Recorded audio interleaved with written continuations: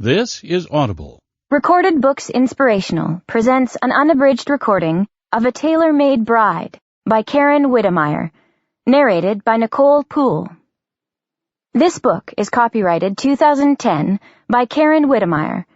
This recording is copyrighted 2010 by Recorded Books, producer and publisher of Recorded Books Inspirational, an imprint dedicated to stories of faith and the human spirit. The author opens with a quote from Proverbs chapter 31, verse 30. Favor is deceitful, and beauty is vain. But a woman that feareth the Lord, she shall be praised. And now, A Tailor-Made Bride. Prologue. San Antonio, Texas, March 1881. Red! Have you no shame, Auntie Vic? You can't be buried in a scarlet gown. It's cerise, Nan. Hannah Richards bit back a laugh as Victoria Ashmont effectively put her grandnephew's wife in her place with 3 little words. Trying hard to appear as if she wasn't listening to her client's conversation, Hannah pulled the last pin from between her lips and slid it into the hem of the controversial fabric. Must you flout convention to the very end? Nan's whine heightened to a near screech as she stomped toward the door. A delicate sniff, followed by a tiny hiccup, foreshadowed the coming of tears. Sherman and I will be the ones to pay the price. You'll make us a laughingstock among our friends, but then you've never cared for anyone except yourself, have you? Miss Victoria pivoted with impressive speed, the cane she used for balance nearly clobbering Hannah in the head as she spun. You may have my nephew wrapped around your little finger, but don't think you can manipulate me with your theatrics.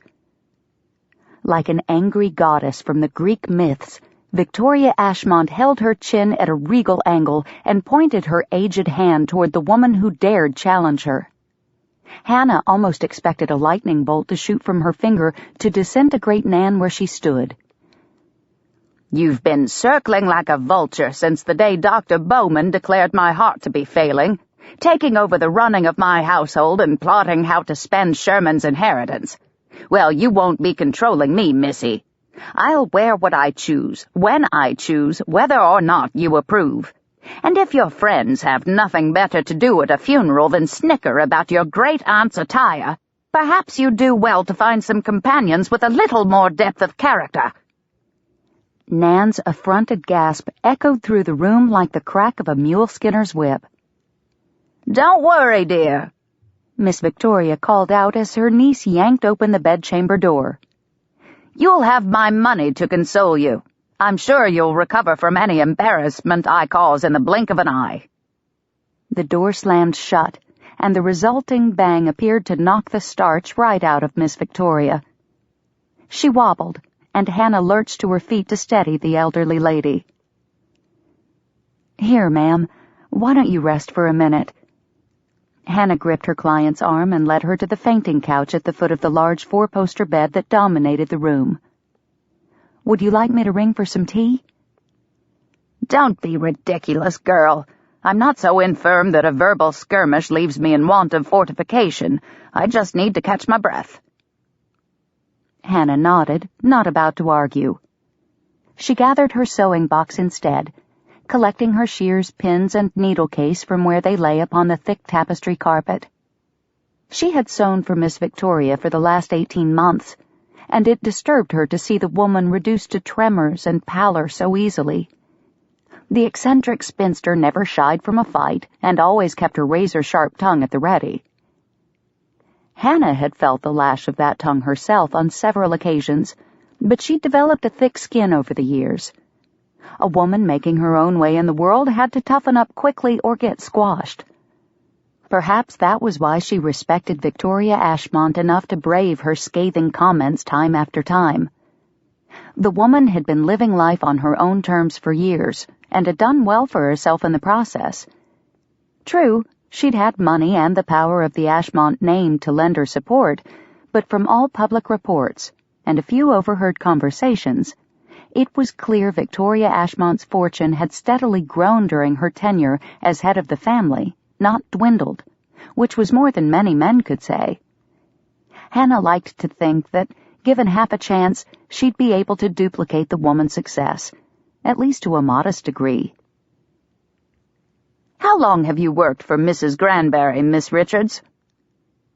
Hannah jumped at the barked question and scurried back to Miss Victoria's side, her sewing box tucked under her arm. "Nearly 2 years, ma'am." "Huh." The woman's cane rapped 3 staccato beats against the leg of the couch before she continued. "I nagged that woman for years to hire some girls with gumption. I was pleased when she finally took my advice. Your predecessors failed to last more than a month or 2 with me. Either I didn't approve of their workmanship, or they couldn't stand up to my plain speaking. It's a dratted nuisance having to explain my preferences over and over to new girls every time I need something made up. I've not missed that chore." "Yes, ma'am." Hannah's forehead scrunched. She couldn't be sure, but she thought Victoria Ashmont might have just paid her a compliment. "Have you ever thought of opening your own shop?" Hannah's gaze flew to her client's face. Miss Victoria's slate-gray eyes assessed her, probing, drilling into her core, as if she meant to rip the truth from her with or without her consent. Ducking away from the penetrating stare, Hannah fiddled with the sewing box. "Mrs. Granbury has been good to me, and I've been fortunate enough to set some of my earnings aside. It will be several years yet, but one day I do hope to set up my own establishment." "Good. Now help me get out of this dress." Dizzy from the abrupt starts, stops, and turns of the strange conversation, Hannah kept her mouth closed and assisted Miss Victoria. She unfastened the brightly colored silk, careful not to snag the pins on either the delicate material of the gown or on Miss Victoria's stockings. Once the dress had been safely removed, she set it aside and helped the woman don a loose-fitting wrapper.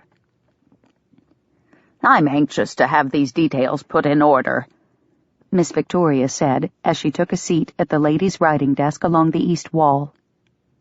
"I will pay you a bonus if you will stay here and finish the garment for me before you leave. You may use the chair in the corner." She gestured toward a small upholstered rocker that sat angled toward the desk. Hannah's throat constricted. Her mind scrambled for a polite refusal, yet she found no excuse valid enough to withstand Miss Victoria's scrutiny. Left with no choice, she swallowed her misgivings and forced the appropriate reply past her lips. "As you wish." Masking her disappointment, Hannah set her box of supplies on the floor near the chair Miss Victoria had indicated and turned to fetch the dress. She disliked sewing in front of clients. Though her tiny boarding-house room was dim and lacked the comforts afforded in Miss Victoria's mansion, the solitude saved her from suffering endless questions and suggestions while she worked. Hannah drew in a deep breath. I might as well make the best of it. No use dwelling on what couldn't be changed. It was just a hem and a few darts to compensate for her client's recent weight loss. She could finish the task in less than an hour. Miss Victoria proved gracious. She busied herself with papers of some kind at her desk and didn't interfere with Hannah's work. She did keep up a healthy stream of chatter, though. "You probably think me morbid for finalizing my funeral details in advance." Miss Victoria lifted the lid of a small silver case and extracted a pair of eyeglasses. She wedged them onto her nose and began leafing through a stack of documents in a large oak box. Hannah turned back to her stitching. "Not morbid, ma'am, just efficient." "Huh. Truth is, I know I'm dying, and I'd rather go out in a memorable fashion than slip away quietly, never to be thought of again." "I'm sure your nephew will remember you." Hannah glanced up as she twisted the dress to allow her better access to the next section of hem. "Sherman? Bah! That boy would forget his own name if given half a chance." Miss Victoria pulled a document out of the box. She set it in front of her, then dragged her inkstand close and unscrewed the cap. "I've got half a mind to donate my estate to charity instead of letting it sift through my nephew's fingers. He and that flighty wife of his will surely do nothing of value with it." A heavy sigh escaped her. "But they are family, after all, and I suppose I'll no longer care about how the money is spent after I'm gone." Hannah poked her needle up and back through the red silk in rapid succession, focused on making each stitch even and straight. It wasn't her place to offer advice, but it burned on her tongue nonetheless. Any church or charitable organization in the city could do a great amount of good with even a fraction of the Ashmont estate. Miss Victoria could make several small donations without her nephew ever knowing the difference. Hannah pressed her lips together and continued weaving her needle in and out, keeping her unsolicited opinion to herself. She was relieved when a soft tapping at the door saved her from having to come up with an appropriate response. A young maid entered and bobbed a curtsy. "The post has arrived, ma'am." "Thank you, Millie." Miss Victoria accepted the envelope. "You may go." The sound of paper ripping echoed in the quiet room as Miss Victoria slid her letter opener through the upper edge of the flap. "Well, I must give the gentleman credit for persistence," the older woman murmured. "This is the third letter he's sent in 2 months." Hannah turned the dress again and bent her head a little closer to her task, hoping to escape Miss Victoria's notice. It was not to be. The woman's voice only grew louder and more pointed as she continued. "He wants to buy one of my railroad properties." Hannah made the mistake of looking up. Miss Victoria's eyes, magnified by the lenses she wore, demanded a response. Yet how did a working-class seamstress participate in a conversation of a personal nature with one so far above her station?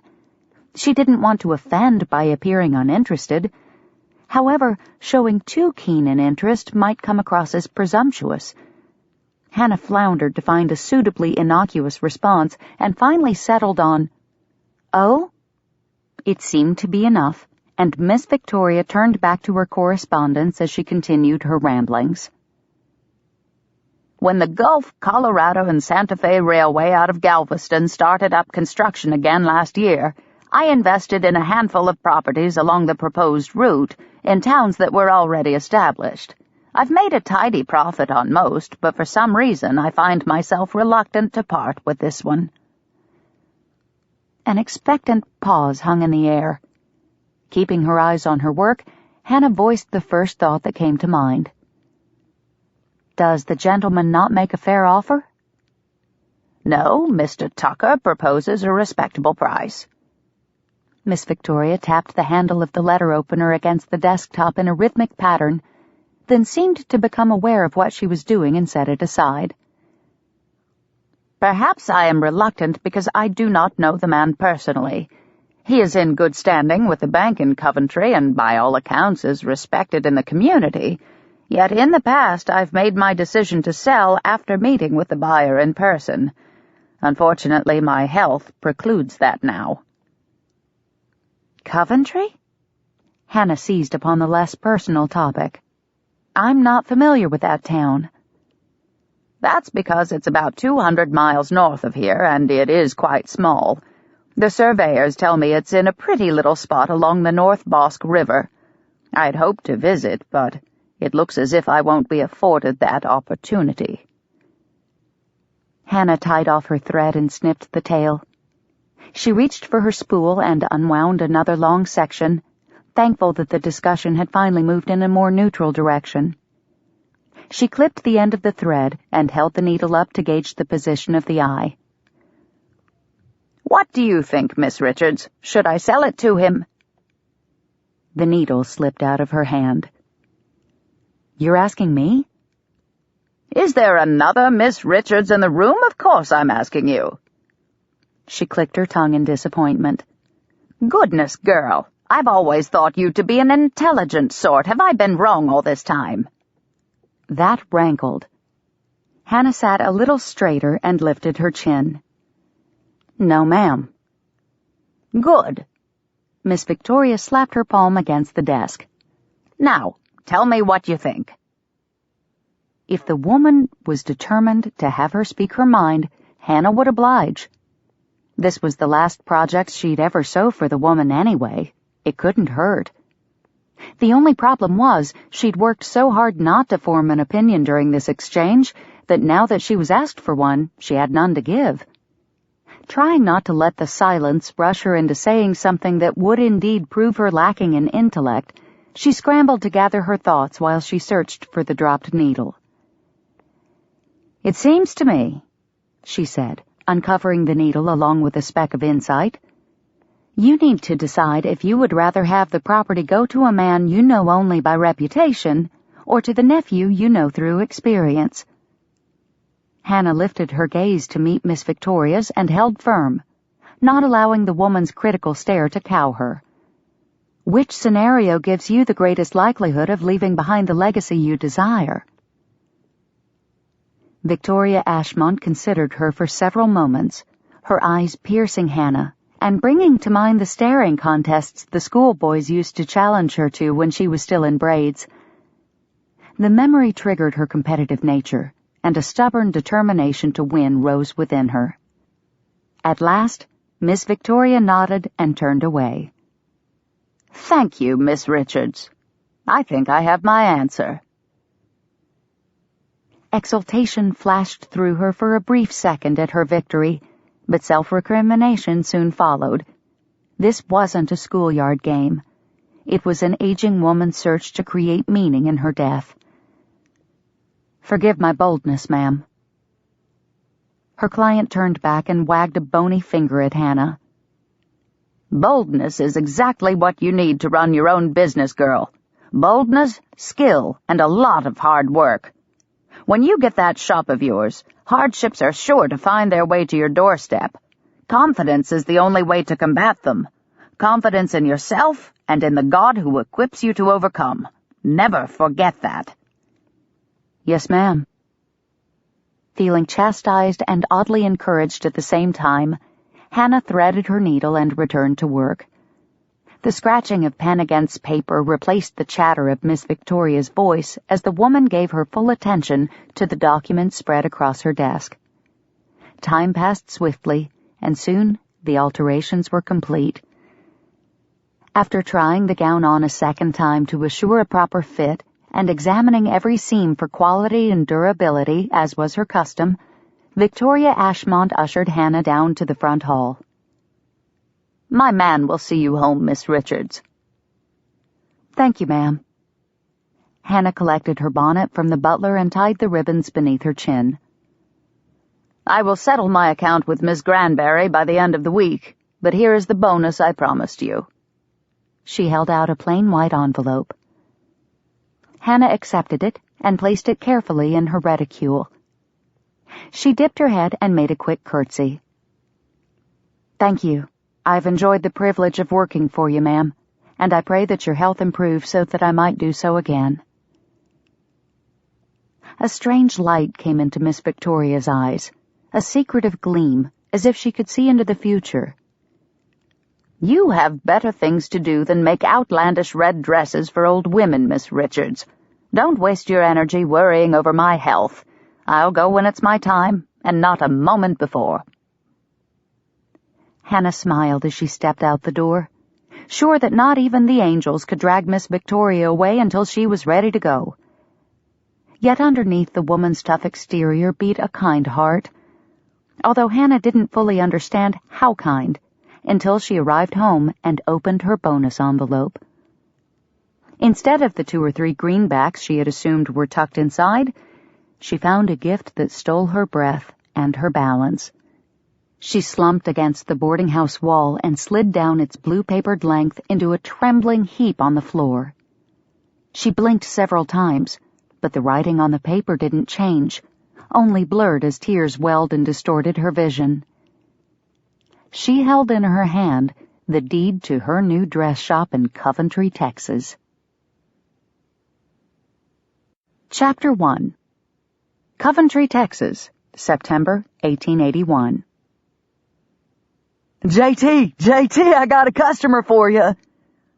Tom Packard lumbered down the street with his distinctive uneven gait, waving his arm in the air. Jericho, J.T. Tucker, stepped out of the livery's office with a sigh and waited for his right-hand man to jog past the blacksmith and bootmaker shops.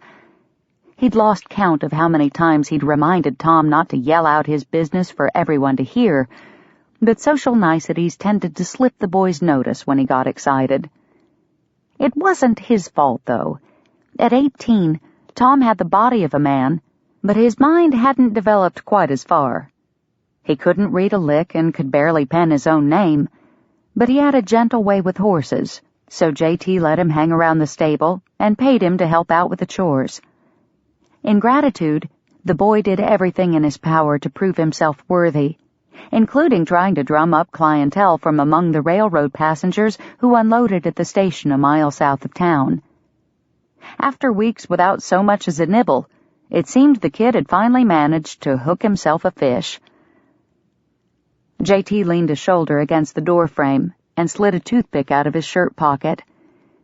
He clamped the wooden sliver between his teeth and kept his face void of expression, save for a single raised brow, as Tom stumbled to a halt in front of him. The kid grasped his knees and gulped air for a moment, then unfolded to his full height, which was nearly as tall as his employer. His cheeks, flushed from his exertions, darkened further when he met J.T.'s eye. I done forgot about the yelling again, huh? Sorry. Tom slumped, his chin bending toward his chest. J.T. gripped the kid's shoulder, straightened him up, and slapped him on the back. You'll remember next time. Now what's this about a customer? Tom brightened in an instant. I got us a good one. She's right purty and has more boxes and gewgaws than I ever did see. I expect there's enough to fill up the General. The General, huh? J.T. rubbed his jaw and used the motion to cover his grin. Tom had names for all the wagons. Fancy Pants was the fringed surrey J.T. kept on hand for family outings or courting couples. The buggy's name was Doc, after the man who rented it out most frequently. The buckboard was just plain Buck, and his freight wagon was affectionately dubbed the General. The kids' monikers inspired a heap of good-natured ribbing amongst the men who gathered at the livery to swap stories and escape their womenfolk. But over time, the name stuck. Just last week, Alastair Smith plopped down a silver dollar and demanded he be allowed to take Fancy Pants out for a drive. Hearing the pretentious bank clerk use Tom's nickname for the surrey left the fellas guffawing for days. J.T. thrust the memory from his mind and crossed his arms over his chest, using his tongue to shift the toothpick to the other side of his mouth. The buckboard is easier to get to. I reckon it'd do the job just as well. I don't know. Tom mimicked J.T.'s posture, crossing his own arms and leaning against the livery wall. She said her stuff was mighty heavy and she'd pay extra to have it unloaded at her shop. Shop? J.T.'s good humor shriveled. His arms fell to his sides as his gaze slid past Tom to the vacant building across the street. The only unoccupied shop in Coventry stood adjacent to Louisa James's laundry, the shop he'd tried and failed to purchase. J.T.'s jaw clenched so tight the toothpick started to splinter. Forcing himself to relax, he straightened away from the doorpost. I think she's a dressmaker, Tom said. There were a bunch of them dummies with no heads or arms with her on the platform. Looked right peculiar, them all standing around her like they's gonna start a quilting bee or something. The kid chuckled at his own joke, but J.T. didn't join in his amusement. A dressmaker? A woman who made her living by exploiting the vanity of her customers? That's who was moving into his shop? A sick sensation oozed like molasses through his gut as memories clawed over the wall he'd erected to keep them contained. So we're gonna get the General, J.T.? Tom's question jerked him back to the present and allowed him to stuff the unpleasant thoughts back down where they belonged. He loosened his fingers from the fist he didn't remember making and adjusted his hat to sit lower on his forehead, covering his eyes. It wouldn't do for the kid to see the anger that surely lurked there. He'd probably go and make some fool assumption that he'd done something wrong. Or worse, he'd ask questions JT didn't want to answer. He cleared his throat and clasped the kid's shoulder. "If you think we need the freight wagon, then we'll get the freight wagon. Why don't you harness up the grays, then come help me wrangle the general?" "Yes, sir." Tom bounded off to the corral to gather the horses, his chest so inflated with pride JT was amazed he could see where he was going. Ducking back inside the livery, JT closed up his office and strode past the stalls to the oversized double doors that opened his wagon shed up to the street. He grasped the handle of the first and rolled it backward, using his body weight as leverage. As his muscles strained against the heavy wooden door, his mind struggled to control his rising frustration. He'd finally accepted the fact that the owner of the shop across the street refused to sell to him. JT believed in Providence, that the Lord would direct his steps. He didn't like it, but he'd worked his way to peace with the decision. Until a few minutes ago.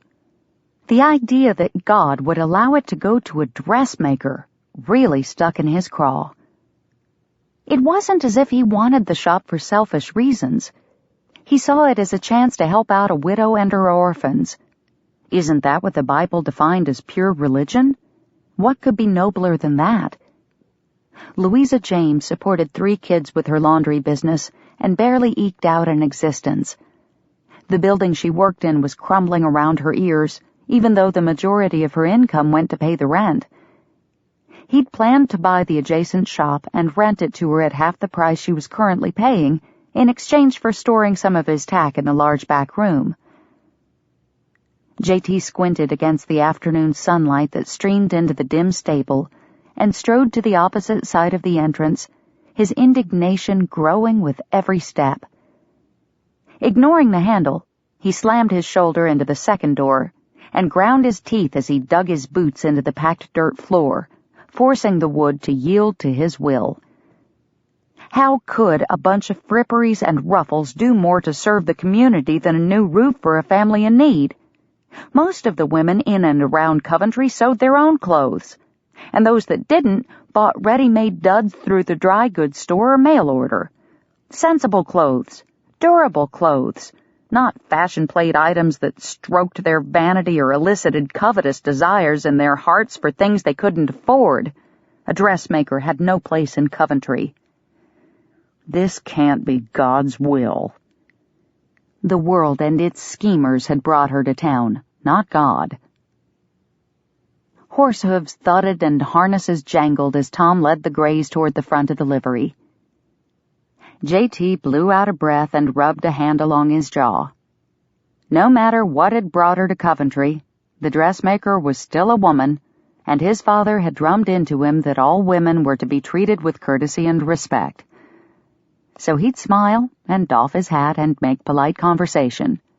Shoot, he'd even lug her heavy junk around for her and unload all her falderall.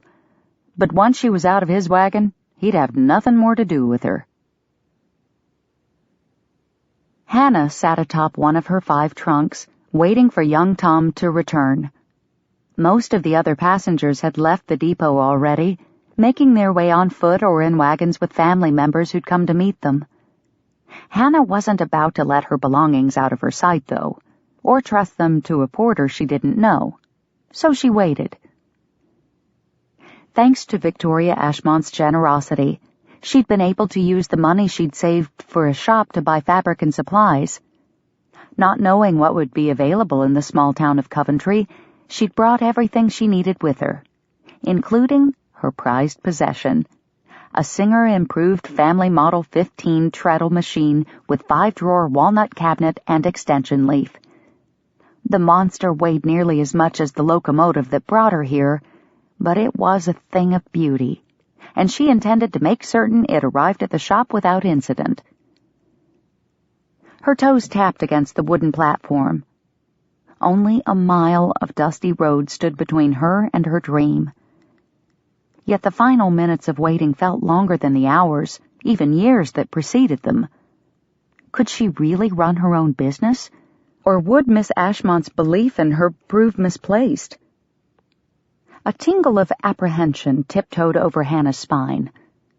What if the women of Coventry had no need of a dressmaker? What if they didn't like her designs?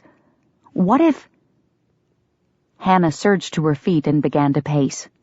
Miss Ashmont had directed her to be bold and self-confident. Oh, and confident in God. Hannah paused. Her gaze slid to the bushy hills rising around her like ocean swells. I will lift up mine eyes unto the hills, from whence cometh my help. My help cometh from the Lord, which made heaven and earth.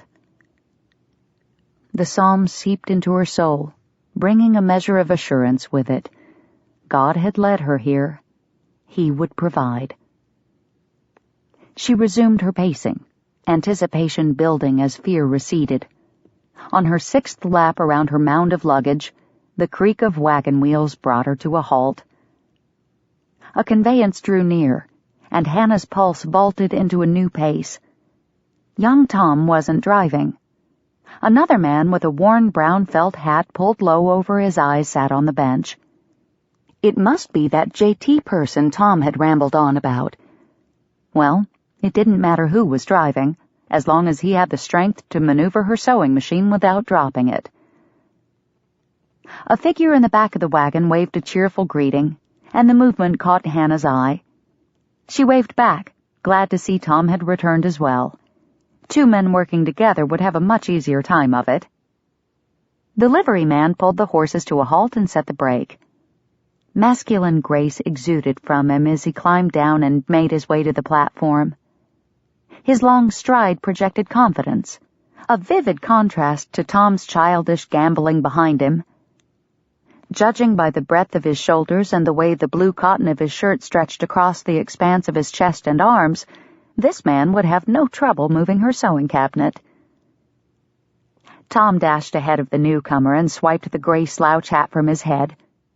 Tufts of his dark blonde hair stuck out at odd angles, but his eyes sparkled with warmth. I got the general, ma'am. We'll get you fixed up in a jiffy. Not wasting a minute, he slapped his hat back on and moved past her. Hannah's gaze roamed to the man waiting a few steps away. He didn't look much like a general. No military uniform. Instead, he sported scuffed boots and denims that were wearing thin at the knees. The tip of a toothpick protruded from his lips, wiggling a little as he gnawed on it. Perhaps General was a nickname of sorts. He hadn't spoken a word, yet there was something about his carriage and posture that gave him an air of authority. She straightened her shoulders in response and closed the distance between them. Still giddy about starting up her shop, she couldn't resist the urge to tease the stoic man who held himself apart. "Thank you for assisting me today, General." She smiled up at him as she drew near, finally able to see more than just his jaw. He had lovely amber eyes, although they were a bit cold.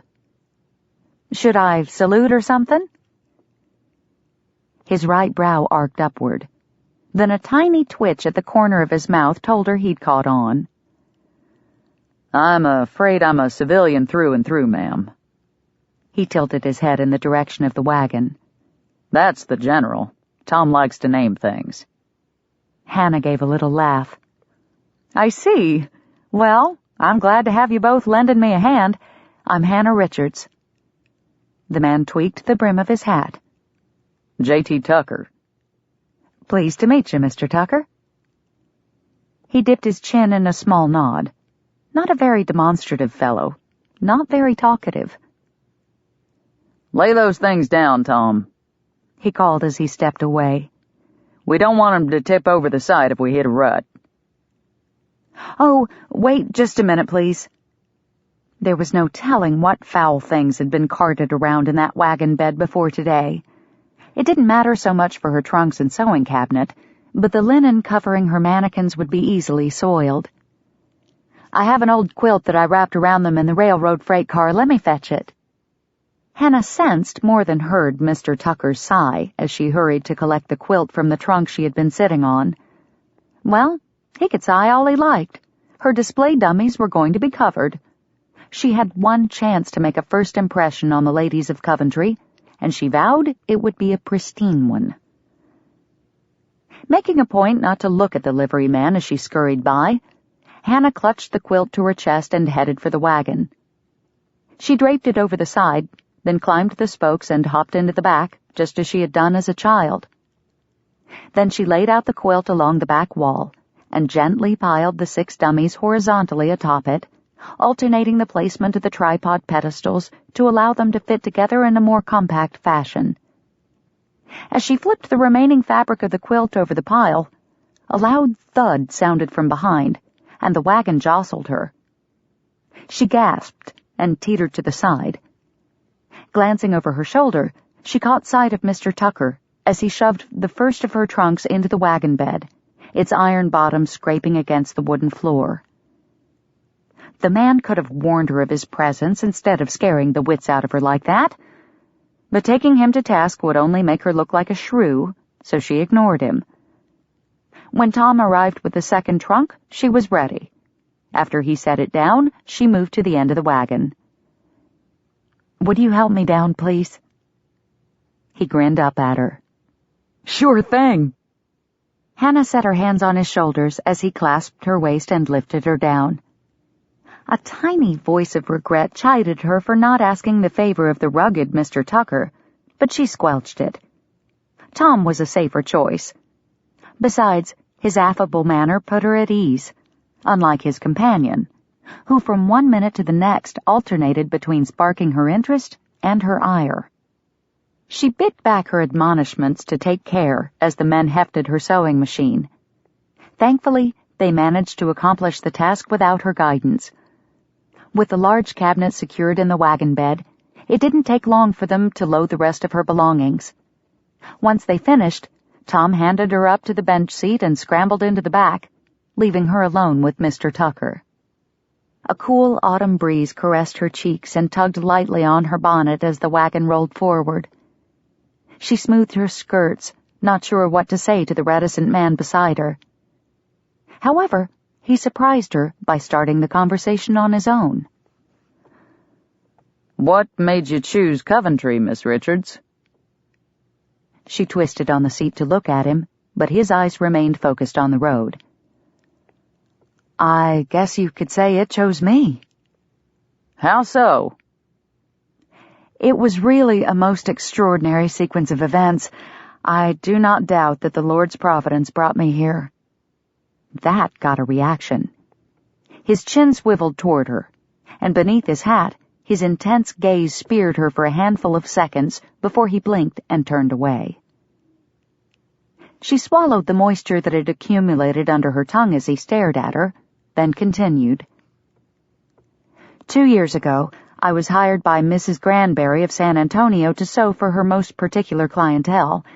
One of these clients was an elderly spinster with a reputation for being impossible to work with. Well, I needed the job too badly to allow her to scare me away, and was too stubborn to let her get the best of me, so I stuck it out, and eventually the two of us found a way to coexist and even respect each other. Before she died, she called me in to make a final gown for her, and we fell to talking about her legacy. She had invested in several railroad properties and had only one left that hadn't sold. In an act of generosity that I still find hard to believe, she gave me the deed as a gift, knowing that I had always dreamed of opening my own shop. What kept her from selling it before then? His deep voice rumbled with something more pointed than simple curiosity. A prickle of unease wiggled down Hannah's neck, but she couldn't quite pinpoint the cause. She told me that she preferred to meet the buyers in person to assess their character before selling off her properties. Unfortunately, her health had begun to decline and she was unable to travel. There had been a gentleman of good reputation from this area who made an offer several times, and Mr. Tuck. A hard lump of dread formed in the back of Hannah's throat. Oh dear. Don't tell me you're that, Mr. Tucker. Chapter 2. J.T. slanted a look at the woman beside him. She was dressed as he'd expected, in some kind of fancy traveling suit that had enough extra material gathered along the backside that she probably could have made another whole dress if she'd had an eye for frugality instead of extravagance.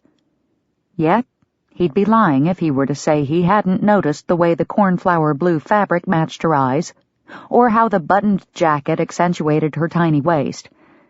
And when she bent over to arrange those dummies in his wagon, he found himself rather thankful for all those flounces and ruffles hiding the shape of what was beneath. As he watched her bite her lip and try to figure out what to say to him after discovering his connection to her shop, he had to admit that his expectations had only proven true for her clothing. Most beautiful women he'd known over the course of his 27 years possessed an innate skill for manipulation. A seductive smile, pout, or subtle hint woven into the fiber of an ordinary conversation, and she would have a man stumbling over himself to please her. Miss Hannah Richards, on the other hand, didn't seem to subscribe to such artifice. Her yellow hair, trim figure, and pleasant features worked together to form a very handsome woman. Yet, when something needed doing, she jumped in and did it for herself, instead of making sheep's eyes at him or Tom to get one of them to do it for her. Of course, he had just met her. It was doubtful she'd continue as the exception to the rule over longer acquaintance. "Forgive me for rambling on like that, Mr. Tucker. I had no idea." J.T. kept his head straight and his mouth shut, but he watched her out of the corner of his eye. "All that talk about God's providence must have been a slap in the face to you. I'm so sorry. It seems unfair that my blessing turned out to be your disappointment." She exhaled a long breath, then bounced in the seat and swung her knees toward him. "I know. I'll give you a discounted rate on any mending or tailoring you need done." He chomped down on his toothpick. "No thanks. My sister Cordelia does all my mending." "Oh." Her cheery smile wilted, and he felt as if he'd just crushed a flower. He steeled himself against the regret that threatened to soften him, though. He didn't want any favors from her. Besides, she was only offering in order to make herself feel better. "Well," she continued, having regained a measure of her previous enthusiasm, "perhaps I could give your sister a discount on a new dress. I've brought a wonderful selection of—" "No." The last thing he needed was for Delia to get caught up in a bunch of fashion rigmarole. She was too sensible to fall into that trap, but he didn't plan on leaving her exposed to unnecessary temptation. Miss Richards made no further overtures. In fact, she made no further efforts at conversation of any kind. By the time the first buildings of Coventry came into view, J.T.'s conscience was pressing down on his shoulders like a 50-pound sack of grain. "Look, I didn't mean to be rude." He shoved his heel against the wagon's footrest and shifted his hips against the hard wooden bench. "I appreciate you making those offers, but there's no reason for them. You own the shop fair and square. You don't have to mollify me. I can deal with it." He grabbed the crown of his hat and resituated it on his head so he could see her better as he stole another glance her way. She didn't look at him, but the smile that curved her lips as she stared at her lap made him glad he'd spoken. "Thank you for your understanding, Mr. Tucker. I hope there will be no hard feelings between us over this matter." J.T. grunted a response. He couldn't very well tell her that his hard feelings had started before he'd ever met her. That would make him sound narrow-minded, which he wasn't, not really. He didn't have any problem with Miss Richards as a person. She seemed likable enough, but her profession was another matter altogether. He'd seen firsthand what damage such temptation could do to a woman, to a family. Females fawned over Parisian designs until they were no longer content with their lot in life. They looked down on their menfolk for not being able to provide for them in the manner in which they believed they were entitled. and those that did have the funds for such opulence lorded it over those who didn't. Why, he'd been to some big town church services where the women seemed to be in some kind of fashion competition. Who had the biggest hat? Whose dress was modeled after the latest style? Who wore the most expensive fabric? Wearing one's Sunday best was all fine and dandy, but these ladies acted as if they had dressed to impress their fellow congregants more than the Lord. Narrow-minded? Not likely. Was it narrow-minded to disapprove of saloons and bawdy houses? They supplied temptations that led people astray. Fancy dress goods did the same thing, only in a more socially acceptable way. His jaw clenched, and the softened toothpick trapped between his teeth bent in two. J.T. turned to the side and spit out the offending sliver of wood. He wiped his mouth with the back of his gloved hand and rolled his neck in an effort to rid himself of the tension that had built there. Getting all worked up wasn't going to help matters. Besides, all her talk about God's providence made him wonder if the Lord really did bring her to Coventry. He supposed if the Almighty could use a woman like Rahab to bring about victory for his people, it wasn't outside the realm of possibilities that he could use a dressmaker for some good purpose as well. Doubtful, but possible. Still struggling to believe that she'd finally arrived at her new home, Hannah drank in her first glimpse of Coventry as the wagon rolled by the various storefronts. Two well-dressed men looked up from their conversation in front of a tall limestone building to the right. They nodded a greeting. Hannah smiled back. "We just finished that hotel a couple of months back," Mr. Tucker said as he dipped his chin to the men. Hope stirred in her. Though Coventry was much smaller than San Antonio, it was growing. A railroad, a new hotel, businessmen coming to town, businessmen who had wives who would want fine tailored dress goods. Yes, there were definitely possibilities here. Farther down the street, her optimism waned a bit. As Mr. Tucker dutifully pointed out the locations of the telegraph office, bank, and drugstore, Hannah paid little attention. Her interest focused on the ladies who strolled down the boardwalk with shopping baskets on their arms. Their dresses were simple, plain. Did they not care for fashion? Or worse, did they not have funds for dress goods? She was pretty sure her designs would draw them in, but if they had no money to spend... Hannah's fingernails jabbed into the skin of her palms. No, she'd not get lost in a pile of what-ifs again. God brought her to Coventry for a reason. It didn't matter if the town was small or if its citizens were ordinary folk. She'd planned for that, adapting patterns ahead of time to reflect more practical styles, and selecting fabric suitable to small-town life. Besides, it would be a lovely change to sew for people of her own social standing, women she could befriend and chat with as equals, maybe even Mr. Tucker's sister. Hannah glanced at the grim man driving the rig. He didn't seem all that friendly, but that didn't mean his sister would share his reticence. Then again, she'd probably be grumpy too if she'd just found out the shop she wanted had been given to someone else. The horses slowed to a stop, and all at once her concerns blew away on the wind. They had arrived. Stomach fluttering, Hannah gazed upon the simple clapboard structure that represented her future. It had a lovely false front and windows facing the street. Ideas blossomed as she considered where she should position the mannequins to best be seen by passers-by, and which dresses she would use to entice them into her shop. Perhaps the lavender morning dress, or the olive polonaise costume she made up last month.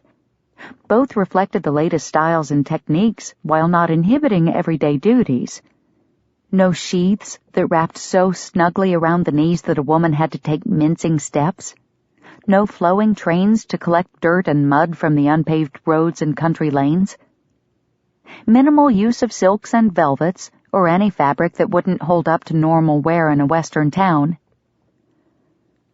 "Do you want a hand down or not?"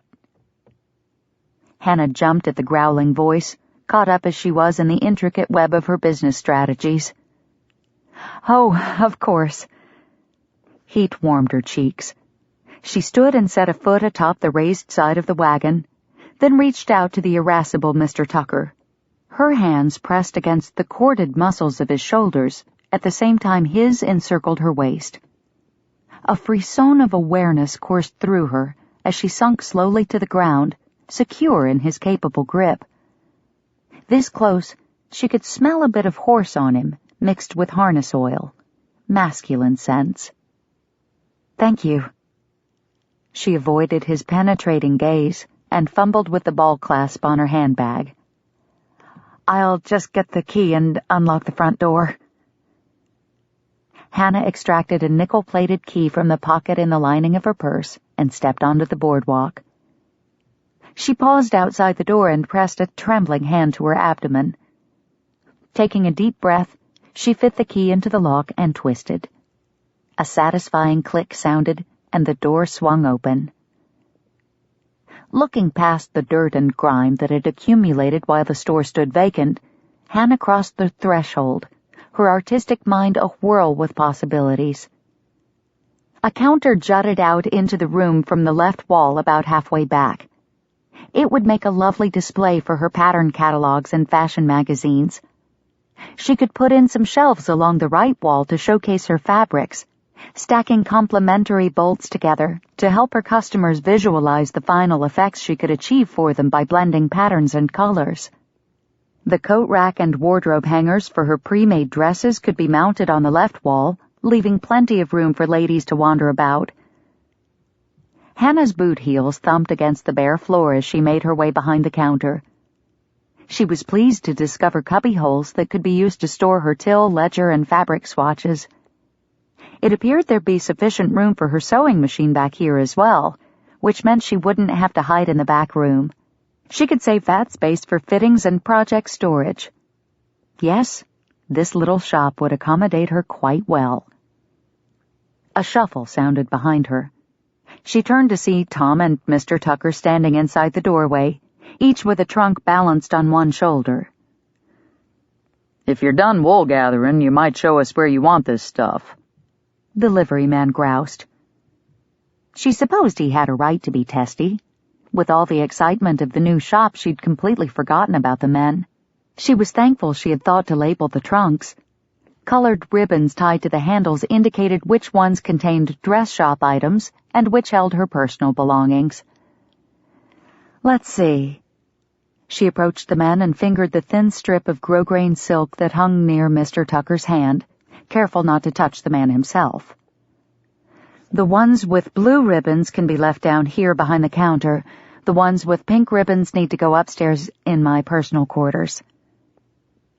Hannah lifted her chin to meet his gaze, and suddenly found it difficult to breathe. "What color's mine, JT? I can't see it." Mr. Tucker looked away, and Hannah drew in a deep breath, willing her stomach to stop its silly fluttering. The man was as prickly as a cactus. Just because he had eyes the color of melting honey didn't mean she had to go all soft over him. The man gestured with a jerk of his head for Tom to move past them. "Yours is blue. Go put it over yonder and then head back to the wagon and look for any others with blue ribbons. I'll haul this one upstairs." He raised a brow at Hannah. "Whenever Miss Richards decides she's ready." Riled at his insinuation that she was some kind of lollygagger, Hannah thrust out her chin and marched out the door. "If you'll follow me, Mr. Tucker?" The nerve of that man. Hannah fumed as she rounded the corner of the building to reach the exterior stairs on the north side. She hoped he was carrying one of the heavier trunks. It'd serve him right if he ended up with a permanent crease in his collar and a crick in his neck. Any person seeing their home or place of business for the first time was bound to need a minute or two to soak it all in. Why, she'd bet $1 of profits that when he walked into his livery stable for the first time, he gawked like a boy in a gun shop. Irritation fueling her steps, Hannah slammed her foot onto each stair as she made her way to the top. She clutched the key in her left hand, disregarding the handrail. Pausing before the second-to-last step, she peeked over her shoulder to gauge Mr. Tucker's progress. He'd had to switch the trunk to the opposite shoulder in order to grip the railing, and was still near the bottom. "Are you coming?" she taunted in a sugar-sweet voice. The brim of his hat lifted, allowing her to see his scowl. Satisfaction surged through her as her foot pounded down on the next step. A crack shouted like thunder in her ear as the board beneath her gave way, and with a surprised squeak, she plummeted feet first through the yawning hole. Chapter 3. JT didn't take time to think. In a single motion, he dropped the trunk and vaulted over the railing. His boots crashed into the earth with a jolt that surged through his bent knees and into his thighs. Springing out of his crouch, he ran forward, praying that Miss Richards wasn't hurt too badly.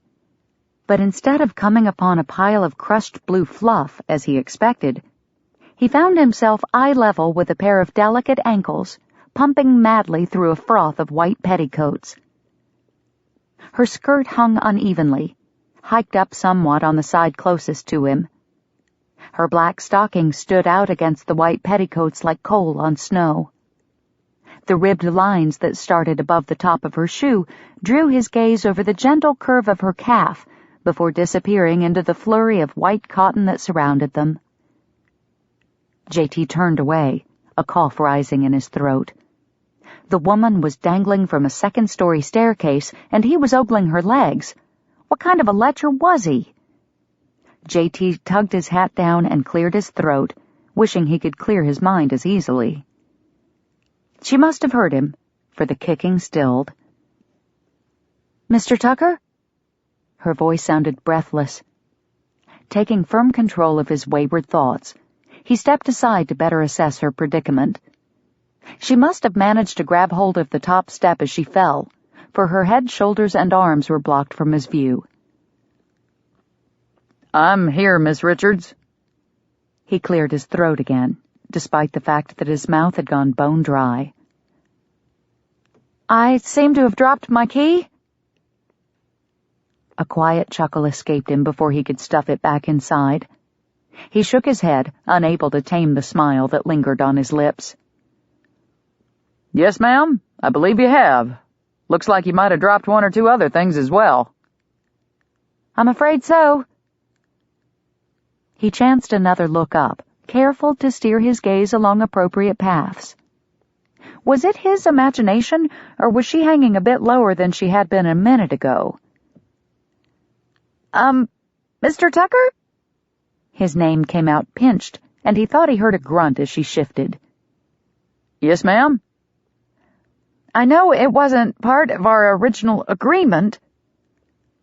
A second noise interrupted, definitely a grunt, and he swore he could see the edge of her collar peeking out beneath the wooden slats now. She was slipping. His heart rammed against his ribs. "But might you be willing to catch me? I don't think I can—" He dove back under her, her quiet gasp ringing in his ears as loud as any scream. Bracing himself against the impact, he scooped her legs into the crook of his left arm before they hit the ground and caught her upper body with his right. He clasped her close to his chest as he fought to stay on his feet. Once his boots were firmly planted, he looked down into her face, concerned to find her eyes squeezed shut. "Are you all right?" The lines around her eyelids softened, and her lashes fluttered upward. The twilight blue of her eyes held him captive. I'm fine, I think. Thank you, Mr. Tucker." She blinked and dipped her chin, breaking the connection. As he lowered her feet to the ground, his chin knocked against her already askew bonnet. The thing sat lopsided on her head, and one of the flowers from around the crown had abandoned its place to drape drunkenly over her forehead. He reached for it and tried to stick it back where it belonged, but the stubborn stem refused to cooperate. Fed up, he plucked the ornery bloom straight off its mooring and shoved it at its owner. "Here." A hint of a smile played over Miss Richards' lips as she accepted it from him. "Thank you." She must think him an idiot. And why not? He was one, trying to fix a stupid flower. What had come over him? Looking around for an escape of any kind, he spied her small purse in the shadow of the building. I'll, look for your key. She didn't say anything, but he could hear the swish of her skirts as she no doubt set about repairing her appearance. He bent over to collect the purse and searched the area around it for the key. Perhaps I should have heeded the wisdom of Proverbs before I allowed my pride to send me stomping up those steps in a huff. Her self-deprecating chuckle drew his attention away from the weed-strewn ground and back toward her. You know, a haughty spirit goeth before a fall. Her saucy taunts as she'd rushed up the stairs had surely irritated him, but truth be told, he probably shared the blame because of his impatience in the shop. No one had ever accused him of having a silver tongue. I don't know about the haughty spirit, he said with a shrug, but you certainly fell. Full-blown feminine laughter rang out, and the sound lifted his mood. That I did. She started walking his way, a free-spirited smile bedecking her face. J.T. cleared his throat again and returned to his perusal of the ground beneath the staircase. After a moment, he caught a glimmer of reflected light. The key lay beside the broken pieces of what had once been a secure step. He shoved the purse under his arm and picked up the key, along with one of the defective hunks of wood. The thing was rotted through. He frowned. How many other steps had deteriorated? Miss Richards slipped up beside him and retrieved the purse and key. Thank you again, Mr. Tucker. If it weren't for your quick actions, I would likely have suffered a serious injury. He felt her withdrawal, but he had already started inspecting the other steps and didn't pay her much mind. I know you're anxious to return to the livery, she said, so I'll get the door unlocked in a trice. She was halfway to the top when her meaning finally sank into his distracted brain. Get down from there, woman, before you take another tumble. His words came out sharper than he'd intended, but fear for her safety had ignited his temper. That, and the fact that when he raised his head from his stooped position under the stairs to call out to her, he got another eyeful of stockings and petticoats. Don't worry, Mr. Tucker, I'm not stomping this time, and I've got a firm grip on the railing. I'll be fine. Gritting his teeth, J.T. strode out from under the steps and glared up at the stubborn woman whom he had earlier mistaken for intelligent. The wood from that broken step is rotten. There might be others ready to give way as well. Her eyes narrowed and the skin around her lips drew taut. Thank you for your concern, but if they helped me the first time, there's no reason to believe they won't do so now. What if you weakened them the first time? He crossed his arms and raised a brow in challenge. Just because the steps he had checked so far had turned out to be sound didn't mean the remaining ones wouldn't cause a problem. The woman deliberately took another step before answering him, her chin angled toward the sky. You need not treat me like a child, sir. I am perfectly capable of navigating this staircase on my own. He snorted. Her nostrils flared. I promise not to ask you to catch me again, all right? Now stop scowling. Of course, he did no such thing. Those deep blue eyes of hers shot sparks at him, and he had to work to keep his expression stern. The woman was a firecracker. Tell you what, she huffed. If I fall, you have my permission to gloat as much as you like. How about that? Without waiting for his answer, she spun around and marched the remainder of the distance to the top, stretching her stride to span the gulf over the missing stair. He followed her from below as a precaution, and didn't relax until she disappeared into the room that would serve as her personal quarters. Fool woman. She'd rather risk her neck than admit she might not be able to manage something on her own. He jumped up and grabbed hold of one of the higher steps, testing its strength against his dangling weight. It held. The top step, too, remained firmly in place even after all of Miss Richards' clinging and scraping. Apparently, the only unstable lumber was the step she fell through. Didn't matter, though. She still should have waited until he checked it out before trudging up the stairs like Joan of Arc on some kind of crusade. J.T. pulled another toothpick out of his shirt pocket and wedged it between his molars. His tongue fiddled with it as he stared up through the hole in the staircase. He had to give her credit. Miss Richards knew how to handle herself in a crisis. Not only did she have the presence of mind to latch onto another step to keep from crashing to the ground, but there'd been no screaming, no hysteria, just calm conversation and a polite request to please catch her. Any other woman, his sister included, would have shrieked like a hog at butchering time. Shaking his head, J.T. headed back to where he had left the dressmaker's trunk. The box had tumbled to the bottom of the stairs and now lay upside down. He flipped it over, just as Tom came around the corner with the other pink-ribboned trunk hefted on his shoulder. "I done finished the blue ones, J.T., so I thought I'd bring this one to you. How come you're so slow? I expected you to be done afore me." "Miss Richards had a mishap on the stairs." Tom's eyes widened in glazed panic. "She's all right," J.T. hurried to assure him. "She's up in her room."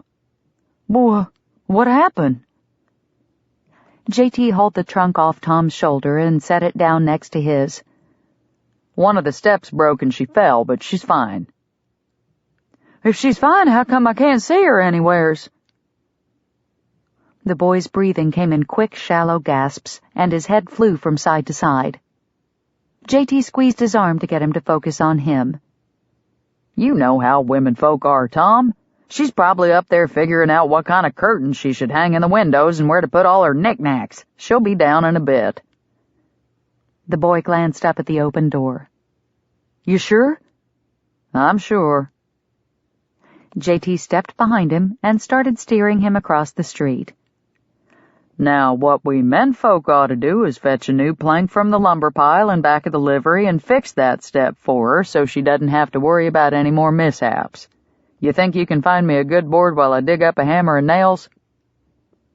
Tom's head bobbed up and down. "Yes, sir." "Good." J.T. thumped him on the back and moved into place beside him. They walked several yards in silence, but when they reached the livery doors, Tom turned back to look at the building across the street. "You know, J.T., since Miss Richards ain't got no regular menfolk, it'd probably be a good idea for us to look after her. You reckon that's why God brought her to us, so as we could take care of her?" J.T. chomped down on his toothpick and clenched his jaw. He didn't want to think about the Lord purposefully bringing the dressmaker into his life. He had enough responsibility looking after Cordelia and widows like Louisa James. He didn't want to be bothered with an opinionated, stubborn piece of baggage like Miss Hannah Richards, even if she did fit in his arms like a pistol in a custom-made holster. No, sir. After he fixed her step and finished unloading her paraphernalia, she'd be on her own. Chapter 4. Hannah hid out in her living quarters until the muted male voices below faded away. She peeked out the doorway to make sure they were gone, then flopped into the single wooden chair that resided in her room. It tilted to the side and nearly threw her to the floor before she caught her balance with her boot heel. A frustrated scream welled up inside her, held at bay by the barest thread of self-control. Even the furniture plotted to steal her equilibrium. A scrap of kindling shoved beneath the too short leg would fix the chair, but what was she to do about Mr. Tucker? 1 minute he was a gallant knight, rescuing her from a mess of her own making, teasing and charming her and holding her with arms that made her feel cherished and safe. The next, he was an arrogant, overbearing lout who chastised her as if she were a child and ordered her about on her own property. She didn't know if she should kiss his cheek or kick his shin. Right now the shin kick was winning. She sighed and tossed her purse onto the worn oak table beside her, the movement highlighting the ache beneath her arms. More concerned with the state of her clothing than any scrapes or bruises resulting from her fall, Hannah raised each arm in turn and examined the fabric and seams. She found a small tear on the left where the side seam met the sleeve, easily repaired with a few strokes of her needle. The snags on the fabric would be harder to fix, but at least they were in an inconspicuous area. The front of the dress had been spared, and she hadn't lost a single button. Of course, she always double-stitched hers, so she'd expected nothing less.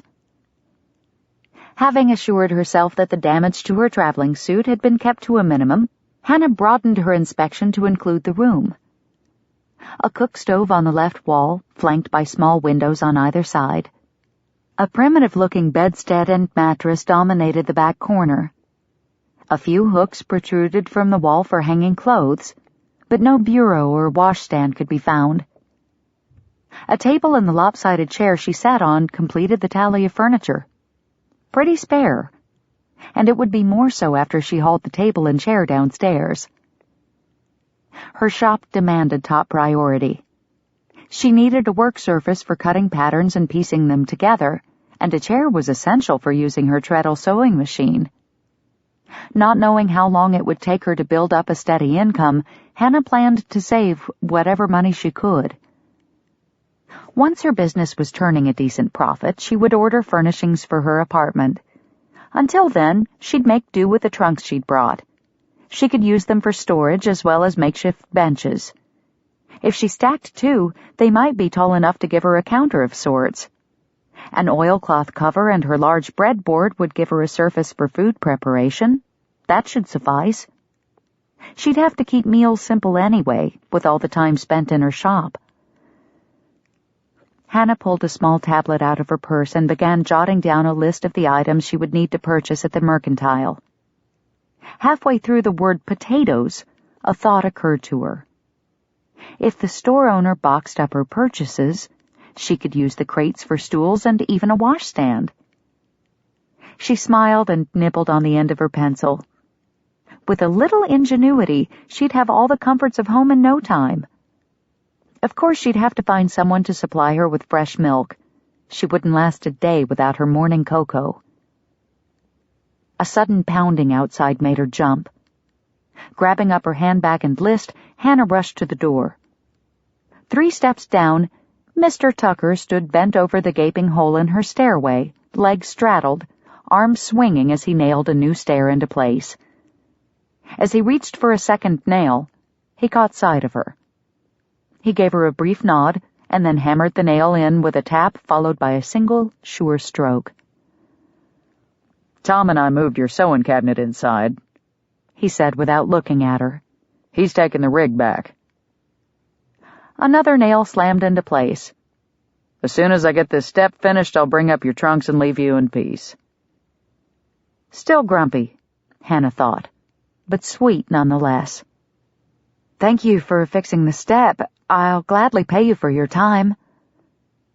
Mr. Tucker glared up at her as if she had just impugned his honor. "I don't charge for being neighborly, ma'am." "So I guess I shouldn't offer to compensate you for your heroic rescue of me either, then." She grinned, hoping to get some kind of reaction out of him, but he never looked up. "Nope." He accented his refusal with a final swing of the hammer and jumped with both feet onto the new stair. His craftsmanship held. "There." He tipped his hat back and finally met her eyes. "That should stand up to any amount of stomping you feel the need to dish out." His lips stretched, and for a moment she thought he might smile, but his mouth never actually curved. Hannah shifted against the railing, unsure if he had spoken in jest or censure. "Yes, well, thank you.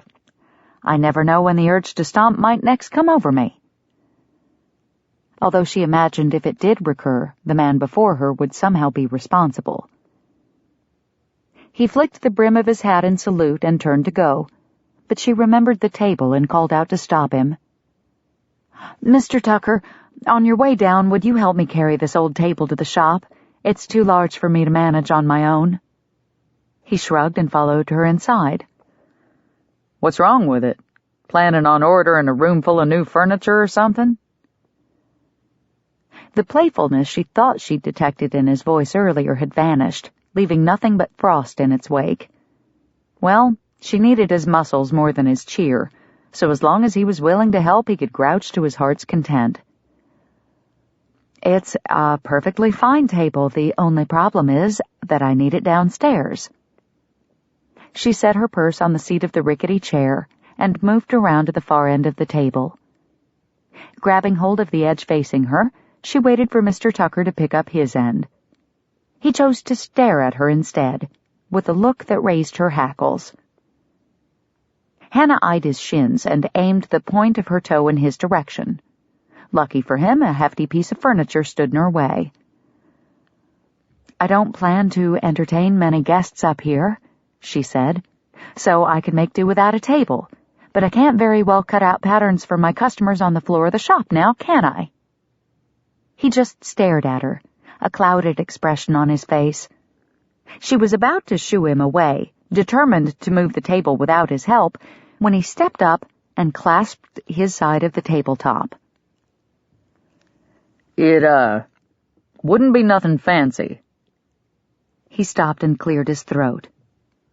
"But if you want, I could loan you a couple of sawhorses and some spare planks I got piled out back. It'd serve you until you could buy a real table." The heat of her temper mellowed into a warm pool of gratitude. "You would do that for me?" He nodded, finally meeting her gaze. His mouth held fast to its rigid line, but the hard glitter had left his eyes, giving him an oddly vulnerable appearance, despite the steely strength that radiated from the rest of him. "Thank you, Mr. Tucker." A soft smile curved her lips. "I must warn you, though, that I don't plan to order any furniture until I've successfully established my business, so it could be months before I'm able to return the borrowed items." "Keep 'em as long as you need. I can always make more." "Really?" The seed of an idea sprouted in her mind. "Sure. I got a heap of scrap lumber left from when I tore out the dividing wall in the wagon shed last year."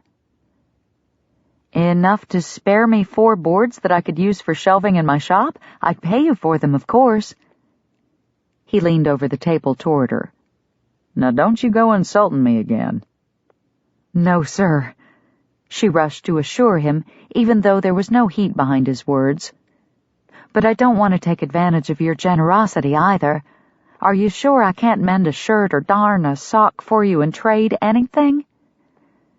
"You can quit yammering and carry this table downstairs so I can get back to minding my own business instead of messing around in yours." His sudden rudeness set her back on her heels, but as he ducked his head to hide behind the brim of his hat, an internal light dawned. This tough cowboy didn't know how to deal with gratitude. He could repair a step and catch a falling damsel, but try to thank the fellow and he got all surly. Maybe if she could remember that, he wouldn't rile her so easily. If he could just remember that she was a dressmaker, maybe his gut wouldn't end up in knots whenever she looked at him like that. It was enough to give a man indigestion. J.T. bit back a groan and flipped the table onto its side before she could distract him further. Miss Richards grabbed the leg and helped him maneuver the table through the doorway. She anticipated his movements and worked well with him as they eased down the steps, never once complaining about the wait or asking to take a break. They carried the table through the back door and set it up in the workroom. He then returned to finish with the trunks while she carried her only chair down to the shop as well. Something about needing it for her sewing machine and using her trunks for benches. Maybe he could check into finding her some real chairs. After he deposited the last trunk, she locked up her room and followed him down the stairs. "How much do I owe you?" J.T. glanced off toward the livery, dodging her gaze. $1 for the wagon and 2 bits for the unloading." She handed him a $1 note and a silver 25-cent piece. He tucked them into his pants pocket and nodded his thanks. "Was the dry goods store down this way?" She bit her lip and pointed toward the south, her blue gaze losing some of the assurance that had blazed there since she'd arrived. "I need to stock up on some supplies before they close this afternoon." An offer to escort her rose to his lips, but he quickly suppressed it. It was bad enough that he would have to see her tomorrow when he delivered the sawhorses and shelves he'd foolishly promised when the urge to make amends for his hasty judgments temporarily overrode his good sense. "Yep," he said, choosing the safer option. "It's 2 doors down, just on the other side of Mrs. James's laundry." "Thank you." She smiled in that way of hers, the one that made him feel like he had swallowed his toothpick. He frowned back. Miss Richards turned away and started down the boardwalk, her skirts swaying in a subtle rhythm. Left, right, "Oh, Mr. Tucker?" She spun around, and J.T. jerked his focus back to her face. A cough that nearly strangled him lodged in his throat. "Do you happen to know of someone in town who might be willing to sell me a jar of milk in the morning?" The Harris family had a small dairy operation on the edge of town, where they sold milk, butter, and cheese to the locals. Will Harris, the eldest boy, usually made deliveries to the folks in town who didn't keep their own cow, but J.T. hesitated to mention him. He was a big, strapping lad with an eye for the ladies. A woman on her own didn't need a man like that coming around to her personal quarters in the early morning hours. Will was an honorable church-going fella, yet the idea of him sniffing around Miss Richards set J.T.'s teeth on edge. "I'll have my sister bring you some." She snapped open the clasp on her purse and started swishing those hips toward him again. "Can I pay you ahead for a week? I'll give you—" "You and Delia can settle on a price tomorrow." He waved her off and stepped down into the street. "I've got to get back to the livery." "Thank you for all your help, Mr. Tucker," she called out to his back. "You truly have been a godsend." He waved a hand in acknowledgement, but didn't turn around. Clenching his jaw, J.T. pulverized as many dirt clods under his boots as possible while he crossed the road. First he tangled himself up with the dressmaker for another day by promising to make her a table, and now he dragged Cordelia into it too, exactly what he'd been trying to avoid. J.T. stormed into his office and shut the door. He pounded the wall with his fist as his rebellious eyes sought Hannah Richards through the window and followed her until she disappeared into the mercantile. With a growl, he spun around and pressed his back into the wall, banging his head against the wood. A godsend? J.T. tipped his chin toward the ceiling. "If it's all the same to you, the next time she needs help, send someone else." Chapter 5. By the time all trace of pink had faded from the sky the next morning, Hannah had already completed her calisthenic regimen, arranged her trunks and crates about the room, and organized her food supplies and personal belongings. A mountain of work still awaited her downstairs, but that knowledge did nothing to dim the excitement skittering across her nerves. If all went according to plan, she'd have her shop in basic working order by the end of the day and be open for business on the morrow. The very thought sent her into a pirouette. The shortened skirt of her loose-fitting gymnastic costume belled out around her. Now, if only Miss Tucker would arrive with her milk, the day would be off to a grand start. Fighting off a spurt of impatience, Hannah decided to start in on her devotional time without her breakfast cocoa. Whenever possible, she began the day by sipping chocolate and reading from her Bible, but she couldn't afford to wait on the cocoa with all that had yet to be accomplished. She had utilized every scrap of yesterday's daylight to knock down cobwebs from the rafters and corners of her living quarters, clean out ashes from the stove, scrub the floor, and curtain off her bedroom area. When the early darkness of the autumn evening had finally forced her to stop, she collapsed onto her lumpy mattress like a dervish that had run out of whirl, and slept unmoving until a nearby rooster let out his pre-dawn squawk. Spun back into action by the sound, she'd been swirling about in a frenzy ever since. She was more than ready for a little quiet time. Hannah pushed the curtain aside, trying to ignore the unattractive fabric, as she collected her Bible from the crate next to her bed. When Floyd Hawkins, the dry goods store owner, heard she was a seamstress, he had dug out a bolt of dusty calico that had apparently been languishing untouched for over a year in his cloth bin, and demanded she take it off his hands at the wholesale price. Hannah certainly understood why no one had purchased the appalling fabric. She would swallow a bug before fashioning the orange-dotted cloth into a dress. But knowing she could put it to use, her practical side wouldn't let her pass up the bargain. Tacked up in pleated folds along a ceiling beam, it offered privacy, if not great aesthetic value. Perhaps she could drape an eye-pleasing swag across the top and add a ribbon to the hem to dress it up a bit when things settled down. Bible in hand, Hannah took a seat on the trunk bench she had positioned beneath the window to the left of the stove. She tugged the red satin ribbon that held her place and opened to Proverbs 16, the passage she had been meditating on for the last month as she made preparations for this day. Morning sunlight illuminated the wisdom on the page. Verse 3 promised that if she committed her work to the Lord, her thoughts would be established. Yet verse 8 cautioned that having little while being righteous was better than great revenues without right. Finally, verse 9, the verse of balance, brought her hopes and fears together in a call to trust. "A man's heart deviseth his way," she whispered, "but the Lord directeth his steps."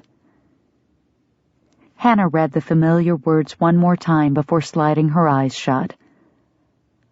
"Father, you know how badly I long for my thoughts and plans to be established. I have dreamed of this dress shop since my first apprenticeship. You have opened doors for me, doors I could not open on my own, and I thank you. At the same time, I confess to wanting success. I want customers to find satisfaction in my designs." Hannah's forehead crinkled as honesty warred with her desire not to appear overly ambitious or greedy before her Lord. "All right, more than satisfaction," she admitted. "I want them to be amazed at my skill.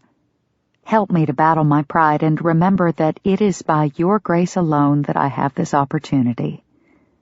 As I embark on this endeavor, remind me to cling to your righteousness, not to revenue, to look for ways to serve and glorify you, not myself, and to follow where you lead, even if you direct my steps on a path that deviates from the way I have charted. A quiet knock thumped against the door, cutting off her prayer and accelerating her heartbeat. Hannah shoved her Bible aside and jumped to her feet. She sent a silent amen heavenward and rushed to the door. She opened the portal to find a softer, rounder, and more feminine version of Mr. Tucker standing on her stoop. The woman's brown hair was pulled into a nondescript knot beneath a plain straw bonnet that seemed more appropriate for a young girl than a grown woman. No frills adorned her brown dress either. Yet the shy smile on her face erased any semblance of severity, and the aroma of fresh-baked bread that wafted from the basket she held filled Hannah with a sense of comfort and put her instantly at ease. "You must be Miss Tucker. Please come in. I've been looking forward to meeting you." The woman's cheeks flushed, and her gaze fell to the floor, but her smile widened as she crossed the threshold. "Thank you, Miss Richards. I have the milk you asked JT about and brought some of my apple muffins as a welcome gift." "How thoughtful. They smell delicious. I hope it wasn't too much trouble." Hannah took the offered fruit jar of milk and set it on the arm of the stove, while Miss Tucker extracted a napkin-wrapped bundle from the large basket hanging from the bend of her elbow. Hannah spied several loaves of bread and additional muffins before the cloth cover was tucked back into place. "I supply baked goods to Mr. Hawkins's store, and it was a simple matter to stop here on the way, no trouble." A fellow businesswoman. Hannah accepted the muffins and held the offering up to her nose.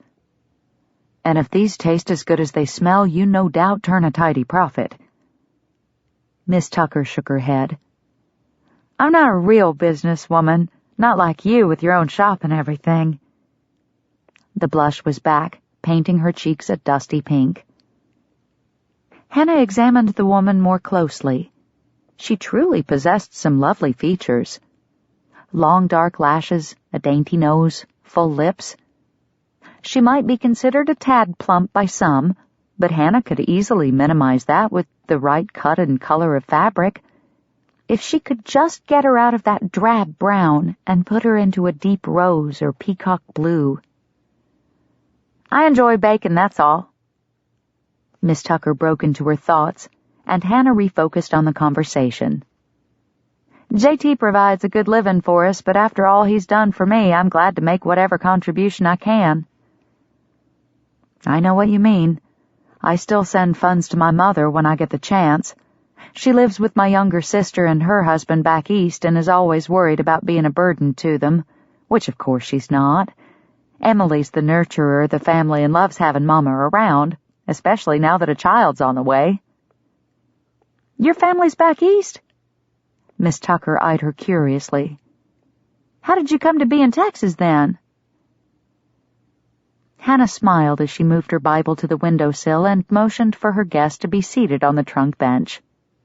She gently extricated the oversized basket from Miss Tucker's arm and set it on the floor. When I was 16, my mother arranged for me to apprentice with an established dressmaker in Boston, not far from our home in Dorchester. After 3 years, I had worked my way up to first assistant when my employer married the brother of one of her clients. It was quite a scandal, although all of us girls thought it was terribly romantic. Did she move her business west after the wedding? Hannah shook her head as she dumped a bunch of potatoes out of a crate and into an empty dishpan. Turning the crate upside down, she drew the short seat across from Miss Tucker and sat down, folding her crossed ankles off to the side. No, her new husband wouldn't hear of her continuing to work, so she closed her shop. Unfortunately, that left many of us without employment.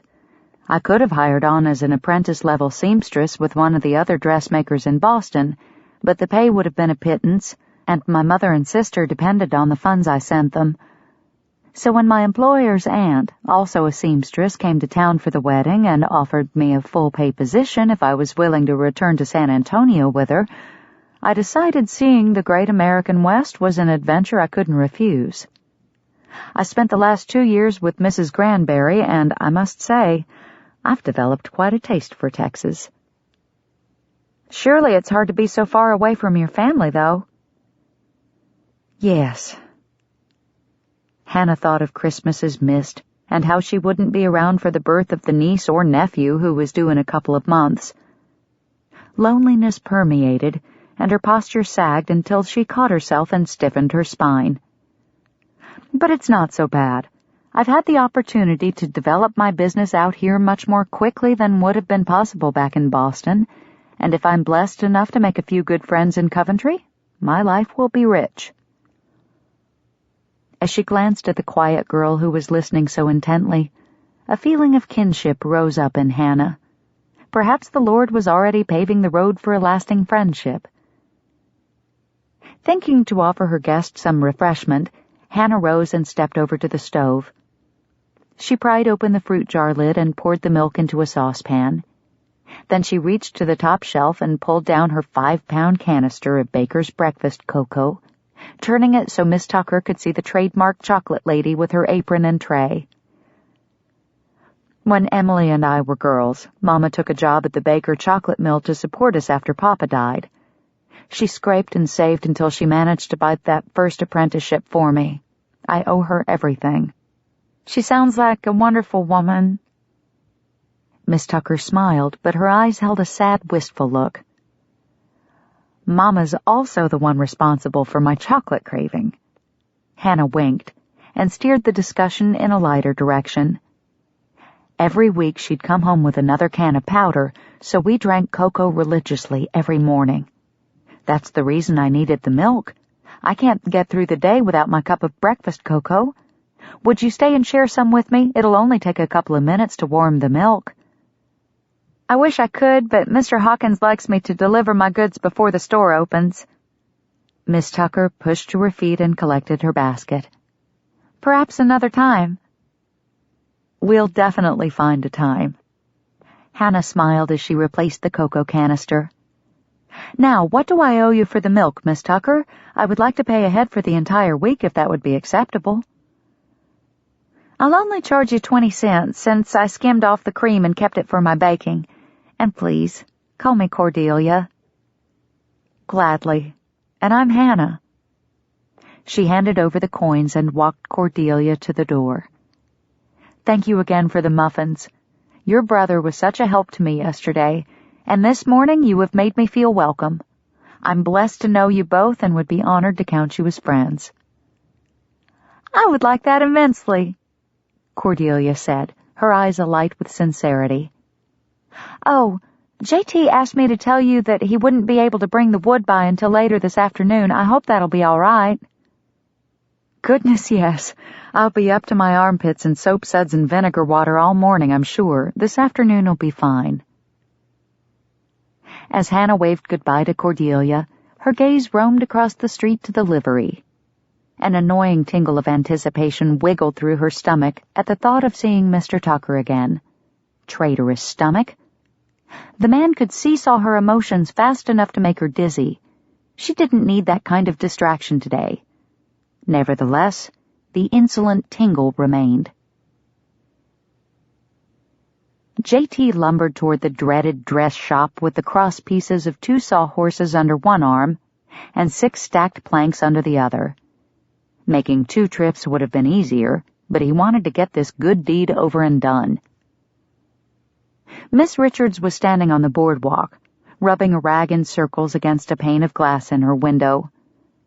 When her motions elicited a series of squeaks, she dipped her rag back into the bucket at her feet and moved on to the next pane. J.T. dropped the ends of the boards onto the walkway beside her, making no effort to keep them quiet.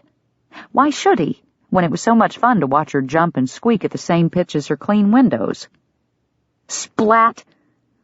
Ah, that's why. Pungent vinegar fumes scratched his throat and would have made his eyes water if they weren't already wet from the rag that had just slapped across his face. The rag slid down the length of his face in a cold, slimy trail, rolled down his chest, and plopped onto the ground. Blindly, he angled the boards toward the wall and leaned them against the frame of the building, then bent his knees and set the sawhorses down on the opposite side. They clattered and probably tumbled off the boardwalk, but he didn't care. As he straightened, with deliberate slowness, he drew a handkerchief from his trouser pocket and wiped the moisture from his face while the esteemed dressmaker unsuccessfully stifled her giggles. Once he deemed it safe to open his eyes, he glared at her. "I'm so sorry, Mr. Tucker." She covered her mouth with her hand for a moment, probably trying to stuff the rest of her laughter back inside so as not to spoil the effect of her pretty apology. When her hand fell away, she was biting her lip, but even her teeth could not contain her smile. "You really oughtn't sneak up on a person like that. You startled me and the rag flew right out of my hand." She demonstrated the action as if he hadn't been right there to witness it firsthand.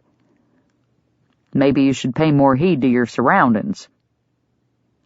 "I'll try to do that. I have a tendency to get absorbed in my thoughts at times, especially when I'm debating strategies." She tipped her head sideways and gave him a thoroughly coquettish glance over her shoulder. "What do you think, Mr. Tucker? Would a lavender morning dress be too pale for a window display? Or would the demure cut be more likely to attract clientele than a flashy party gown?" He rolled his eyes and her laughter showered over him. "Never mind. I won't draw you into my dilemma. I'm sure you have more manly tasks to pursue." Unfortunately, he couldn't recall a single one of those tasks as he watched joy flow out of her like a stream of sweet-tasting water. She stooped to pick up the fallen rag, and he realized she had tied a remarkably similar one over her hair. Some ugly tan thing with orange blotches all over it. One would think such a sight would be enough to make him look away. But even combined with her stained, shapeless work dress, it wasn't enough to deter his gaze. Hadn't his past taught him anything? beautiful women were nothing but trouble. Shallow, empty husks that would blow away the minute life got a little uncomfortable. JT had vowed never to allow feminine beauty to overrule good sense. He wouldn't fall into that trap. If he ever married, it would be to a woman of spiritual depth who selflessly served others. A helpmeet, someone to encourage him and stand by his side as stalwartly in hard times as in easy. Not a pretty piece of fluff who could tangle herself around his neck and drag him down like a millstone. "One day I'm going to catch you in the grips of a full-blown grin, Mr. Tucker," she said, wagging a finger at him. "And when I do, watch out, because I'm going to crow in victory." "We all need goals in life, Miss Richards." JT swung 2 boards up onto his shoulder and peered down at her. "Mine's to get this stuff delivered before the first snow falls. You think I got a chance at making that happen?" Chapter 6. Hannah shook her head and tiptoed up the stairs, determined not to let Mr. Tucker catch her stomping again. He might have crawled under her skin and set her temper to itching, but she didn't have to scratch it. He set the boards down inside the door and without a word headed back down for the sawhorses. Once he returned, it only took a minute or 2 to erect the makeshift table. She dipped a cupful of water while he worked and had it ready for him when he finished. Frowning, as usual, he reluctantly accepted the cup. The competitor within her whooped over the small victory. Mr. J.T. Tucker might tilt her off balance, but from now on she refused to let him take her feet out from under her. She'd prove her mettle to him, and maybe in the process she'd finally witness that elusive grin. "Thanks." He thrust the cup into her hands and turned for the door. "I'll move those shelves inside the shop for you, then be on my way." Gulping down a quick drink of her own, Hannah tossed the cup into the dishpan on the floor and scurried after him. By the time she locked up and ran down the stairs, he was already inside. She leaned against the door and reached for the handle to follow him, but it fell away from her grasp as he wrenched it open from within. Hannah tumbled through the doorway, her head colliding with Mr. Tucker's chest. Strong, yet surprisingly gentle hands clasped her arms and steadied her. Heat flooded her face. Hadn't she just resolved not to let this man knock her feet out from under her? The fact that her resolution had been figurative, not literal, gave her no comfort. Twice in as many days she had fallen onto the poor fellow. No wonder he was in such a hurry to escape her. Not quite able to look him in the eye, she focused on his chin. "I'm sorry to keep throwing myself at you like this, Mr. Tucker. It truly wasn't my intention." The Adam's apple beneath his jaw rose and fell in a slow movement Hannah found strangely fascinating. Then, before she could blink, he cleared his throat and released her so suddenly she nearly fell into him again. I need to go." He sidestepped and tried to squeeze past her through the doorway. Thankfully, Hannah regained her senses and her memory a second before he made it around her. She needed one more thing from him in order to finish the preparations on her shop.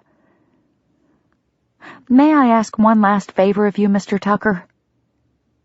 He stopped, and she swore she could hear heavy breaths coming from him, as if he were a green-broke stallion fixing to buck his way out of a saddle. "I wouldn't ask except you're the only man I really know in town." He didn't say a word, just stood there breathing through flared nostrils, making her nervous. Taking a deep breath of her own, she spat out the rest of her request. "I was hoping I could borrow a couple of tools from you. A level and a screwdriver?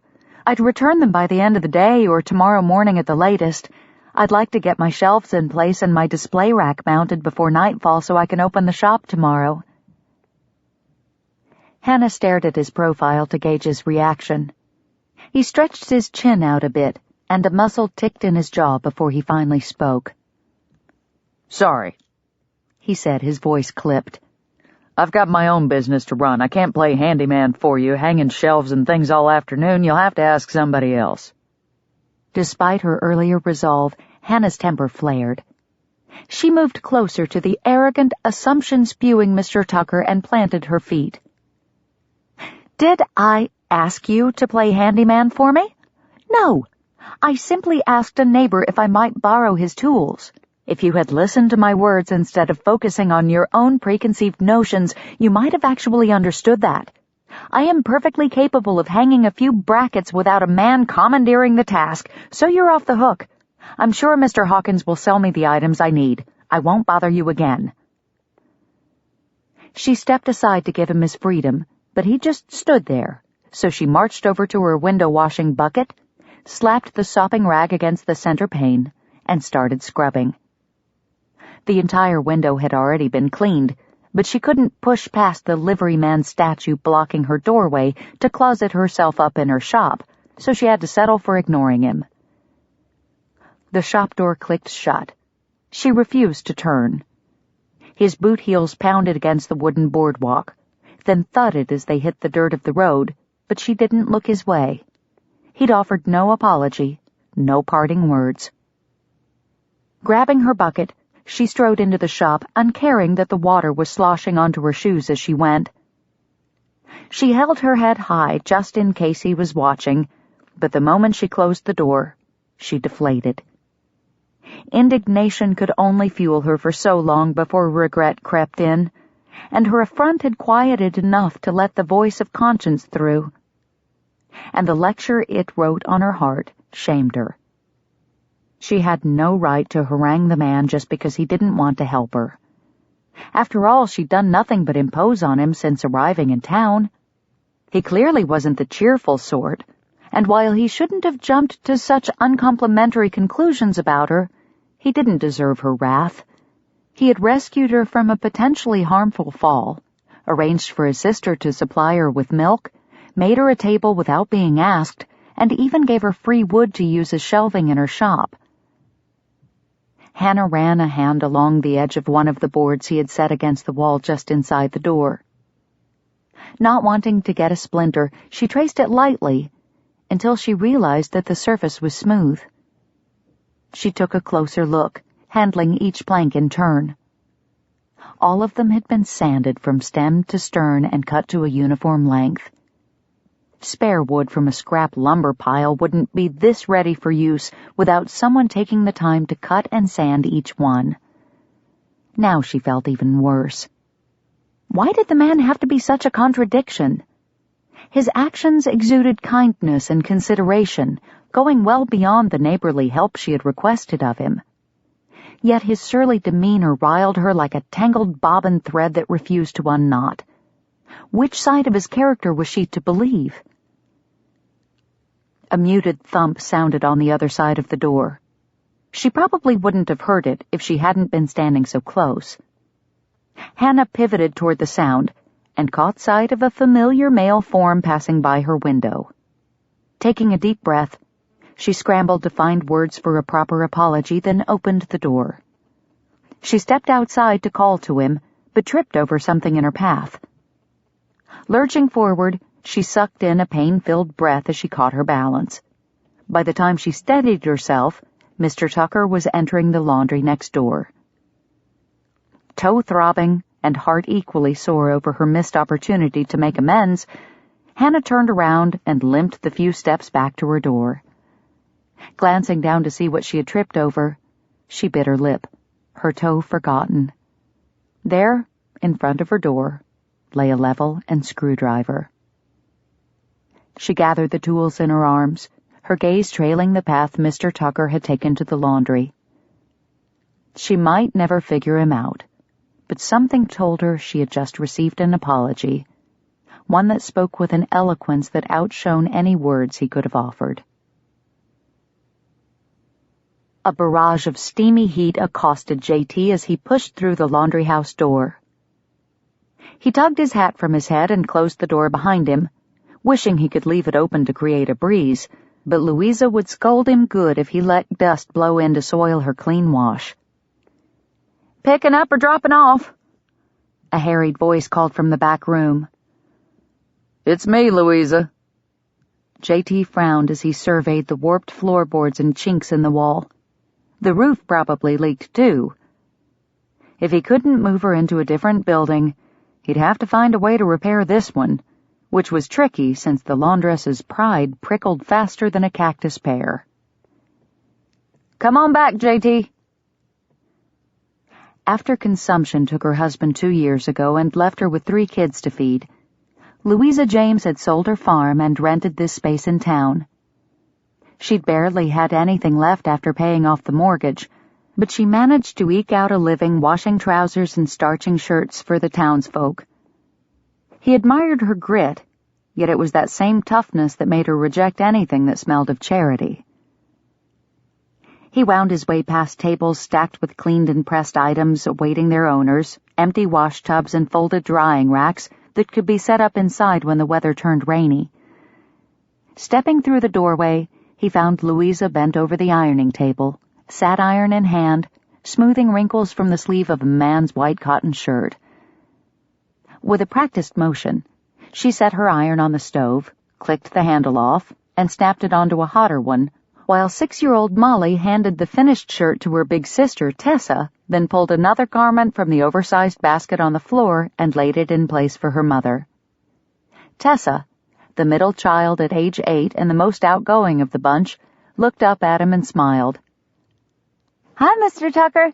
Danny's waiting for you out back. He's separated out all the small pieces, just like you asked, and saved the big ones for you."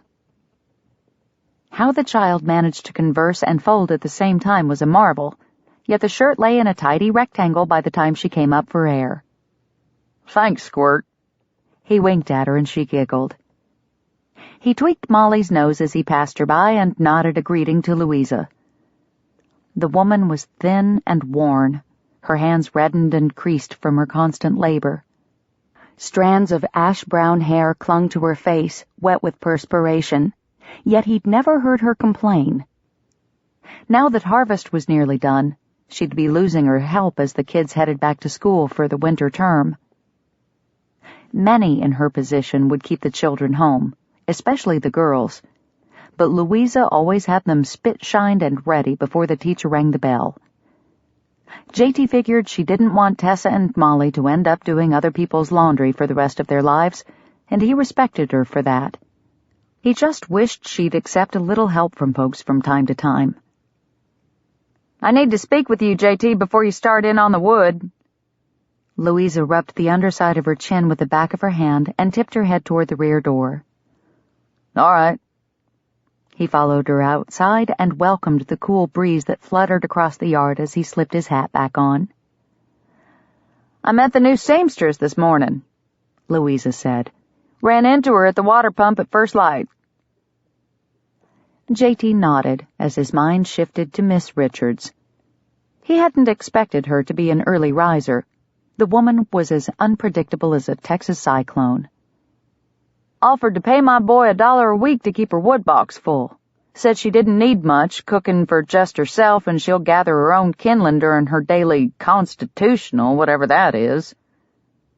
Louisa crossed her arms over her chest and braced her legs, as if preparing for a fight. "I know I ought to have checked with you first, seeing as how you're the one that chops it and all, but I accepted her terms, and I don't aim to go back on the agreement." J.T. reached into his shirt pocket and drew out a toothpick. He took his time moving it to his mouth, and only after it was clamped securely between his molars did he address the widow James, hoping she'd relaxed a bit in the interim. "I reckon you can do whatever you want with it, Louisa. It's your wood, bought and paid for every time Daniel mucks out a stall at the livery. I pay Tom a wage for the same work." "The boy's only 10. He works twice as long to do half the work Tom does, and you know it." "Maybe, but he does the work I ask him to. I don't hold with slavery, ma'am, so if you don't consider my chopping wood for you once a month true payment, I guess I can leave off the wood and start paying the boy in cash money. Which do you prefer?" He switched the toothpick to the opposite side of his mouth and angled a hard look at her. "You know I ain't got time to chop the wood myself, and the last thing I need is for Danny to try to take over the job and chop his foot off." He watched pride battle with practicality as she gazed at young Daniel dragging large logs over to the chopping stump. JT had only asked Daniel to work at the livery so he'd have an excuse to keep her in wood, and Louisa was too smart not to know that. But with all the water she heated for washing and the stove that had to be kept hot all day for the ironing, she ran through her fuel supply faster than she could replenish it. Practicality won out, but pride put in a fair showing. "Well, I just wanted to make sure you weren't offended or nothing. I knew we owned the wood all right and proper." She sniffed, and with a twirl of her faded skirts, returned to her work inside the house. Lord save me from proud, stubborn women. They seemed to be swarming him lately. Thankful to be left alone with the only male in the general vicinity, JT ducked under a row of clothes still drying on the line and joined Daniel. The kid was a quiet one, which suited JT just fine. After tousling the boy's hair and thumping him on the back, he picked up the axe and started swinging. The two worked side by side. JT split the logs, Daniel arranged them on the pile. Simple. No ruffled feathers, no pecking accusations, just a couple of men working together without a lot of gab. Unfortunately, all he managed to think about while he worked were the ruffled feathers and pecking accusations from one hen in particular, Miss Hannah Richards. JT slammed the axe blade into the log below him with a crack that failed to banish the picture of her from his mind. He swung again, and the log split unevenly. JT scowled. Now that he'd had time to think on the matter, he realized her protests didn't necessarily mean she hadn't been hinting for him to come help her. She probably just didn't want to admit it. After all, most women didn't know one end of a screwdriver from the other, and she looked pretty beat from her day of cleaning. She'd be too tired to lift those boards high enough to place shelves. He still needed to take care of some business at the bank, but afterward he could stop by her shop to save himself from having to deal with her on the morrow. An hour and a half later, after he'd split all the logs in the yard, JT washed up at the pump, shook hands with the little man who had helped him, and headed for the bank. Louisa might not willingly accept charity, but JT had a plan to get around that. She couldn't refuse his help if she was unaware of it now, could she? Chapter 7. JT entered the bank just as the clerk set the closed sign in the window. The fellow nodded a greeting to him before scurrying back to his teller's cage. The proprietress of the local boarding house stood at the counter, impatiently tapping her foot, apparently displeased by the interruption of her transaction. "Is Paxton in?" JT asked. The clerk disappeared behind the counter, then opened the gate of his window and met JT's eye around a bent plume in the lady's bonnet. "He's with a customer at the moment, but you can take a seat on the bench outside his office. He should be finished shortly." "Thanks." JT fingered his hat and nodded to the woman, who glared at him over her shoulder, before swinging her accusing eyes back to the unfortunate clerk. After sharing a commiserating look with the two cowhands standing in line, all three males, grateful to be on the customer side of the counter, JT took his cue and meandered over to the bench. Too restless to sit, he propped a foot on the seat of the bench and braced one elbow on his thigh. He didn't like sneaking around behind Louisa's back, but the woman didn't leave him much choice. The good book taught that a man should give without his left hand knowing what his right was doing. Louisa was just playing the role of the left hand. Still, the secrecy grated on him, made him feel as if he were doing something disreputable. The quiet swish of a well-oiled door opening drew JT's attention.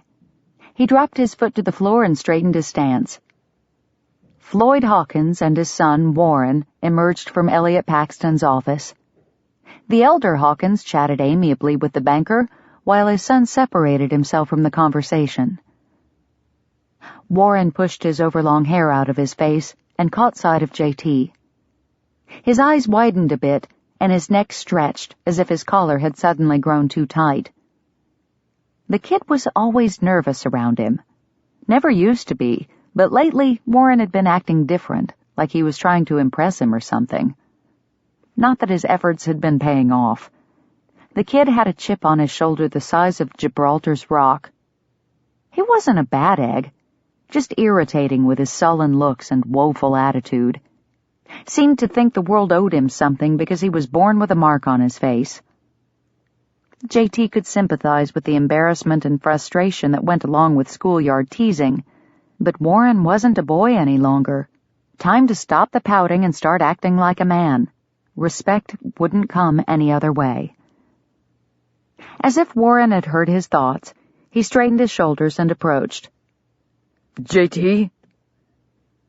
JT cocked his head. Either his ears needed a good scrubbing, or Warren had just lowered the timbre of his voice a couple of levels below normal.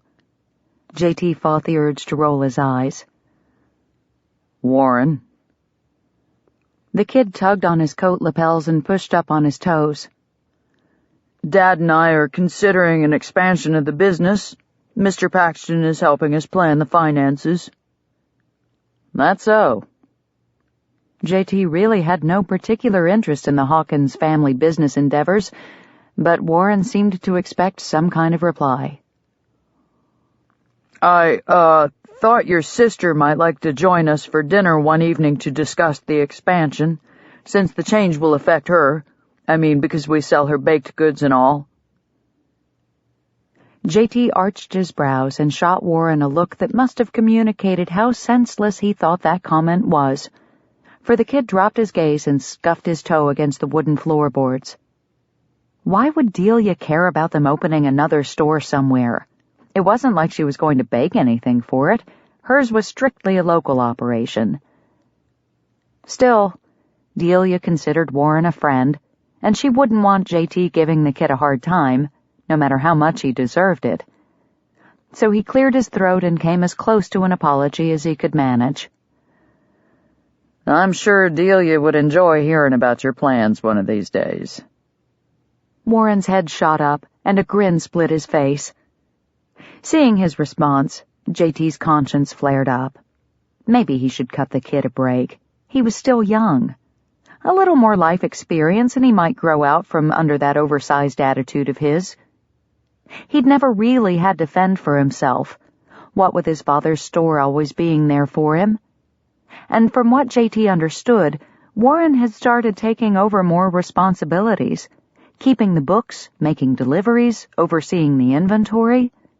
Maybe he should make more of an effort to be tolerant. I'll be sure to tell her about it then, Warren said, swagger restored. She'd probably enjoy sharing a meal with a man who didn't smell like manure for a change. Then again, maybe he should just expedite the kid's real-world education and stuff his tongue down his throat. JT stared at him without moving so much as a finger, channeling all his affront into his expression. The snorting laugh blowing out of Warren's nose at his careless jest morphed into a cough, and finally, silence. Even after Warren ducked his head, JT did not relent. He wanted to bore his glare into the boy's skull until it stirred up some common sense. Fortunately for Warren, his father concluded his chat with the banker and came to join them. JT lifted his gaze. Afternoon, Hawkins. Tucker? He held his hand out to JT and shook it with a solid grip. The man's smile and genuine warmth went a long way to soothe JT's temper. Sorry for monopolizing Mr. Paxton's time. I didn't realize you were waiting. That's all right. I haven't been here long. Warren edged toward the entrance. Let's go, Dad. You know how Mother hates to watch the store when she's trying to get supper on the stove. You're right. Hawkins offered a little wave as he moved past JT. Give Cordelia our best. I will. The two disappeared onto the street, and JT barely had time to remind himself why he had come before Elliot Paxton descended upon him. Mr. Tucker! The banker stretched his arms wide in welcome, his nature so ebullient, JT would have cringed had it been anyone else. But that was just Paxton's way. After 5 years, he had gotten used to the banker's fulsome ways. Had the man greeted him with a solemn nod, J.T. would have ordered the clerk to fetch the doctor. "Come in, young man, come in." Paxton held the door wide until J.T. entered the office and took a seat. "What can I do for you today, sir?" he asked as he clicked the door closed. "I want to find out if the owner of the property where Louisa James runs her laundry might be talked into selling." The banker sat in the chair behind his desk and rapped his finger against its surface. "I could make some inquiries, I suppose. If I remember correctly, the man in question runs a land company over in Waco. Wouldn't be hard to send a few wires to the account manager. I can't say as I'd recommend that building as an investment, though. The place has been in ill repair for years." "I know." J.T. rubbed his chin. "I'd planned to buy the shop next door, but the owner rejected my offer." "Ah, yes, it's to be a dress shop, I believe. I spied the new seamstress washing her windows earlier. Lovely woman." "Yes, well, I had hoped to be able to offer Mrs. James a more suitable location for her laundry business, one with 4 decent walls and a roof that doesn't leak, but that opportunity is no longer available. So I figured I could buy the place she's in, lower her rent, and be a proper landlord. You know, fix the roof, keep the pump in working order, that kind of thing." "I see." Elliot Paxton tapped a finger to his mouth and contemplated him with an intensity that made J.T.'s throat ache. "That's a commendable plan, son," the banker said. "I'm impressed." J.T. shifted in his seat and glared at the worn spot on his trouser knee. He hated it when people made too much of things. It wasn't like he was building Louisa a mansion or anything. He just wanted an excuse to help her out from time to time without raising her hackles. That's all. Nothing to be impressed about. "It's a rare man who would spend his hard-earned money on a worthless piece of property in order to benefit a widow woman unrelated to him. Why, most would scoff at the idea." Paxton's commendation waxed on and on, extolling his non-existent virtues until J.T. could bear it no longer. Jumping out of his chair as if the cushion had suddenly grown teeth, J.T. retreated. He strode to the door in 2 steps and gripped the knob. "So you'll look into it for me?" Paxton nodded, brows arching in puzzlement. He started to rise. "Of course, but—" "Thanks." J.T. waved him off and fled the banker's office. But the tightness in his chest didn't loosen until he exited the bank. He knew Paxton would be discreet. The man had built a reputation on being trustworthy. Still, it would have been easier if Hannah Richards hadn't stolen his building. Then there would have been no need to involve the banker in the first place, no awkward conversation, no sneaking around behind Louisa's back. A pang of honesty poked at him. Okay, so Miss Richards hadn't exactly stolen his building. Nevertheless, the woman was proving inconvenient. Not only did she throw a wrench in his plans for helping Louisa, but thanks to their earlier run-in, he now felt obligated to hang her shelves. J.T.'s boots clomped over the boardwalk planks as he made his way to the shop situated at the end of the street. He paused outside the door and drew in a deep breath, probing his shirt pocket for a pick. Placing it between his teeth, he clamped down and reminded himself to keep his mouth shut as much as possible. It wouldn't do for him to snap at Miss Richards again. She'd been working hard all day and was probably exhausted, frustrated too. He winced at the image the thought produced. The gal must have had a rough time of it the last couple of hours. If she stuck with it, that is. J.T. stole a glance through the window, curious to see if she had abandoned her project or if she lay buried beneath it. What he found so startled him, he tipped his hat back and looked a second time for verification. A rack of hooks had been mounted on the north wall, perfectly level and apparently secure, for 3 dresses hung on display. 8 brackets paired in staggered positions jutted out from the south wall with 3 shelves already in place. Colorful fabric adorned the shelves, and even his untrained eye could tell they were artfully matched. Several of her dummies, not yet clothed, stood in the corner observing their mistress as she fussed with the way the material draped from the corner of the 3rd shelf. As his jaw slackened, JT's toothpick dangled unanchored across his bottom lip.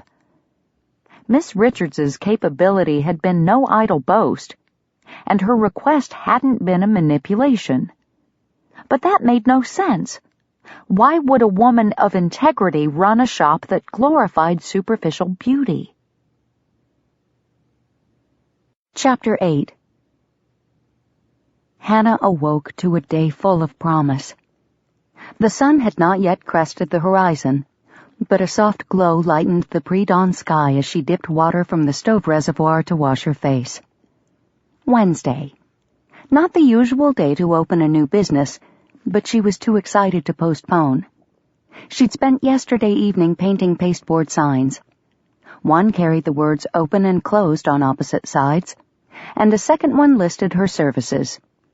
Dressmaking and fine tailoring took top billing in large block letters, with alterations and mending mentioned in smaller script along the bottom. 1 placard for each window. She would order a larger sign for the front of the building later today. Mr. Hawkins mentioned that the blacksmith also cut and stenciled signs. She could visit with him after she returned Mr. Tucker's tools. Pushing her thoughts quickly from the annoying livery owner, Hannah returned to her sleeping area and removed her nightgown. Skirts of any kind hindered the extension of her lower limbs during her calisthenic routine, so she preferred to conduct the exercises in her drawers and shift when privacy allowed. Kneeling down, she pulled a small crate full of exercise equipment from under the bed. She selected the 2-pound polished maple dumbbells and positioned herself with the heels of her bare feet together and her toes pointed outward. It took 30 minutes to work through the repetitions. Straight arm lifts to the side, overhead, and forward. Then again with bent arms curling up and punching down, up, or out, in keeping with the various positions. She continued with backward leans and leg lunges, all with the dumbbells in hand. Next came the floor sweep, where she stretched to her toes, weights overhead, then bent her knees and crouched, touching the dumbbells to the floor. She repeated each motion 20 times before advancing to the next exercise, and by the time the routine ended, her muscles had been well stretched and carried a satisfying ache. Hannah sponged the light sheen of perspiration from her body with the wet rag she had used on her face earlier, and dressed in her gymnastic costume. She replaced the soiled apron with a fresh one and laced up her low-heeled walking shoes. Since she didn't know the surrounding area well, she planned to walk along the road to keep her bearings. On the way back, she'd venture farther afield to collect sticks and dry twigs for kindling. She looped the strap of a large canvas bag over her head and shoulder and placed the pouch behind her where it wouldn't interfere with her brisk pace. Then she set out on her first Coventry constitutional. Not expecting to see anyone out and about in the early morning hours, Hannah nearly tripped when J.T. Tucker appeared along a crossroad that bordered the livery. She swallowed her surprised gasp and kept moving, offering him only a smile and a tiny wave in greeting as she headed north out of town. He returned her gesture with a raised brow that could have stemmed from either shock or disapproval. It was impossible to tell. Hannah lifted her chin and increased her pace to a near jog, her arms swinging at her sides with gusto. Mr. Tucker didn't intimidate her. He could think what he liked. Vigorous physical exercise was good for a body. Why, it had probably saved her life. As the distance between her and Coventry lengthened, Hannah's steps slowed to their usual pace, quick but not frenzied. The beauty of the morning calmed her with birdsong and sunshine. A cool breeze ruffled wispy strands of hair from her braid, and she lifted a hand to secure them behind her ear. Mr. Tucker's response was no different than that of most people. The lady who ran the boarding house she'd stayed at back in San Antonio had pointed out often enough that Hannah had to be out of her mind to waste so much energy walking nowhere. She supposed it did seem a bit strange. Most Westerners labored from sunup to sundown in physically demanding tasks. They had no need for calisthenics and constitutionals. But for a sickly girl growing up in a crowded city, Professor Lewis's system of gymnastic exercise had been a salvation. Hannah strode up a hill and past the Coventry schoolhouse. Judging by the cross that jutted up from the belfry, it served as a place of worship as well. A small footpath veered off to the right behind the building, and Hannah decided to follow it. The grassland turned woodsy the farther she went, and she spied several large pecan trees that promised to provide kindling for her. Not wanting to lose her momentum, though, she trudged on until she came upon a creek and an arched wooden bridge that spanned its width. Enchanted, Hannah scurried to the center of the bridge and leaned her ribs against the railing. She gazed upriver, drinking in the sunlight sparkling on the slow-moving water, breathing in the smell of moist earth and tree bark, and swaying to the whispering melody of leaves rustling in the wind as sung by the river birch and cottonwood trees that lined the banks. Lord, how marvelous you are! The beauty of your creation humbles me. If I can imitate even a hint of your artistry with my needle, I will be content. May my craftsmanship reflect your glory and bring you pleasure. Hannah inhaled long and slow, allowing the loveliness of the moment to infuse her spirit with peace. Never did she feel closer to the Lord than when she was in nature. The busyness of town life distracted and misdirected her, but the Lord sought her out with gifts of beauty. Sometimes she was blessed with an experience like this, where she was surrounded by His majesty, unable to do anything but praise Him. Other times, He presented her with smaller reminders of His presence and His love. A full moon shining white in a black sky. A wildflower springing up through a crack in the boardwalk. A crimson oak leaf falling from an autumn branch, beautiful in death. That final thought made her think of Victoria Ashmont and her scandalous red burial gown. A sad smile curled her lips, and she mouthed a prayer for the departed woman's soul. A single act of kindness on her part had changed Hannah's life forever, and Hannah was determined to prove that the old woman's confidence in her had not been misplaced. Hannah made good time on her way back to town, the weight of the full kindling bag adding to her exertion, but not slowing her speed. Coming off the hill by the schoolhouse, she spotted an old man and a mule not far in front of her. The man's stooped shoulders and plodding steps made him the tortoise to her hare, and she overtook them in a matter of minutes.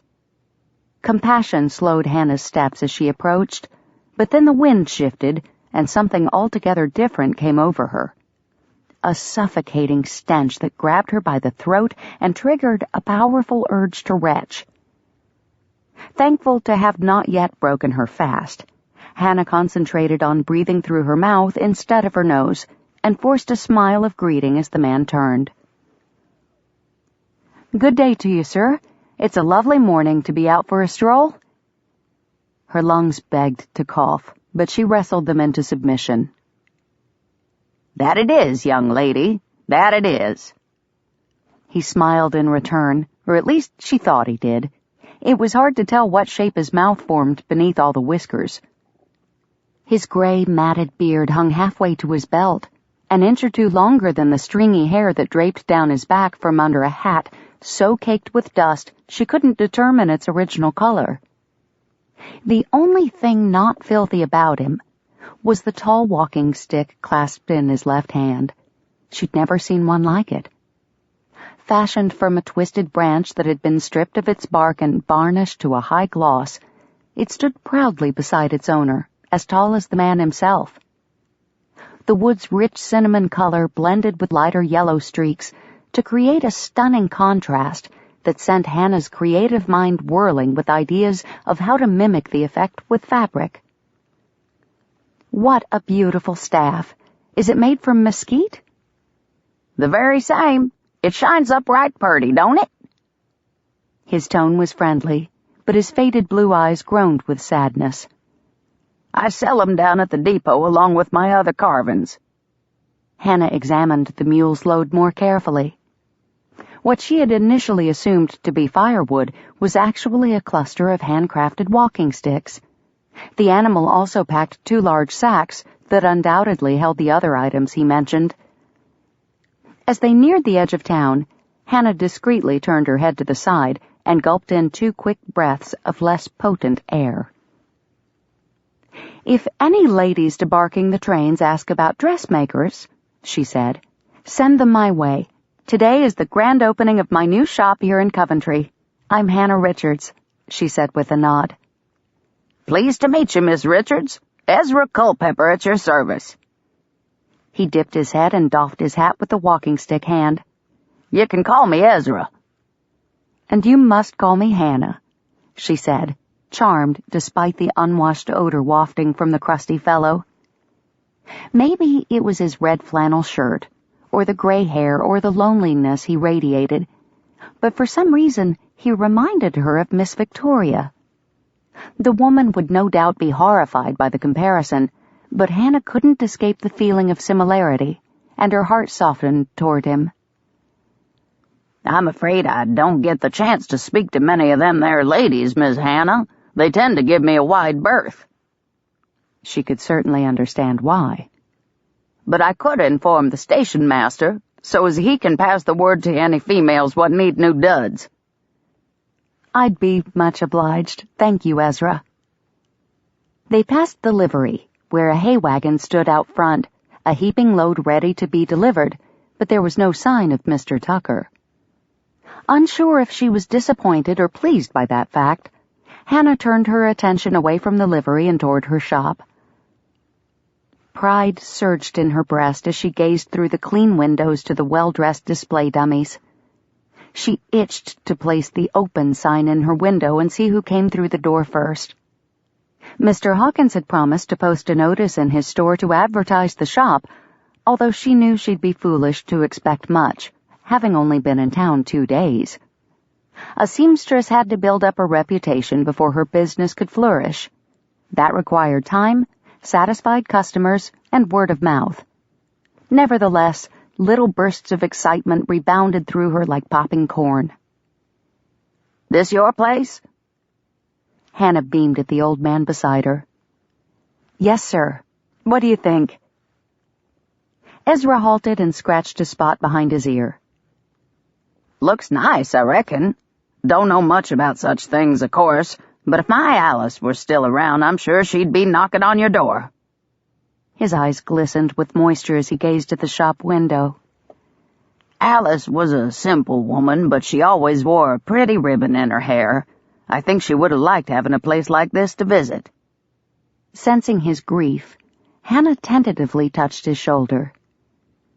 If you can spare a few minutes, I would love to have you join me for a cup of cocoa. She'd seen Cordelia's milk delivery at the top of the stairs. I could have it ready in minutes. You don't have to do that, Miss Hannah. Ezra dipped his chin, but not before she caught the longing in his eyes. I know I ain't fitting company for a gal like you. Nonsense. Hannah patted his shoulder. A delicate trickle crawled along the back of her hand, sending shivers shooting through her like heat lightning. Keeping her smile bright and praying he didn't notice, she dropped her hand away and shook it vigorously behind her. She wanted to befriend the poor man, but offering hospitality to any vermin he might have been carrying was out of the question. It would be doing me a favor, she cajoled. I'm a little nervous about opening the shop today, and having someone to talk to over a cup of cocoa would take my mind off of things. Please? Well, if you insist. His eyes brightened a shade as he wagged a dirt-encrusted finger at her, the nail black around the edges. But I ain't going to risk your reputation by coming inside. Jackson and I will wait for you right here. He jabbed his finger toward the boardwalk steps and lowered himself to a seat with a groan. Ezra Culpepper was a lot more astute than his appearance suggested. Hannah got the distinct impression that he had recognized her gift to him and had responded with one in return. "Wonderful," she said. "I'll be back in a trice." She rushed up the stairs, collected the fruit jar of milk Cordelia had placed on her doorstep, and let herself into her room. Using some of the kindling she had brought back with her, she stoked up the fire in the cook stove and pulled out a pair of small pots. She measured 2 cups of milk into the first and 2 cups of water into the second. While she waited for them to boil, she rolled up her sleeves and scrubbed her hands with her strongest lye soap, just in case any unwelcome guests had crawled or hopped onto her without her noticing. The water pot began to bubble, so Hannah grabbed a small bowl and mixed 2 tablespoons of cocoa powder with 2 of sugar, adding a couple grains of salt, and then stirred in a half a cup of boiling water, making a nice paste. She scooped the mixture into the rest of the boiling water for a brief time until she smelled the milk scald. She added the cocoa water to the milk, removed it from the heat, and blended it with an egg beater for 2 minutes. The aroma of the chocolate made her mouth water, and her stomach let out a hungry gurgle. There was just enough milk left to mix up some biscuits, but she would have to do that later. Ezra was waiting on her. By the time she returned downstairs, the breakfast cocoa had cooled sufficiently to be drunk without burning their tongues. Hannah handed a cup to Ezra and took a seat beside him on the edge of the boardwalk. "You know, I was thinking while you were gone." Ezra paused to lift his cup to his nose. He sniffed at it, as if unsure what it was. Then he shrugged and gulped down a hearty swig. His eyes lit up and he smacked his lips. "Say, this here's good stuff. Didn't 'spect to like it, seeing as how it ain't coffee, but it's not too bad." He tipped the cup to his mouth again. "Just don't tell the other fellers around town. Wouldn't want 'em thinking I've gone all soft drinking such a girly concoction." Hannah set her cup down, placed her right hand over her heart, and raised her left. "I vow not to tell a soul." Ezra winked at her. "Good. Now what was I saying? Oh yeah, a bench." "A bench?" Hannah scrunched her brows. "Yeah, I was thinking that a man might have cause to wait on his woman a good long time if she were in your shop gawking at all those fancy get-ups. A bench outside might come in real handy." Warmth seeped through the porcelain cup and into Hannah's hands as she mulled over his words. "Back at the house I got one that I put together last spring." "A bench?" "Yep.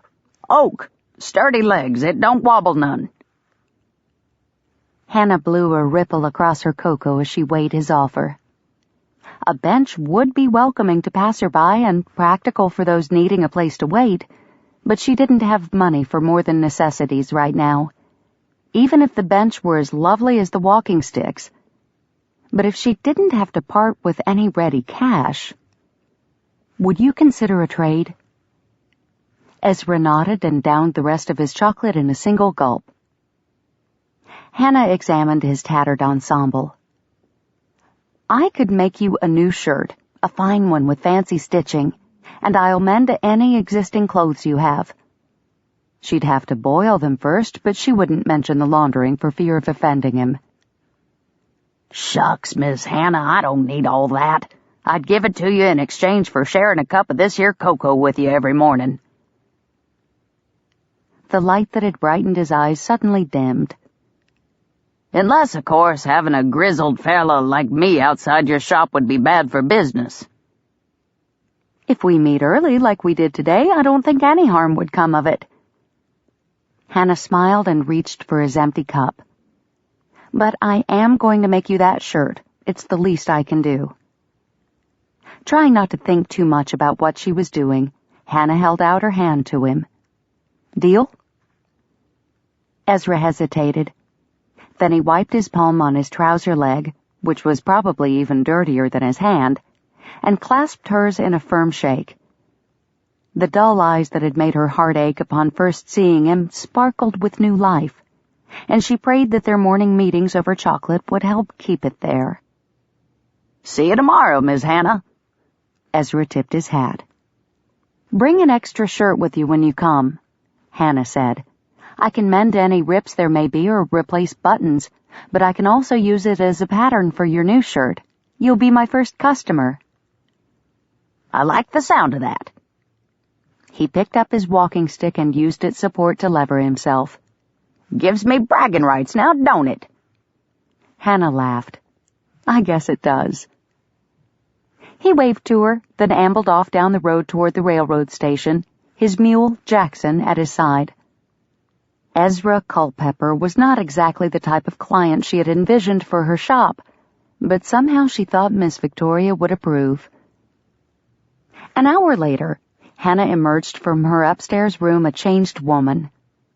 Gone were the loose-fitting exercise clothes and the single braid that had hung down her back. She had set aside her cocoon to stretch her butterfly wings in a smart day dress in deep mauve, button-up heeled shoes, and a tasteful straw bonnet with matching ribbon. Her hair was twisted into an elegant chignon designed to impress but not outshine the women who might visit her shop. When she reached the bottom of the stairs, she took a deep breath. The idea of opening her shop racked her nerves, but even more unsettling was the other task she'd have to complete before placing the open sign in her window. She still owed Mr. Tucker an apology for snapping at him yesterday. Over her arm hung a basket containing his tools, along with a peace offering that she hoped would please him. Hannah worried that with a sister like Cordelia who could bake muffins that melted in a person's mouth, Mr. Tucker would find the biscuits and jam she offered lacking. But they were fluffy and warm, without a single burnt bottom, and the jam she'd bought at the store was sweet. Since he didn't want anything to do with her needlework, food was the best she had to give. Exhaling a shaky breath, she straightened her shoulders and marched across the street. Better to get the daunting task over with now so she could concentrate on running her dress shop. She found Mr. Tucker outside the livery, standing in the bed of the hay wagon. Hannah stopped short. The man was slinging giant forkfuls of hay above his head into the loft door, as if they weighed no more than feathers. The fabric of his cotton shirt pulled snugly against his muscular shoulders as he scooped the fork forward. Mr. Tucker certainly has no need of a daily constitutional. At the same time that thought ran through her head, J.T. Tucker's gaze locked with hers, lighting fire to her cheeks. Chapter 9. J.T. caught the rosy blush that colored Miss Richards's cheeks and flexed his muscles. The rose deepened before she turned her head, and something instinctual within him cheered.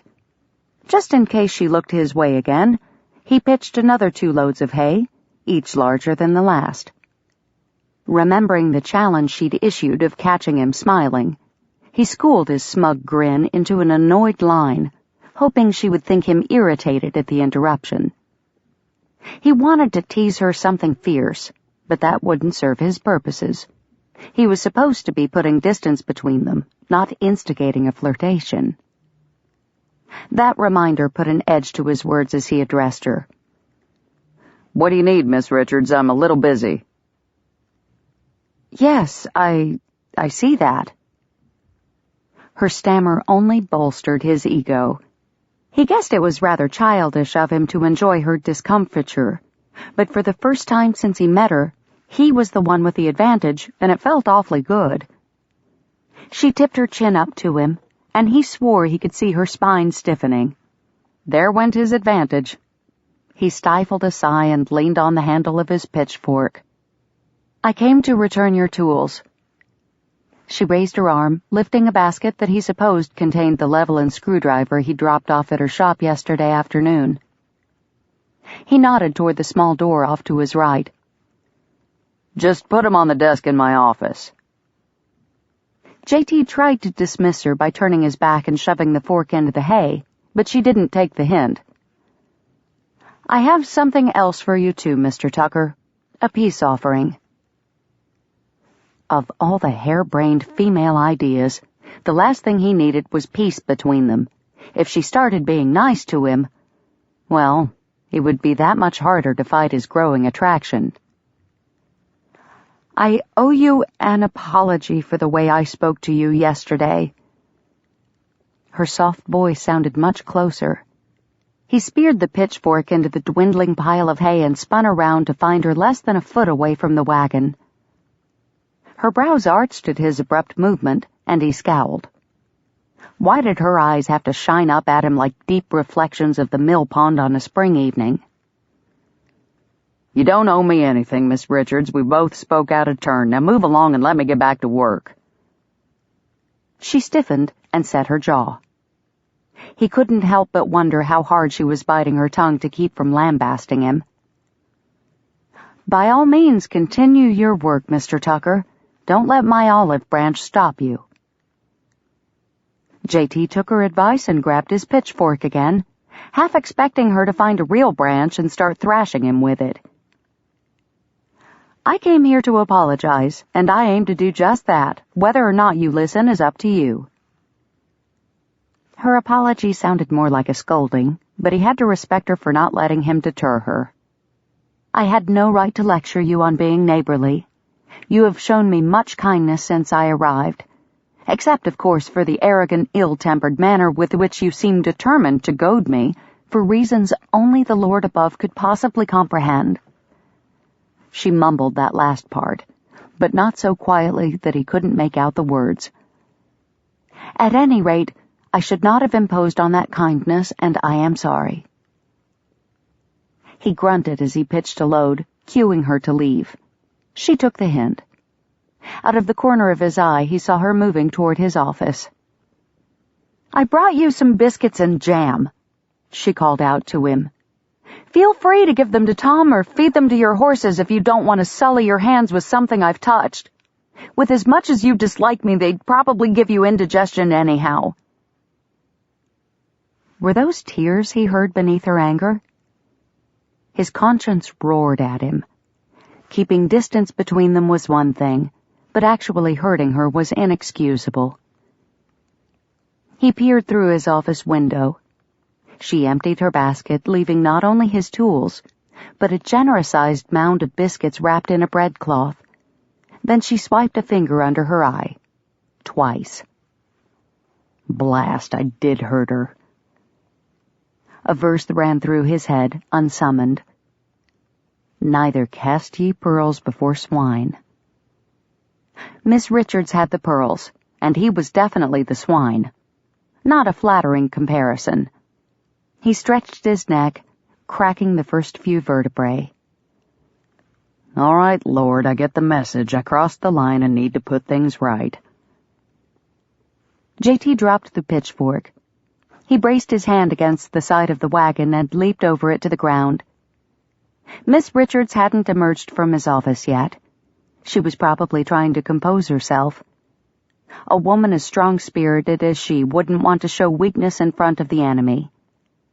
J.T. pounded his leg with his fist as he covered the distance to the open door. He might not want to strike up an intimate friendship with the seamstress, but that didn't mean he wanted her to consider him an enemy. He burst into the office just as she tried to exit. A tiny gasp escaped her lips as she lurched away from him. She wobbled to the side, her head coming dangerously close to the sharp corner of his tack shelf. He latched onto her elbow to steady her. What was it about them and doorways? She gently tugged her arm free and ducked her chin. He tried to meet her eyes, but all he could see was the top of her hat. "I'm sorry, again," she said, still not looking at him. He cleared his throat. I'm sorry, too.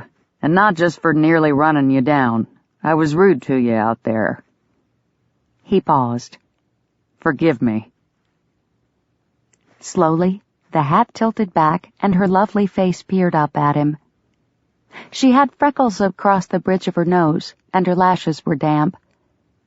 Those blue eyes of hers spoke of her confusion and pain, even though her mouth remained silent. But it was the hint of hope shimmering in their moist depths that penetrated his heart. All at once, he could think of nothing save kissing her. His gaze fell to her lips, and he felt himself sway forward. "What am I doing?" JT jerked back and locked his neck firmly in an upright position. Clearing his throat, he stepped around her to the desk. Thanks for the biscuits. It was thoughtful of you." JT made a point to unwrap the bundle and take a bite of one of the golden brown halves. The crust flaked, the soft center still warm. The strawberry preserves tempted him to take another bite and relish the sweetness, but the sour feeling in the pit of his stomach told him he was not done with his apology. "You're a fine cook, ma'am." She still didn't smile. 2 delicate frown lines V'd between her brows. "Why do you dislike me so, Mr. Tucker?" Had he been a cursing man, he would have done so just then. Instead, he choked on the bite of biscuit that lodged itself in his throat at her question. "I don't dislike you, Miss Richards." She stared up at him, no doubt waiting for an explanation. He stuffed another bite of biscuit into his mouth. What exactly could he say? That she frightened him and his rudeness was an act of self-preservation? Yeah, that would go over well. "How's the table working out?" He sat on the corner of his desk, which brought his face level with hers. A mistake. Her gaze bored into him with an intensity that made him squirm.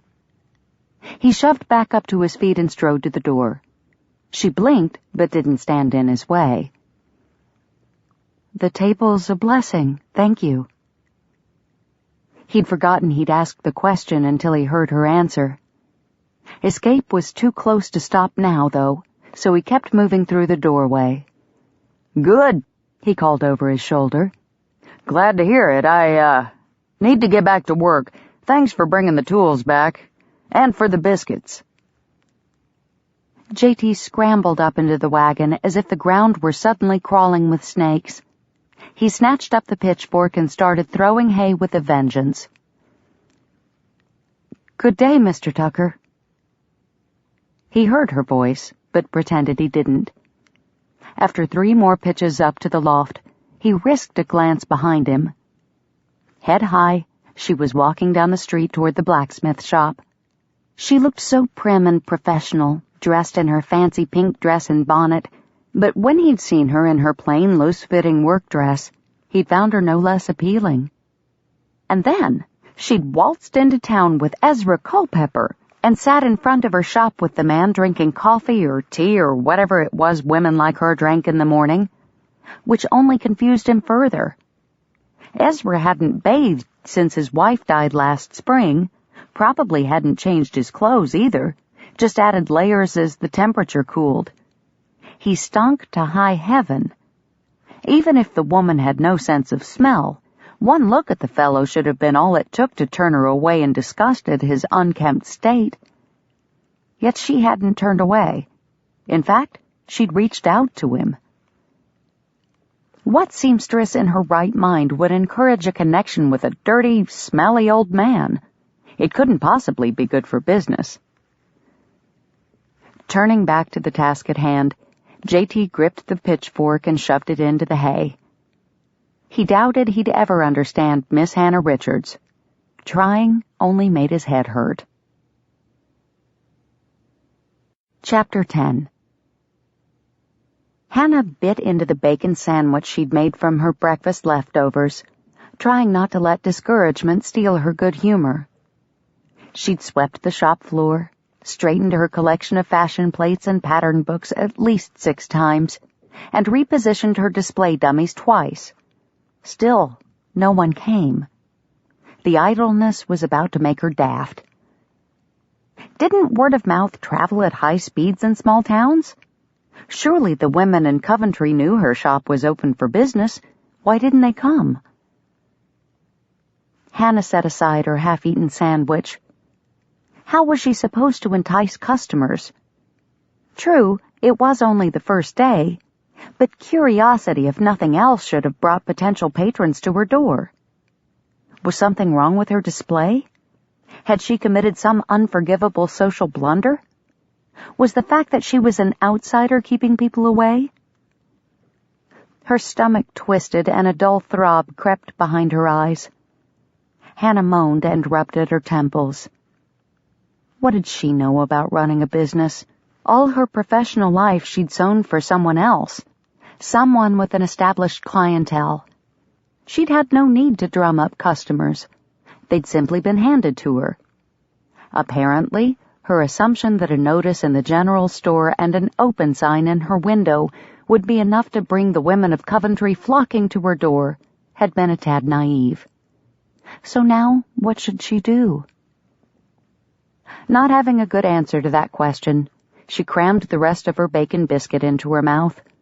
And of course, that was the precise moment her shop door opened. Mortified, Hannah spun around, cheeks bulging as she tried to swallow the lump of food rapidly expanding in her mouth.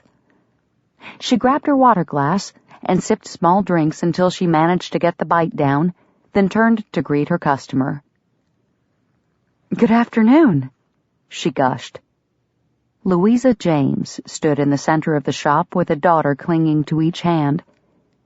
After meeting the laundress yesterday morning, Hannah had not expected the hard-working woman to be her first customer, but then again, there was no law against a laundress looking her best when the occasion called for it. Hannah stepped around the counter to greet the threesome. "What can I do for you ladies?"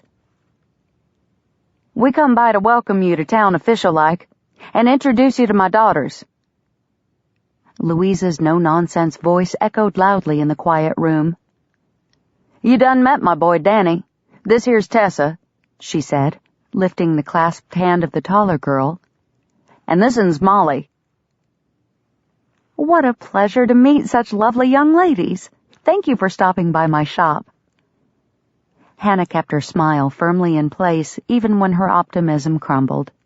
Louisa had not come to purchase dress goods. However, she had taken time from her own business to pay a call, Hannah pointedly reminded herself, and such a gift deserved appreciation, not disappointment. "Welcome to Coventry, Miss Richards," the taller girl enthused. She dropped her mother's hand and bounced forward to wrap her arms around Hannah's waist. Surprised, yet delighted, Hannah staggered back to catch her balance, a giggle rising up in her throat. "Tessa!" her mother scolded. "Don't bowl the woman over." Hannah met Louisa's eye over Tessa's head and smiled. "It's no bother. A hug is exactly what I needed today." The other woman nodded, understanding glowing in her gaze. "The first couple weeks are the hardest, but business'll pick up." Tessa released her grip on Hannah's waist, and Hannah focused on the young girl. "Thanks for the warm welcome, Miss Tessa. You brightened my day." "Sure." The youngster smiled with a grin so infectious it was impossible for Hannah to keep hold of her doldrums. Tessa tilted her head toward her sister and whispered in a confidential rasp. "Molly would have hugged you too, but she's kind of shy." "That's all right." Hannah hunkered down in front of the smaller girl. "I'm glad to know you, Miss Molly." Slowly, the quiet child lifted her chin. "Would you like to see my scrap box?" Hannah asked, an idea blooming. "I have almost every color of the rainbow in there. In fact, if you find a piece of fabric you particularly like, I can make it into a doll for you. Would you like that?" Molly had barely begun her nod when Tessa bounded up to interrupt. "Can I have one too, Miss Richards, can I?" "Of course." Hannah led the girls behind the counter to one of her trunks. She opened the lid and pulled out the top inlaid divider full of ribbons and other notions to reveal the scraps in the bottom. "You can look through these as long as you keep them folded so they don't get wrinkled. Can you do that for me?" "Yes, ma'am." Louisa stepped up beside her. "You don't have to do that." "I know, but it will give me something to do and hopefully the girls will like them." "I'm sure they will. Thank you." Hannah gave Louisa a thoughtful look, the woman's earlier comment about her business picking up returning to mind. Did you experience trouble when you first started the laundry? Louisa followed Hannah a short distance away from the girls. Yep, had a lean couple of months before I figured out a thing or two. Folks around here are slow to take to change. They like to wait till the shine wears off a bit before they're ready to try something new. You just gotta convince one or two people to rub off some of your newcomer polish. Then the rest will follow. How do I do that? The laundress shrugged. I don't know what'll work for you, but I can tell you what I did. I washed shirts for free. Hannah's forehead scrunched. Free? Didn't you lose money that way? Nah, I only washed one free shirt per family. It got people to come in, even if they only brought one thing. I gave those shirts my best effort and let the quality speak for itself. It took a while to build up a reputation, but now I nearly got more business than I can handle. Giving things away for free. It seemed so backward, yet Hannah couldn't argue with Louisa's success. But how could she use the same strategy? She couldn't give away free dresses. That would be too costly. She couldn't piecemeal out parts of her service the way Louisa had. A single free seam would do no one any good. Hannah blew out a breath as she brushed her biscuit crumbs off the work table and into her hand before dumping them into the wastebasket. She shook out the napkin she had wrapped her lunch in as well, and idly wove it through her fingers. What about making up some of those? Louisa flicked the dangling corner of the lunch cloth. You got a bunch of scraps, right? Breadcloths. Hannah brightened, her previously infertile mind suddenly sprouting a garden of ideas. Louisa, that's brilliant! A practical gift the ladies can use, and every time they cover their dinner rolls or wrap up a sandwich, they'll think of my shop. Hannah hustled over to where the girls were making their selections and grabbed a sky blue piece they had discarded. She shook out the folds and held it out before her, tilting it this way and that. I could scallop the edges to dress them up a bit and use a wide assortment of colors and fabrics so the women could choose one that fits their tastes. Her gaze found Louisa's. Do you think it will work? It couldn't hurt. Louisa patted her shoulder and moved past to collect the girls. Molly had a pink gingham piece in her hand, but Tessa's lap still held 3 options. Time to go, Tessa. Hurry and pick one. I got a pile of pressing waiting back at the laundry. After a final deliberation, Tessa settled on a saffron yellow calico spotted with tiny green sprigs. She handed her selection to Hannah. Thank you for making dolls for us, Miss Richards. You are most welcome.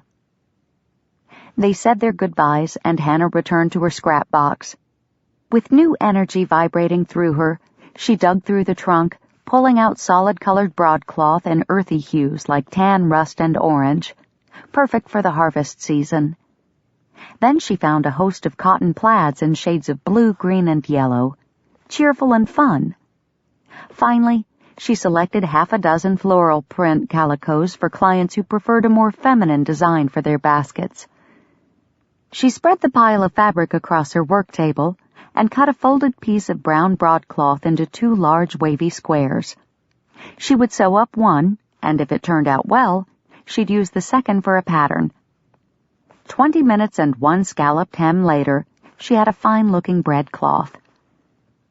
Taking up her shears, Hannah began cutting the rest of the fabric into similar patterns.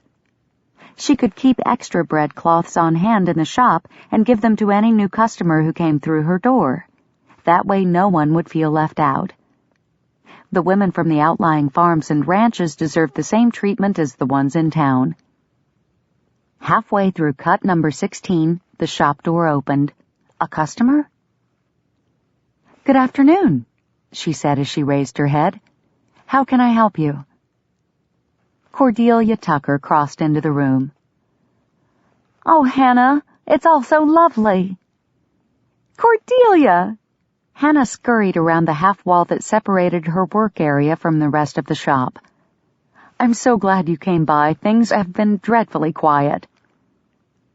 I'm sure you'll have more traffic in the coming days.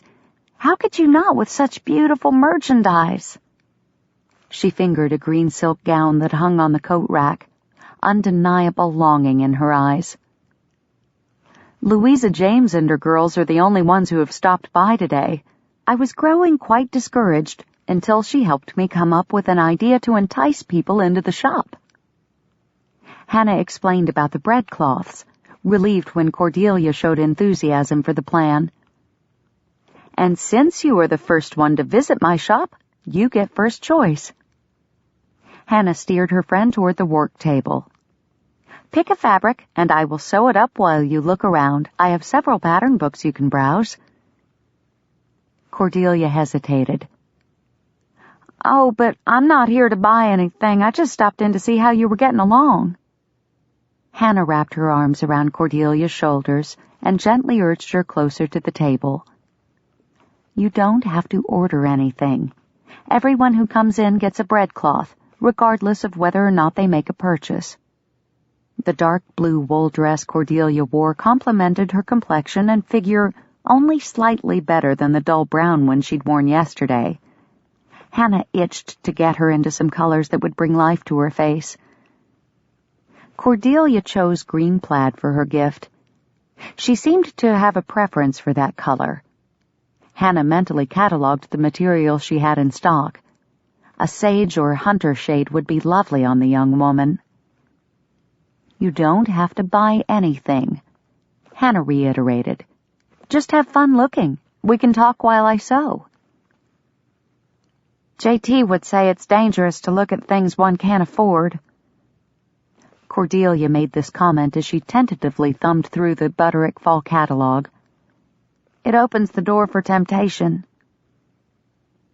Hannah gritted her teeth as she sat down at her machine. I suppose that could be true, but there's no harm in appreciating beauty and letting your imagination run down a brighter path for a little while. It's like playing pretend. Girls have fun dreaming that they're mud pies or chocolate cakes, but they have sense enough not to eat them. The joy is in the pretending. Cordelia looked up from the fashion book and grinned, her eyes twinkling. I loved playing with mud pies. She glanced over her shoulder, as if worried someone would hear what she had to say, then turned back. I respect my brother a great deal, but JT can be a bit too straight-laced at times. That's stating it mildly, Hannah mumbled. Cordelia quirked her brow in question. The mannerism must be a family trait. However, it was far less hostile and annoying when Cordelia did it. Your brother has been exceptionally helpful to me since I arrived, Cordelia, but he drives me to distraction at the same time with his overbearing attitudes. Is he disagreeable with everyone, or is it just me? Hannah pumped her treadle hard and fast, alleviating her frustration while she sewed. Cordelia giggled, and only then did Hannah realize how her words could have offended. He can seem a little harsh to those who don't know him well. JT's not exactly what I would call affable, but he has a good heart. Hannah sighed and her foot slowed. The whir of the machine quieted to a dim hum. I know he does, and I shouldn't have spoken ill of him. His actions toward me have been nothing but kind. It's his words and demeanor that fire my temper. Perhaps if I could find a way to get the upper hand during one of our verbal skirmishes, I wouldn't feel at such a disadvantage. With a final turn of the fabric, Hannah finished the hem of Cordelia's breadcloth. She pulled the material free and clipped the loose threads. All done. Hannah stood and handed Cordelia her gift. Here you go. One new breadcloth for the woman who bakes the finest bread in Coventry. Thank you. Cordelia smiled and looked over the workmanship. You did that so quickly. It would have easily taken me an hour to complete this, and it would not have turned out half as nice. Swift, quality service. That's my specialty. A thoughtful look crossed Cordelia's features as she fingered the cloth. Then a downright mischievous sparkle lit her eyes. You've given me a gift today, Hannah, more than the breadcloth. You reminded me that it is permissible to dream and pretend and think on whatsoever things are lovely, as Scripture says. I want to give you something in return." She stepped closer and dropped her voice. "JT has been extra surly since you came to town. I can only conclude that you are getting under his skin as much as he is getting under yours. And as a female who knows what it's like to live with him when he gets ornery, I would be happy to tip the scales a bit in your favor the next time the two of you spar." Hannah held her breath. Everyone in Coventry knows not to call JT by his given name. He absolutely abhors it. From the time he entered school, he refused to answer to anything except JT or Tucker, even with mother and father. So the next time you feel the need for an advantage, try calling him Jericho. I don't know if it'll help or simply escalate matters, but it is sure to get his goat one way or the other. Cordelia's grin was the essence of sisterly devilment. I only hope I'm there to see his reaction. Jericho, Hannah felt an answering grin curve her lips. I suddenly feel a great fondness for that name. The two women giggled like young girls scheming behind the schoolhouse. Jericho Tucker had no idea what was coming his way. Chapter 11. Cordelia introduced Hannah around town on Thursday, and together they handed out close to 24 of the colorful breadcloths. Word spread, and a steady trickle of visitors came through the shop. Unfortunately, that's all they were. Visitors, not customers. At closing time on Saturday, Hannah flipped her sign so the word closed faced the window, then leaned her shoulder against the door. Not one order. Her mind told her to be patient, that the women who wandered through the shop would return and make purchases in the future. But logic couldn't keep her heart from sinking. Words like failure and mistake and disaster circled through her mind, making faces and taunting her as they spun. Hannah sagged further into the door until she began to slip. She snapped up. In a bid for control, she shook out her skirts and imagined herself brushing off the negativity that clung to her. "Land's sakes, Hannah," she lectured herself. "It's only been 4 days. Have a little faith." She marched across the floor and collected the brown paper-wrapped parcel that waited on the corner of her work table. Ezra's shirt. He would soon be stopping by to pick it up on his way home from the depot. Hannah fiddled with the string bow that held the package closed, making sure both loops were even and the knot tight. Her first and only customer. Yet he'd paid handsomely. The bench outside her shop gleamed, and more than one visitor had commented on it. Ezra still insisted on sitting on the edge of the boardwalk while they had their morning cocoa, but she was thankful to have a more comfortable option. The bench was smooth and sturdy and wide enough for 3 adults. She'd often seen the James children steal a seat there for a minute or two when they were able to get away from the laundry, and whether they were quietly sharing a snack or pestering each other with pokes and pushes, she always enjoyed their antics. Now, the bench sat empty. The weather was pleasant, though, so she decided to make use of it herself while she waited for Ezra. She locked the shop and slid onto the bench, leaning into the cross pieces at her back. Exhaling a long breath, she closed her eyes for a moment and simply breathed. When she opened them again, their focus relaxed. No longer consumed with fabrics and threads, needles and patterns, Hannah let her gaze drift over her surroundings, seeking bits of unexpected beauty. She fancied the search as something of an expedition to uncover God's hidden messages of love. Whenever she found one, she received it as a gift and savored the serenity it brought. A monarch butterfly fluttered past and landed on the hitching post. Hannah leaned forward for a better view. The orange wings rimmed and veined in black, like stained glass in a church window, winked at her. It lingered only an instant before taking flight once again. Hannah followed its erratic movements until she spotted an interesting knothole in one of the boards near her feet. Golden streaks spiraled inward against a dark brown backdrop, revealing the place a branch once grew. This made her think of trees, and how the leaves would soon be changing, covering the area hills in a patchwork of green, gold, and red. Lifting her eyes to examine the outlying hills beyond the town, a particularly fluffy cloud captured her attention. She was in the midst of deciding whether it looked more like an armadillo or a handlebar mustache, when a loud bang, followed by high-pitched voices, jolted her out of her reverie.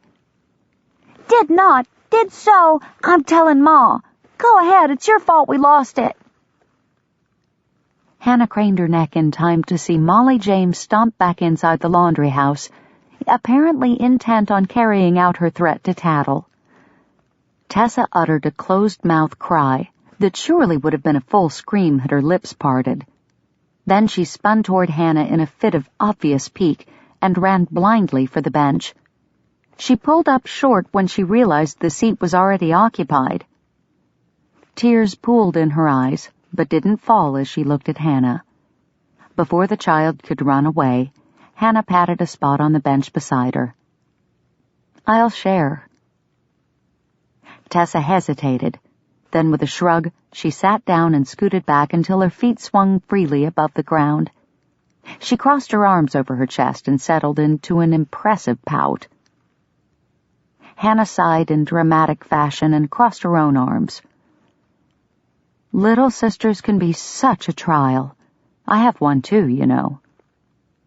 Tessa's arms loosened a little. You do? "Mm-hmm. She ever get you into trouble for something that wasn't your fault?"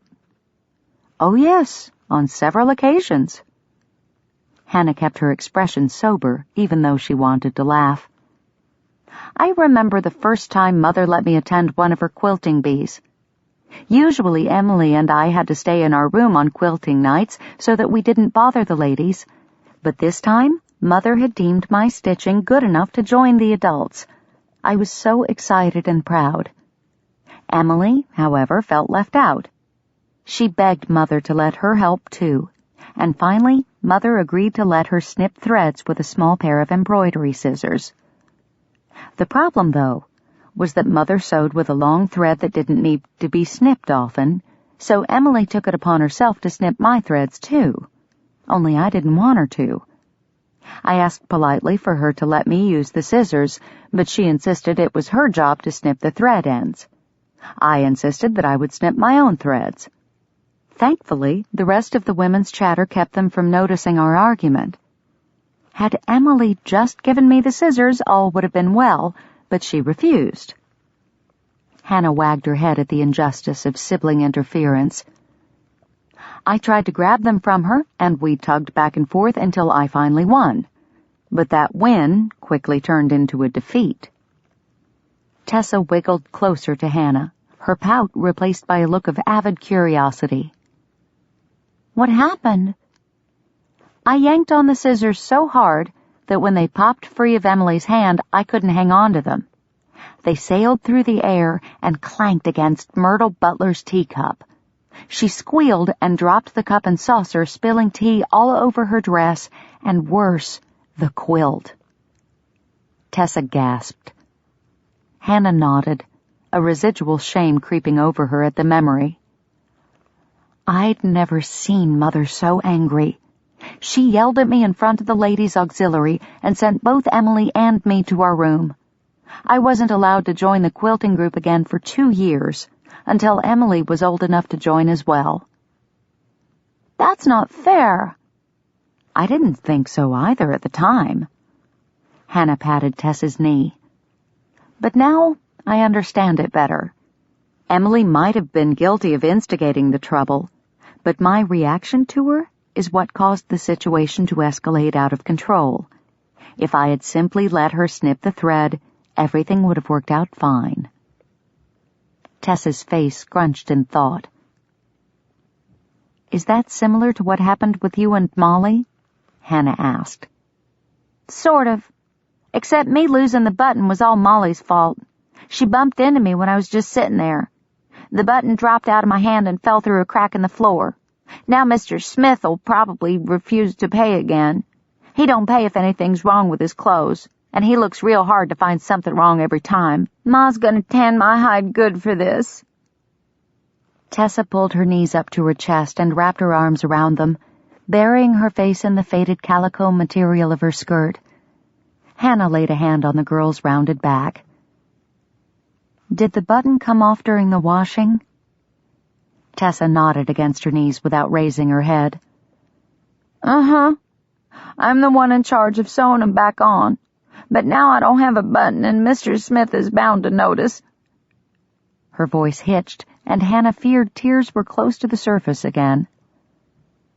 I've got an idea. Hannah waited for Tessa to lift her face a couple of inches before continuing.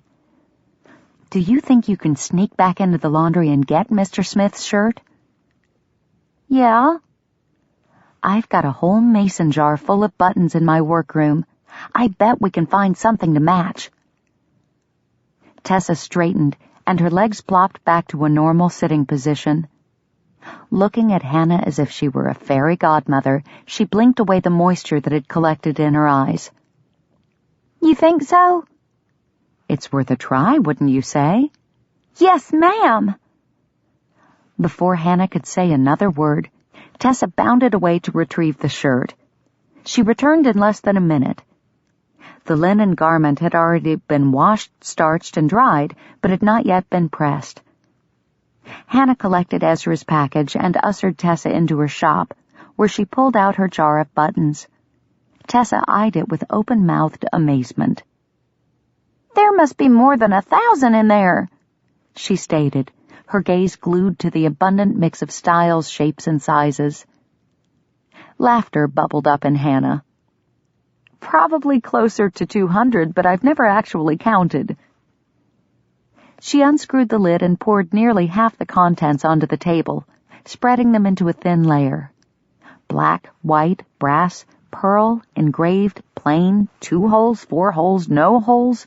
The choices were extensive. It was a white one, Tessa said. See? She laid the shirt on the table and pointed to one of the buttons still in place. Hannah squinted down at it. Looks like pearl or pearl agate. Start searching through the pile, and when you think you found a match, hold it up to this one to see if it's the same pattern and size. Look for one with a fluted edge that resembles a sun.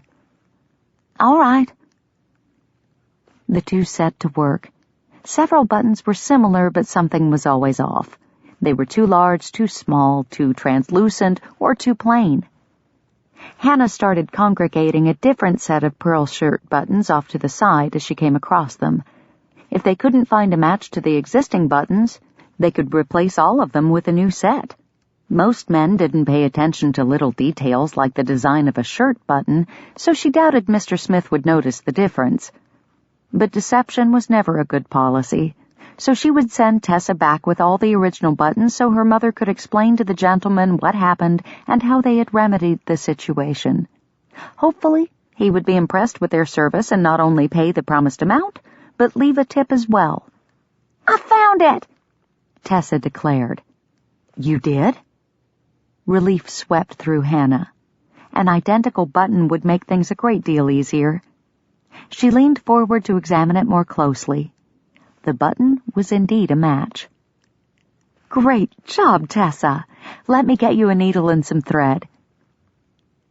Hannah opened the spool drawer on her sewing cabinet and grabbed a reel of white thread.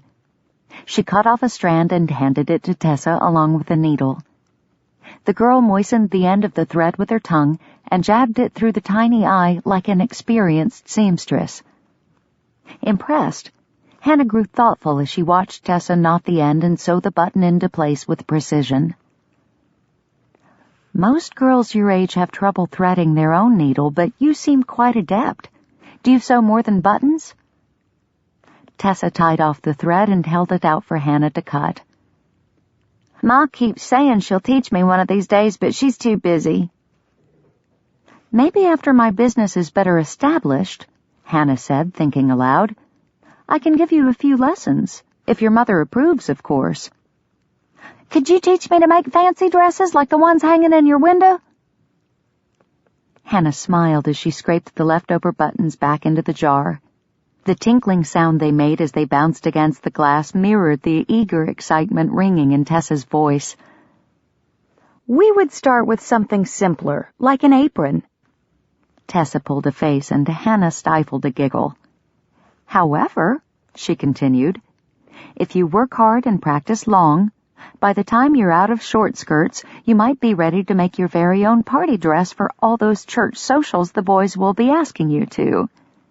Hannah winked, and Tessa grinned. The sound of someone calling Tessa's name quickly evaporated their vision of the future. Tessa jumped. That's Ma, I gotta go. She grabbed up the shirt and dashed for the door. Halfway there, she stopped and turned around. Thanks, Miss Richards. You're welcome, Tessa. The girl dashed off, and an unexpected longing rose up within Hannah, catching her by surprise. A longing for a child and a family of her own. Most women her age already had a husband and children, but she had chosen a different path, the path of a seamstress, and now a businesswoman. Did that mean she would have to forfeit the chance to share a home and hearth with someone special? She'd never really thought about it much before. After all, she'd known practically all her life that she would be a seamstress, and she'd dedicated herself to making the most of her talent. Now, for the first time, she wondered if it would be enough. Hannah stepped to her project basket and picked up the cloth doll she'd been working on for Tessa. Molly slept peacefully in the basket, complete and ready for adoption. Tessa's lacked a bonnet and a ribbon to cover the bleached linen head. Hannah cradled the doll to her chest and patted the tiny back. Emily's last letter had been filled with details about the cradle they had purchased and the booties she'd been knitting. Mother had already pieced together 2 baby quilts in anticipation of the blessed event. Hannah gently lowered the faceless doll back into the basket. Unable to resist the motherly compulsion, she covered the rag creation and her sister with a piece of muslin, tucking them in for the night. Would this be as close as she ever came to motherhood? Thankfully, Ezra arrived at that moment and distracted her from the dangerous question. That young'un nearly ran me down, he said with a chuckle as he stepped up to the door that gaped open after Tessa's hasty departure. He didn't cross the threshold, though. That same invisible barrier that kept him from sitting on the bench with her kept him from entering her shop. She wanted to believe that it was just his overzealous sense of propriety, but deep down she knew he was self-conscious about his physical state. So why didn't the man simply wash up? He obviously hungered for companionship, yet he pushed everyone away with his lack of basic hygiene. Had the loss of his wife made him reluctant to let anyone else get close? If so, why did he continue coming to her shop every morning to visit and drink cocoa? No answers were forthcoming, so she smiled and held out the brown paper package as she walked toward him. I have your shirt ready. He licked his lips, but showed no other sign of eagerness. I ain't had a new shirt in years, Miss Hannah. I don't rightly know what to do with it. Well, I have an idea. He accepted the package from her, then stepped aside as she exited the shop and closed the door behind her. The strong odor she had come to associate with him assaulted her with its usual pungency, but it seemed she had built up a resistance to it over the last few days, for she managed to breathe without her throat closing up. Definite progress. Slipping the key into the lock, she secured the building and smiled up at him. I was hoping you would escort me to church tomorrow. Being new in town, I would feel much more comfortable with someone I know by my side. His face fell. Me, Miss Hannah? He shook his head slowly from side to side, then faster and faster as if to accentuate his denial. You don't want me to take you. Of course I do. But I know, you know, where it is, you rascal, she interrupted, shaking a playful finger at him while inwardly praying that she wasn't making a mistake by pressing him. We walk by there every morning. Ezra's shoulders drooped and he hung his head. His fingers dug into the brown paper encasing his new shirt, making it crinkle and pop. The truth is, Miss Hannah, I ain't been to church since my Alice died. I don't belong there no more. She ached for him, this dear old man who had allowed his grief to drive him away from everyone, including God. It doesn't matter how long you've been away, Ezra. God is always ready to welcome a child of his back into his house. He snorted and looked sideways at her. God might welcome me back, but I doubt the rest of the town will be glad to have me there smelling up the place. This was the first time she could recall him verbally acknowledging his uncleanness. However, the underlying scorn in his tone made it seem he was repeating a phrase he'd heard others use, not his own opinion. Hannah bristled at the thought of people being unkind to Ezra. So what if he didn't conform to the accepted social norms of personal cleanliness? That didn't give people the right to be cruel. She tapped her foot and thrust out her jaw. Well, we can just sit in the back then. If they don't like it, they're welcome to worship elsewhere. Ezra met her gaze, his jaw gaping just a hair. Then he blinked the surprise away so that mirth could take over. You're a regular she-bear when you get riled, ain't you? He shook his head again, but this time the movement had a lightness to it that spoke of suppressed laughter instead of sadness. A corresponding lightness buoyed Hannah's spirit. All right, he conceded. I'll take you to church in the morning, and I'll even wear the shirt you made me. Anything else you want to wring out of me while you're at it? Just one thing. He rolled his eyes.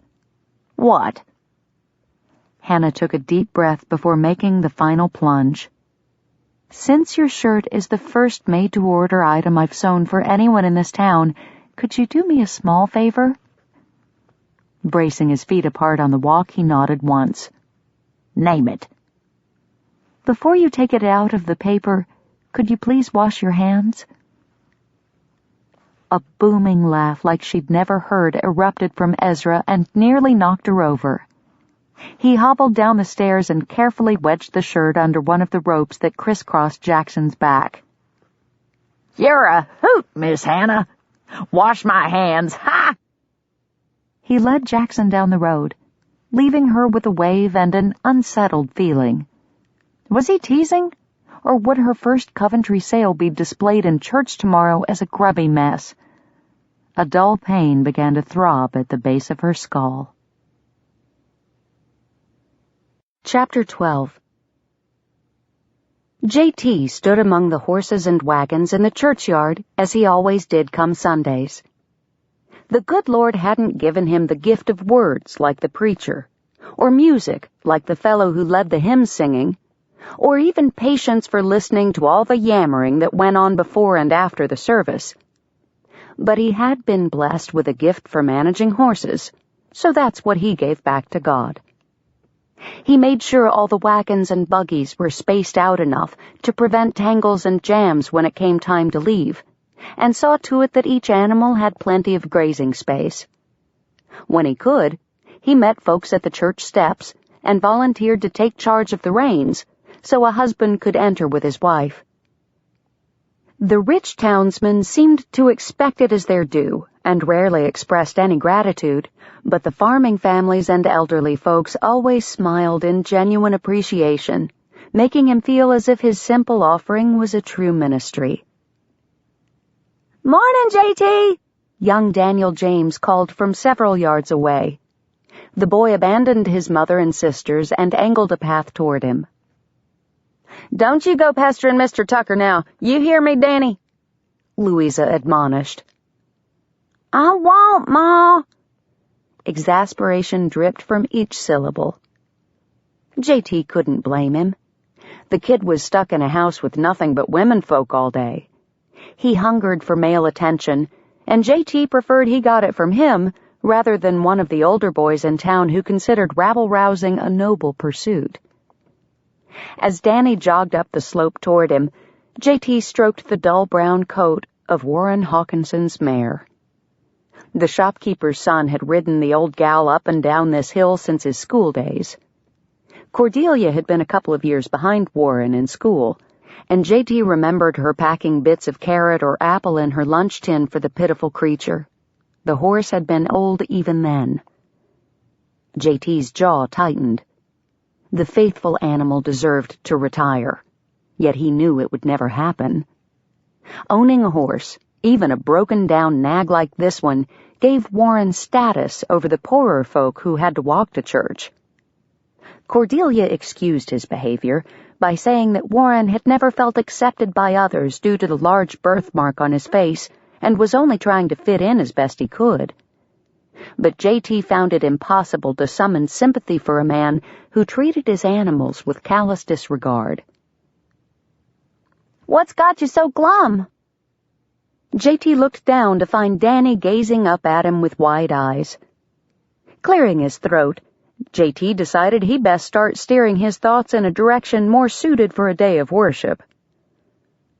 "I was just thinking." JT tapped Danny's forehead, and then, with a quick motion, pinned the boy against his body and rubbed the knuckles of his free hand into his hair. Danny moaned and flailed around in half-hearted protest until JT finally let go. The kid scowled up at him in a fairly good imitation of one of his own dark looks, and JT's mood lightened. "What'd you go and do that for?" Danny whined. "Ma ain't gonna be happy if I show up all mussed." "Well, we can't have that, can we?" JT finger-combed the boy's hair back into place. "There you go, partner. Good as new." "Thanks," the kid mumbled. The distant jangle of harness and creaky wheels brought JT's head around. Everyone from town who either owned a buggy or rented one of his was already inside. In fact, the only person he hadn't seen yet was Miss Richards, and he knew she didn't have one. Besides, the woman hoofed out to the river and back every morning, so she surely wouldn't mind the shorter hike to the church. Not that he'd been paying particular attention to her comings and goings. Anyone out and about in the early morning would have noticed. She was hard to miss, after all, with her free-swinging arms and purposeful strides. "I wonder where Miss Richards is," he mused aloud. He'd expected her to be there by now. The service was fixing to start. "I reckon that's her coming up in the rig." Danny pointed down the hill. "I saw it sitting out front of her shop when we passed it this morning. Some slicked-up old feller was climbing up the stairs to fetch her." Jealousy walloped JT in the gut and nearly knocked the breath out of him. He strained forward with narrowed eyes, trying to make out the faces of the man and woman in the approaching coal-box buggy. Miss Richards had been in town less than a week, for pity's sake. When'd she find time to snag a beau? The fact that the driver had snowy white hair didn't make him feel any better. Plenty of women married older, more established men. His mother had. Older meant more security and wealth. Pretty women, fashionable women liked that sort of thing. Although he had a hard time picturing the fiercely independent Hannah Richards bending that stubborn streak of hers enough to pander to the whims of a man she didn't respect. Yet if that man offered her the life she wanted without having to work in a shop 6 days a week... A sharp ache speared through his temples. JT forced himself to unclench his molars, but the tension refused to leave. It simply ran down from his head into his neck and shoulders. "Ma's calling me, JT. I gotta go." "What?" "Oh, yeah, go ahead, kid. I'll be there in a minute." He chucked Danny under the chin and sent him off. "I just need to get this last buggy settled." Along with his curiosity. JT hung back as the buggy drew near. His tongue would probably get him in trouble again if he gave it a chance. It always did around the pretty dressmaker. Probably the reason the Lord gave him horse duty. Miss Richards was wearing a smile brighter than a summer sky and patted the arm of the old man beside her in a familiar way. Too familiar. The spry codger scrambled down to help her alight, then scampered back as she moved up the church steps. The fool was grinning like a giddy young buck. JT met him at the edge of the churchyard, legs braced. As the buggy came closer, it lost some of its luster. The decrepit thing wasn't exactly the stylish gig one usually employed to impress a gal. Oh, the fella had given it a spit shine, but thick dust remained in the crevices of the folded-down top, and the faded blue stripe on the side combined with the missing spokes in the wheels gave the thing an air of disrepair. It had probably been around since the war between the states. "Whoa there, Jackson!" The mule pulling the rig came to a stop, and JT grabbed hold of his harness. Something about the beast jiggled a memory, but he was more concerned with taking the man's measure than that of his animal. "Beautiful day, ain't it?" The old geezer made no effort to tame his irritating grin as he hopped to the ground. "A good day for turning over a new leaf. Yep, Miss Hannah and me is bound to cause something of a stir this morning." Hannah?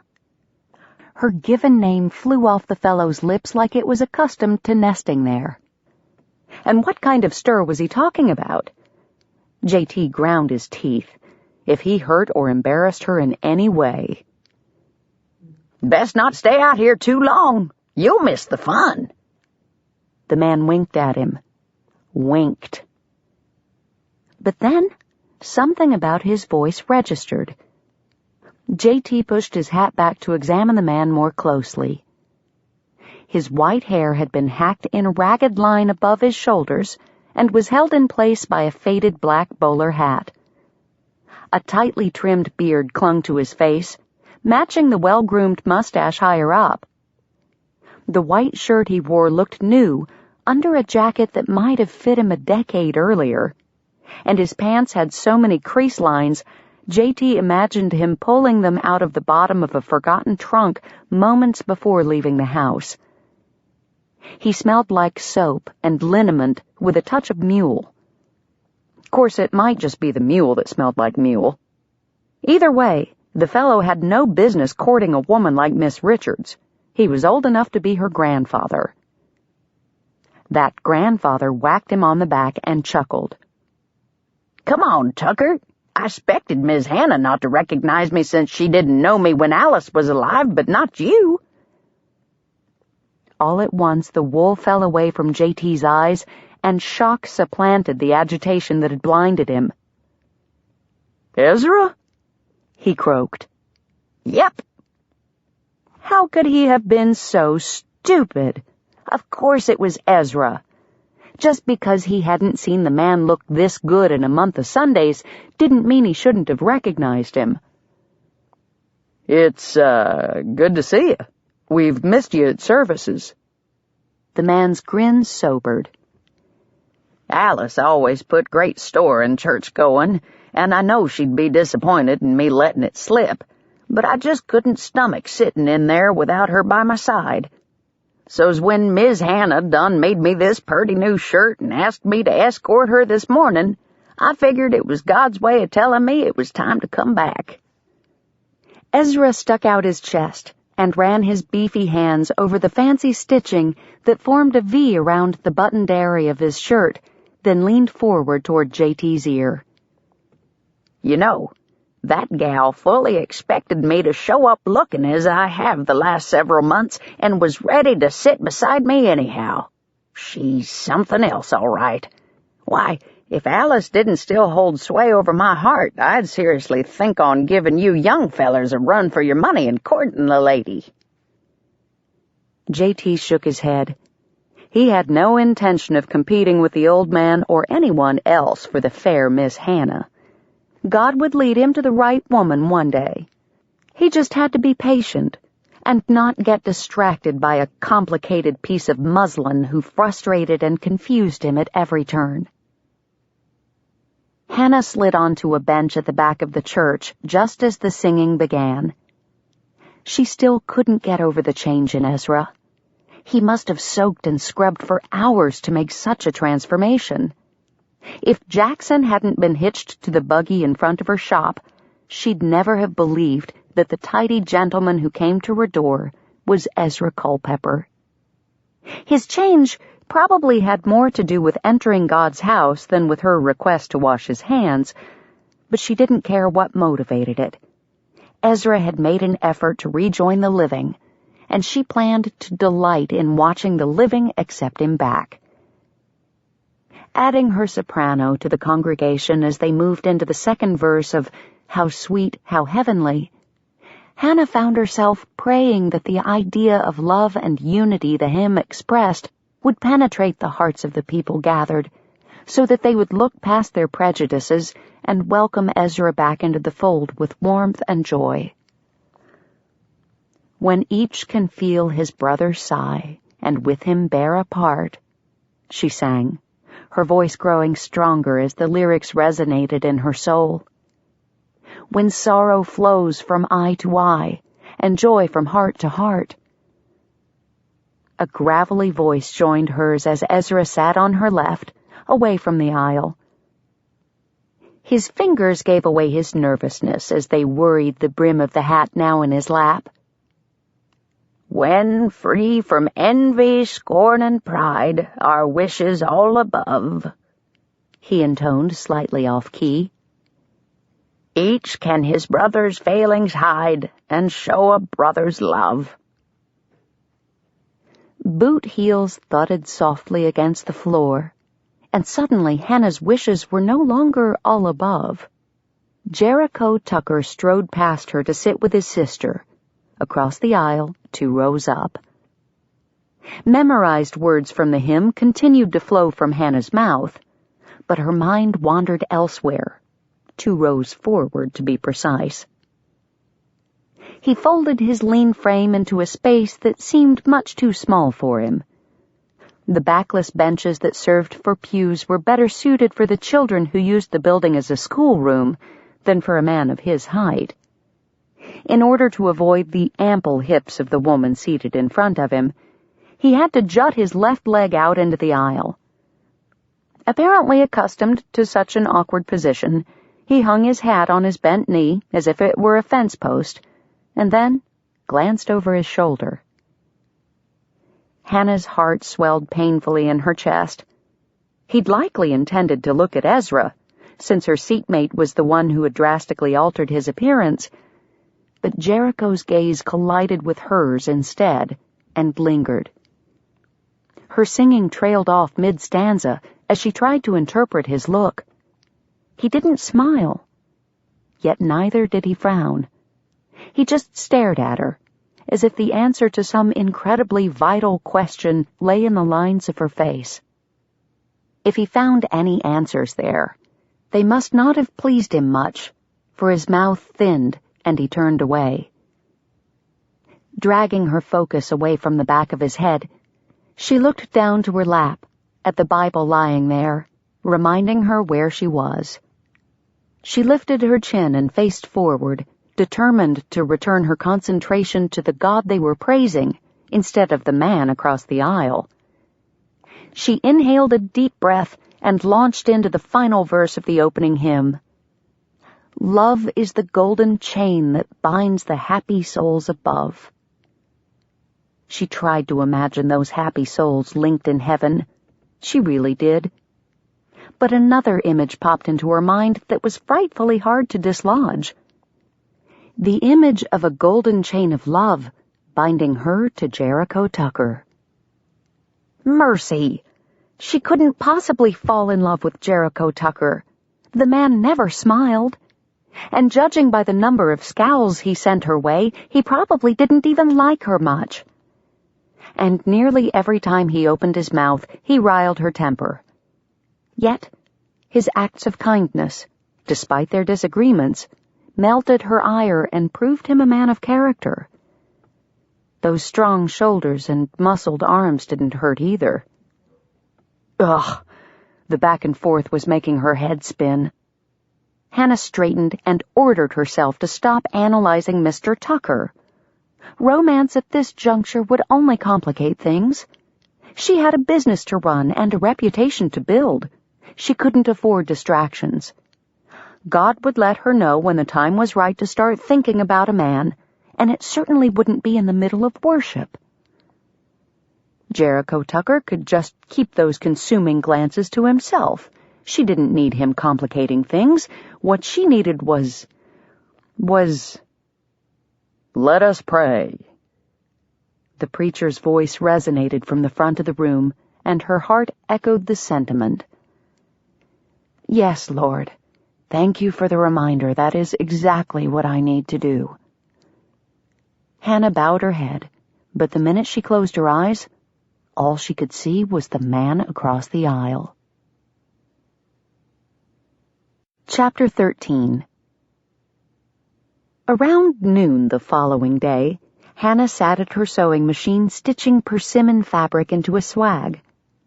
Since she'd finished the dolls for the James girls and had no orders to work on, she'd decided to do something to disguise the unattractive curtains hanging around her sleeping area. She smoothed out the wrinkles from where the material had bunched up in her lap, and grimaced slightly at the way the color turned her skin sallow. Did it have to be orange? Hannah sighed, but set her foot back in motion on the treadle. Mrs. Granberry used to remind her girls that an ordinary seamstress could make a beautiful woman look exceptional, but only an exceptional seamstress could make an ordinary woman look beautiful. If the same held true for fabric, this exercise would be a true test of her skills. Thankfully, she wouldn't be wearing the creation, so she didn't need to worry about its effect on her complexion. Hannah finished the seam and tied off her threads. Trying to set her prejudice aside, she moved away from the sewing cabinet and held the cloth up at arm's length, letting it drape over her arms as she eyed it with as much objectivity as possible. Many people found orange to be warm and cheerful. Of course, most of them didn't look bilious under its influence, but that was neither here nor there. God had painted many things in his creation this color: butterflies, sunsets, and the tiny wildflowers that grew along the path to the river. If the Lord saw beauty in such a color, she could too. It certainly fit with the time of year, bringing to mind autumn leaves, pumpkins, and the creamy mashed winter squash her mother used to make on cold evenings. The cozy memory made her smile and opened a crack in her heart. Perhaps orange wasn't so bad after all. Her arms began to tire, so she dropped the swag onto the work table and folded it into a tidy rectangle. She supposed in the right light it could be considered cheerful, and she needed all the cheer she could get to help her deal with the fact that she had no customers. Yet. Hannah pressed her fingers into the sore muscles of her lower back. No customers, yet. That would change in time. It had to. She had spent most of her savings purchasing fabric and supplies.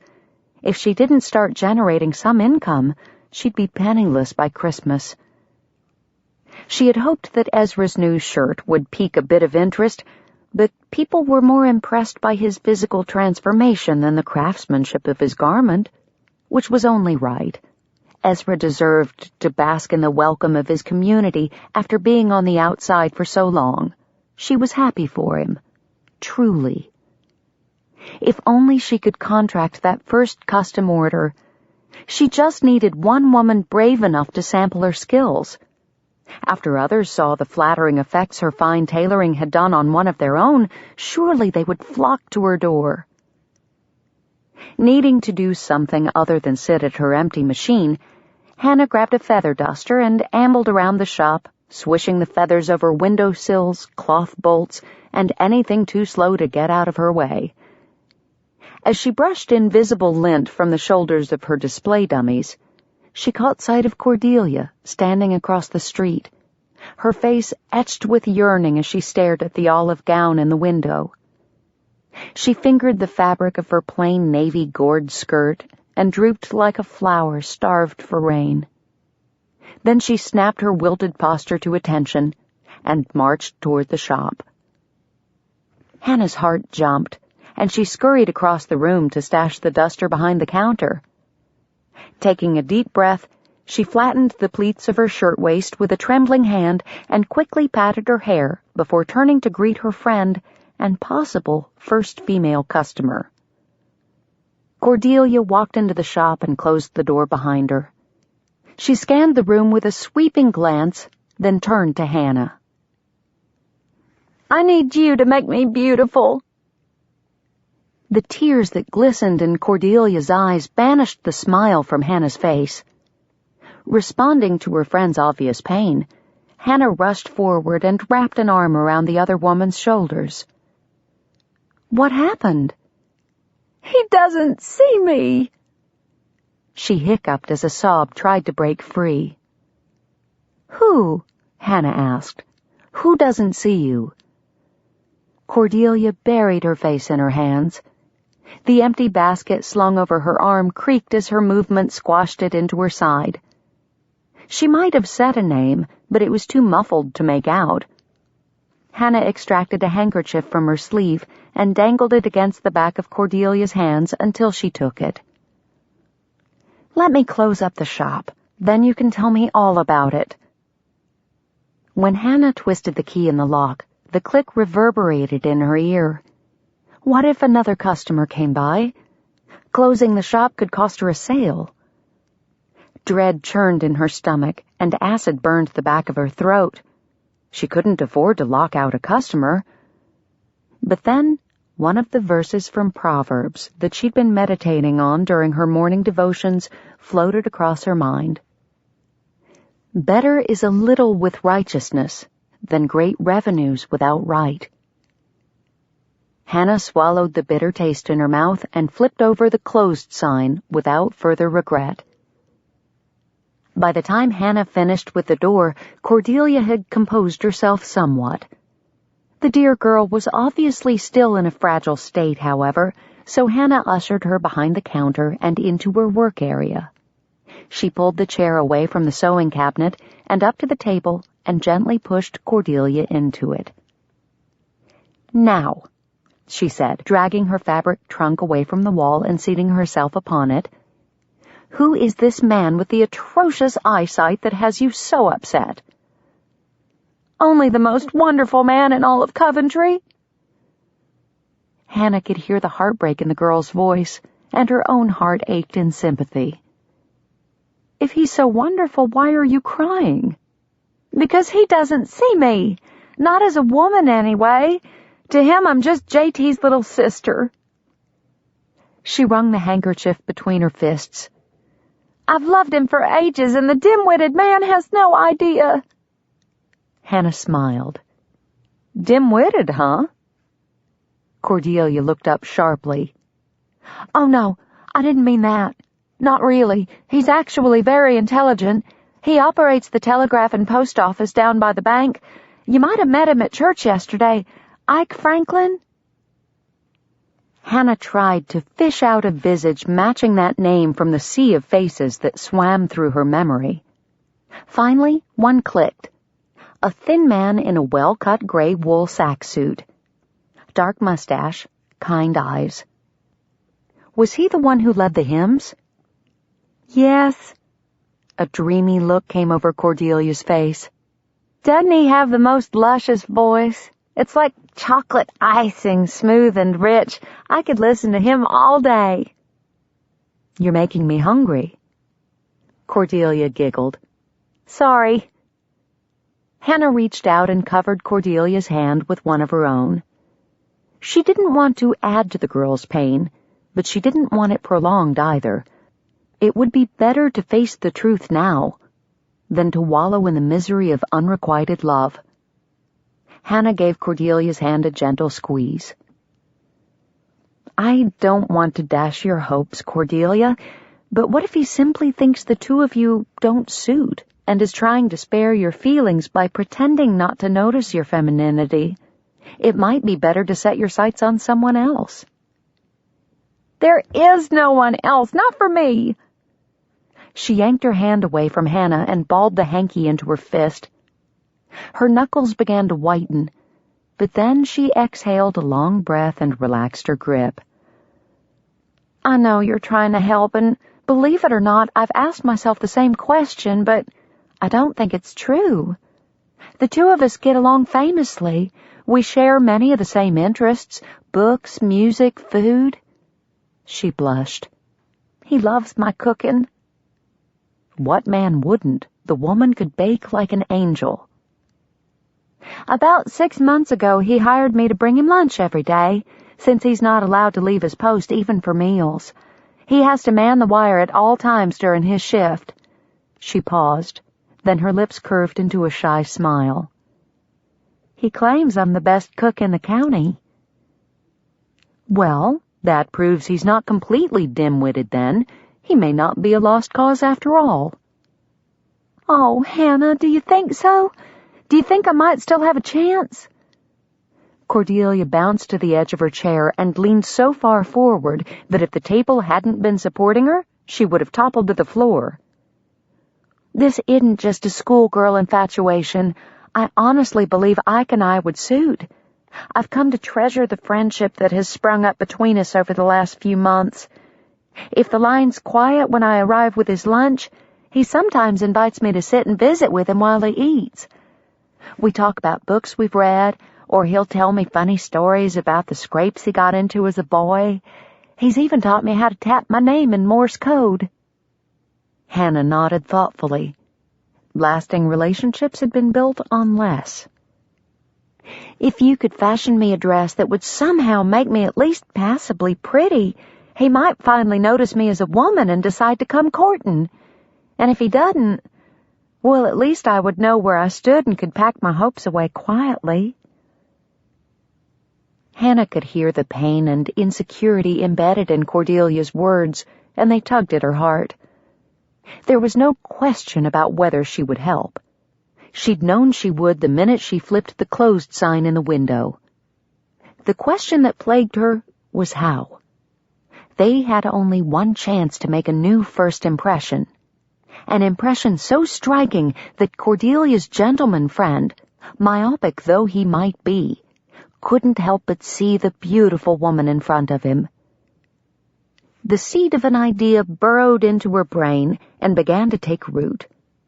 This called for more than just a new dress. This called for an Ezra-esque transformation. Hannah got up and started pacing. Are there any upcoming community festivities, like a harvest celebration or box social or something of that nature? Cordelia's face scrunched up in confusion.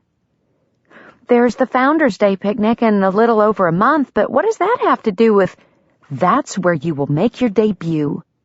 Hannah clapped her hands and grinned, but Cordelia failed to catch the excitement. It'll take you 6 weeks to make me a new dress? I didn't expect to have to wait that long. Hannah plopped back down on the trunk and took Cordelia's hands in hers. I don't need 6 weeks to sew a dress. I don't need 6 days. But if you are patient and willing to work hard, I have a plan that will make it impossible for your Mr. Franklin to see you as anything but a desirable woman. Finally, a spark of interest lit her eyes. Really? You can make me desirable? You've already got all the markings of a beauty. Thick, shiny hair, lovely complexion, dark lashes. But I'm fat. No, you're not. You're just... Cordelia shook her head. Don't try to spare my feelings. I see the truth every time I look in the mirror. If I were thin like you, You can be. Hannah released her friend's hands to clasp her shoulders. You can be. I'll teach you my calisthenic routine, and you can join me on my morning walks. Dr. Lewis asserts that if a woman wants to be thinner, she has only to eat less and exercise more. Who's Dr. Lewis? Dio Lewis. He's a great proponent of physical education for women and children. He developed a whole new system of gymnastics that can be used by anyone to great result. If you're willing to try, I promise you will see a marked difference. The exercises will improve your health and give you increased energy and strength with the added benefit of trimming your figure. Then, as the day for the picnic draws closer, I can fashion the perfect party dress for you, one in vivid colors and flattering lines that will make it impossible for Mr. Franklin to take his eyes off of you. You'll make as big a splash as Ezra did at church yesterday." Hannah stood and pulled Cordelia to her feet. "It will mean sacrifice and hard work. Changing your morning routine, eating less of those delicious baked goods of yours, and living with some aches and stiffness as your muscles adjust to their new activities. Are you willing to try?" "Yes! Oh, yes! Can we start today?" Hannah laughed and embraced her friend. "Let's start with the fun stuff. Patterns and fabric. We can start the exercise tomorrow." She flopped her collection of swatches onto the counter and drew Cordelia over to the latest issues of Harper's Bazaar, The Delineator, and Peterson's Magazine, as well as the Butterick catalog she had brought with her from San Antonio. An hour later, they were still huddled over the counter, oohing and awing at the fashion plates of elegant ball gowns and sophisticated day costumes neither of them were ever likely to wear, yet both women found great pleasure in admiring the designs. At last, Cordelia released a sigh of regret and closed the last magazine. "I should probably go. I have to put supper on for JT, and I've monopolized too much of your time." "Nonsense," Hannah said. "I can't remember when I've spent a more enjoyable afternoon."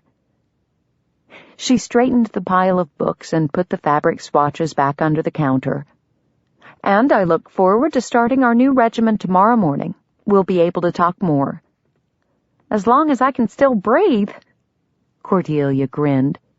"JT's told me how fast you walk out to the river." A little thrill shot through Hannah at the thought that Jericho had noticed.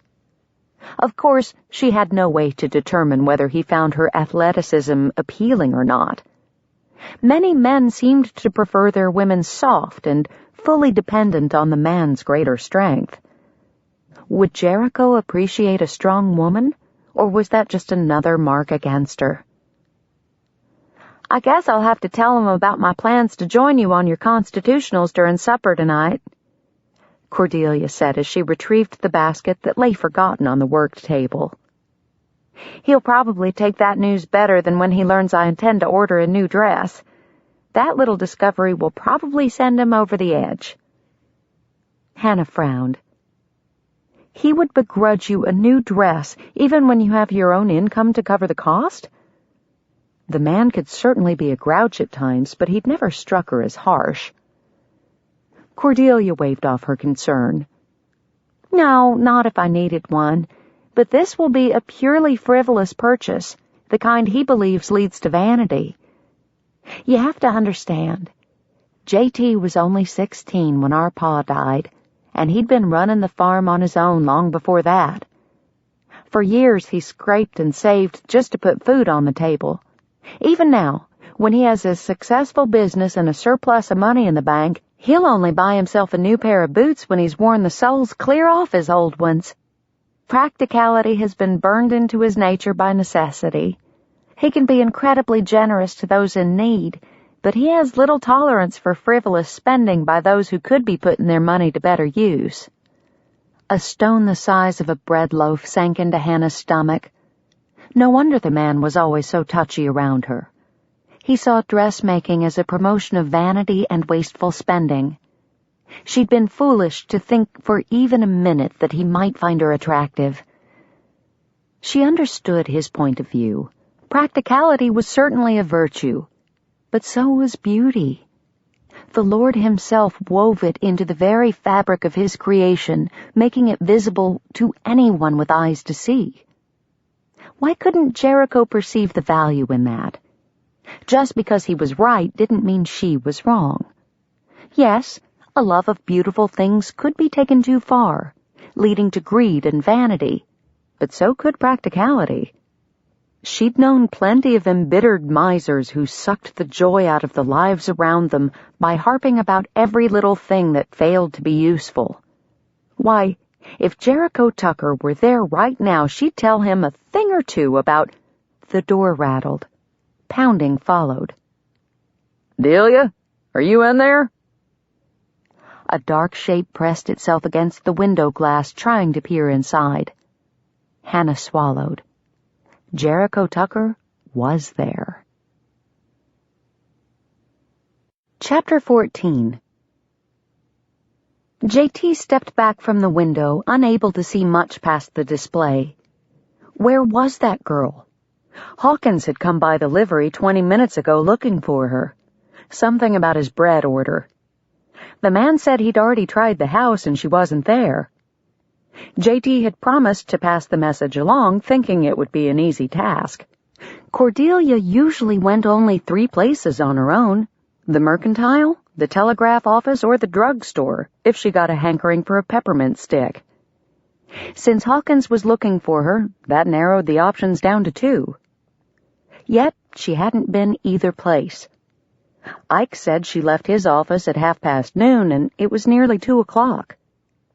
JT had checked their home in case she'd returned, but he couldn't find any evidence that she'd been back since her noon outing. The stove had even grown cold. That's when he started to worry. Delia never let the stove go cold.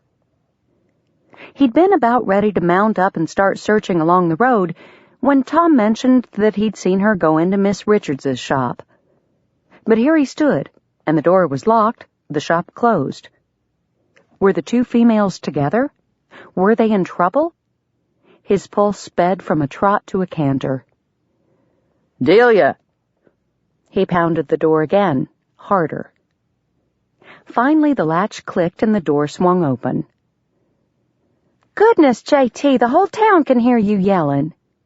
Delia scolded as she grabbed his arm and dragged him inside. "Do hush." He glowered at her, his relief turning quickly to ire. Where the devil have you been? I've been looking all over for you. She gave him one of her looks that questioned his intelligence. "I was here, obviously." Doing what? He snapped. "Visiting with Hannah and..." She glanced away and fiddled with the buttons at her waist. "And ordering a new dress for the Founders' Day picnic next month." Everything inside him went deathly still. What? "You heard me. I'm ordering a dress, a pretty dress." Cordelia lifted her chin, then dropped it as if drawing an exclamation mark. "I know your feelings on the matter, and I don't mean to hurt you by my actions, but I'm a grown woman and have the right to decide how I spend my money. I've made more than enough with my bacon this year to cover the cost." An invisible vice tightened around his lungs, making it hard to breathe. This couldn't be happening. Not to Delia. She'd been young, but she knew what their mother had become. How her love for fine fashions and the trappings of wealth had surpassed her love for her husband and children. His gaze moved past the women as he sought control. Unfortunately, it landed on the counter, where fashion magazines and pattern books lay strewn. Memories cut free of their bonds leapt for his throat. He pictured his mother poring over Peterson's magazine as if it were the only thing in the room, ignoring his questions as he struggled to make sense of his homework. And he could hear the scorn that spewed from her as she upbraided his father for choosing to spend the money he scratched out of the farm on luxury items like flour and coffee, instead of the bonnet she craved or the length of lace she would die without. He fought to break memory's hold, but when he turned back to Delia, for a moment the face he saw was his mother's. "It's just one dress, JT." Delia swept by him on the way to the door, but as she passed his side she leaned in to whisper a final argument. "I'm not her." Before he could manage to respond, she left. He hadn't even given her Hawkins's message. He couldn't seem to move as thoughts spun round and round his brain. It might only be one dress, but it was a beginning. One dress could lead to another and another and another until nothing satisfied her any longer. "What does she want with some fancy get-up anyhow?" he mumbled. "What any woman wants," a quiet voice said behind him. "To feel pretty." J.T. pivoted. Miss Richards stood by her counter, probably counting Delia's money in her mind. He jerked a toothpick out of his pocket and jabbed it into his mouth. Clenching it between his teeth, he glared at the dressmaker. He'd known she'd be trouble the first time he clapped eyes on her. Delia never would have gotten this idea in her head if Miss Richards hadn't come to town with all her ribbons and lace and independent ways. "I'm not going to let you change her." J.T. took a menacing step toward her, his finger pointing at her chest in accusation. His nostrils flared like those of a bull fixing to charge. But instead of shrinking from him, she leapt forward to meet him in battle. "What are you afraid of, Mr. Tucker? Afraid you'll lose your devoted housekeeper if Cordelia finally catches the eye of the gentleman she favors?" What gentleman? Cordelia didn't have eyes for any fellow that he knew about. He opened his mouth to say so, but never got the chance. The she-cat wasn't done hissing at him yet. "Is that the real reason you dress her in drab colors and unflattering styles? Because you're too selfish to let her have a life of her own?" The finger he pointed at her curled into his fist. He squeezed it tight, barely containing the urge to slam it into the nearest wall. "That shows how little you know," he gritted out through clenched teeth. "I would die for my sister." Clearly too riled to be wary, Miss Richards advanced another step until she was so close to him he could make out individual sparks glittering in her eyes. "That may be true," she said, biting off each word. "But would you trust her enough to make her own choices?" The question hit him like an unexpected punch to the gut. For the last decade, he'd appointed himself Delia's protector and provider, making sure she had food to eat, clothes to wear, a place to sleep. He saw to it she finished her schooling, even when he'd had to drop out to look for work. She was his responsibility, and he'd shouldered the load without complaint because they were family. All they had was each other. But now that she was out of pigtails, could his protection be smothering her? J.T.'s frown deepened at the disturbing thought. Did he trust Cordelia to make her own decisions? He shifted the toothpick to the other side of his mouth and narrowed his eyes at his opponent. He had no answer to give, so he opted for silence. After a tense moment, she banked the fires in her eyes and softened her stance. "I apologize, Mr. Tucker. I may have been a bit overzealous in Cordelia's defense." She took a step back and reached for the counter as if she needed it for support. "I'm not trying to change your sister. She came here in tears this afternoon begging for my help. That's all I'm trying to do, help." "And you think a new dress will solve all her problems?" He spat the accusation at her. "Of course not, nor does Cordelia. But right now she feels invisible and unattractive. She despairs of ever securing the affections of the man she admires." "What man?" J.T. shook his head. Why did she keep talking about this non-existent man?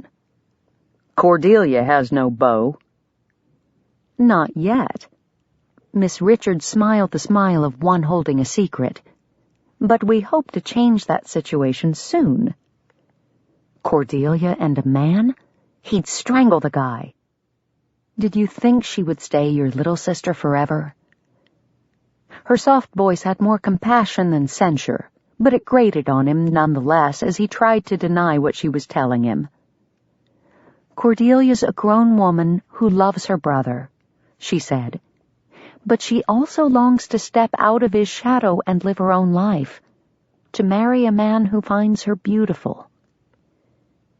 J.T. gazed around him at the fancy dresses hanging on display, symbols of the hollow values he so despised. Cordelia is already beautiful. She doesn't need your finery. Beauty doesn't come from outward adornment, Scripture says, but from a godly spirit. 1 Peter 3. I know it well, and I agree.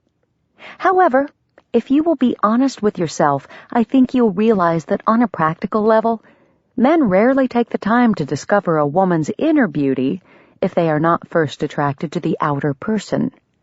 How many times have you asked a pock-faced girl to join you on a buggy ride or invited an overly plump one on a picnic?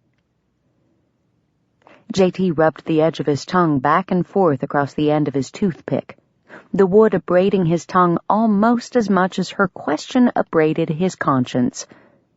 He taught himself to look past a handsome woman's face to determine the depth of her character, but he'd never thought much about doing the same for an uncomely gal. And to his shame, he doubted even now he'd be much inclined to try. Was that what was happening to Delia? He suddenly wanted to round up all the single men in Coventry and pound some sense into them. J.T. pulled the toothpick from his mouth and snapped it in two with his thumb, wishing he could do more to expend the frustration roiling around inside him. He shoved the pieces into his vest pocket and glanced up to meet the eyes of the woman who was watching his every move. Upset as he was still drawn to her, which only heightened his agitation. You say you know the Scriptures, he said, and yet your choice of occupation flies in the face of all they stand for. Clothes are meant to protect the body from the elements and preserve a woman's modesty, not to entice men or put on airs. He flung his arms wide and gestured to the dresses draped so decadently around the room, making no effort to filter the scorn from his voice. All these items are designed specifically to draw attention to the wearer, to stroke her pride, and to elevate her above others. You may see a room full of harmless fashions, but if you open your eyes, you'll find that, in truth, it is filled with the temptation to indulge in sinful vanity.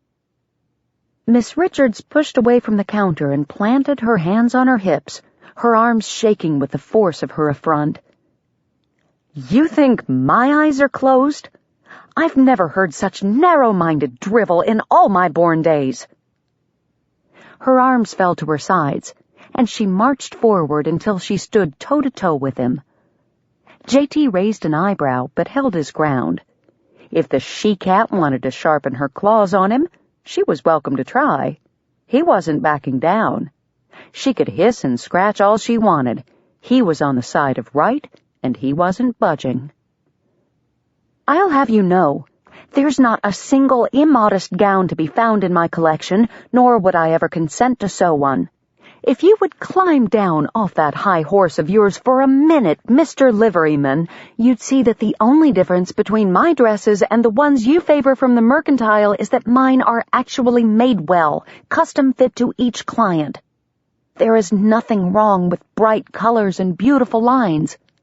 If God had wanted the world to be a somber, colorless place, he would have made everything in black and gray.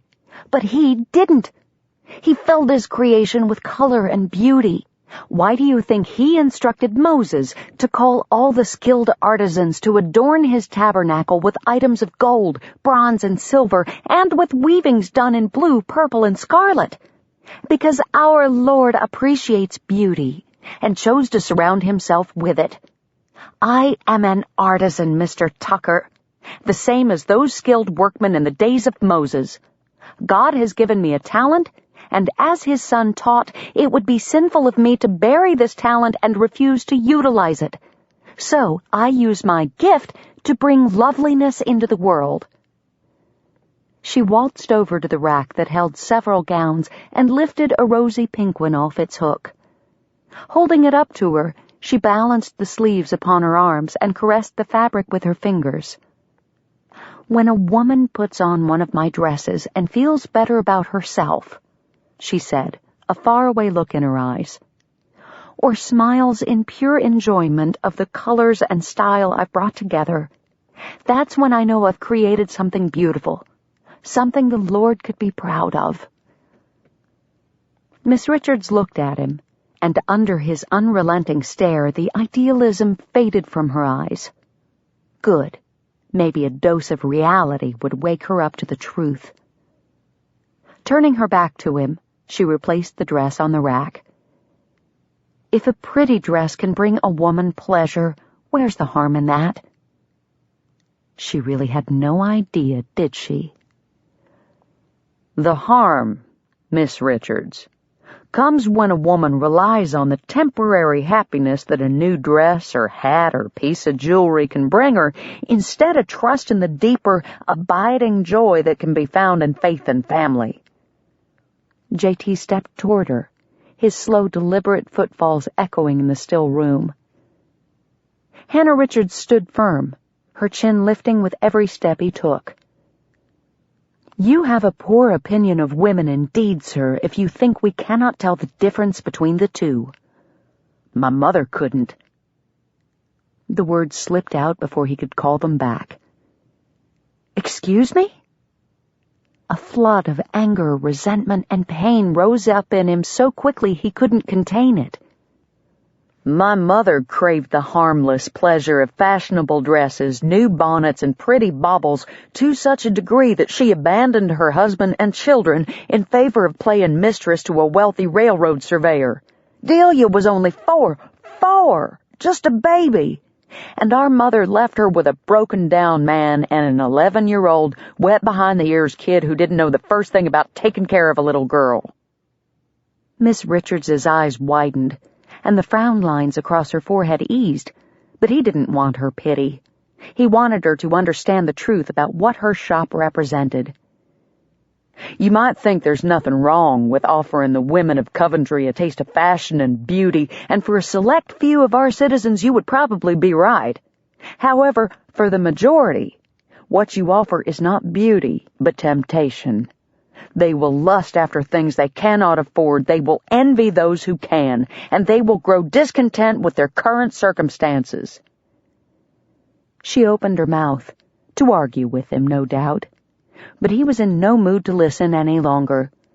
He shook his head and pinned her with a stare that she must have understood, for she clamped her lips tightly together.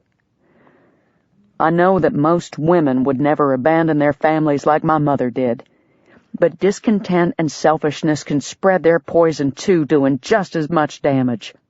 The Lord might see value in beauty, but He cares more about a person's heart than the beautiful shell that houses it. You asked me to be honest with myself, and now I ask the same of you. Of all the clients you have sewn for in the past, how many do you think derived pleasure simply from the style and color of your design, compared to how many used the beauty of that design to feed their vanity?" Uncertainty played across her features, and her previously steady gaze wavered. He reached for another toothpick and slipped it into his mouth as he turned away and headed for the door. "Maybe not Delia, but many of the women who walk into your shop will not be strong enough to withstand the temptation you offer. Do you really want to be responsible for putting a stumbling block in their path?" His fingers closed around the knob, and he glanced back one final time. Stricken eyes and a pale face filled his vision and twisted his gut. J.T. yanked the door open and stomped outside. As the door slammed behind him, he tried to convince himself that hurting her had been necessary, that she would grow from the experience and come to a fuller knowledge of the truth. But as he walked into the livery, her wounded expression haunted him. Ignoring Tom's chatter, he saddled his best gelding and mounted up without a word. Once beyond the boundaries of town, he urged his horse into a gallop, pushing himself and his animal to the limit. Yet he couldn't outrun the memory of her face, or the regret that gnawed on his insides more fiercely than a starving man's hunger. Chapter 15. Glad her closed sign was already in place, Hannah tidied up her sewing cabinet and fastened her bonnet strings with numb fingers. She exited the shop, locking it behind her, and climbed the steps to her room, no longer concerned about the loss of potential customers. Once upstairs, she tore off her bonnet and crumpled onto the makeshift bench by the window. She had left her Bible on the seat that morning after her devotions, and it beckoned to her like a lighthouse signaling a ship lost in the storm. And oh, how she needed guidance. She picked up the leather-bound book and clasped it to her chest, praying for the Lord to anchor her once again. Do you really want to be responsible for putting a stumbling block in their path? Jericho's parting words crashed against her heart and bruised her spirit. Was that what she was doing? She couldn't deny that the majority of the wealthy clients she had sewn for in San Antonio had a selfish bent. Some saw fashion as a way to set themselves apart from the lower rungs of society. Others used it as a means to impress. Most pouted and complained through the fittings, finding fault with everything save themselves. Yet there were exceptions too. Women like Victoria Ashmont, who utilized color and style to express her personality while moving in the elite circles necessary to conduct her business. And the awkward young society daughters, fearful of embarrassing their families, whose gasps of genuine delight and relief at the sight of their reflection were anything but vanity. Lord, I'm so confused. For so many years, she thought she was honoring God by developing the talent He had given her and putting it to use by creating things of beauty. Had she deceived herself? Was she truly a stumbling block? Searching more for comfort than answers, Hannah bent back the cover of her Bible and flipped to the book of Acts. She needed to reread the stories of her mentors, women of the cloth like her who served the Lord faithfully. She read of Dorcas, a woman well loved by her community because of her ministry to widows, a ministry of sewing coats and other garments. Perhaps God wanted her to be more like this faithful disciple, sewing for the poor and needy, instead of those who could pay for her services. Her needlework would truly be a ministry then, not a catalyst for pretentiousness. But how could she afford to do so? She would run through her savings before winter, and then be left unable to provide for anyone, including herself. Hannah pushed a few more pages aside, the thin paper crinkling in the quiet room. Her finger ran down the length of one column until she came to the passage she sought. Lydia. What of her example? She was a businesswoman, a merchant, and yet faithful to God's call. She sold purple cloth, the finest, most costly fabric of her time. Her customers had to have been affluent, the social and political elite of Philippi. Yet no one condemned her for selling her finery. In fact, her success in business allowed her to have a home large enough to provide a place for the new Philippian church to meet. And surely funds from her sales made up a substantial portion of the contribution that church later sent to Paul to aid his missionary journeys. Justification poured over her like a salve on her wounded heart. She'd been right all along. Her dress shop offered a service to the people of Coventry, not temptation and iniquity. Jericho Tucker was simply a bitter man who let the pain of his childhood color his judgment. So why did that gentle tug on her soul keep nagging her? And why could she not forget the anguish hiding behind the anger in Jericho's face? Hannah knew the grief of losing a parent, but she couldn't imagine how much worse it must have been for Jericho, having his mother leave of her own accord instead of falling prey to illness, as had been the case with Hannah's father. What else could he conclude but that a closet full of pretty clothes and a handful of trinkets meant more to his mother than her own flesh and blood? No wonder he despised fine clothes. But was he wrong? She shifted in her seat to press her back more firmly against the wall from whence she had slipped. It would be easy to wrap herself in indignation and toss out his arguments, yet there had been too much truth in them to be discarded. Balance. She needed balance. Perhaps the Lord wanted her to be both Dorcas and Lydia. Like Lydia, she could run a successful business while at the same time reaching out to the poor and needy as Dorcas did. And now that she was more conscious of the genuine threat of becoming a stumbling block to some, maybe she could make an effort to encourage godly values in her customers. She had no idea how to accomplish that, but she'd pray for wisdom. Of course, she'd need to actually have customers before she could exert any influence. That was in the Lord's hands, too. Father, I have no desire to be a stumbling block to any of your children. Teach me how to conduct my business in a way that honors you, and if... A physical pang stabbed through her stomach. Hannah squeezed her eyes tight and curled her body down over the still-open Bible in her lap. She didn't want to pray the next words. Her mind resisted where her soul led. However, she knew submission was the only road to faithfulness. With the edge of her Bible digging into her middle, she forced her mind to shape the words that could kill her dream. If I will do more harm than good by having a shop here, then keep all the customers away and let me fail. But if you can use me... A thump against her door caused Hannah to jerk upright and suck in a startled breath. It came again, sounding more like a shoe banging upon the wood than a set of knuckles. Miss Richards, it's Danny. I brung your wood. Hannah jumped to her feet and ran a hand over her hair as she hurried to the door. Hello, Danny. How did you know I was home? Arms full of split logs, Danny sauntered in and dropped them into the box by the stove. Ma saw you come up the stairs while she was bringing in the wash from the lines. Said to ask if you would come down a minute so she could ask you something. He dusted off the front of his shirt and then his hands. If you weren't feeling poorly or nothing, that is. No, I'm fine. I'd be happy to visit with your mother. Great. I'll tell her you're coming. Danny dodged around her and bounded down the stairs. The echo of his clunky steps worked to pull Hannah out of her haze.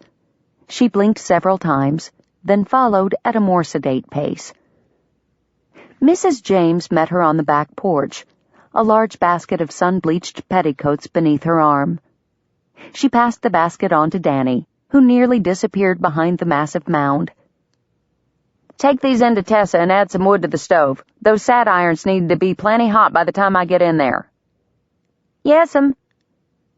Danny wavered under the weight and ungainliness of the basket, but made it inside without mishap. An image of an 11-year-old Jericho rose in Hannah's mind, unbidden. Only a year older than Danny, would he have been the one to tend to the laundry and cooking after his mother left? She could almost see the determination carved into his young face as he strove to conquer each task. Those determined lines were still evident in his manly profile, likely having been permanently etched into his being. Thanks for coming down. Louisa James's voice cut into her thoughts. Hannah turned toward the hard-working woman and mustered a smile. Of course. I never thanked you proper for the dolls you made my girls. They tote them things around everywhere. Hannah's heart warmed at learning that something she made had brought the girls pleasure. No stumbling block in that. I'm so glad they're enjoying them. It's been too long since I put my needle to something besides clothing. It was a fun change. Well, I also needed to thank you for helping Tessa. Louisa met Hannah's eye. She told me about the button. Oh, yes. She and I had quite a time of it, searching for the perfect match. Did the owner make any complaint? Nope. And that was a first for him. Louisa's mouth tipped up at one corner, bringing a flash of youth back into her haggard features for a moment. I was glad to be of help, Hannah assured her. Tessa is a lovely girl and is a good hand with a needle. The tiny smile on Louisa's face melted away. She rubbed a spot of perspiration off her temple with the back of her chapped hand and shifted her gaze to the ground. That's what I wanted to talk to you about. Tessa told me how you offered to teach her to sew more than buttons. Louisa leaned against a support post and shuffled her foot back and forth several times before she finally glanced back up at Hannah. I told her you probably said that just to be polite, that you were too busy to be handed out lessons to little girls. But she keeps pestering me about it, goes on and on about how you meant it and begging me to let her go over there some afternoon. Hannah heard the question behind Louisa's words and took pity on the proud woman who couldn't quite manage to ask it. The offer was sincere, Louisa. I would be happy to instruct Tessa when you can spare her. The other woman's chin began to wobble, but she clamped her jaw shut and stifled the emotional display. I don't want my girls to end up like me, she said in a hushed voice. They need a skill so's they can make their own way in this world if their men up and die on 'em. I done what I had to, and I see no shame in hard work, but they deserve better than raw hands and backs that never stop aching. Something tingled at the corner of Hannah's eye. She blinked it away as Louisa drew in a shaky breath. I can't afford to pay much for the lessons, she said, but I could do your washing and Tessa could clean up around your shop. She's good with a broom. Hannah didn't have the heart to tell her that there was nothing to clean. With no customers to wait on, it took very little effort to keep the place spotless. However, it did give her an idea. One that had less to do with disguising charity and more to do with keeping the doors of her shop open. Louisa, there's something I need more than laundering, and I'd be glad to trade sewing lessons for it. Wary hope flickered in the woman's eyes. What is it? Hannah smiled. Advertising. Advertising? Louisa huffed out a breath and gestured around her as if Hannah were a simpleton who could not see the obvious. I'm stuck here from sunup to sundown.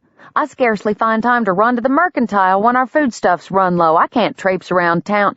I don't expect you to, Hannah said.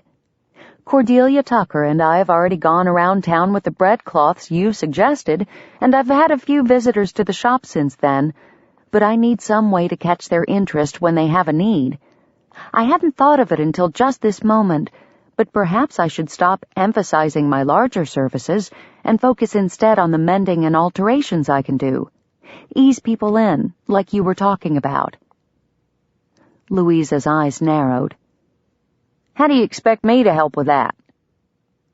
Hannah grinned, a new enthusiasm building within her. If you find a tear or worn area in an item that you wash, mention to your customer that the dressmaker next door can mend it for a fair price. Stressed seams or skirt hems that are excessively dirty might mean an alteration would be welcome. I also remake old dresses into more current styles for those ladies who are interested in updating their wardrobe without having to purchase new items. Hannah stepped close to Louisa and laid her hand on her neighbor's arm. To be frank, she murmured in a low tone, I can use all the patrons you can send me. I have yet to make a cash sale. Louisa patted Hannah's hand and nodded. I had wondered how you were faring. I'll do what I can to help. Thank you. Hannah squeezed Louisa's arm before stepping back, gratitude bringing that moist tingle back to her eye. It must be true that God knew what his children needed before they asked, for she had barely begun to pray when he interrupted her with an answer. Far from closing down her shop, he had provided her with an opportunity to be both a Dorcas and a Lydia through one simple conversation, and blessed her with a deeper relationship with her neighbor in the process. Hannah returned home, her stomach calm and her step light. As she reached the landing at the top of the stairs, though, she cast a glance across the road to the livery, a reminder that the path before her still held obstacles. If the Lord would just work on convincing Jericho Tucker that she wasn't a false prophet sent to lure the fashion-minded women of Coventry down a lacy path to perdition, all would be well.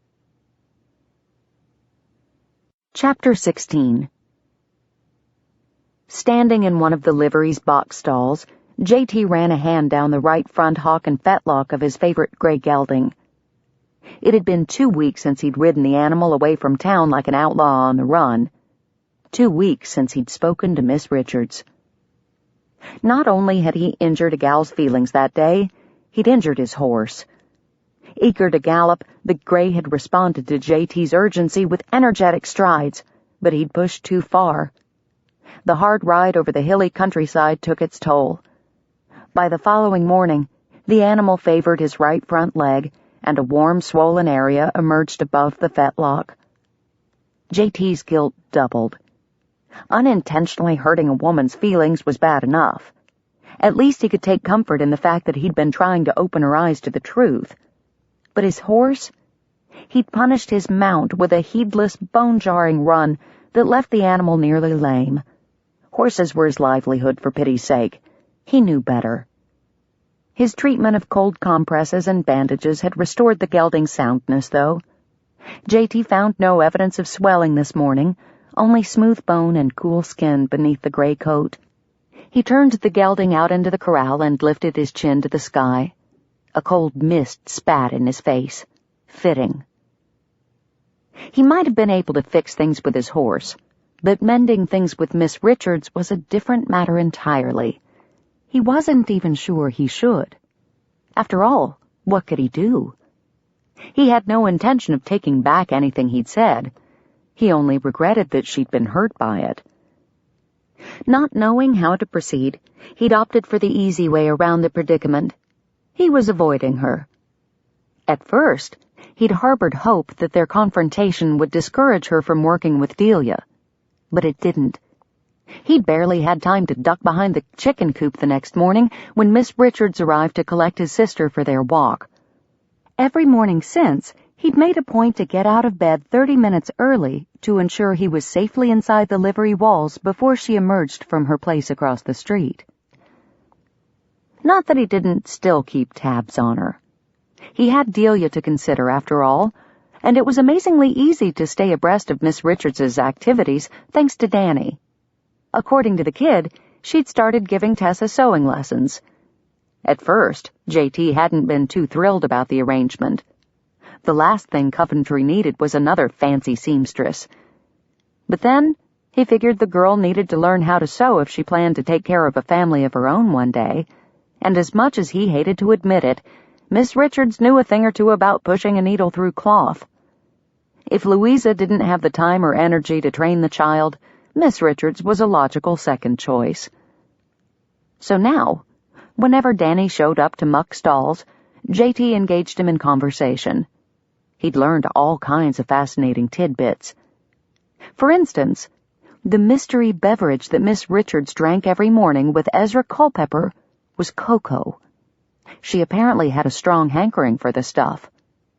Then there was the small matter of her still not having chairs. She did have her new sign, though, and to hear Danny tell the tale, she'd climbed out her upstairs window to hold the thing steady while the blacksmith nailed it to the support boards on her roof. Fool, stubborn woman. Didn't she know prancing around on a roof 2 stories above the ground was a good way to break her pretty neck? Though he didn't want her to operate her business in this town, he didn't want her dying here either. Between his own observations and what he could glean from both Danny and Delia, J.T. was as confused as ever about Hannah Richards. The woman designed gowns for a wealthy clientele, while at the same time taking a poor laundress's daughter under her wing. She even found a way to get around Louisa's pride. 2 days ago at church, Tessa and Molly showed up in new dresses, cleverly pieced together from smaller scraps of material like a patchwork quilt. Tessa bragged to everyone who would listen that she had made them herself, which explained why Louisa didn't consider them charity. Tessa's tiny foot might have pumped the pedal, but J.T. had no doubt whose expert hands had guided the fabric through the machine. J.T. stamped his feet to knock the mud off his boots before trudging through the wagon shed to his office. Judging by her profession, Miss Richards should be a vain, shallow creature and therefore easy for him to dismiss. Unfortunately, All evidence indicated she was kind, hardworking, and compassionate. He didn't know what to do with that, especially since she obviously intended to keep her shop open. A woman of true spiritual integrity would never knowingly offer temptation to others. So what did that make her? Sinner or saint? A shadow bounced across his desk. "Morning, JT." Tom flapped his arm in a greeting much too energetic for this early in the morning, and his lopsided grin only made JT grit his teeth. "I saw Miss Richards and Cordelia playing with some more of those funny toys when I passed your place. You think she'd let me try them things if I asked her?" JT ran a hand over his face, weary of the battle raging inside him. "I don't know, Tom. I don't really talk to Miss Richards much these days." Why's that? She's nice. Biting back a groan, JT got up and clapped Tom on the shoulder as he wedged past him, needing to escape the kid's black and white simplicity. Things were either fun or work. People were either nice or mean. No need to look deeper, to bust a blood vessel trying to guess motives or predict spiritual repercussions. A quizzical frown stretched Tom's mouth back at one corner as he turned to follow JT. "I thought we was supposed to be looking out for her since she don't have no menfolk. Ain't that kind of hard to do if you don't talk to her?" JT pulled his hat down over his eyes as he made his way to the livery door, wishing he could shut out the kid's words as easily. "Miss Richards seems to manage just fine without us. She's a capable woman." And beautiful, and fiery, and good-hearted, and a dressmaker. Why did she have to be a dressmaker? JT shoved a toothpick between his teeth and bit down until his jaw ached. "Don't worry about her, kid. I'm keeping an eye on her even if I'm not jawing with her constantly. She's getting along all right." But was she? All he really knew was that she showed up for work every day. Work and her morning walks with Delia. And what exactly were those toys Tom was talking about? Maybe it was time to stop avoiding the contradictory Miss Richards. After all, the only way to understand something was to study it, and he aimed to figure this woman out. "The stock is out in the corral," he called to Tom as he strode toward the street. "Start mucking the stalls. I'll be back in a bit." He rounded the corner toward home, determination fueling his steps. JT found the dressmaker with his sister under the large oak tree behind his house. The morning mist had dampened the women's hair flat to their heads, but neither seemed to mind. Their cheeks, rosy from their exertions in the cool air, lent them a healthy glow, and he grudgingly admitted that he hadn't seen Delia look so exuberant since her days of playing tag around the schoolhouse. "You're doing great, Cordelia. Keep going. 10 more. You can do it." Something akin to elongated wooden pears hung from Miss Richards's hands. She swung the clubs in a giant L shape. The right arm rose straight in the air above her head, and the left pitched out to the side at a perpendicular angle. Then the positions reversed. She alternated arms back and forth as she counted off the repetitions. Miss Richards held her arms stiff and strong. Delia's bent a bit at the elbows and didn't quite reach the same height. Her breaths came in heavy puffs as she followed Miss Richards's example, but she didn't quit, and even though she looked ridiculous, JT couldn't help but be proud of her tenacity. "Good. Now lower the clubs to your sides and do the lower pendulums." Delia moaned. "My arms are burning." Miss Richards would not be deterred. "That's good. Your muscles are working. We'll do 10 of these and then take a break." "All right." This time, instead of making the L above their heads, they formed it in front. The right arm lifted sideways at the shoulder, while the left poked straight out in front. Then the alternations began again. They looked like a pair of trainmen flagging down a locomotive. 7, 8, 9, 10! You did it! Miss Richards exclaimed. "Go ahead and rest for a minute, and then bring the rings over. We'll finish up with those today." Delia dragged herself up onto the back porch and collapsed into the rocker that sat under the eaves. Her arms draped over the sides, dangling toward the floor. JT bit back a grin. The girl was exhausted. Miss Richards, on the other hand, looked as fresh as a yearling colt, antsy and ready to go. While Delia rested, she continued on with a more complicated routine. Lunging with her legs, she twirled the clubs in large, full-bodied circles. The graceful arcs accentuated her flexibility and athleticism, holding JT's gaze captive. Her plain blue dress, dampened by the moist air, clung to her form as she stretched. JT tried to swallow, but his mouth had gone dry. Tearing his attention away from her shape, he focused instead on the silly clubs she was flinging around. He cleared his throat and stepped out of the shade of the house. "Are you going to start juggling those things next?"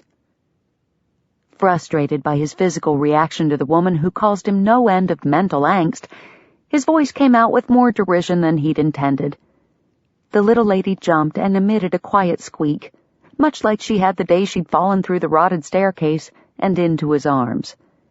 That was not a memory he needed at the moment. He was having a hard enough time clearing his mind of inappropriate thoughts without remembering how good she'd felt bundled up against his chest. "Goodness, JT, you scared me half to death sneaking up on us like that," Delia said from her now fully upright position in the rocker. "What are you doing here? You never come home before noon."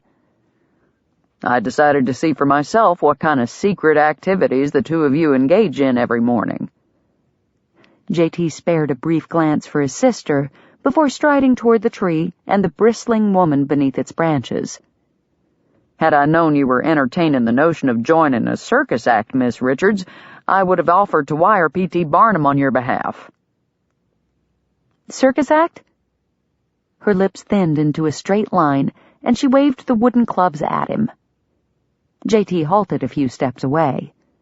Perhaps he shouldn't have provoked her while she was still gripping the clubs. They looked less like juggling toys and more like weapons the closer he came. "I'll have you know, all the implements I use are scientifically researched and proven effective for improving flexibility and strength. Dr. D.O. Lewis and Simon Kehoe both published books extolling the benefits of proper and repeated use of the Indian club. In fact, in Mr. Kehoe's volume, he included sketches of several gentlemen who work daily with such clubs.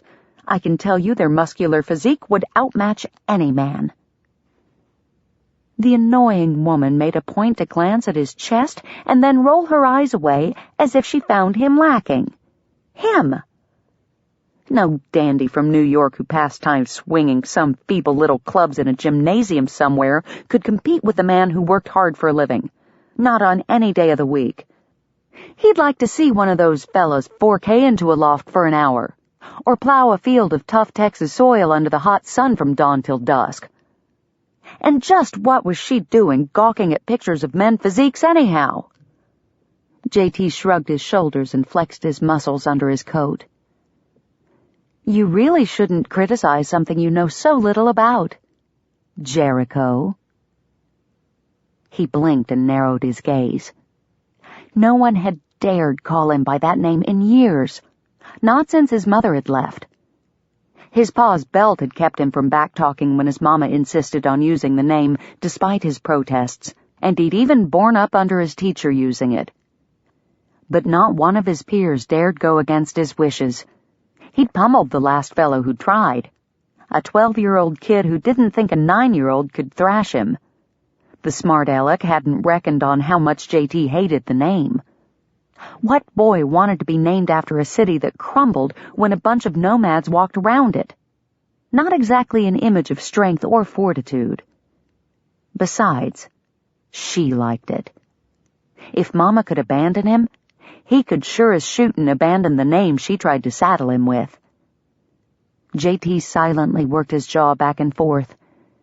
There was only one person who would have dared tell this woman his given name, and she was stifling giggles on the porch behind him. Choosing to ignore his sister for now, JT faced the impudent woman whose eyes issued challenges his pride could not ignore. He prowled forward, jaw clenched so hard his facial muscles ticked. "The name's J.T. "No," she said, tapping her chin as if pondering some great mystery. "Those are initials. Your name is Jericho." Wiggling his fingers to keep them from curling into fists, J.T. reminded himself that she was a woman. He couldn't deal with her the same way he had the boy in the schoolyard. "Are you purposely trying to rile me?" His voice rumbled with menace, warning her against such a dangerous path. An all-too-innocent smile stretched across her face. "Why, yes. Yes, I am. Is it working?" Chapter 17. Hannah struggled to keep her expression bland. The incredulous look on Jericho's face nearly made her laugh out loud. He stood stock still and blinked 5 times. She counted. Then his lips twitched. A smile? Surely not. He quickly covered the bottom half of his face with his hand, ostensibly to rub his jaw, but Hannah believed he was hiding something. Perhaps she had finally managed to make a crack in that wall of stoic arrogance he used as a shield. She could hope. "Care to try them for yourself?" Hannah held out her clubs to him. "Give me 30 minutes and I bet I can change your opinion of their worth." "You're on." He rolled up the sleeves of his shirt past his elbows, exposing muscular forearms, and then took the clubs from her. Arms wide, he reached back in a stretch that drew his shirt tight across his chest. The men pictured in Mr. Kehoe's book suddenly seemed less impressive. Jericho continued to stretch, and Hannah continued to watch, until she happened to meet his eye. The look on his face clearly said he'd noticed her noticing. She jerked her attention away and bent to retrieve Cordelia's clubs. "Usually men use longer and slightly heavier Indian clubs," she said, trying to cover her embarrassment by beginning her instruction. "But you'll have to make do with mine. I'll demonstrate with these." Hannah showed him the proper way to grip the handles and summarized the different positions. "Now, in order to make this a fair trial, you must put true effort into the exercises. Keep your arms straight and make your movements fast and strong." "I'll give you a fair test, Hannah." An absurd thrill shot through her at the sound of her given name on his lips. The mockery in his tone only hurt a little, but she'd brought that on herself. What she had to do now was prove him wrong. And who knew? Maybe if he realized he could be wrong about the value of exercise equipment, he might be willing to consider that his view on her profession could benefit from a slight adjustment. Why not wish for the whole pie instead of only a slice? "All right, Jericho, follow my lead." He scowled at her use of his name, which only made her want to use it as often as possible. She was done tiptoeing around him. He never smiled anyway, at least not at her, so pandering to his ego would serve no purpose. Perhaps he was one of those misguided creatures who actually preferred vinegar to honey. Well, let someone else try to sweeten him up. She'd take a different tack. Jericho Tucker stood in the way of her finding full acceptance in this community, and she planned to fight her way past him, starting now. Hannah swung her clubs into first position, skipping the beginner exercises she'd been using with Cordelia. Jericho needed a more exacting routine. He would expect it to be easy, and it would probably seem so at first, but she planned to double the number of repetitions and increase the level of difficulty without giving him the breaks she allowed Cordelia. It didn't matter that she'd already completed most of her own routine before he arrived. She'd outlast him. Her muscles were used to the movements, his weren't. The determined set of his jaw assured her he'd not quit, but if she could get him to sweat, even a little, that would be victory enough. After completing all the perpendicular sets, Hannah moved on to arm presses and lunging circles. Jericho stayed right with her. The scoundrel wasn't even breathing hard. Her arms began to tremble slightly, She locked her elbows into place to hide the tremors and pushed harder, unwilling to let him best her.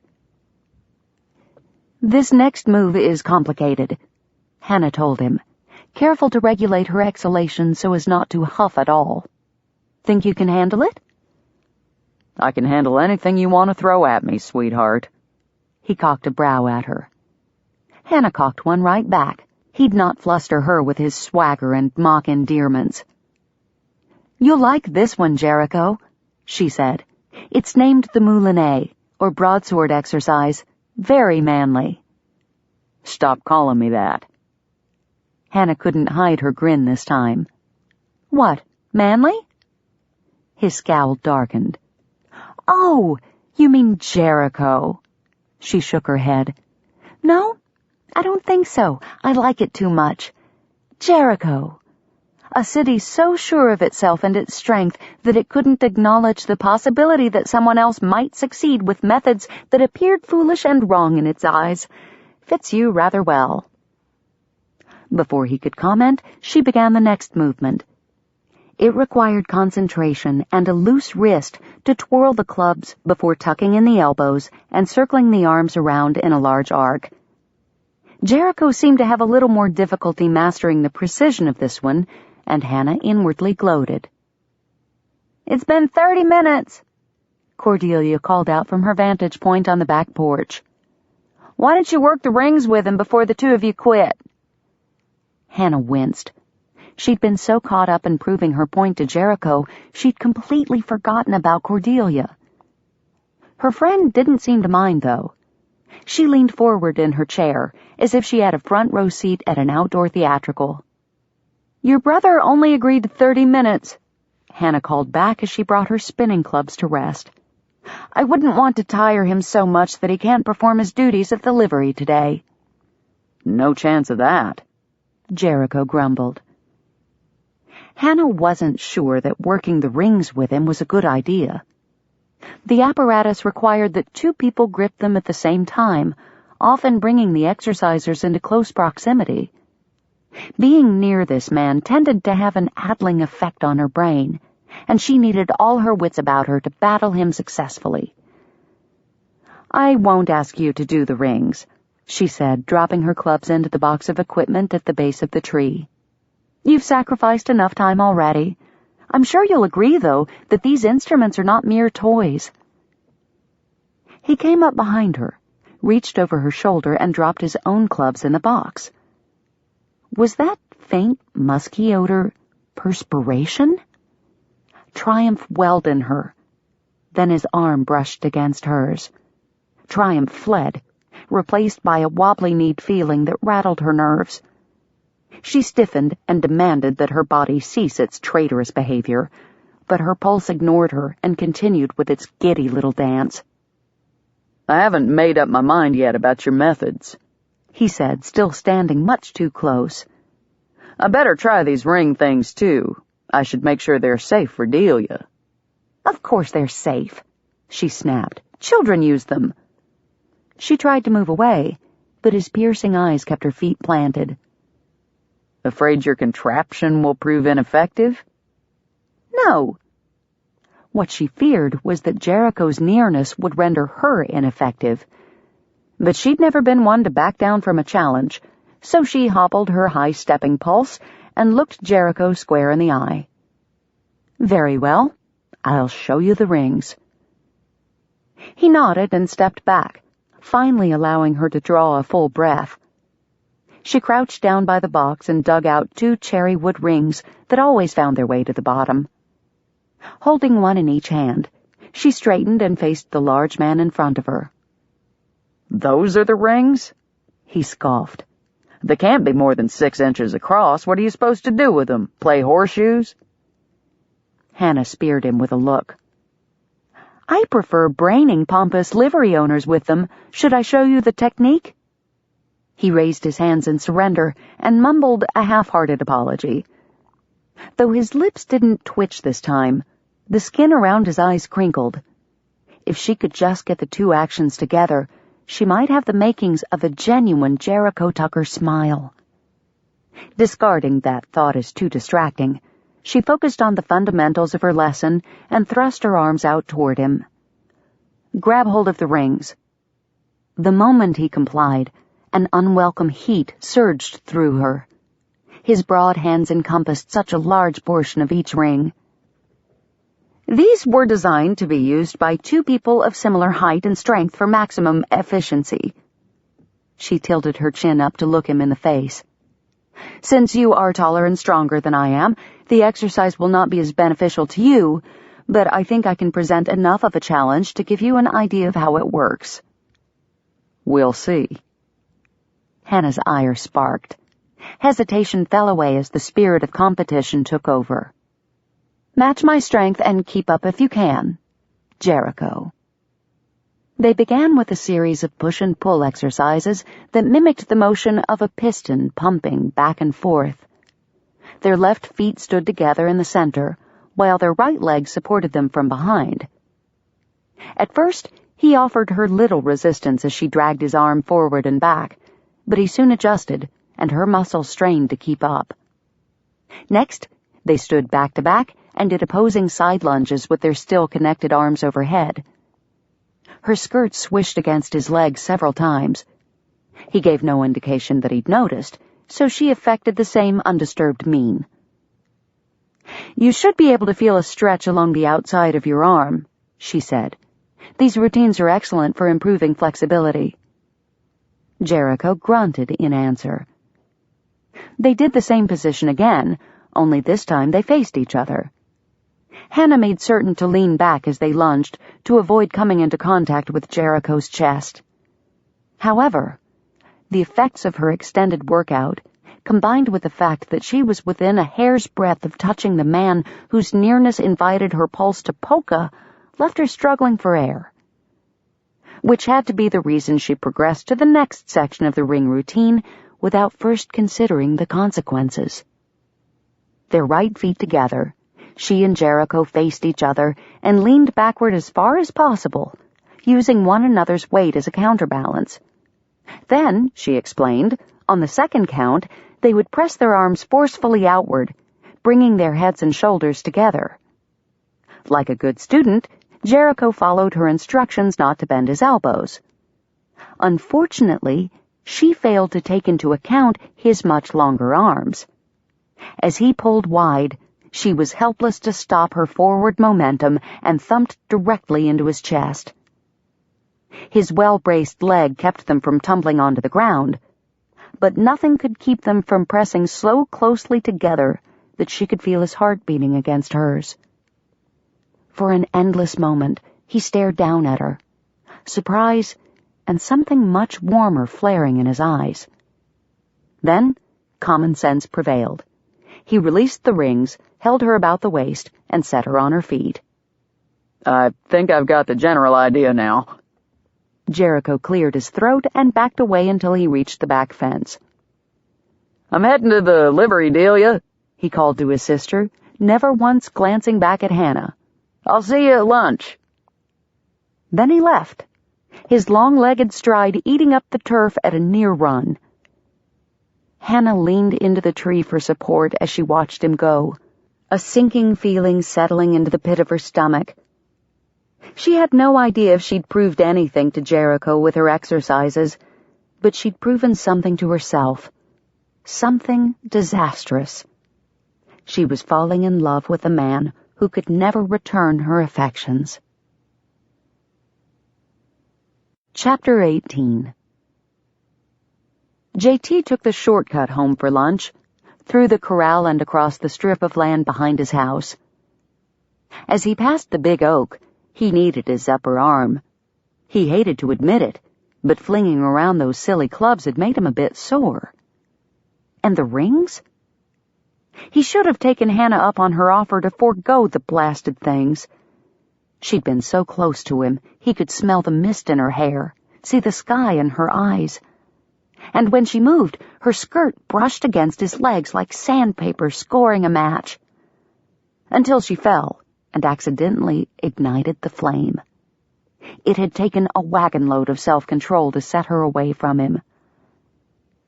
He'd spent the bulk of the morning recounting the reasons she was unsuitable for him, and asking God for strength to resist her wiles. Only, deep down, he knew they weren't wiles. Hannah Richards might try to foist her fashionable wares on the people of Coventry, but she'd never foist herself.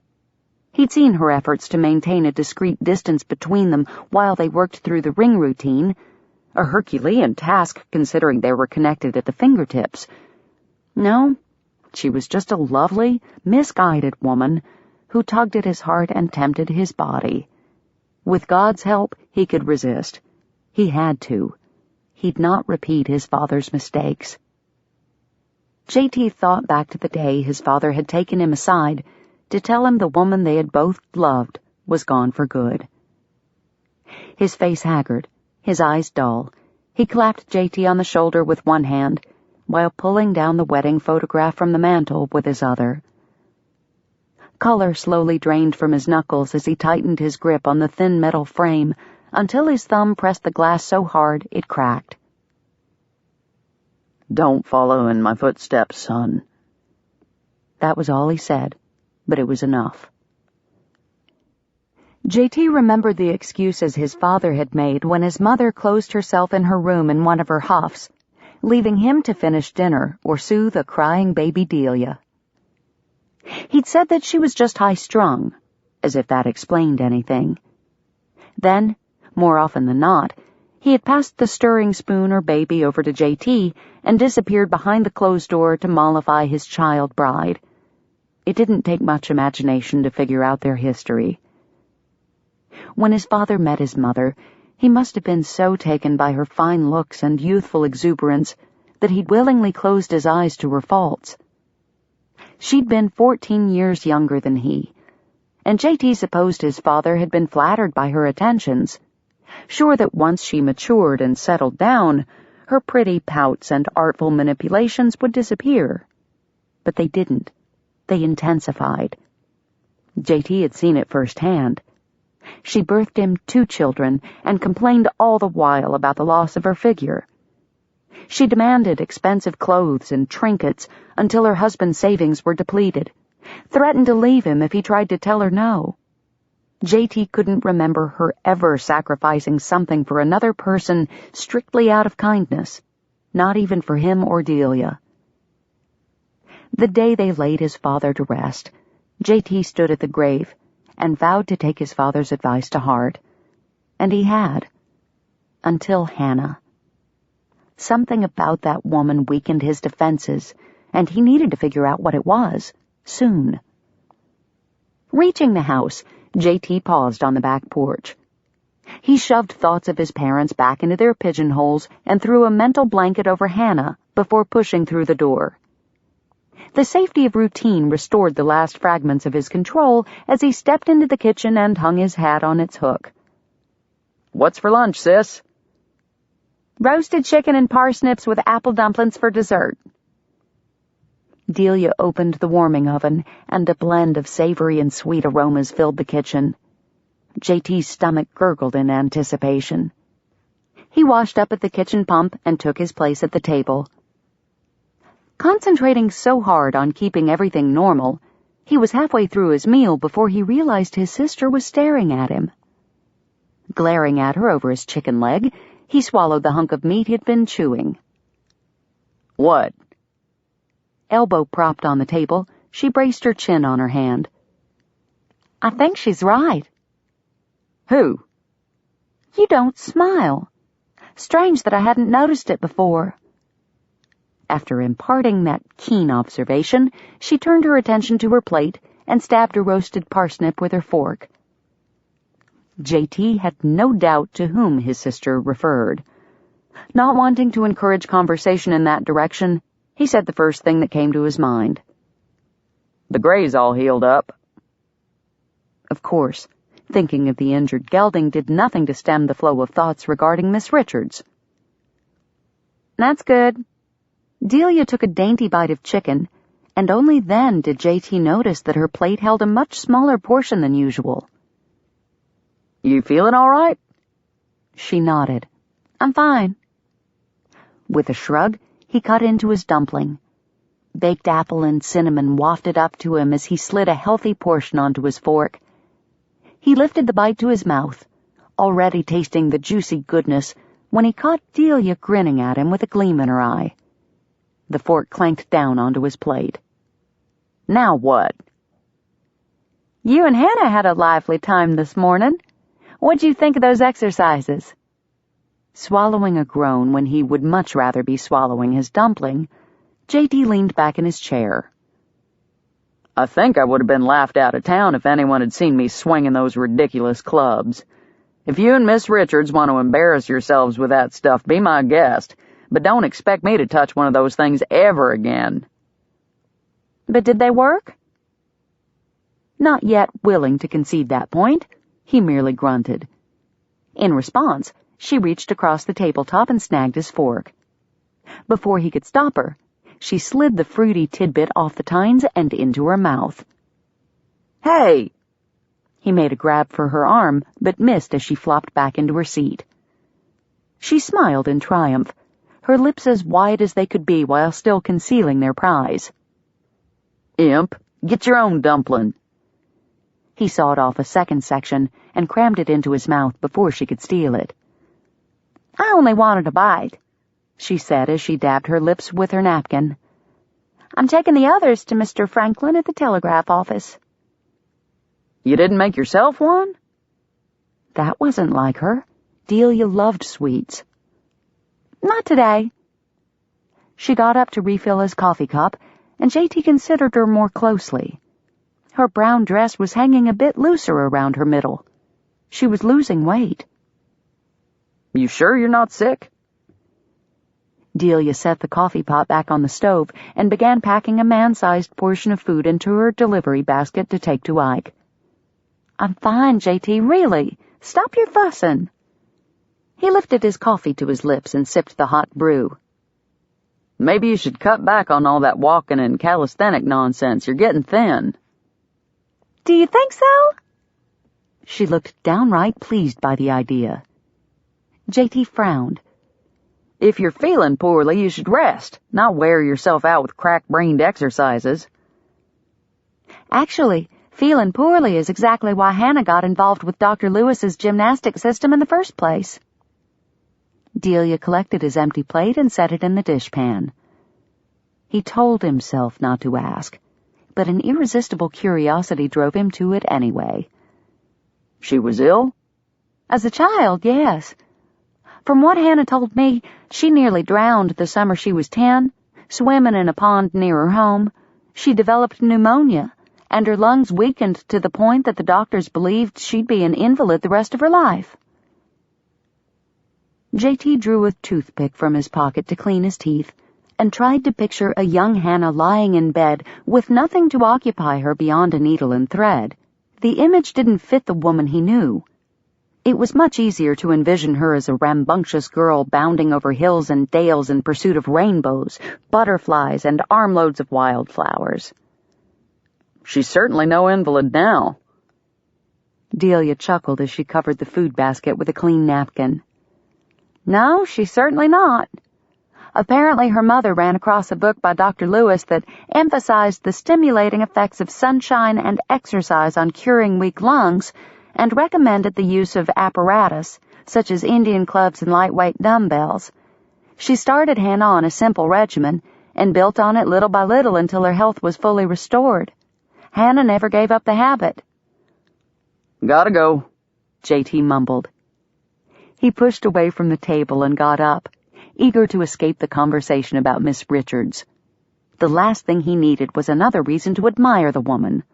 Lots of children faced and overcame adversity. It didn't make her special. "I'm going to stop by the dress shop on my way home." Delia's giddy grin captured his attention. She gripped the sides of her basket as if trying to keep her hands from clapping together in glee. "We're going to do some preliminary measurements and select fabric." J.T. scowled at his sister. "I'd hoped you'd abandoned that notion." She released the basket and blew out her breath. "Land's sakes, J.T., it's just one dress. I'm not going to turn into some vainglorious peacock who constantly obsesses about her wardrobe. You raised me better than that. I simply want to wear something nice to the Founder's Day picnic this year, that's all." He crossed his arms over his chest and broadened his stance. "I'm starting to think that maybe you're spending too much time with Miss Richards. She's a bad influence on you." Delia gasped. "How can you say that? She's my dearest friend, and she's done nothing wrong to you or anyone else in this town." "She operates a shop filled with temptation," J.T. declared, thrusting his finger in the direction of the offensive place.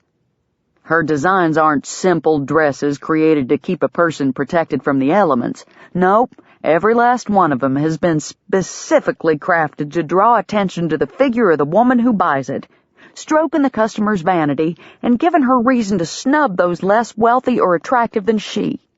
And what of those who can't afford the luxury of such clothing? They are left to lust over ruffles and lace, coveting what is out of their reach when they should be content with what they have. Which am I?" J.T. chomped down on his toothpick, tension spearing through his jaw. Delia stood before him with her hands on her hips, daring him to place her in one of those objectionable categories. "I have the means for the dress, saved from my own earnings," she said. "So that must mean that I'm a status-seeking snob. Is that what you're saying?" "Of course not. You're different." "I'm different? Really? Because a moment ago it all sounded very black and white coming from you." "Delia," she was twisting things around. "So, you're willing to concede that it's possible for a woman, like me, to purchase one of Hannah's creations without plunging into moral decay?" "Yes," he said through clenched teeth. "but she should be more responsible toward those who are weaker. A true Christian wouldn't lay out a stumbling block for others to trip over." "Jericho Riley Tucker, when did you get so sanctimonious?" Her lips pursed in distaste. "A true Christian indeed. I guess a true Christian couldn't own a gun shop then. Too much temptation for those with murderous impulses. Or a bank. Greed leads to all kinds of dissipation, you know. Better not open a restaurant either. Why, the poor soul who's prone to gluttony would be tempted to order mounds of food each time he entered the establishment." "Enough! You made your point." J.T. grabbed his forehead and massaged his temples. Delia's arms fell to her sides, and she sighed. If Hannah filled her shop with scanty gowns that incited men to lust and promoted an immoral agenda, I would be the first to help you close her down. But she's an honorable woman who makes her living so in high-quality, modest dresses that glow with the colors and beauty God inspires within her. There is nothing shameful in that. You are letting what our mother did cloud your judgment, J.T. She was a selfish woman who craved beautiful things, but that doesn't mean that people who make beautiful things are wrong to do so. Arguments swirled in J.T.'s mind, setting him adrift.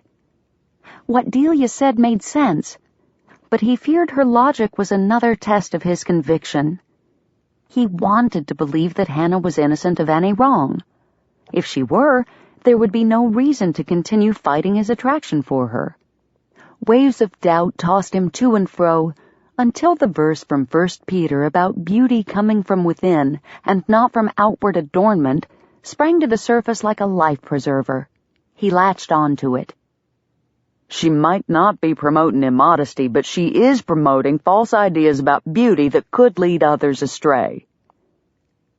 Is that all you can see? Can you not see all the good that she's done in the short time she's been here? Delia came up to him and touched his arm. He flinched and stepped away from her. Do you not see her ministering to Tessa James, teaching the girl to sew and using that opportunity to meet the child's need for new clothes at the same time? Do you not see the happiness her friendship has brought me? She inched close to him again. J.T. fought the urge to retreat. You know I've always struggled to fit in. Between the scandal with Mother and my own shyness, friends have been a rare commodity for me. Yet the first day I brought Hannah a jar of milk, genuine affection sprung up between us. J.T. frowned. He'd been so busy as a young man trying to keep a roof over his sister's head, He hadn't paid much attention to how she fared with other kids. Had she been lonely all this time? "And what of Mr. Culpepper?" Delia continued. "How many months did the people of Coventry, you and me included, let that man wander around in the stench of his grief, doing nothing about it? Hannah took him under her wing and in less than a week managed not only to get him to bathe, but more importantly to return to church. If anyone can be an influence for good in a shop filled with fancy dresses, Hannah Richards can. She already has." The life preserver was slipping from his hands, and he didn't know how to reestablish his grip. The truth embedded in his sister's words swirled around him in a current that pulled him in a direction he didn't want to go. Why couldn't he just cling to his simple understanding of what God wanted from his people? It had served him well in the past. But Hannah had muddied the waters with her contradictions. She didn't fit into his clean, simple way of thinking. J.T. ran a hand through his hair and tugged at the roots. He hissed under his breath at the self-inflicted pain. Then Delia reached out and gently tugged his arm free. Surrounding his large hand with her two smaller ones, she peered up at him. "You're afraid, J.T. Afraid to believe that someone who values beauty and is so beautiful herself can also be good." She squeezed his fingers, and a small smile lifted the corners of her mouth.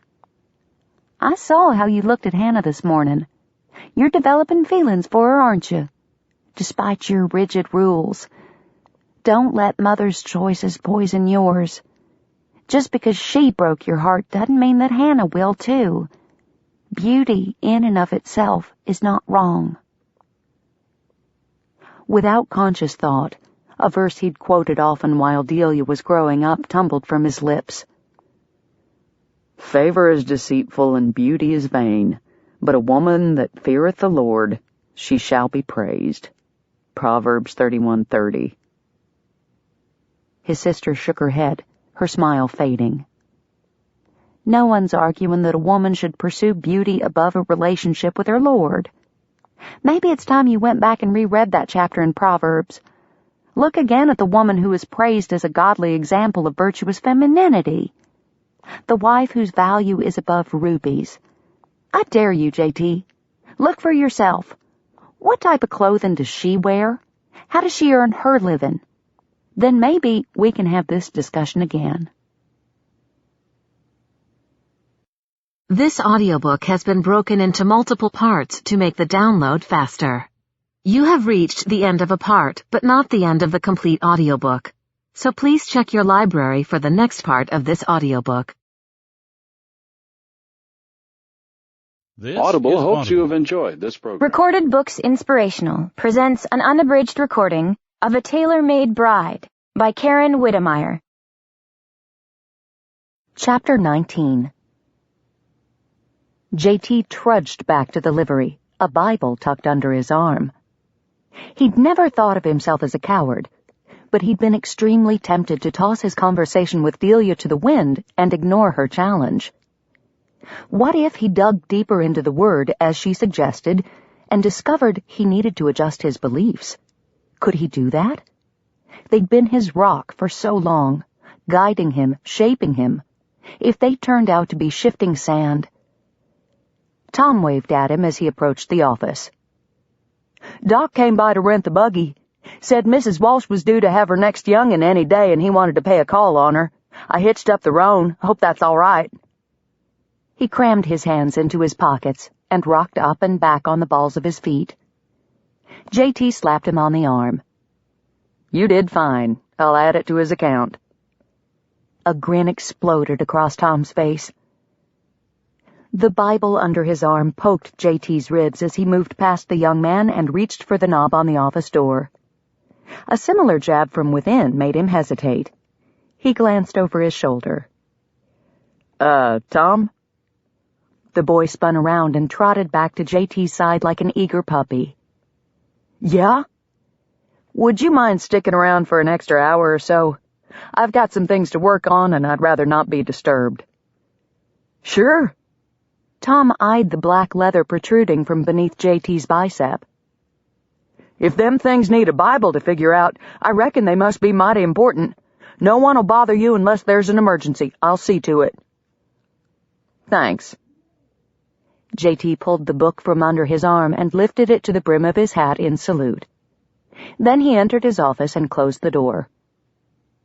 A tangle of harness leather cluttered the top of his desk. With one hand he scooped it up and tossed it onto a barrel in the corner as he circled the table and lowered himself into his cane-backed chair. He set the Bible on the desktop in front of him, then pushed it over to a corner. The scrape of leather on wood echoed loudly in the small room, but J.T. ignored it. He swiveled away to collect a different book. He extracted the account ledger from the drawer to his left and flipped to the page that held the current entries. With a nub of pencil, he added $1 to the doctor's balance and totaled the sum since the man's last payment. Black leather tugged at his peripheral vision. He scratched an itchy spot on his jaw and turned back to the ledger. Might as well total up all the accounts. It'd make the end-of-month tally much easier. J.T. welcomed the mathematical diversion, his focus only occasionally drifting over to the Bible that sat patiently on the corner, until the numbers ran out.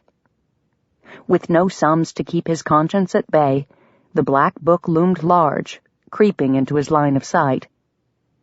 He scanned the room for something else to do. The harness still needed work, and he'd been meaning to fix that rickety shelf since last month. The pipe on his pot-bellied stove was dented, the windowsill needed dusting. Dusting? J.T. braced his arms on the desk and pressed his forehead into the heels of his hands. As he exhaled, a self-castigating chuckle vibrated against the wall of his chest. He was a coward if he'd rather dust a windowsill than read a passage of Scripture. This was a livery office, for pity's sake, not a fancy parlor. Dust was part of the decor. With a small groan, he pushed the ledger aside and drew the Bible toward him. "Lord, I don't know what you're aiming to teach me, but I pray for enough wisdom to recognize it when I see it." Standing the book on its spine, J.T. thumbed the pages back until he found Proverbs. He turned to the last chapter and began to read. Nothing momentous caught his attention in the beginning, except the warning to Lemuel against giving his strength to women. J.T. had been a believer in that philosophy for ages. However, his assurance started dissolving around verse 19 with the mention of the noble wife's spindle, and at verse 21 it deteriorated completely. "She is not afraid of the snow for her household, for all her household are clothed with scarlet. She maketh herself coverings of tapestry. Her clothing is silk and purple." Silk and purple? Her household clothed in scarlet? Wouldn't a modest woman wear plain clothes like wool-dyed brown or dark blue? Yet God's word clearly stated that this virtuous woman wore purple silk. And it got worse the further he read. "She maketh fine linen, and selleth it, and delivereth girdles unto the merchant. Strength and honor are her clothing, and she shall rejoice in time to come." Not only did she wear the fancy clothes, she sold them to others, just like Hannah, and the Bible declared it honorable and worthy of rejoicing. There was more to the virtuous woman than her occupation and dressing habits, of course. Proverbs painted her as trustworthy, kind, diligent, strong, productive, and wise. She practiced good stewardship, reached out to those in need, and feared the Lord. All qualities Miss Richards demonstrated as well. How could he condemn Hannah for selling fine clothing when the virtuous woman did the same? In the biblical example, her husband and children praised her and called her blessed. For Hannah, all he'd done was tear her down and call her a stumbling block. Not exactly the kind of thing to recommend a fellow as husband material. J.T. closed the Bible and leaned back in his chair, rubbing his hands over his face. He still believed true beauty came from a woman's spirit, not her physical shape or choice of garment. Yet God seemed to be telling him through this passage in Proverbs that it was possible for a woman to have both. Not only that, but it implied a smart man would claim such a female and count his blessings. JT glanced out the window to the shop across the street. Apparently, I'm an idiot. As he stared, his vision blurred with images of what could have been. Thankfully, a dilapidated freight wagon came to his rescue. It rolled to a stop in front of his window and blocked his view. Giving himself a mental shake, JT stood and walked to the door. He never missed one of Harley's visits. The county junk man had befriended JT during the dark time after his mother left, a time when his father had been too consumed with grief to worry about where food or other necessities would come from. JT had snuck off to town one evening a week and dug through people's garbage, searching for anything that might interest the old man. Cracked mirrors, tuneless music boxes, wheels without spokes. These acquisitions provided shoes for him and Delia, second-hand winter coats, and occasionally a ribbon or some other small pretty to surprise his sister with at Christmas. Harley never admitted it, but JT long suspected that the man set things aside specifically for him and Delia, and accepted whatever JT could offer in payment, no matter how lopsided the trade. He'd never forget the winter after his father died, when their food stores consisted of little more than a handful of potatoes and one onion. The only thing JT had to barter with was a rusted pocket knife that wouldn't close. Harley had exclaimed over that knife, saying that it was a rare specimen, and that once he cleaned it up, he knew of a buyer that would pay a king's ransom for it. He then proceeded to hand over a mound of foodstuff in trade. A sack of flour he claimed had been thrown out because of weevils. A can of lard apparently too dented to sell to anyone else, tinned vegetables that had lost their labels, and a barrel of salt pork that Harley complained took up too much space in his wagon. Without the junk man's generosity, they would not have survived that winter. And even though JT no longer spent his spare time salvaging items for trade, he still made a point to buy a selection of Harley's goods whenever the peddler crossed his path, and deliberately overpaid him each time. Eager to greet his old friend, JT opened the door. But before he could reach the street, Tom ran out of the stable like a guard dog, barking up a storm. You gotta come back later, Harley. The boss is working on something real important and can't be disturbed. JT came up behind the youngster and clapped him on the back. That's all right, Tom. I'm done for now. Why don't you bring out a couple of water buckets for the man's horses? Yes, sir. I'll have 'em out in a jiffy. Tom disappeared into the stable, and JT turned back to the stoop-shouldered man climbing down from the seat. He found the ground with a moan, then winked up at JT. Ain't as spry as I used to be. JT grinned and accompanied Harley to the back of the wagon. I'm not exactly a kid anymore either. Don't feed me that nonsense, Tucker. You're still in your prime. Harley gave him a playful jab with his elbow. What you need is a pretty young wife to chase after. My Sarah's kept me going for near on 40 years. The grin slid from JT's face as he glanced across the street. His stomach churned, but he covered it up with a forced chuckle. Well, now, if I could find me a gal like your Sarah, I just might do that, but I reckon she's one of a kind. That she is, son, that she is. Harley untied the tarp that kept all his goods from escaping. Each man took a side and rolled the canvas covering back. When they reached the front of the bed, Harley wagged a gnarled finger at him. Don't get discouraged, boy. The Lord will bring the right woman to you when he sees fit. You just got to keep an eye out for her so as you don't miss your opportunity. JT stared at his boots. I'll keep that in mind. But what if a man's eyes didn't open until after he'd already pushed the woman away? Would God or the lady in question give him a second chance? Hoping to distract Harley from his advice-giving, JT reached over the side of the wagon and picked up a warped egg beater. He cranked the handle until it hummed, stirring the air. What'd you bring today? The salesman in Harley overpowered the meddler. A familiar gleam sprang to life in his eyes. I've been saving something for you. I think you'll be pleased. He shuffled odds and ends and hefted out a large crate covered in oilcloth. With a flourish, he flipped a corner of the cloth back. See? What did I tell you? Shingles. Enough to repair Louisa's roof before winter hit if he ever got things squared away with the current owner. You remembered. Harley drew back, affronted. Of course I remembered.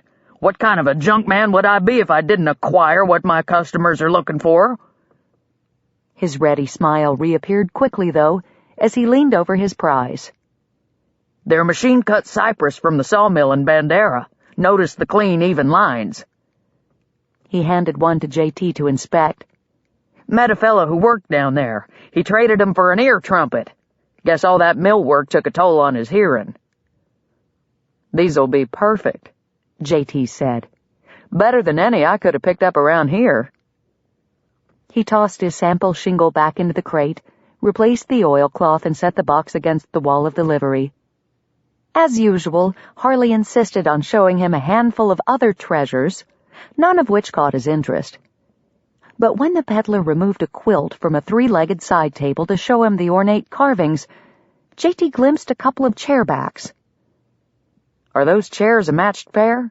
He asked. Ah, you have a fine eye. They are indeed. Help me lift them out. They cleared away a mantel clock, a chipped bowl and pitcher set, and several miscellaneous pots and pans from the seats of the chairs before J.T. could lift them out.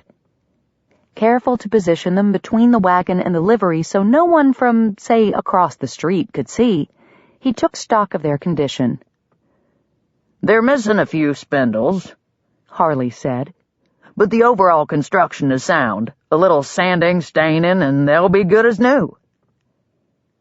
J.T. sat in each and wiggled the framework. They held his weight fine, and except for being a bit banged up, they were decent chairs. He could shape a couple spindles and refinish them in the evenings. It'd probably only take about a week to get them done. Once again, the shop across the street drew his gaze and prompted an ache in his chest. He'd have to make up an awful lot of ground if he hoped to win Hannah's heart. In the meantime, he would take care of her practical needs. The woman might not think she needed him, but she definitely needed chairs. Chapter 20. Cordelia, I'm so proud of you. Hannah marked the tape measure with her thumb and held it up for her friend to see.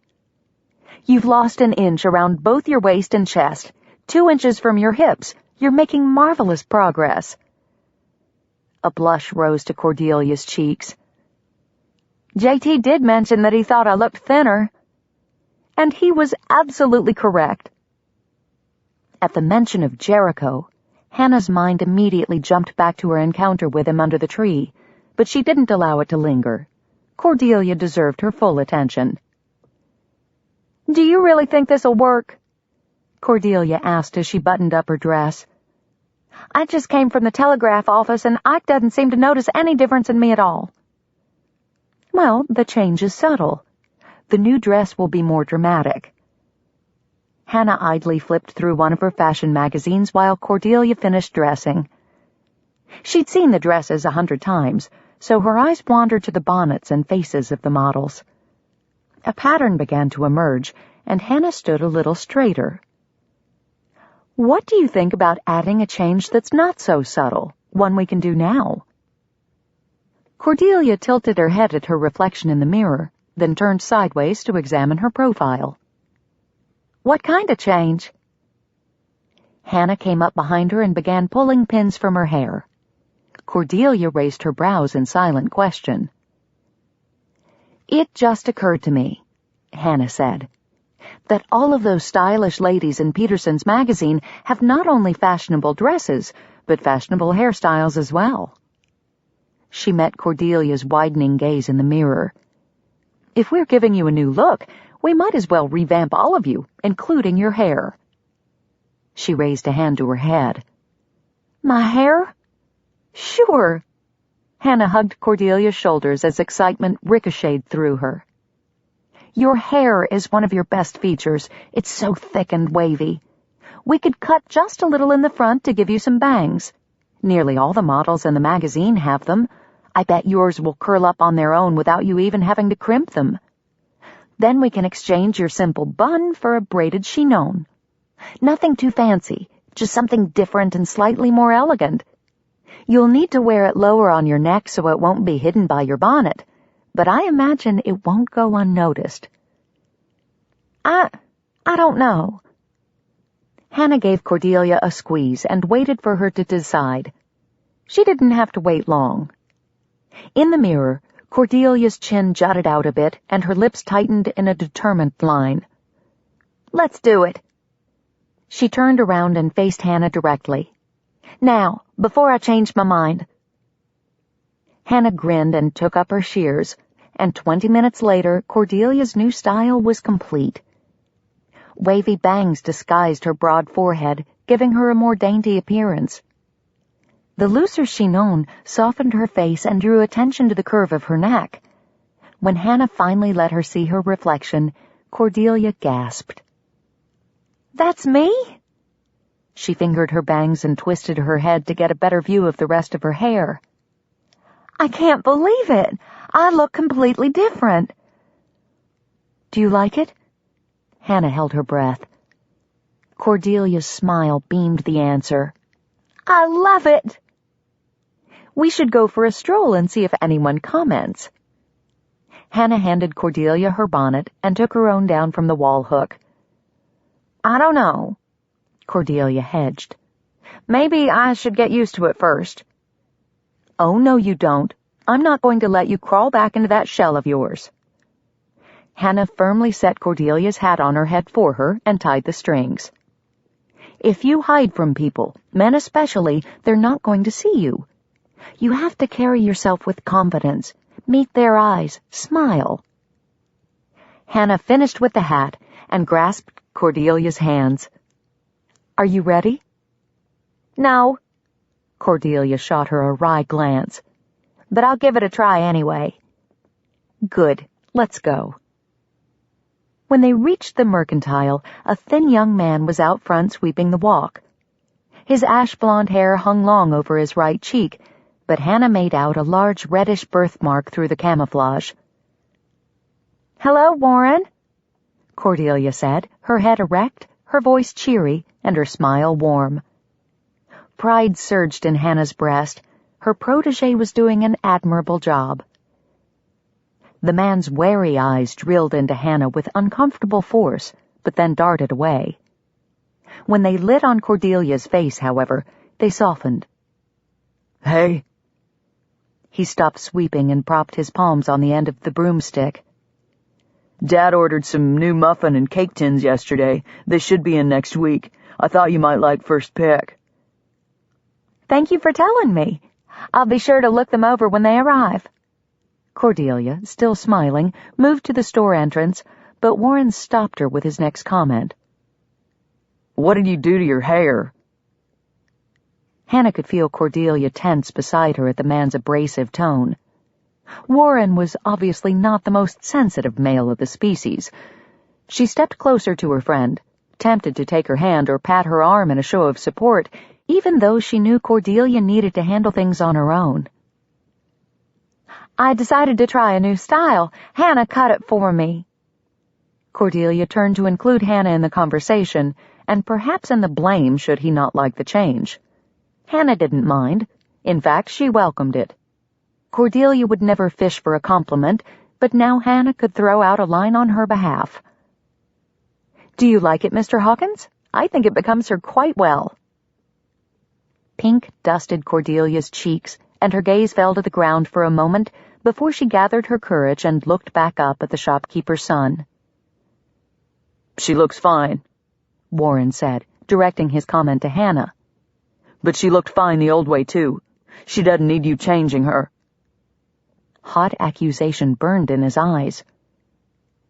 Hannah flushed under the scalding look and was grateful when Cordelia linked their arms and led her toward the store entrance. Have a nice afternoon, Warren. Cordelia's bright inflection sounded a trifle counterfeit, but Hannah wasn't about to complain. And thanks again for the information on the bacon tins. Sure. His scowl melted into a wan smile as he shifted his attention back to Cordelia. I'll ask Father to let you see them before he sets them on his shelves. Cordelia waved but didn't speak again until she and Hannah were safely inside the mercantile. I'm sorry about Warren, she whispered. His disposition has always been a little on the sour side. That's all right. He seemed more protective than sour. I think he's sweet on you. Hannah winked, feeling more herself now that she was out from under Warren's censure. He's only a friend. Cordelia sputtered, as if the idea had lodged in her throat like a piece of beef that didn't want to go down. It doesn't matter. Hannah batted away her friend's protest with a flick of her wrist. What he said is true. You were just as lovely before we cut your hair as after. Hannah slipped her arm free from Cordelia's, thankful her friend hadn't been disheartened by the events outside. Of course, the young man hadn't aimed any animosity at her. He'd saved that for Hannah. Cordelia smiled and led Hannah past a pair of gray-haired women debating the merits of leather handbags over the tapestry variety. You're sweet to say so, but I consider the change an improvement. Regardless of what Warren said, I'm glad we did it. Hannah breathed easier, the knot of uncertainty loosening within her. Me too.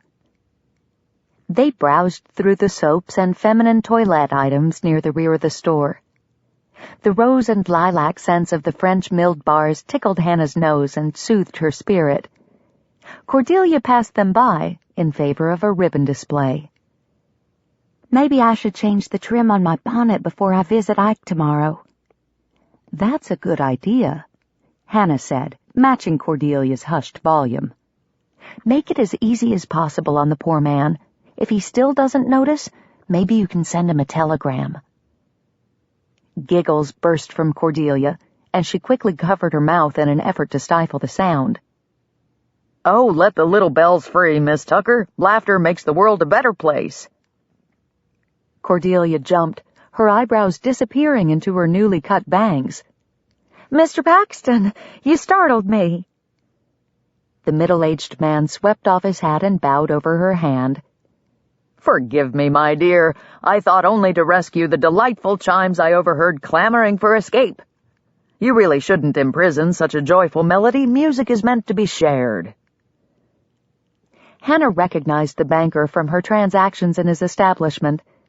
The man was a consummate charmer, yet it seemed he was also a devoted husband who doted on his wife and daughters.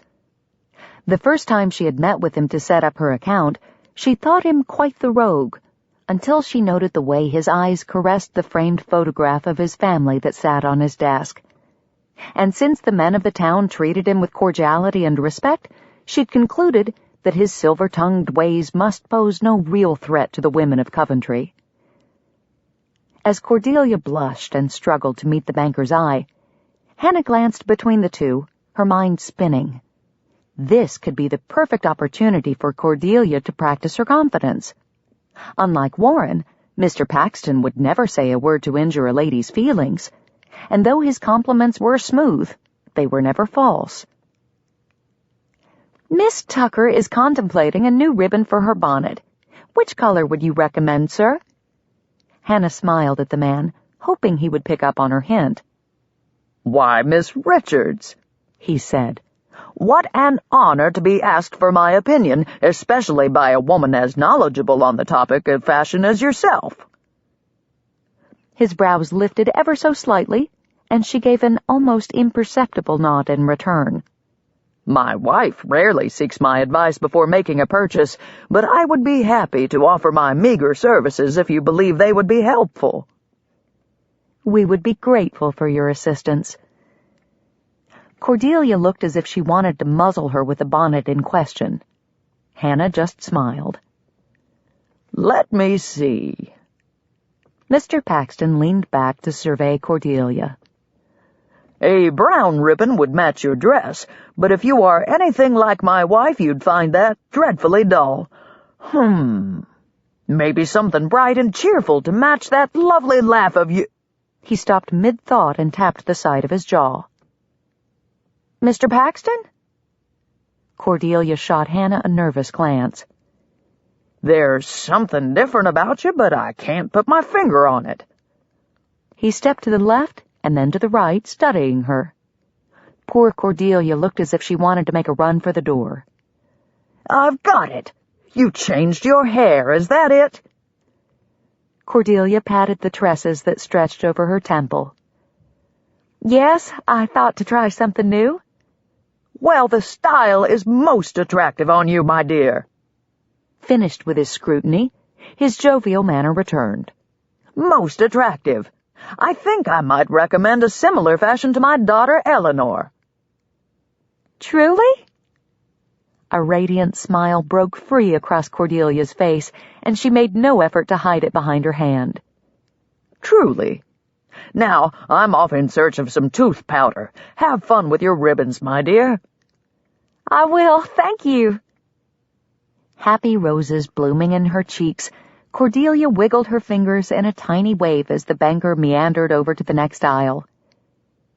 It was amazing how the right words spoken by a man could soothe insecurities. And if things continued progressing as they were, Hannah had no doubt that Cordelia would soon be hearing those words from the right man. Unfortunately, the right man for Hannah didn't know the first thing about finding the right words, although, seeing as how she was so wrong for him, he probably hadn't put much effort into the search. Oh well, words weren't everything. Jericho's actions spoke with plenty of eloquence and had the added benefit of being subject to interpretation. If her misguided heart chose to read more into them than he intended and to harbor unwarranted hope, that was her business. She'd face the consequences when she must. Later. Chapter 21. Over the next week, Hannah and Cordelia stepped up their calisthenic program. Cordelia's improved stamina allowed them to lengthen their morning walks past the schoolhouse to include climbing a second hill instead of stopping at the river. She also graduated to more difficult club and dumbbell routines. Then, since Saturday marked the midpoint of their journey to a slimmer, more confident Cordelia, the girls celebrated by taking in the seams on two of Cordelia's best dresses, a chore they tackled with enthusiasm. Business at the dress shop had improved as well.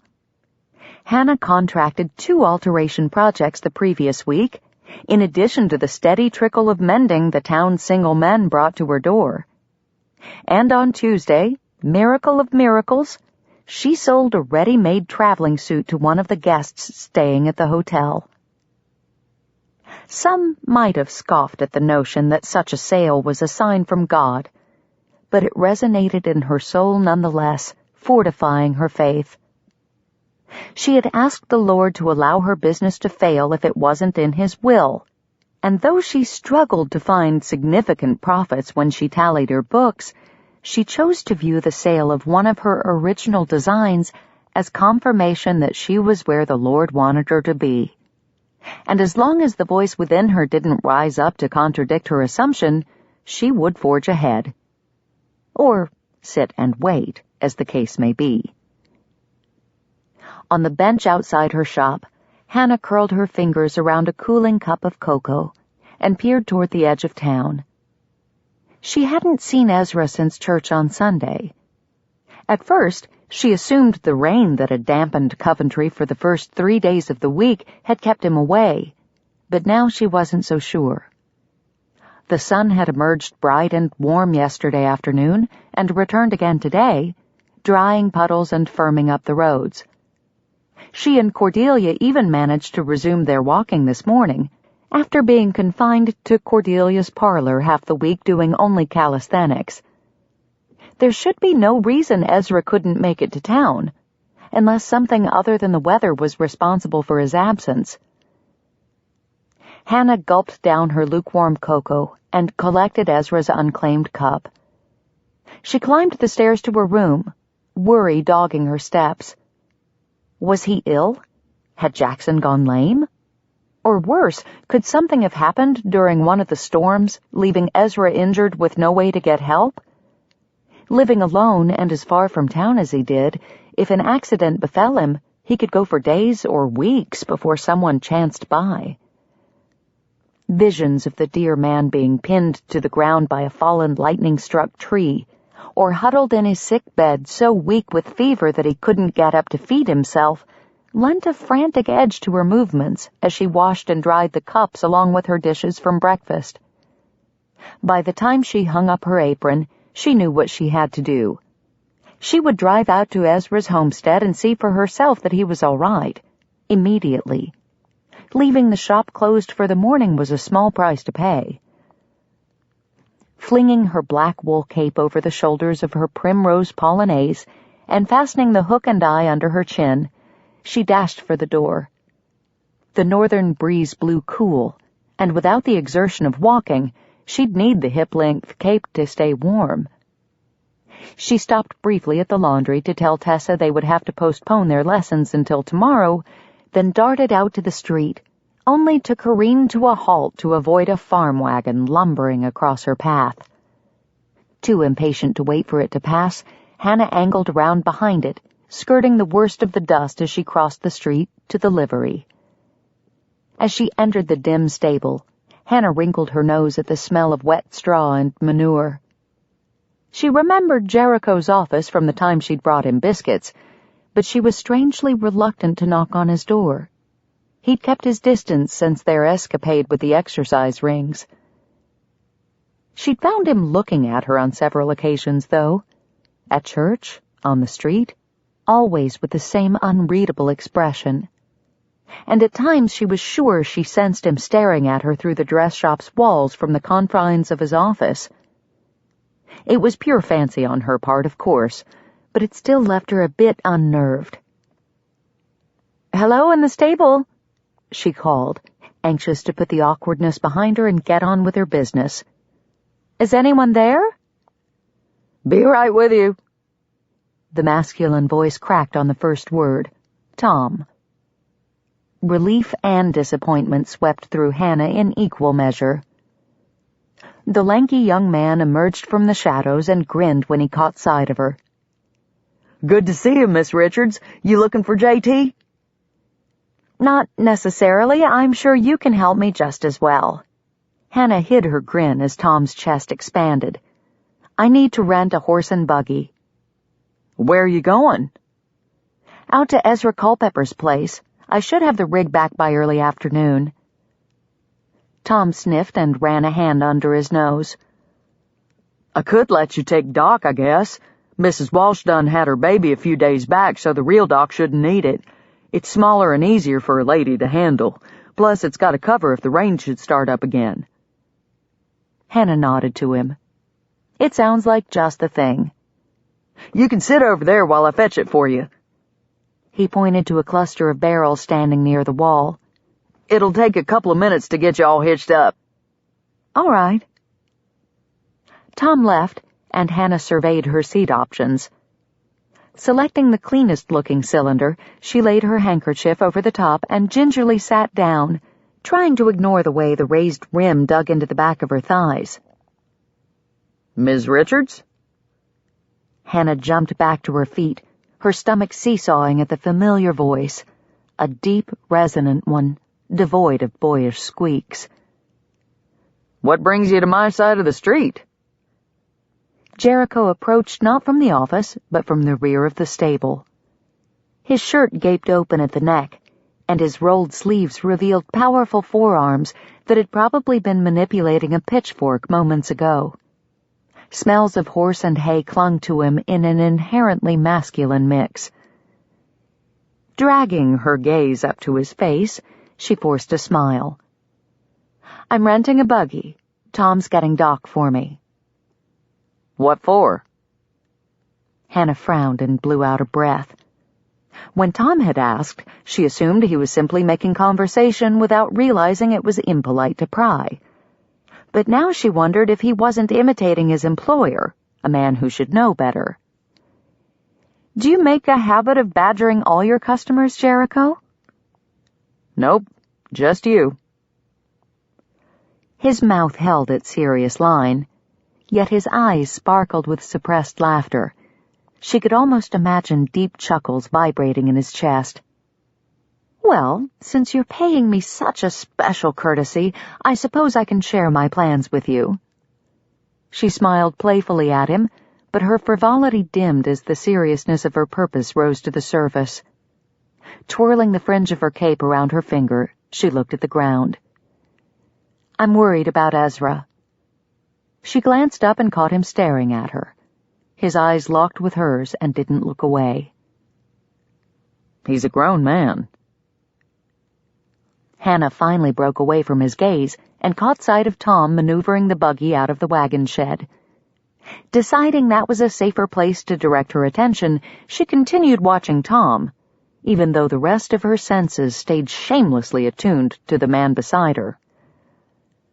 I know he is, she said. However, he's never missed a morning visit at my shop until this week. I thought perhaps the rain had kept him home, but he didn't come today either, and the weather is fine. There could be 100 reasons why he didn't make it to town. Maybe he's busy carving up more of those sticks to sell at the depot. Maybe, but what if he's hurt or sick? Needing him to understand, she turned and searched his face. He lives out there all alone, Jericho. He'd have no way to summon help if something went wrong. I need to go out there, if for no other reason than to reassure myself that he's all right. He stared at her, long and hard. You're a soft-hearted woman, Hannah Richards. Hard-headed, but soft-hearted. He reached out as if to touch her cheek, then dropped his hand to his side. I'll give Tom a hand. We'll have you ready to go in 2 shakes. She stood motionless as he retreated, longing for the contact that had failed to materialize. For a brief moment, the hard lines of his face had relaxed with tenderness, changing his countenance so completely her breath had caught in her throat. What would it be like to feel his hand cup her cheek, to lean into the comfort of his caress, to have him look on her with love? It's ready, Miss Richards. Tom waved her forward. She gathered her wits and joined him by the buggy. You know how to handle the reins, right? The stern Jericho had returned. Yes. Good. I've double-checked the harness and all the straps. The carriage is sound. He tugged on the leather and kicked at the spokes as if to verify his words. If you get stuck in mud or have any difficulty with the buggy, just leave it where it stands, unhitch the horse, and ride him back to town. I don't want you stranded out there. Hannah smiled at the gruffness in his voice. Now who's worrying unnecessarily? She picked up her skirt and placed her foot on the step, but when she reached for the handle on the outside of the seat to pull herself in, Jericho was suddenly there, offering his hand. She accepted, enjoying the feel of his calloused skin against her palm. The contact was far too brief, but it warmed her nonetheless. Reluctantly, Hannah let go and retreated onto the seat, where she extracted a silver dollar from her purse and passed it over to him. Can you give me directions to Ezra's place? Except for my constitutionals with your sister, I haven't ventured far from town. Jericho tipped his hat back and pointed to the north. Take the main road out of town. Go about a mile past the schoolhouse, then turn right on the road that leads to the river. You'll cross a wagon bridge. Go another 2 miles or so until you see a post to the left with a hummingbird carved into the wood at the top. His wife loved the things. Follow the ruts that turn off by the post. They'll take you to the house. Hannah collected the reins, and the horse stomped the ground in anticipation. Thank you for your help, Jericho. Tom sidestepped up to the buggy, shooting leery glances at his employer as he moved. He cupped his hand around his mouth as if to tell her a secret, but forgot to lower his voice. He don't like that name, ma'am. Nobody calls him that. I do. Hannah grinned and flapped the reins. The roan set off down the street, leaving a stunned Tom and a scowling Jericho in its wake. Feeling better than she had all morning, Hannah reveled in the freedom of being out in nature. Thickets of trees covered distant hills, where random specimens boasted the first red leaves of autumn. White clouds rimmed in gray blew gently across the sky, and the same breeze that propelled them pushed the loose tendrils of hair away from her face and cooled her skin. A pair of blue jays flew overhead, scolding each other as they swooped in and out of the mesquite. A lovely morning to be out for a drive. Jericho's directions proved easy to follow, and Hannah soon found herself at the wagon bridge. Desert hackberry, with its dark green oval leaves and bright orange berries, combined with prickly graythorn and other shrubs to line the banks of the North Bosque River. The fragrant aromas of juniper and cedar teased her nose and induced a sneeze as she brought the buggy to a halt. The rush of the river seemed unusually loud. She edged forward until she could make out the water below. The usually narrow, slow-flowing stream had swollen with the recent rains. The trestles still cleared it by several feet, though, so she clicked to the horse and rolled from the dirt onto the bridge's planks. The roan's shod hooves thunked against the wooden boards with a hollow cadence that sent a shiver tiptoeing down her neck. Hannah tightened her grip on the reins, but she made it to the opposite side without incident. Once back on the road, Hannah urged the horse to a trot. The river reminded her of how quickly things could change. She needed to get to Ezra. When she finally reached his homestead, the sun stood high in the sky. As she stepped down from the buggy, a door on the weathered house creaked open. Ezra hobbled out into the yard, leaning heavily on one of his walking sticks. "Miss Hannah, what are you doing all the way out here?" She hurried to his side and steadied him with a hand at his elbow. "I was worried when you didn't make it to town for so many days. I wanted to make sure that everything was all right." Ezra shook his head and let her lead him back to the house. "You should be in town sewing up some fancy piece of calico instead of checking up on an old-timer like me. I ain't worth your worry." "Of course you are. Now let's get you back in the house so I can make you some tea." Before she could make tea, however, she had to find the kettle. A mound of dishes, pots, and pans littered the kitchen, all of them dirty. The poor man probably hadn't eaten off a clean plate since his wife died. It was a wonder he ate at all in this mess. A half-empty can of beans sat on the table, a spoon standing stiff in its middle. His lunch, no doubt. He hadn't even bothered to warm it up. Hanging up her cape and bonnet, Hannah vowed to make the place habitable before she left. She located an apron, tied it about her waist, and pushed up her sleeves. Not allowing Ezra to talk her out of her mission, she dragged in the washtub from the back porch, filled it with well water, and started dropping pots and pans into its depths. The plates went into the dishpan along with the cups and flatware, and she left them to soak until she had heated enough water on the stove to clean them properly. Ezra finally stopped trying to dissuade her and sat at the table whittling while she chattered on about the progress Cordelia was making. She told him about the lovely fern-green wool they had decided on for the main body of the dress, the jet buttons, the fern and burgundy-striped skirting, the way the polonaise would gather at the back for a slight bustled effect. She doubted he cared a whit about her babble, but it helped pass the time. When the dishes and utensils were clean, Ezra insisted on helping her dry. Hannah made him do it sitting down. The way he grimaced and limped around, his pain was obvious. She didn't question him about it, though, until the work had been completed, and they both sat at the table with a cup of honey-sweetened tea. "Did you hurt yourself this week? I can send the doctor out to see you." Ezra took a sip and shook his head. "No, it ain't worth the bother. He can't do nothing for these old joints." He set the cup down and rubbed his leg. "My rheumatism acts up something fierce when it rains, and with the way my knee is aching, I bet we're in for some more." "Do you have a soup bone I can use to make stock?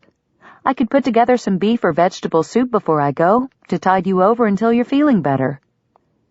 No, you done too much already. He slapped his palms onto the tabletop and pushed to his feet. With a hitch in his step, he shuffled over to the window and tilted his head to view the sky. Looks like that new storm is rolling in. There's a wall of dark clouds to the northwest. No telling how soon it'll reach us. You better head back to town.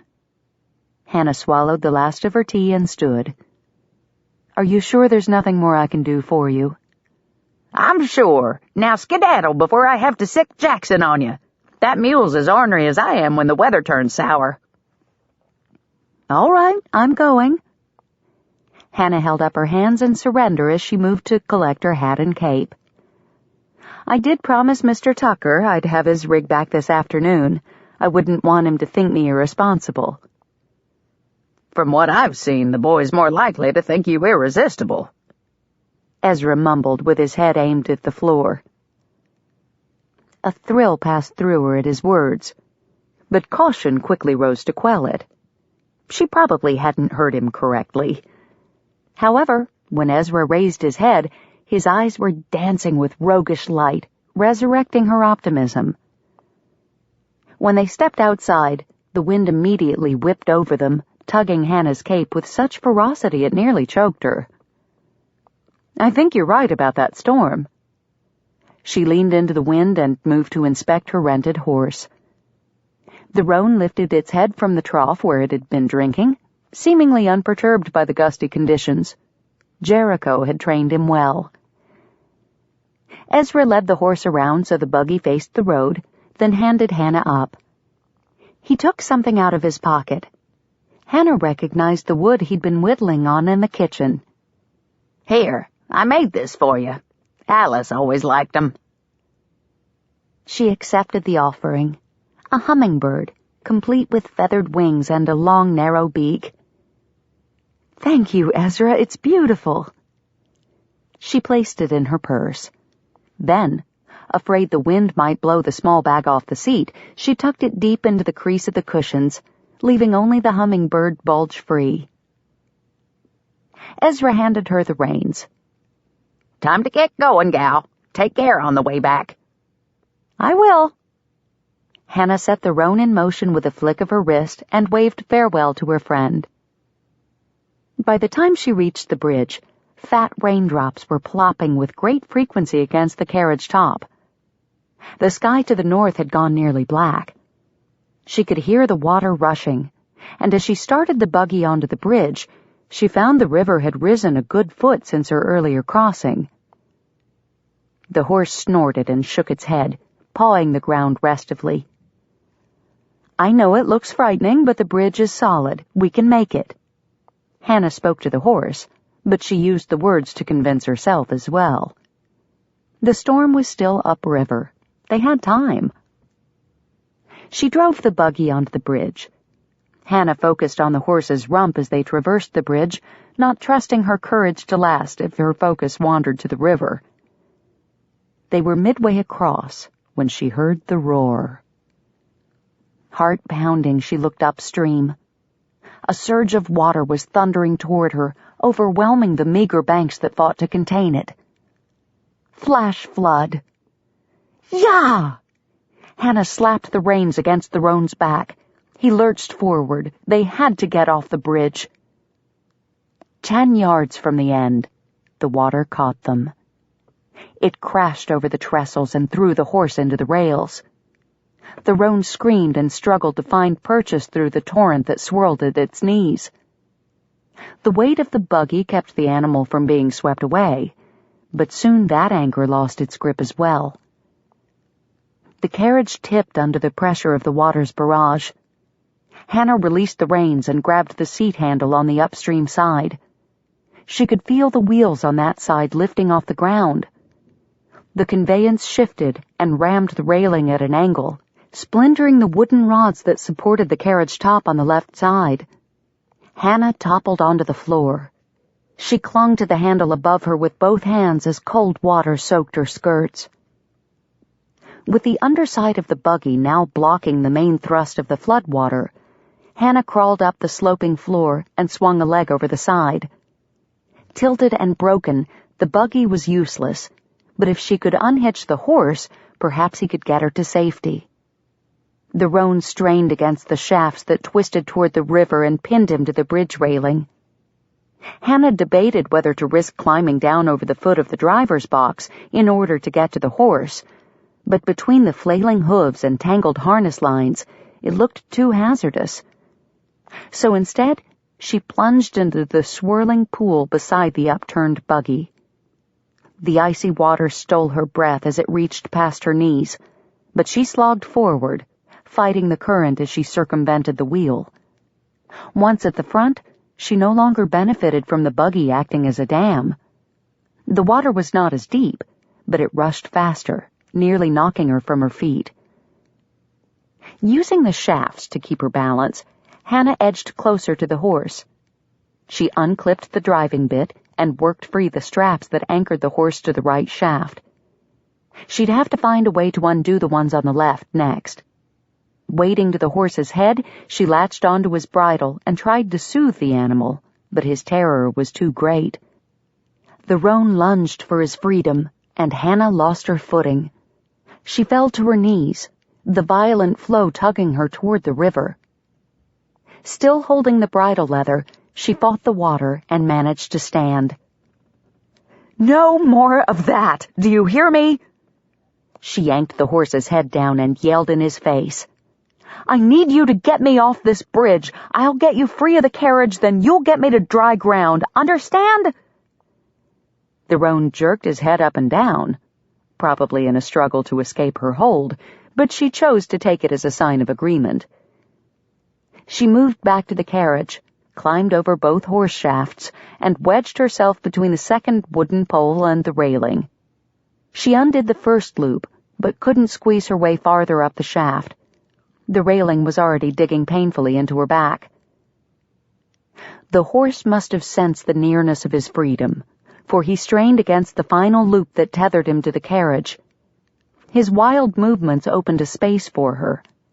She stretched forward and loosened the loop. The roan did the rest. Hannah lunged for the harness saddle so he could pull her free, but she was too slow. The traitor ran for the road, leaving her behind. "Hey!" Hannah barely got the shout out before the wooden shaft pounded her back into the railing. The blow knocked her feet out from under her. She flung her arms around the offending pole and tried to pull herself upright as she had done before. Only this time, her legs dangled over the side of the bridge between the rail posts. There was nothing but water to push against. The current tore at her. She slid farther and farther over the side. Her strength waned. Her knees scraped over the side, then her hips. Finally, the edge of the bridge jabbed its planks into her ribs. Water pounded her face and filled her mouth. She swiveled her head and sputtered, desperate for a breath. Out of options, she did the only thing she could. She let go of the pole and allowed the river to take her. Chapter 22.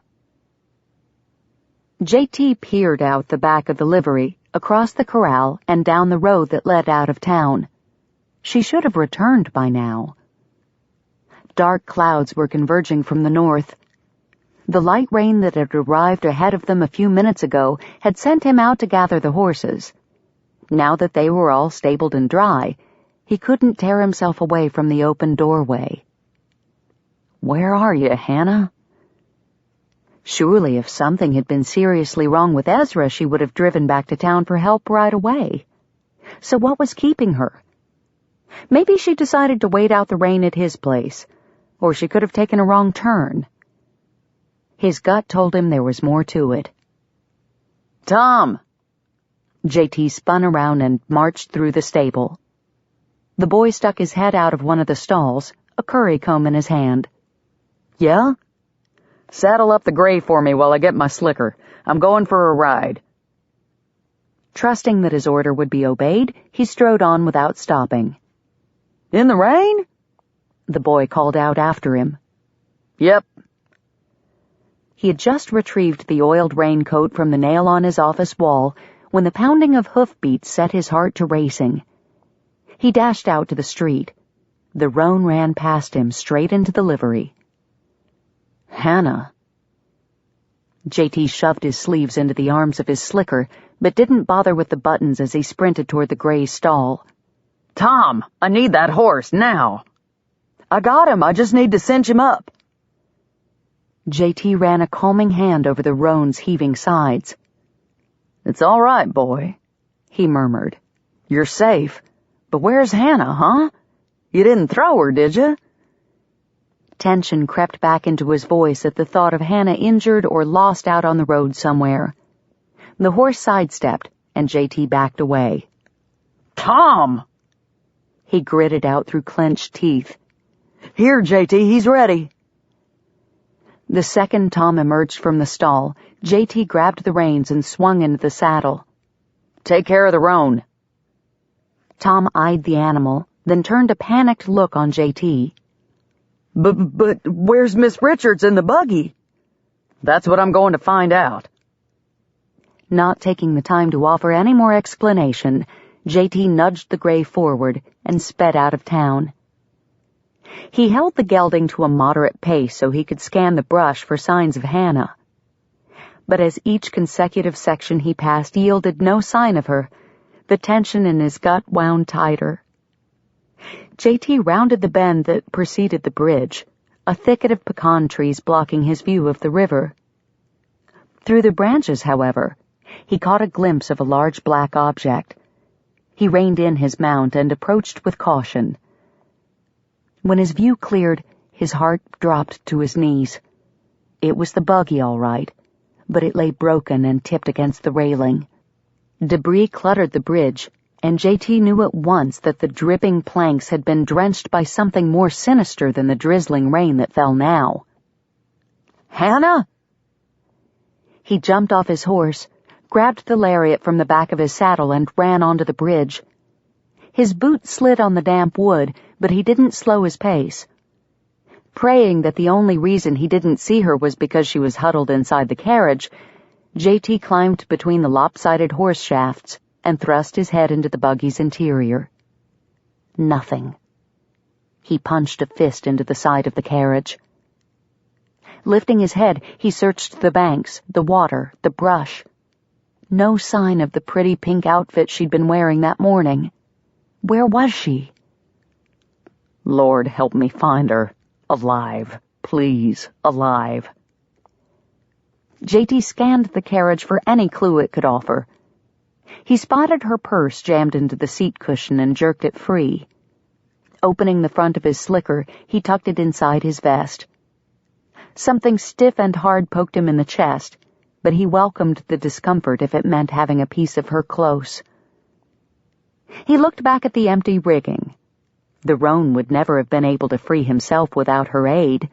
Therefore, she must have survived the flash flood, at least initially.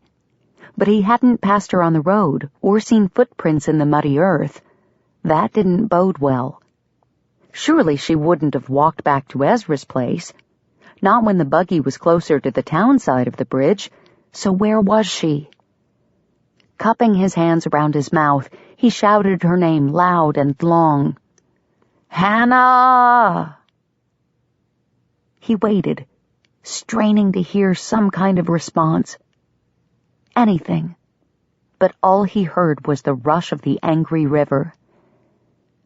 She must have been washed over the side. JT ground his teeth. Hannah was strong, stronger than any woman he'd ever known. Physically, mentally. The buggy had collapsed near the bank. Despite the fast currents, she might have made it to shore. That's where he'd start the search. He angled his arm through the coil of rope and shoved the lariat up to his shoulder. Leaving the bridge behind, he sunk into the mud lining the west bank. He wove around trees and brush, grabbing limbs and roots to maintain his balance as his boots continually slid out from under him. Twice, he nearly ended up in the river himself. About a quarter mile from the bridge, he spotted a snippet of color in the distance. There, where the river dipped slightly to the right, a fallen tree stretched out over the edge of the water. Something pink lay in its arms. pink. Heedless of the risk, J.T. rushed toward the log. Thorn bushes scratched his face and hands. His downhill leg throbbed with the effort of keeping him upright. Mud sucked at his boots and dragged him down, but he charged on. When he reached the uprooted tree, he lodged himself behind the circular base and unwound his rope. A small cedar stood nearby. J.T. looped the end of the rope around the cedar's trunk and knotted it.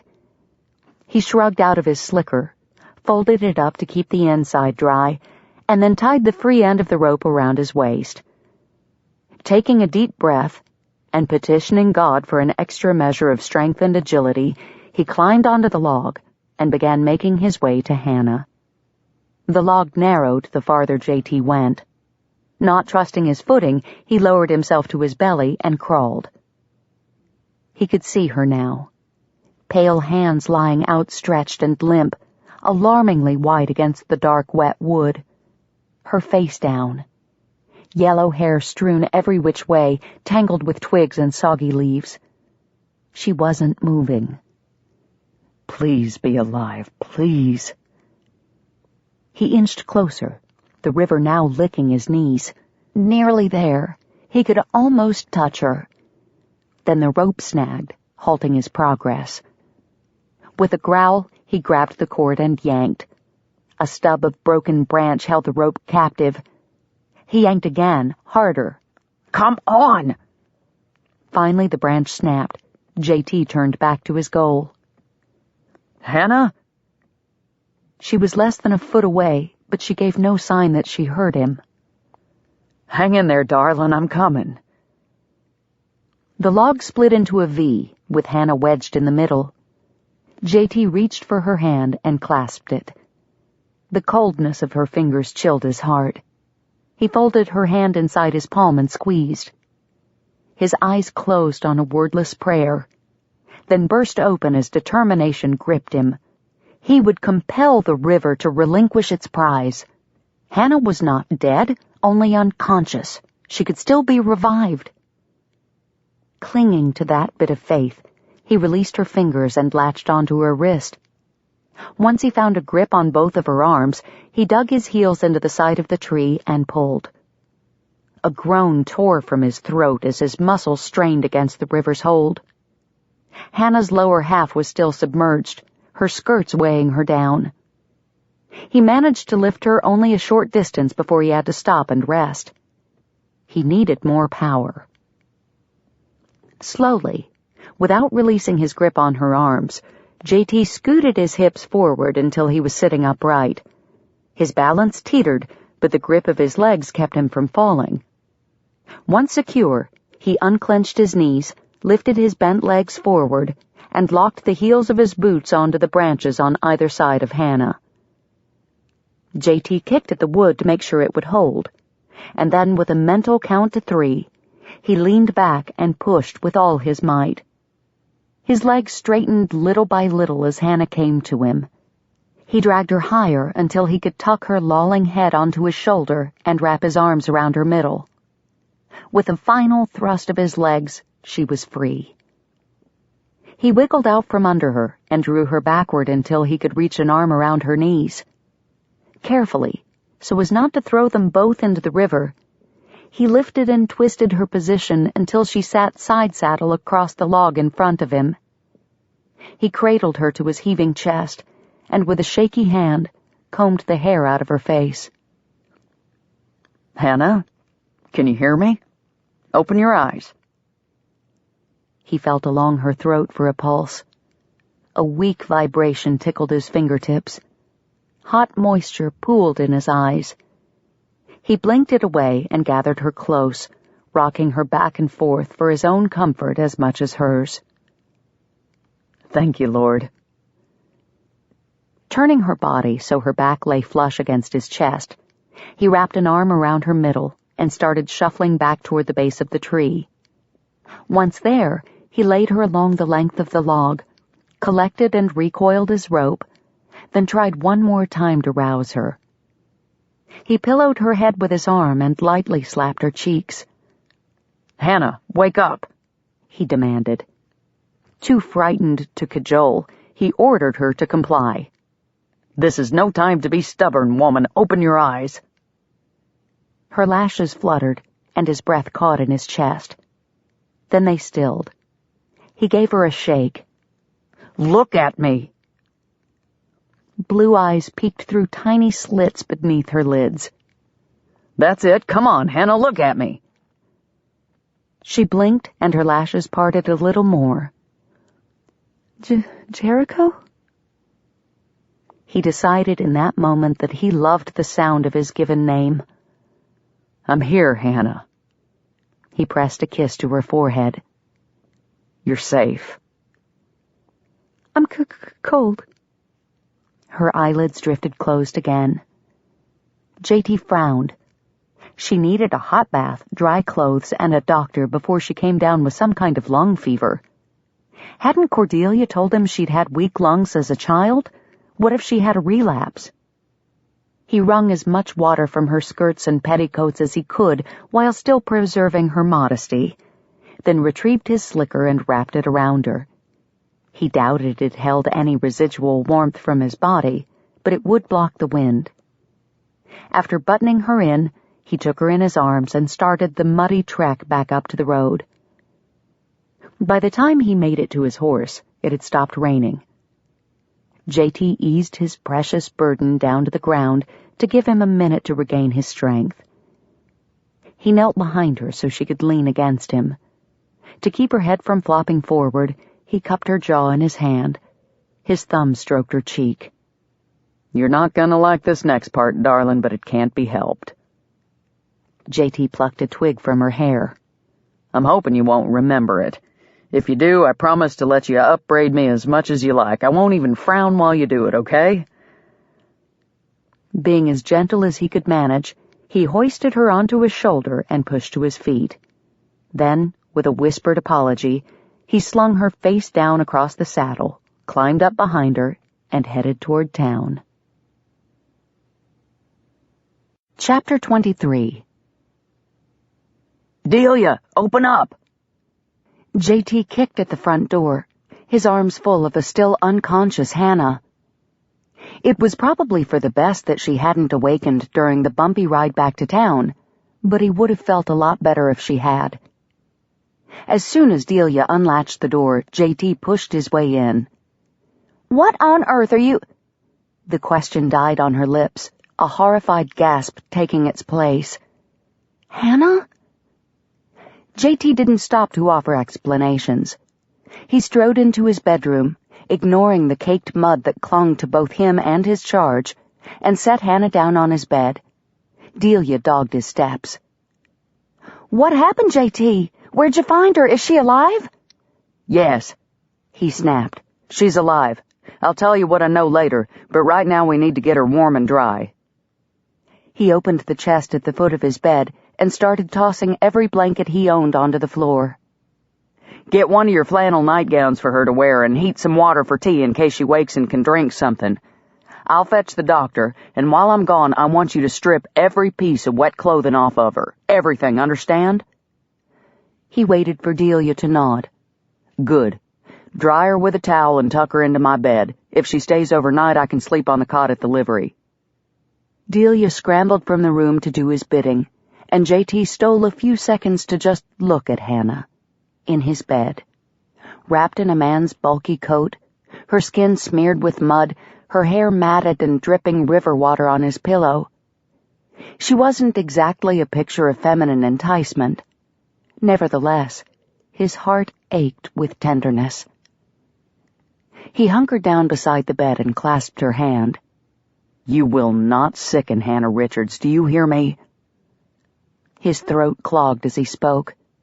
Then, before his sister could return, he pressed a kiss into Hannah's palm and returned her arm to her side.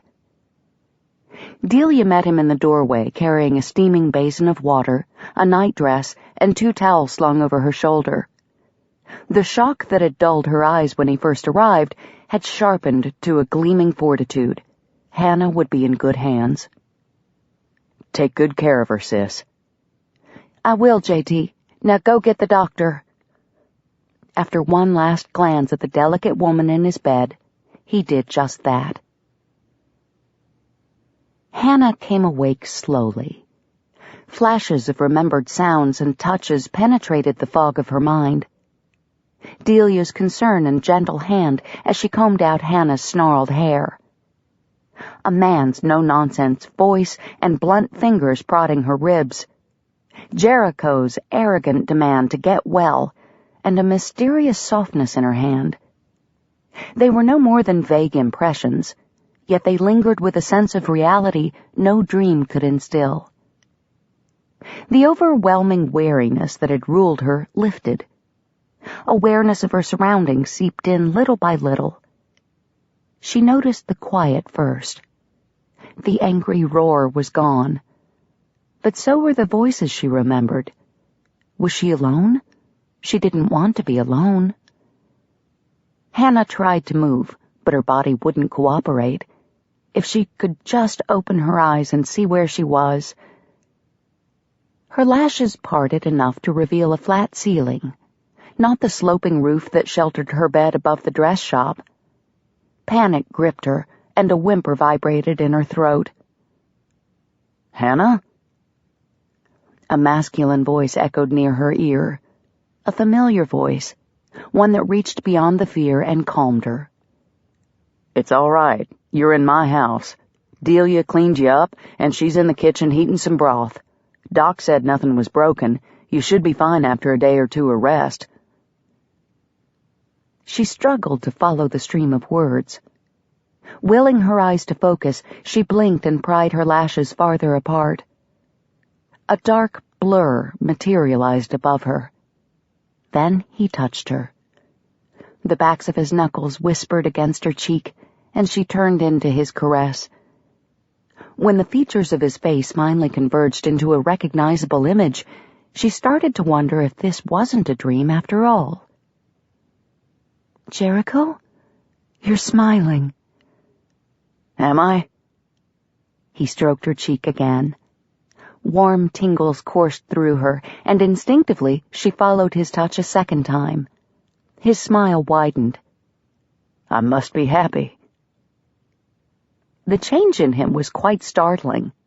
His amber eyes glowed with an inner light she'd not seen before, and the worry lines that creased his face faded into the background. He looked younger, more vibrant, more everything. "You're quite handsome when you're happy." Jericho trailed the back of one finger under her chin. "I'll make note of your preference." Heat rose to her face as she realized she had spoken the thought aloud. She'd better get a grasp on her faculties before she completely humiliated herself in front of him. Hannah turned her head away in a pointless attempt to hide her embarrassment, and heard him scrape a chair closer to the bedside. Only then did she recall the words he had said earlier. She was in his house. In a bed in his house. Her eyes darted about the room. A shaving mug and razor sat next to the ewer and bowl on the bureau. A pair of men's boots lay discarded in a muddy heap by the door. A battered brown hat hung on the bedpost. She was in his bed, in his house. "I shouldn't be here." Hannah clutched the blankets to her chest and bolted upright. Pain ripped through her head. She moaned and squeezed her eyes shut, releasing the covers to press her fingers against her temples. "Easy now," Jericho said. "You've got a pretty good knot on the side of your head. If you move slower, it won't hurt so much." He wrapped his arm around her shoulders and gently laid her back on the pillow. The soreness retreated under his tender ministration, and she opened her eyes again, just in time to see that she was in a nightdress. Before she could do more than gasp, Jericho covered her back up to her chin. "JT?" Footsteps sounded in the hall. "Is Hannah awake? I thought I heard her voice." Cordelia entered the room, carrying a cupful of something that smelled of herbs and beef. "I brought some broth if you think she can manage a few sips." Jericho rose from his chair. "Here, take my seat. I'll get some more pillows to prop her up." Hannah relaxed her grip on the blankets. Having Cordelia in the room restored the propriety of the situation, and the irrational panic that spread through Hannah upon waking in Jericho's bed diminished. There was sure to be a sensible explanation for why she was in their home. She simply couldn't remember what it was at the moment. Jericho returned with an armload of cushions. He laid them on the foot of the bed and came around to the far side. "I'm going to help you sit up, but we're going to do it slowly this time." He supported her head and shoulders, lifting her with exaggerated care. Cordelia plumped the pillows and arranged them behind Hannah's back. Jericho eased her down, and she sank gratefully into the cushioned softness. "Here you go." Cordelia placed the broth cup in her hand. "I let it cool some so it's not too hot." Hannah let the warmth seep into her fingers for several seconds before taking a drink. The well-seasoned stock flowed over her tongue and enlivened her sluggish senses. Her nostrils flared to take in more of the aroma and to inhale the heat of the steam. It's delicious, thank you." She finished most of the broth before her stomach began to churn. Deciding to extend Jericho's advice to eating as well as moving, Hannah didn't push herself to drink the rest. Lowering her arms to her lap, she looked from sister to brother. "What happened to me?" "You don't remember?" Cordelia reached forward to claim the cup. Hannah scrunched her forehead. "I'm not sure. Things are jumbled in my mind." She looked to Jericho for a clue. He'd put distance between them again, leaning against the wall near the doorway, seemingly content to let his sister take over her care. His smile had retreated too, although warmth still radiated from his eyes. Hannah loved Cordelia dearly, but she missed the unguarded man who had stroked her face and hovered over her with such tenderness moments ago. Would he ever come to her again? "JT," Cordelia said, "tell her what you know. Maybe it will spark a memory." One side of his mouth quirked upward. "You went for a swim and I had to fish you out of the river." The river. Images shuffled in her brain, some sharper than others. The storm, the bridge, the flood. An unseen hand pulled mental pictures out of the scrambled deck that was her brain and set them before her in an order that finally made sense. The carriage tipping, the horse running off, the river sweeping her away. Water everywhere, over, under, currents dragged and flipped her.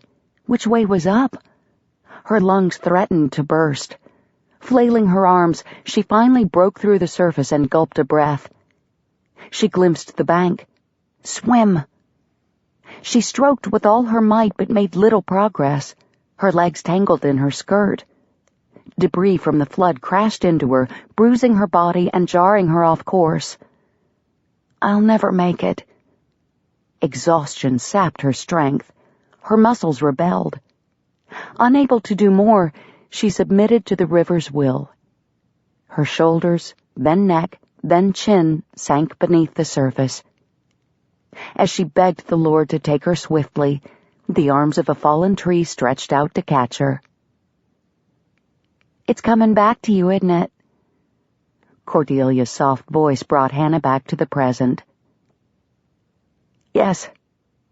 The words scratched against her fear-swollen throat.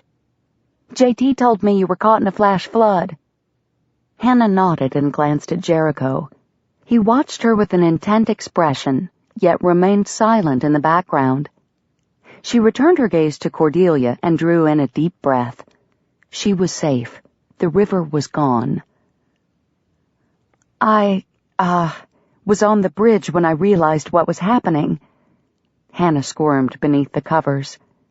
"It was too late to go back.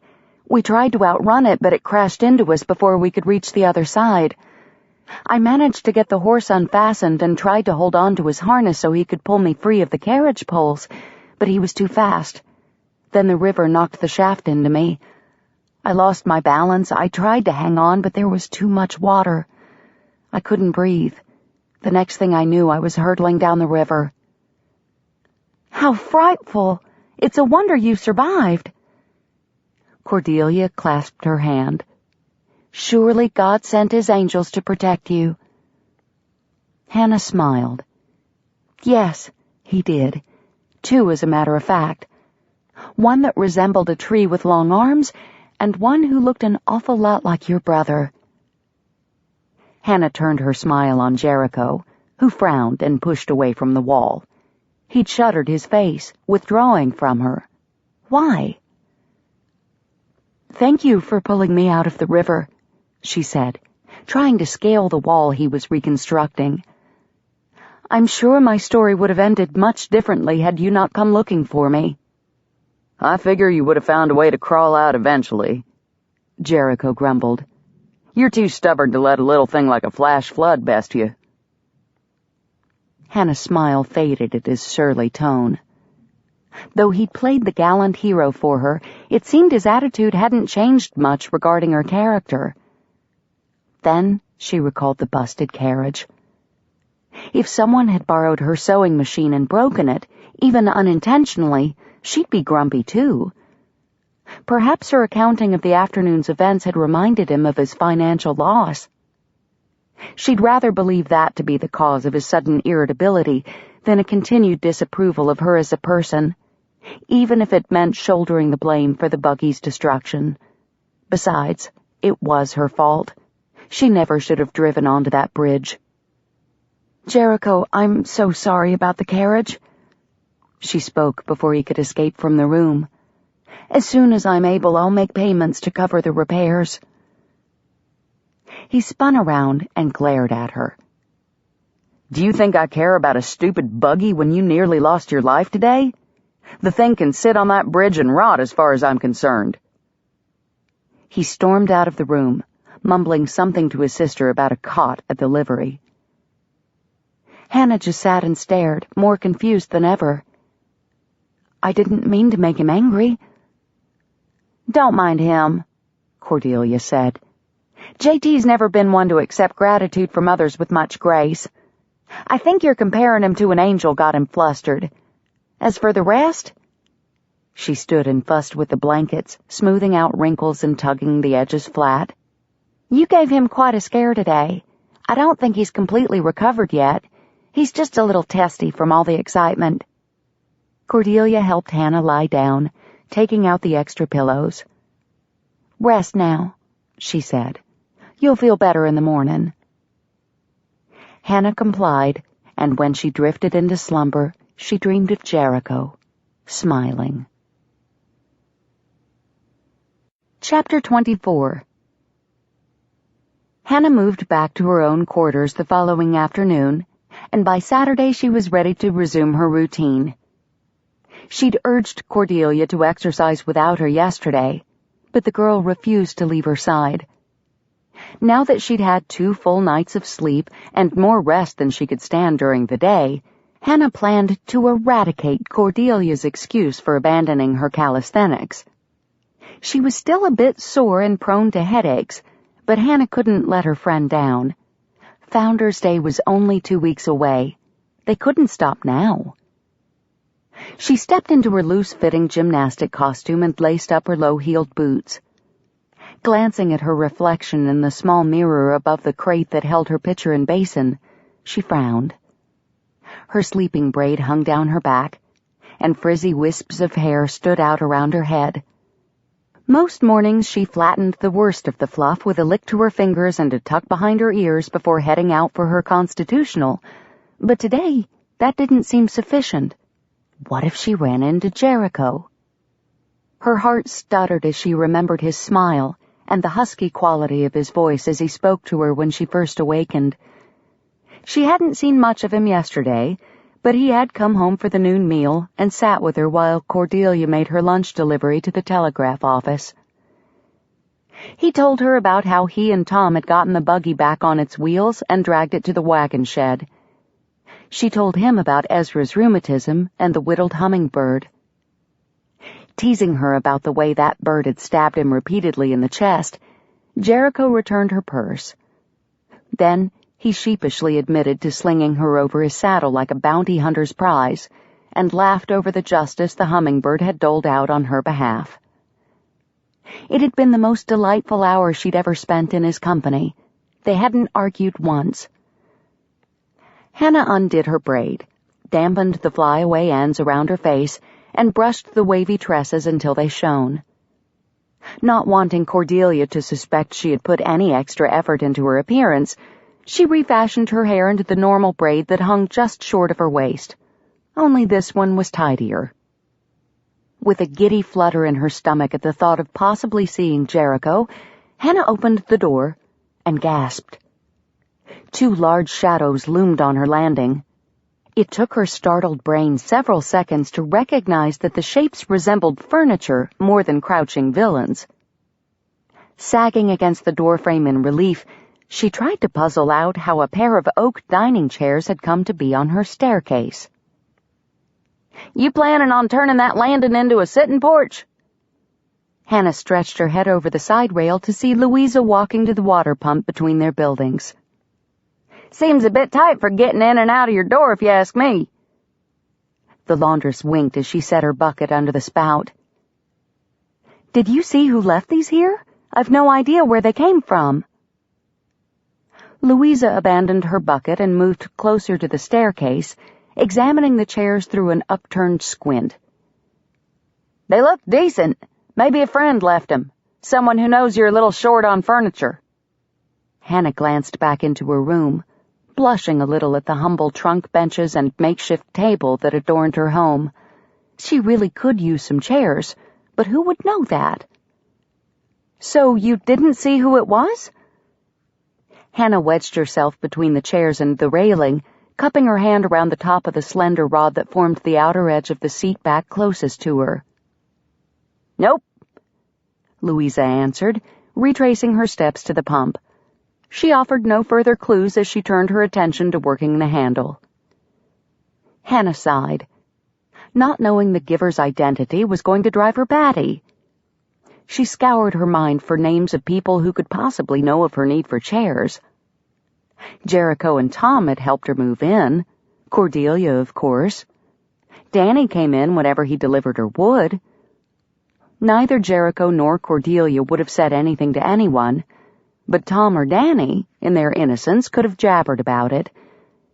It was possible that she mentioned something about her accommodations to Ezra during one of their morning chats, but she didn't remember anything specific. With his woodworking skills and soft heart, he would be a logical benefactor, but living so far from town would make it nearly impossible to deliver goods in the middle of the night, especially with his rheumatism. She searched the empty street below for anyone who might be watching, but as usual, no one was about so early in the morning. At least no one she could see. Unable to solve the riddle, she relegated it to the back of her mind and carried the chairs inside. They really were quite lovely. A floral pattern was carved into the back of each one, and 5 thin spindles connected that piece to the slat at the back of the cane seat. The legs stood secure against the floor. No wobbles. She placed the chairs at different spots around her plank table until finally deciding to position them kitty-corner, facing the windows. It looked cozy, intimate. An image of Jericho sitting there rose to greet her. Him holding her hand or sharing a piece of pie off her plate. That deep voice whispering private messages in her ear. A brush of his lips across hers. A tardy rooster crowed outside, shattering Hannah's daydream. She jumped and scurried out the door. Cordelia would worry about her if she didn't show up soon. As she passed the livery, a movement in the office window caught her eye. Jericho was already there. Hannah tamped down her disappointment. It wasn't as if this visit would be her only chance to see him. He'd be at church tomorrow. And maybe she could make him another batch of biscuits or something. A thank you for fishing me out of the river gift. A groan vibrated in her throat at the idiotic idea. Why was it she could give Cordelia advice on securing a man when she didn't have the first idea how to manage the task for herself? Maybe she should just concentrate on being a seamstress and making her shop a success. That had always been her dream. Yet, her dream was shifting. She could feel it. Jericho was weaving his way into its very fabric, and she feared that without him, the whole thing would tear to shreds. Hannah shook off the dismal thought as she approached the Tucker home. Cordelia rose from her seat in a front porch rocker. "I wasn't sure if you'd be coming today," she said. "Have you recovered enough?" "I'm ready to find out." Hannah grinned and motioned Cordelia forward. She hiked past the house without stopping, forcing Cordelia to trot to catch up. "I'll waste away if I spend any more time abed. It feels good to be up and moving again." "I'm glad you're feeling better," Cordelia said as she came abreast of Hannah. "Me too." They strode together in comfortable silence as they made their way toward the schoolhouse. Hannah usually enjoyed the quiet companionship of their walks, but today questions about her mysterious gift kept bobbing to the surface and irritating her like a host of mosquito bites that begged to be scratched. "Do you happen to know anything about a pair of dining chairs that appeared on my landing this morning?"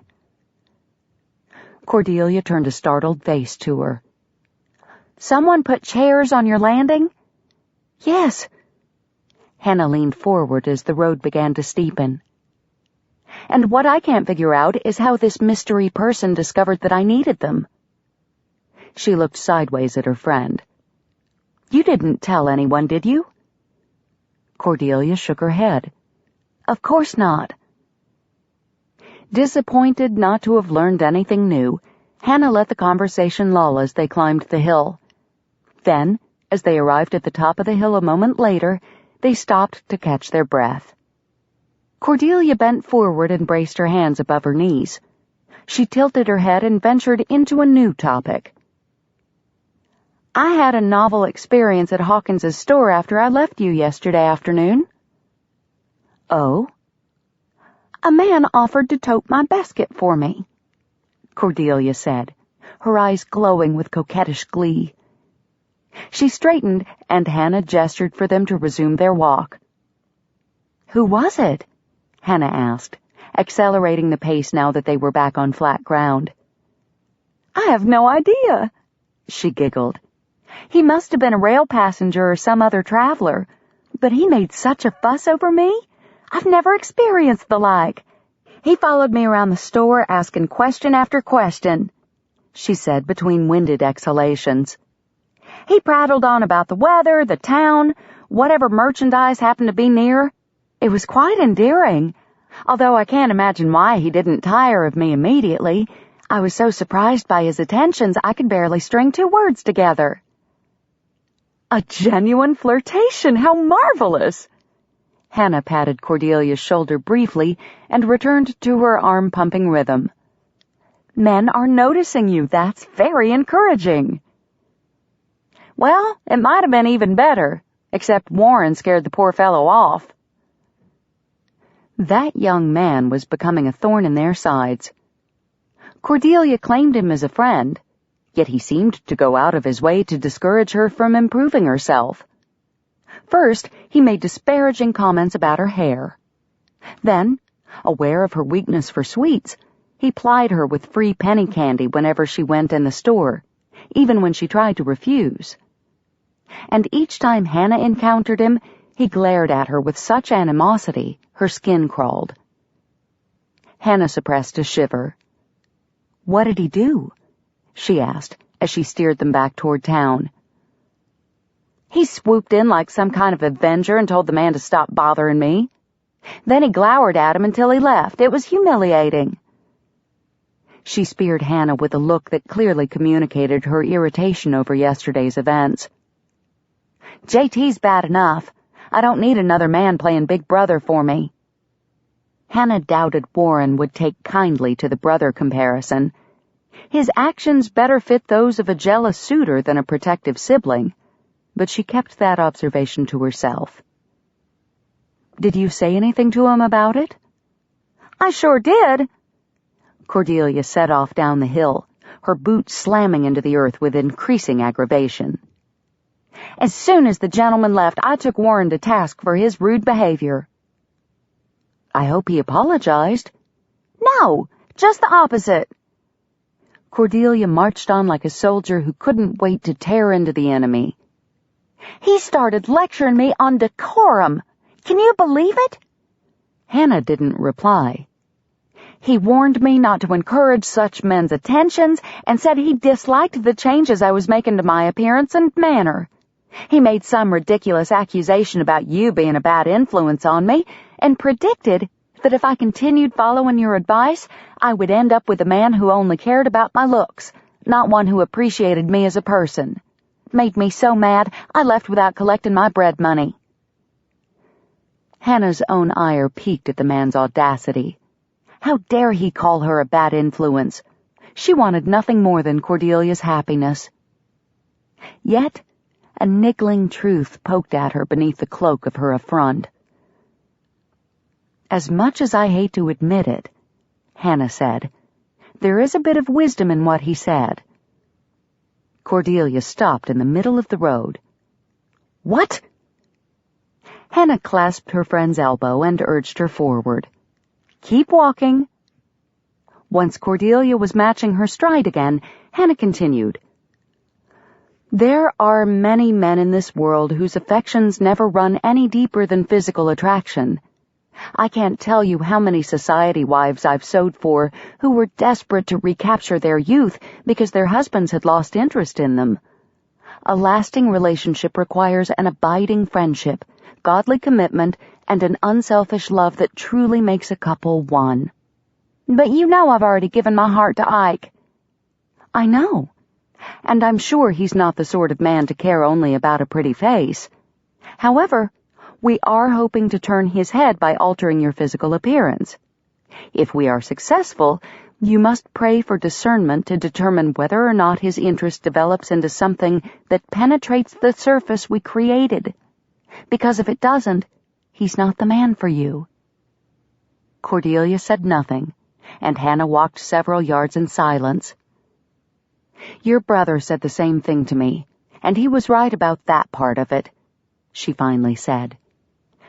"Beauty is superficial, and a relationship built on such a shallow foundation cannot last." Hannah peered at her friend, but Cordelia's eyes remained focused on the ground in front of her. Judging it best to let her think without interruption, Hannah said nothing further. However, in the resulting quiet, her own mind drifted to Jericho. Where Cordelia longed to have Ike notice her as a woman, Hannah longed for Jericho to appreciate her inner qualities. He was already physically attracted to her. She'd seen that. As well as the fact that he fought his attraction more vigorously than a cattleman fighting a prairie fire.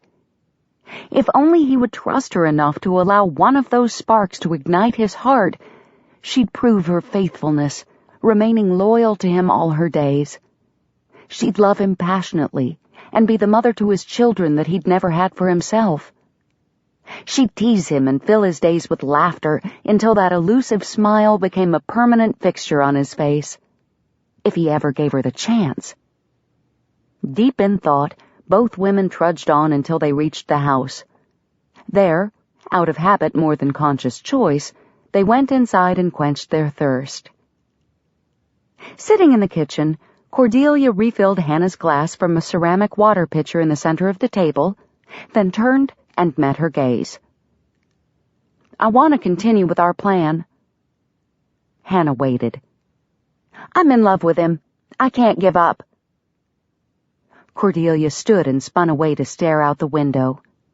After a moment, she pivoted, her hands gripping the back of the chair. "I won't settle for superficial. If that's all he can offer me, I'll let him go.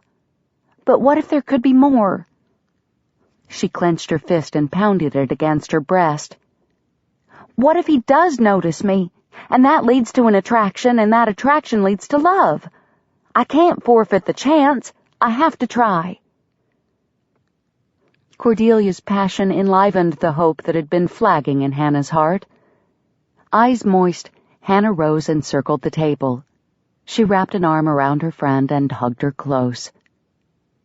"We'll keep pressing on, then." Hannah rested her head against Cordelia's temple and silently vowed to do everything in her power to help the young woman gain her dream. And if the Lord proved merciful, perhaps she'd realize her own in the process.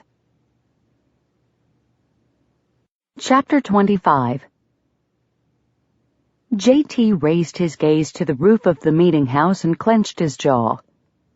He appreciated a good sermon as much as the next fellow, but as a non-drinking man, today's treatise on the evils of drunkenness had grown tedious after 5 minutes. J.T. changed positions in his seat, twisting slightly toward the center. He could almost see her out of the corner of his eye. 2 rows back, across the aisle, sitting next to Ezra. She'd worn that pretty blue dress, the same one she'd had on the day he'd met her at the depot, the one that made her eyes look like moonlit ponds. Crossing his arms over his chest, he ran his hand across the pocket of his shirt.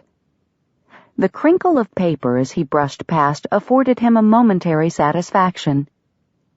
Hannah had slipped him the note when he'd helped her out of Ezra's buggy prior to services. Her gaze had sought his, and he'd known that whatever was written on the note was important to her, and that she trusted him with it. He'd nodded to her, giving wordless assurance that he would take care of it, whatever it was. A self-deprecating smirk tugged at his cheek. If she had asked him to chop down a forest to make her a meadow, he probably would have gone home to fetch an axe. But of course, she hadn't. She demanded no grand gesture of devotion from him, just a simple act of kindness springing from her compassionate nature, a nature he had once thought shallow and frivolous. What idiocy! He'd remained outside with the horses, wanting to ensure his privacy before opening the note. Once all the latecomers were safely inside, he ducked behind a wagon and unfolded the half-sheet of paper, heart pounding. Her tidy script looped and curled in lovely patterns, fitting for one so enamored with creating beautiful things. Yet, as he read, an odd disappointment filled him. The words were friendly, but less personal than he had hoped, which was absurd. Why should he expect the note to contain an impassioned declaration of her feelings when he'd never given her any reason to develop such affection? Nevertheless, he reread the thing 6 times, just because she'd written it. Jericho, please don't mention my mishap at the river to Ezra. I fear he will blame himself for my predicament when it was my own lapse in judgment that caused the problem. I'm sure questions about the damaged carriage will arise, and I will gladly accept responsibility for wrecking the vehicle. All I ask is that when you tell the tale, please minimize the danger of the situation so that Ezra doesn't fret. Thank you, Hannah. Now, sitting on the hard bench built more for a school-aged child than a grown man, J.T. considered her request. It wouldn't be hard to grant. He hadn't said much to Tom about what had happened beyond letting him know that Hannah was all right, so no one besides Delia should be privy to the events surrounding the buggy accident. He didn't figure it was anyone else's business anyway. The sermon finally ended, and J.T. gladly rose to his feet to sing the closing song. Ike Franklin led them in 3 verses of For the Beauty of the Earth. The hymn's lyrics floated through his heart and fell from his lips with newfound freedom. For the first time, he felt comfortable praising God not only for the beauty of the earth and skies, but for the beauty of the people around him, a certain dressmaker in particular. Like any other heavenly gift, beauty could be corrupted. He'd witnessed ample evidence to that effect in his lifetime. However, Hannah had proven that such a fate wasn't inevitable. Her inner character exuded as much loveliness as her physical features, a combination that succeeded in reflecting the glory of her Creator, much like a field of bluebonnets, or a host of gleaming stars in the night sky. But what did she see when she looked at him? A grouchy old bear, most likely. J.T. bit down on the edge of his tongue, wishing he had a toothpick to grind. He had no right to hope that Hannah could care for him. Every time he opened his mouth around her, he managed to insult either her or her business. If she needed him, she might be willing to overlook his bullheadedness, but the woman was as independent and capable as any man, running her own business, hanging her own shelves. She even managed to rescue herself from a flash flood. All he'd done was drag her out of the water. Hannah didn't need his money, his strength, or his skills. All he could offer her was his heart. But would that be enough? It hadn't been for his mother. And even though Hannah shared as much in common with his mother as a dove did with a rattlesnake, he couldn't quite banish the doubt that gnawed on his gut. J.T. added his amen to that of the congregation, even though he hadn't heard a word of the prayer the preacher had pontificated. He silently begged God's pardon for his inattention as the hum of conversation escalated around him. Ike Franklin approached and shook his hand. "Good to see you, J.T. Ike?" The fellow darted a glance at Delia and stammered an inane greeting. Delia smiled and stepped closer, which set the man rocking back on his heels. "I enjoyed the songs you led this morning," Delia said. Thank you, Miss Tucker." His face reddened and he stretched his neck as if trying to escape a snug collar. I remembered you mentioning that Father of Mercies was one of your favorites." Since when did Ike get nervous around Delia? He saw her every day, for pity's sake. "Indeed it is. The others you selected were uplifting as well. I especially liked Sweet By and By. The lilting melody put me in mind of a boat of believers sailing for heaven and singing of the joy that awaited them on that beautiful shore." "I've never thought of it that way, but you're quite right." J.T. frowned as he shifted his gaze from Ike to Cordelia and back again. Normal people talked about the weather, crops, or their sick Aunt Myrtle after services, not poetic song lyrics. What was going on with these two? Poor Ike was probably wishing he'd never opened his mouth. J.T. cleared his throat to gain the man's attention and was about to offer a comment on the recent rains when someone slipped up beside him and touched his arm. "Excuse me, Mr. Tucker."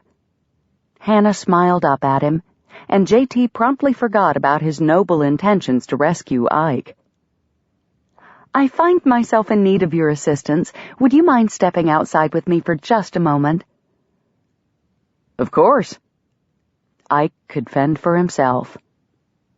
"I hope it's not something too serious, Miss Richards," Ike said. "Not at all, but thank you for your concern. I'm sure Mr. Tucker will set everything to rights for me in no time." Feeling like he'd just grown 2 inches taller, J.T. followed her as she made her way down the aisle. She didn't stop at the steps, or even the yard, but strode directly to Ezra's buggy. Did she want him to fix something on the old man's rig? He crammed his hat onto his head and caught up to her, confident he could take care of whatever she needed. He stripped out of his good Sunday coat and hung it over Ezra's worn leather seat. "What needs fixin'?" Hannah leaned back against the coal box body of the carriage and drew a line in the dirt with the toe of her shoe. "Oh, I think you've already taken care of it." J.T. squinted at her. "I don't understand." She smiled. "I know." What was she up to? He stared at her until she finally looked away. A sick suspicion that she'd just manipulated him churned his stomach. A pretty smile, a touch on his arm, and he'd followed her like a pup on a leash. "So you lied to me?" He growled. He was no better than his father after all. "You don't need me." He jerked his coat off the seat and stomped off. Women! He should have known better than to let his defenses down. Wait, Jericho, I didn't lie. Hannah ran up behind him and latched onto his arm. He shook off her hold. I did need you to come outside, Jericho, but that was all. Just come outside. He spun to glare at her. What kind of riddle is that?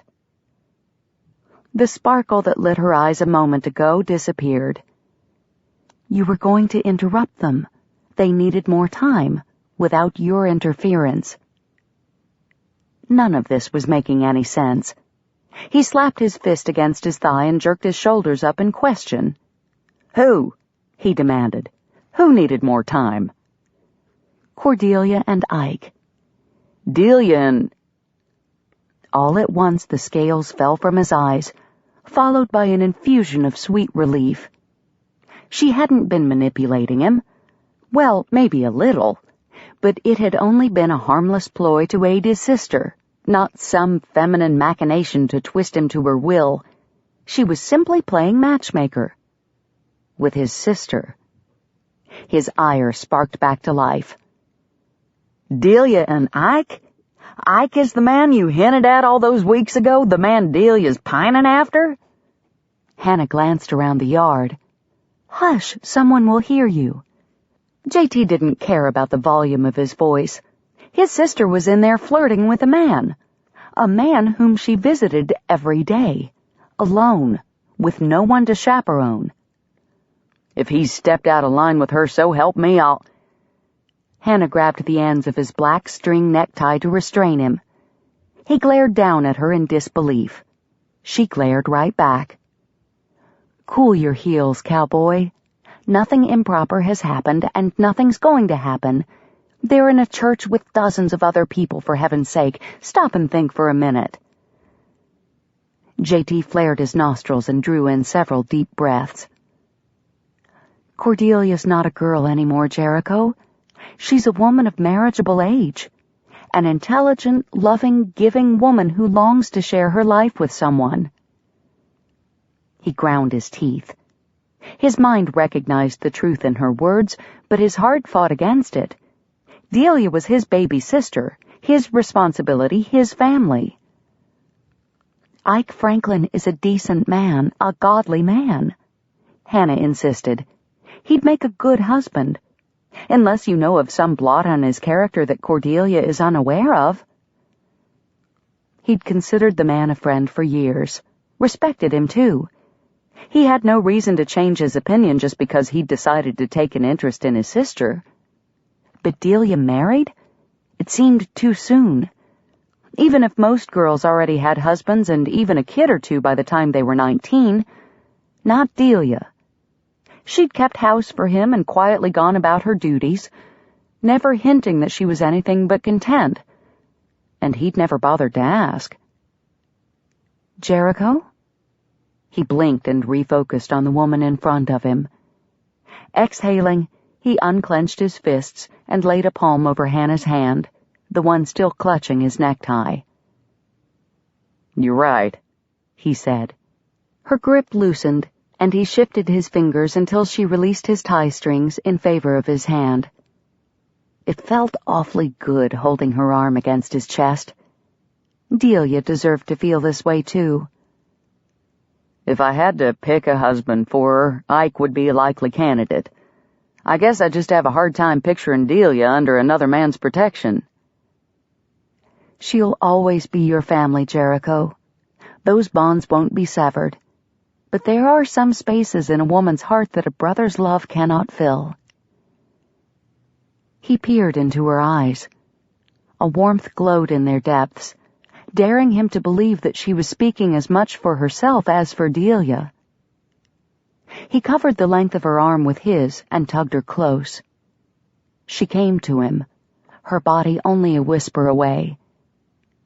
The pink of her lips beckoned to him, promising softness and delight. He wrapped his left arm about her waist. He dipped his chin. Then the distant drone of voices hit a marked crescendo as the congregation filed out of the building and began swarming toward the wagons. This was not the time, nor the place. But as he stepped away from Hannah and released her hand, J.T. vowed to himself that there would be a time and a place. Soon. Chapter 26. During the noon hour the next day, J.T. kept one eye on the street as he oiled a pile of spare harness leather in his office. Delia had passed by 30 minutes ago with Ike's lunch in hand and hadn't yet returned. As soon as she did, he planned to have a little talk with the telegraph operator. 2 bridles and a pair of reins later, she finally moseyed by, all smiley and dreamy-eyed. J.T. spat out his toothpick so hard it arced over his desk. His fingers curled into fists, tangling in the breast strap he'd been working on. Breathing deeply, he unclenched his hands and gently set the leather aside. He trusted Delia. Shoot, he even trusted Ike. But there was something about the two of them together that stuck in his craw. Probably because he wasn't quite ready to admit that his baby sister had grown up. It had been just the two of them for so long, even before Pop died, truth be known, and J.T. had a hard time bending his mind around the idea of turning her care over to another man. Yet she deserved happiness, a family of her own, children. J.T. pushed to his feet and started for the door. He wouldn't keep her from her dreams, but heaven help him, he'd make sure no one hurt her along the way either. If Ike didn't have good answers to the questions he was fixin' to get asked, the man could kiss his homemade lunches goodbye. After telling Tom where he was headed, J.T. marched down the street toward the edge of town, where the telegraph office sat across from the hotel. He chose the dirt instead of the boardwalk to avoid the people milling about. In no mood to chat, he lifted a hand if someone called out a greeting, but otherwise kept his mouth shut and his gaze locked on the telegraph office. J.T. Tucker, just the man I'm looking for. Elliot Paxton dashed down the walk on the opposite side of the street. J.T. tried the wave and ignore method, but Paxton had never been one for subtlety. He scurried directly into J.T.'s path and clapped him on the shoulder, as if completely unaware of his efforts to avoid him. Then again, the fellow probably was unaware. Elliot Paxton had a tendency to see what he wanted to see. Hold up a minute, Tucker. I've got some news you'll want to hear. J.T. kept walking. About a certain property. Paxton let his words dangle like a worm on a hook, and J.T. bit back a sigh. No wonder the man always caught the biggest catfish in the county. His bait was irresistible. J.T. slowed. You made contact with the owner? Paxton gave a quick nod and slid his focus meaningfully around the street. Come to my office and I'll tell you about it. It took J.T. several seconds to drag his eyes away from the telegraph office, but he knew Ike wasn't going anywhere. Not till his shift ended, anyway. Louisa's roof needed those new shingles. The sooner he got things settled with the owner, the better. All right, but I've only got a minute. The banker's eyes twinkled, much as J.T. imagined they did when he reeled in a defeated fish. It won't take long, I promise. Anxious to get the chore done, J.T. ate up the ground with his long stride and forced the banker to stutter step to keep pace. Once in the office, he cut to the heart of the matter. So will he sell? Paxton shook his head. No, at least not for the price you offered. I can't afford more, J.T. admitted as he dropped into a chair. Besides, the place ain't even worth what I did offer. I know. The fella claims that he can't get out of his rental agreement with Mrs. James. If he sold to you, he'd have no way to guarantee that you wouldn't turn the woman out. J.T. slammed his palm against the polished wood of Paxton's desk. I'd never do that. The whole reason I want to buy the place is to help Louisa. Yes, I explained that to him, but he refused to relent. Paxton shrugged as he leafed through a stack of papers, setting one aside. I have no way of knowing if he sincerely cares about Mrs. James's welfare, or if he's just using that as an excuse to not sell. Either way, it doesn't bode well for your interests. No, it doesn't. JT flopped backward into a slouch. Covering the lower half of his face with his hand, he pushed out a long breath. Slowly, Paxton slid a paper from in front of him over to JT's edge of the desk and rotated it 180 degrees. JT sat forward. What's this? I still have a few negotiating tricks up my sleeve. Glancing over the words, JT frowned. This is a contract naming me property manager. He shot a glare across the desk. I'm no man's lackey, Paxton. Of course not, but think about it for a minute. Though the owner's not willing to sell, when I happened to mention the dilapidated state of the structure and how the people of Coventry held him in such low esteem because of his poor oversight, he warmed up to my counter-proposal. He agreed to hire a man, on my recommendation, for a small monthly stipend to make repairs and keep the building in good working order. All expenditures will have to be submitted for pre-approval, of course, but basically he would give the manager free rein. JT rubbed his chin, the corner of his mouth tilting up at one corner as he mentally took Paxton's plan a step further. And if said manager chose to deposit his stipend into Louisa's account... The banker grinned, and for the first time JT recognized the shrewdness in the man's eyes. Paxton continued. We could honestly tell the widow James that we worked out a deal with the owner to lower her monthly rent in exchange for property maintenance. Maintenance I'd be willing to do for her in exchange for, say, laundry service, since Cordelia's so busy with her baking business these days. Paxton nodded, and the two men shared a conspirator's chuckle as JT signed his name to the contract. You brokered me a good deal, Paxton, JT said as he thrust out his hand. The banker clasped it firmly. Always willing to aid a noble cause. Leaving in a considerably better mood than when he'd arrived, JT bid the banker a good day and crossed the road to the small square building that housed the Western Union office. A bell jangled as he pushed through the door, and Ike emerged from the back room to meet him at the counter. Afternoon, JT. Need to send a wire? Nope. Need to visit with you. About Delia. The man's face paled, and then turned an entertaining shade of red before finally settling on a dull pink. He coughed a bit, but then lifted his chin and faced JT squarely. Come around the counter. We can talk in back. JT mentally ticked one mark in Ike's column as he stepped through the doorway that led to a simple room that held only a table with a telegraph machine and a couple of chairs. The room was cozy. Too cozy. He scratched out Ike's mark. So, what's on your mind, JT? Ike asked, offering him a seat with a gesture of his hand. I've noticed that Delia takes longer to deliver your lunches these days than she used to. Makes me wonder what's changed. Especially after the two of you acted different at church yesterday. Friendlier, if you get my meaning. Ike's face darkened a bit, but he held JT's gaze. I get your meaning. And you're right. Something has changed. At least on my end. His eyes shifted away, searching out some far-off point in the space that stretched between the room's walls. Cordelia's easy to talk to, and she laughs at all my stories. He shrugged a bit as a grin tugged at his mouth.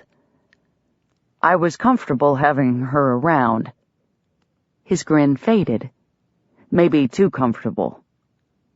JT's gut tightened. What's that supposed to mean? Nothing untoward, Ike sputtered. It's just that, well, she started becoming a pleasant fixture in my day. Talking to her, being with her, I guess I started taking it for granted. JT couldn't be too hard on him for that. He'd been guilty of the same attitude. Then she started changing little things about her appearance, her hairstyle, the cut of her dresses. I didn't say anything about it at first. I figured it was just some notion she'd taken up. But then I overheard some old hens gossiping in the mercantile about how Cordelia must have her sights set on some man to make such efforts. Well, it got me to thinking. And feeling. Things I'd never felt before. I didn't want Cordelia cooking lunches for any other man. Only me.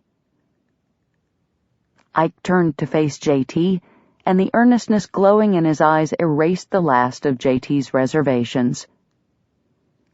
It is my hope to somehow win your sister's affection, and if I am fortunate enough to do so, I plan on making her my wife. The man had gumption. J.T. would give him that. He wasn't afraid to lay his cards on the table and fight for what he wanted. Had to respect that. But other things spoke even more highly of him. The way his expression softened as he spoke about Delia. The way he cared about earning her affection. He would be a good husband to her. J.T. stood up and held his hand out to Ike. The other man stared at it a moment before grabbing hold. If she'll have you, you're welcome in our family. He could feel the tension drain out of Ike as he released the man's hand and cuffed him on the shoulder. Of course, you might have to share those lunches for a while longer. With me. Ike grinned. Deal. Until you can find a wife of your own, that is. They shared a laugh, but as J.T. wandered back out to the street, Ike's parting words climbed under his skin and started itching. A wife of his own? Is that where things were heading with Hannah? He cared about her, a lot. But a wife?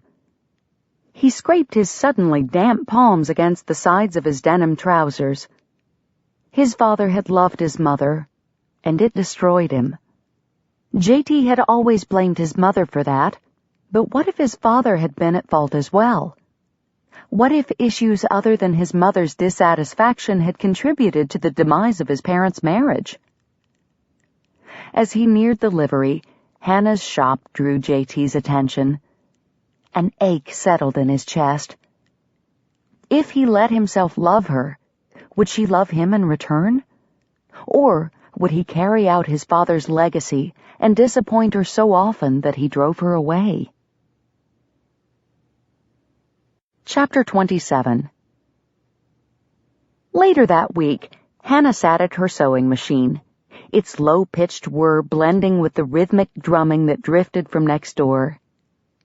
Jericho had somehow convinced Louisa to let him install new shingles. He'd spent an hour or two on her roof every afternoon for the last 4 days.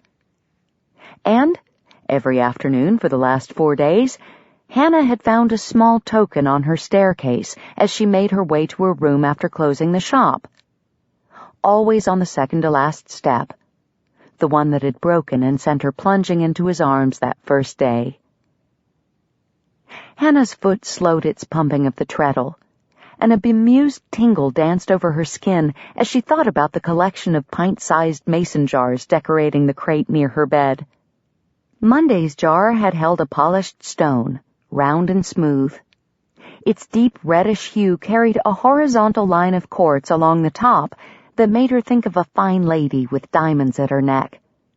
A small note was included in the jar. For the beauty of the earth. Tuesday's note had read, for the beauty of the skies. The jar contained a perfectly formed feather, the color so blue Hannah doubted any jay would have given it up without a fight. On Wednesday, he deviated from the hymn lyrics to compose a verse with a more romantic bent. For the beauty of your heart. A cottonwood leaf in that very shape sat in the glass cage, its stunning yellow color singing the glory of autumn. And yesterday, she'd found a blue hair ribbon with a note that said, to match the beauty of your eyes. She'd woven the ribbon into her braided chignon this morning in hopes that Jericho would see it. Her chest rose and fell on a dreamy sigh, the seam in Cordelia's skirt only half finished. Jericho Tucker was courting her, truly courting her. At least she assumed it was him. He never signed his name to the notes, but who else could it be? No one else understood the significance of that particular step. No one else had nearly kissed her in the churchyard. Memories of that almost kiss had distracted her all week. It had to be Jericho leaving the gifts. And the notes? Well, they gave her heart the biggest thrill of all. The positive references to beauty in each one led her to believe that he might finally see her as more than a stumbling block, and consider beauty more than a plague to be avoided. The door to the shop opened, startling her out of her thoughts. A guilty blush heated her cheeks as Cordelia came in. "I'm running a little behind schedule," Hannah said, glancing up, "but I'll have this ready for you to try on in a jiffy." She rocked the foot pedal back into motion and zipped to the end of the side seam. Cordelia ambled behind the counter, perfectly at home in Hannah's shop, and sat on the corner of the work table. "I'm in no hurry. In fact, I could use some time to think." "About what?" "Warren." Cordelia exhaled with enough force that Hannah felt a stirring on the back of her neck. Hannah repositioned the fabric, folded in a dart, and continued sewing. "He's giving you a hard time again?" "Yes." The word leaked out of her, slow and miserable. "He was waiting for me when I came out of the telegraph office. I think he might have overheard me asking Ike to join us for the Founder's Day picnic."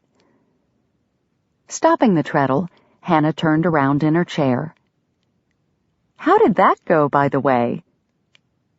A shy smile temporarily erased the worry on Cordelia's face. "Ike said he was too fond of my cooking to turn down the invitation." Hannah grinned. "I saw the way he was stammering around you at church last Sunday. I think it's more than your cooking that draws him." "I'm starting to think so, too." Cordelia ducked her head, her cheeks turning a delighted pink. "I knew he couldn't stay blind to you forever." Hannah laughed, truly happy for her friend. "I can't wait to see you two together at the picnic next Saturday." "Seeing the two of us together is what got under Warren's skin." Hannah clipped off the thread ends and flipped the skirt right side out. "I think Warren's sweet on you, Cordelia." Her friend let out a groan of frustration.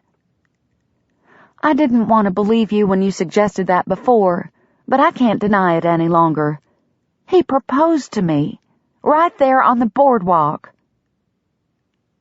Unable to disguise her shock, Hannah sucked in a too-fast breath and started coughing.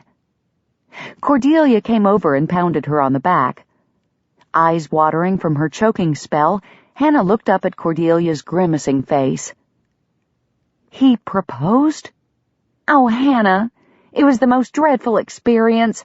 He insulted Ike and said that he only looked at me because of the change to my appearance.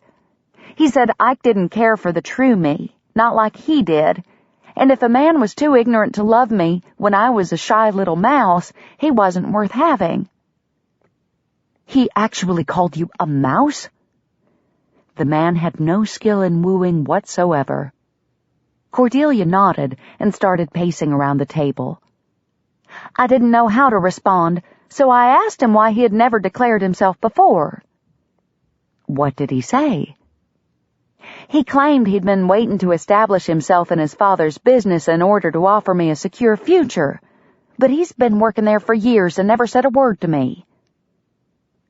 "Would you have accepted him if he had?" Cordelia stopped pacing. "No. At least I don't think so. Oh, I don't know." She crossed her arms over her stomach and hugged her ribs. "I've never had romantic feelings toward Warren, but with no one else knocking at my door, I might have considered it." "Then I'm glad he never said anything." Hannah laid the skirt aside and went to her friend. "You and Warren would have been a wretched match." "I know." Her breath quivered as she struggled to contain her emotions.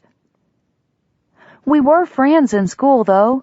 Two outcasts finding camaraderie with one another. He with his birthmark, and me, the shy mouse with the shameful mother everyone gossiped about. We were quite a pair. But having each other eased the loneliness. Whenever he grew too sullen, I would make up silly stories, one more ridiculous than the last, until he smiled. He'd sneak me peppermint sticks and lemon drops from his father's store.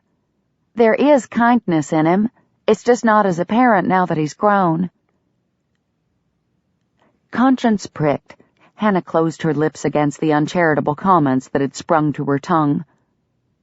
Though sullen and insensitive, Warren deserved a measure of compassion.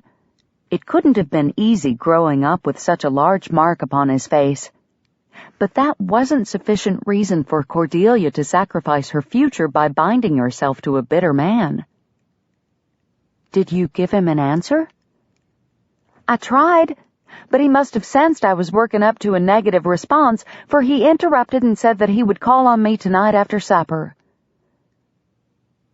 Sensing Cordelia's dread over the impending visit, Hannah ushered her into the fitting room. She helped her undress and slipped the new skirt up over her hips. As she made a minor adjustment to the waistline, she met Cordelia's gaze in the mirror. "You should tell Jericho." Cordelia looked away. "I know. I just worry that JT will toss Warren off the porch or something." Hannah bit back a laugh as she recalled holding the man back in the churchyard over Ike. "He might at that, but as your brother, he should know of the offer. He can help you decide what to do and be there to back you up should Warren not like your answer." "You're right. I'll tell him." Cordelia sighed and adopted a woebegone expression that bordered on comic. "I just wish I had a sister to commiserate with after it was all over. Someone like you." Hannah squirmed a bit as she marked the hem. Had Cordelia guessed her feelings toward Jericho? And if so, what did she think about it? Hannah concentrated on matching up the edges of the skirt's burgundy stripes. "You can commiserate with me any time you like, you know that." "Tonight?" Cordelia asked, a touch of genuine pleading blending with the mischief in her tone. "Come to supper. I'd feel so much better with you there, and something tells me JT won't mind your company either." She did know. Hannah straightened. "Cordelia, Before she could explain, Cordelia grabbed her in an enthusiastic embrace. "You have no idea how happy having you as a sister will make me. JT's a little crusty on the outside, but his heart is true and as big as a mountain. He'd be good to you." Hannah backed away. "Are my feelings for him so obvious?" "Only to me. Ever since the day the two of you worked those rings together, I've had a suspicion that something might be brewing, and the way JT cared for you after pulling you from the river confirmed it." Cordelia stepped out of the skirt and handed it to Hannah, deliberately holding her gaze. "He may not have fully conceded yet, but I have no doubt that you are infiltrating his defenses." Hannah's stomach dipped and tickled the way it had when she sledded down Parkman's Hill as a child. Everything within her longed to believe that Cordelia was right. Tentatively, her lips stretched into a smile, and she clasped the hand of the young woman she already loved as a sister. "I'd be honored to join you and your brother for supper tonight." JT answered the knock on his front door, his most intimidating scowl already in place. Delia had warned him of Warren's arrival, and JT was none too pleased. He liked and respected the kid's old man, but Warren was immature and so caught up in proving his worth that he rarely looked beyond himself. JT had no issue with his marked face or his occupation, certain that a store clerk could adequately provide for a wife. But the kid made that old nag of his drag his sorry hide up the hill to church every Sunday, when the animal should have been put out to pasture years ago, If he was selfish in the way he treated his horse, who was to say he'd be any different in the way he treated a wife? Even if Delia favored such a match, J.T. would have been loath to accept Warren's suit on her behalf. He was thankful his sister's tender heart and girlhood loyalty didn't outweigh her common sense. Ike was a much better choice. Good evening, Mr. Tucker. Warren barely looked him in the eye. Although, to be fair, that was mostly because the kid's long hair dangled in the way. J.T. would have respected him more if he stood up straight, combed his hair back, and took pride in himself. So what if he had a blotch on his face? If he'd stop reminding people that he was ashamed of it by covering it with his hair, folks might actually get used to the thing and forget about it. J.T. was tempted to educate the fellow, but something told him his advice would not be welcome. Instead, he crossed his arms and stared the young man down. Warren, is Cordelia at home? I believe she's expecting me. He twitched and flung his hair off his forehead, only to have it fall back in his face. She'll be along in a minute, J.T. said. You planning to visit with her on the porch this evening? Yes, sir. Good. I'll keep an eye on you from the kitchen then. Warren tugged on his sleeves, looking about as comfortable in his sack suit as a man who had rolled in poison oak the day before. "Stop terrorizing him, J.T.," Delia said from behind him. "Warren knows how to act the part of a gentleman." J.T. stepped aside to let his sister pass, his eyes still locked on the man who had come calling. A disturbing flare of insolence crossed Warren's features at Delia's words, as if he were daring J.T. to contradict them. J.T. unfolded his arms and took a step toward him. The insolence vanished. Satisfied, J.T. retreated into the house and closed the door. He headed for the kitchen and stopped in the doorway. Hannah, a full dishpan between her and the window, was leaning forward, her nose nearly touching the glass. I see I'm not the only one interested in what's going on out there. She jumped, and a plate slid out of her hand, splashing water into her face. "Oh!" She squinted against the unexpected geyser. J.T. hurried to her side, slid a towel from the bar by the pump, and gently dabbed the droplets from her face.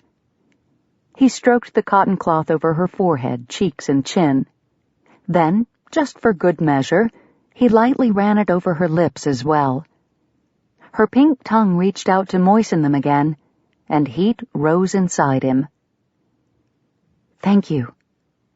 Her low voice sent a shiver through him. He cleared his throat. You're welcome. She blinked, and the building fervor in her eyes dispersed, replaced by a teasing twinkle he found almost as alluring. "Now that you've got that towel in hand," she said, "you can dry." Hannah retrieved the sunken plate and handed it to him with a grin. He raised an eyebrow but accepted the dish. Just don't tell my sister I know how to do this, or she may put me to work every night. Hannah extracted her dripping fingers from the water long enough to flick him with a few sprinkles. He frowned, earning him a laugh from the sprite at his side. "My mama always said dishwater could cure any ailment. It'd be good for you to be close to it more often." J.T. doubted it could cure what ailed him, but then he wasn't all that sure he wanted to be cured anymore. They lapsed into a comfortable silence, broken only by the clink of crockery and glassware. As he waited for her to pass him another plate, he admired the line of her neck.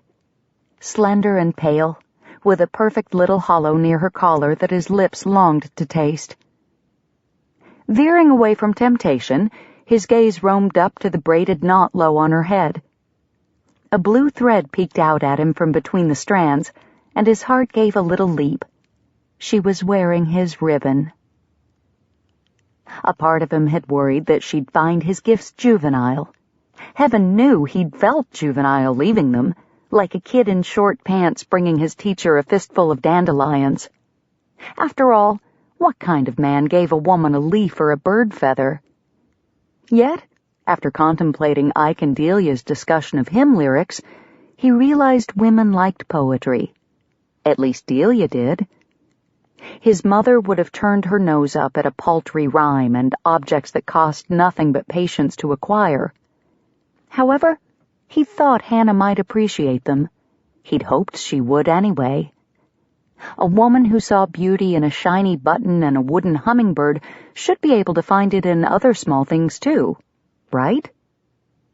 He'd stolen the first lines of his poetry from the hymn they'd sung at the close of church last Sunday, only adding a few lines of his own at the end.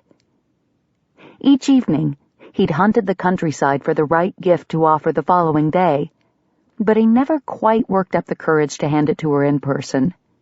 So he'd shoved the things into jars and left them on her step. Not knowing his sister had invited Hannah to dinner, he'd left another gift a mere hour before she showed up at his home. He'd run out of poetic things to say, so he'd simply left the jar, filled with a lopsided bouquet of yellow sunflowers.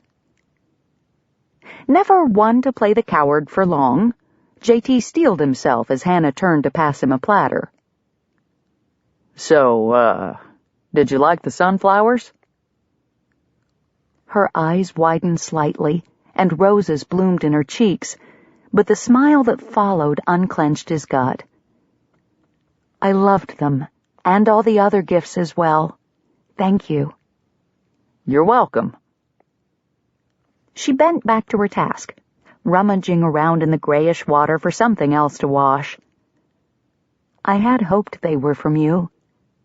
She spoke in such a quiet tone he had to strain to hear her. I would have thanked you earlier, but there was no signature on any of the notes. I didn't want to make a fool of myself if the sender turned out to be someone else. That's what being a coward got a man. Confusion and an uncomfortable spark of jealousy. Forcing a casual air to his voice, he was far from feeling, he asked the question that burned in his belly. You got someone else courting you? No. The fork she'd been scrubbing slid from her hand, returning to the murky depths. But then, I wasn't sure I had you courting me either. I seem to recall you expressing a number of objections to my suitability in the past. That's because I was close-minded and couldn't see past my own experiences.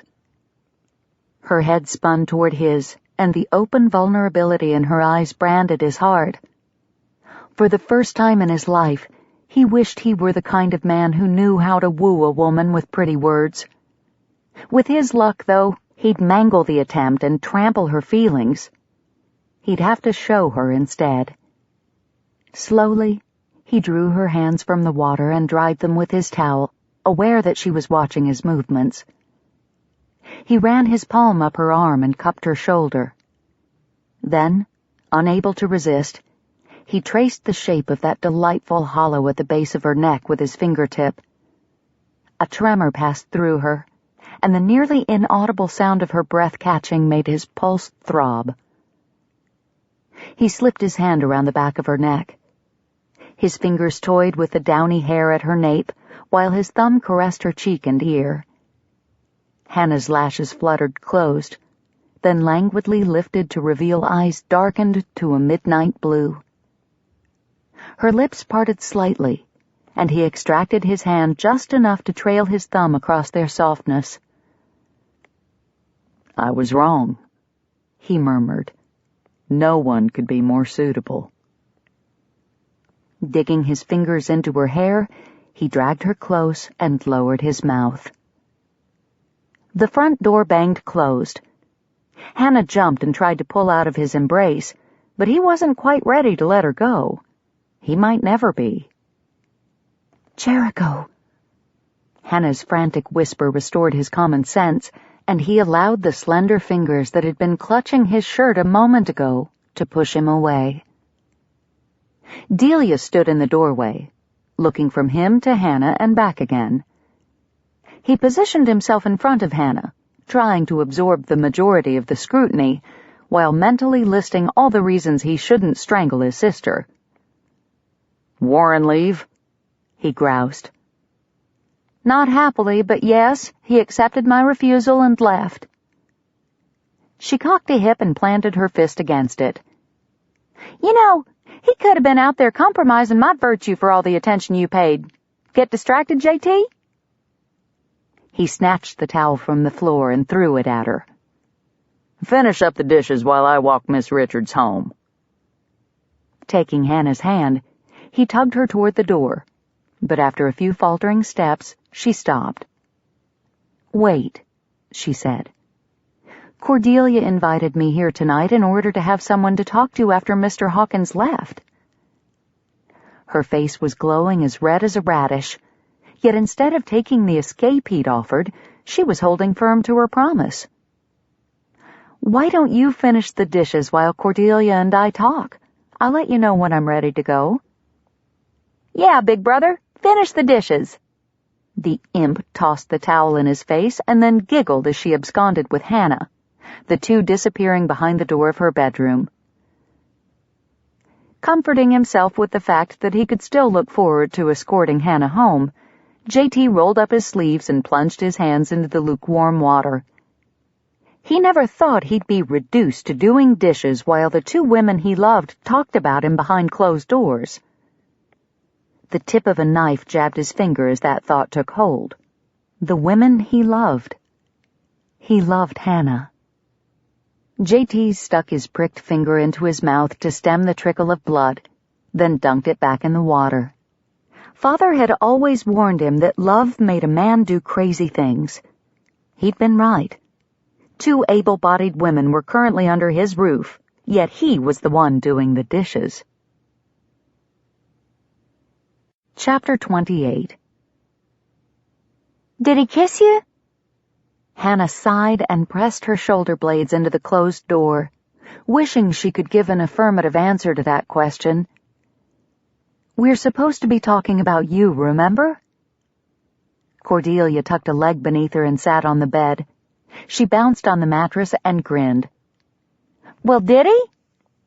Hannah couldn't quite meet Cordelia's eye. Almost. Her friend moaned and flopped backward on the bed.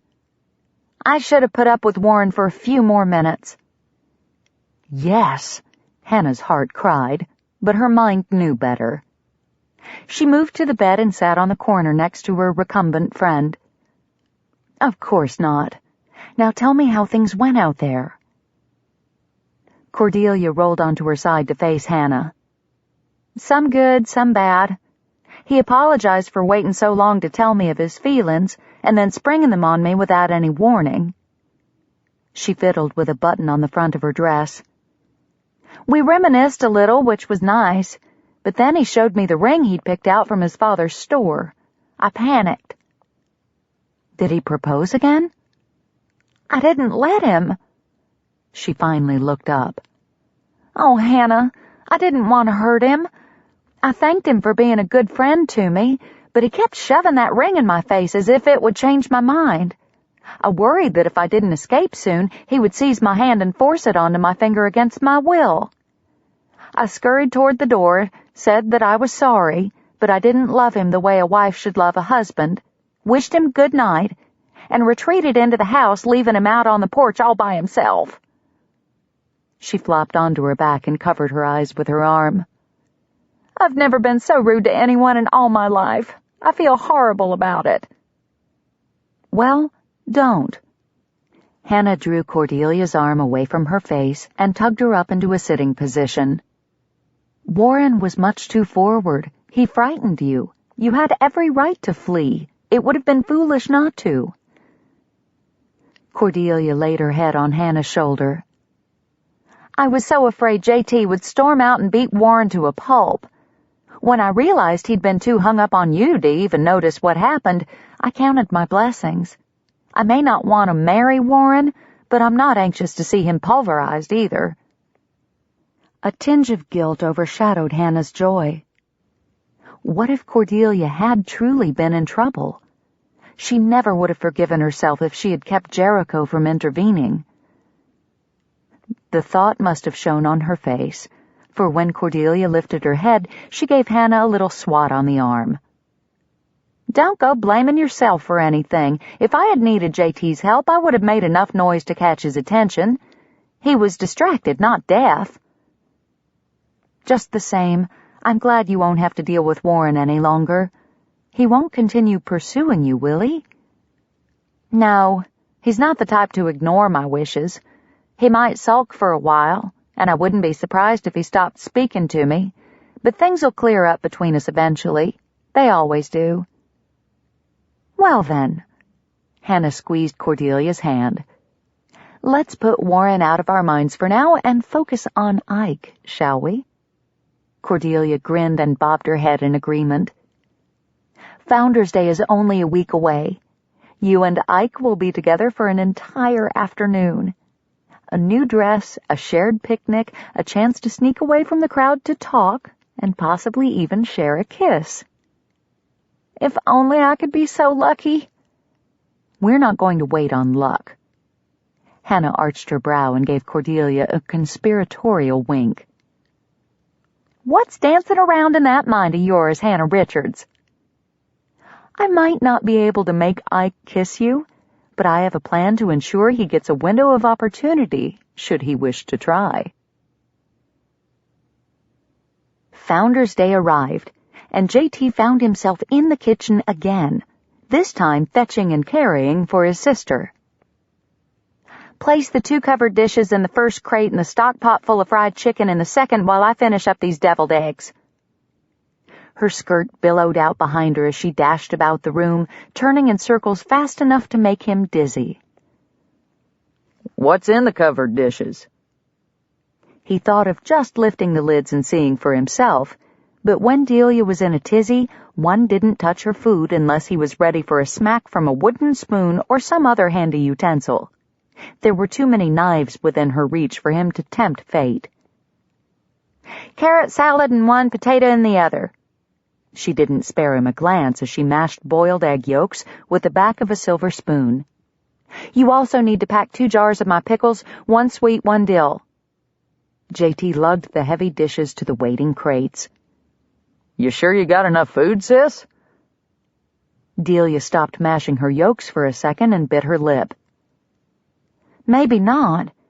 With Louisa and her brood joining us as well, I thought I had enough, but better throw in an extra loaf of bread and some apple butter. I was kidding. JT chuckled and shook his head at her. You have enough here to feed the entire town.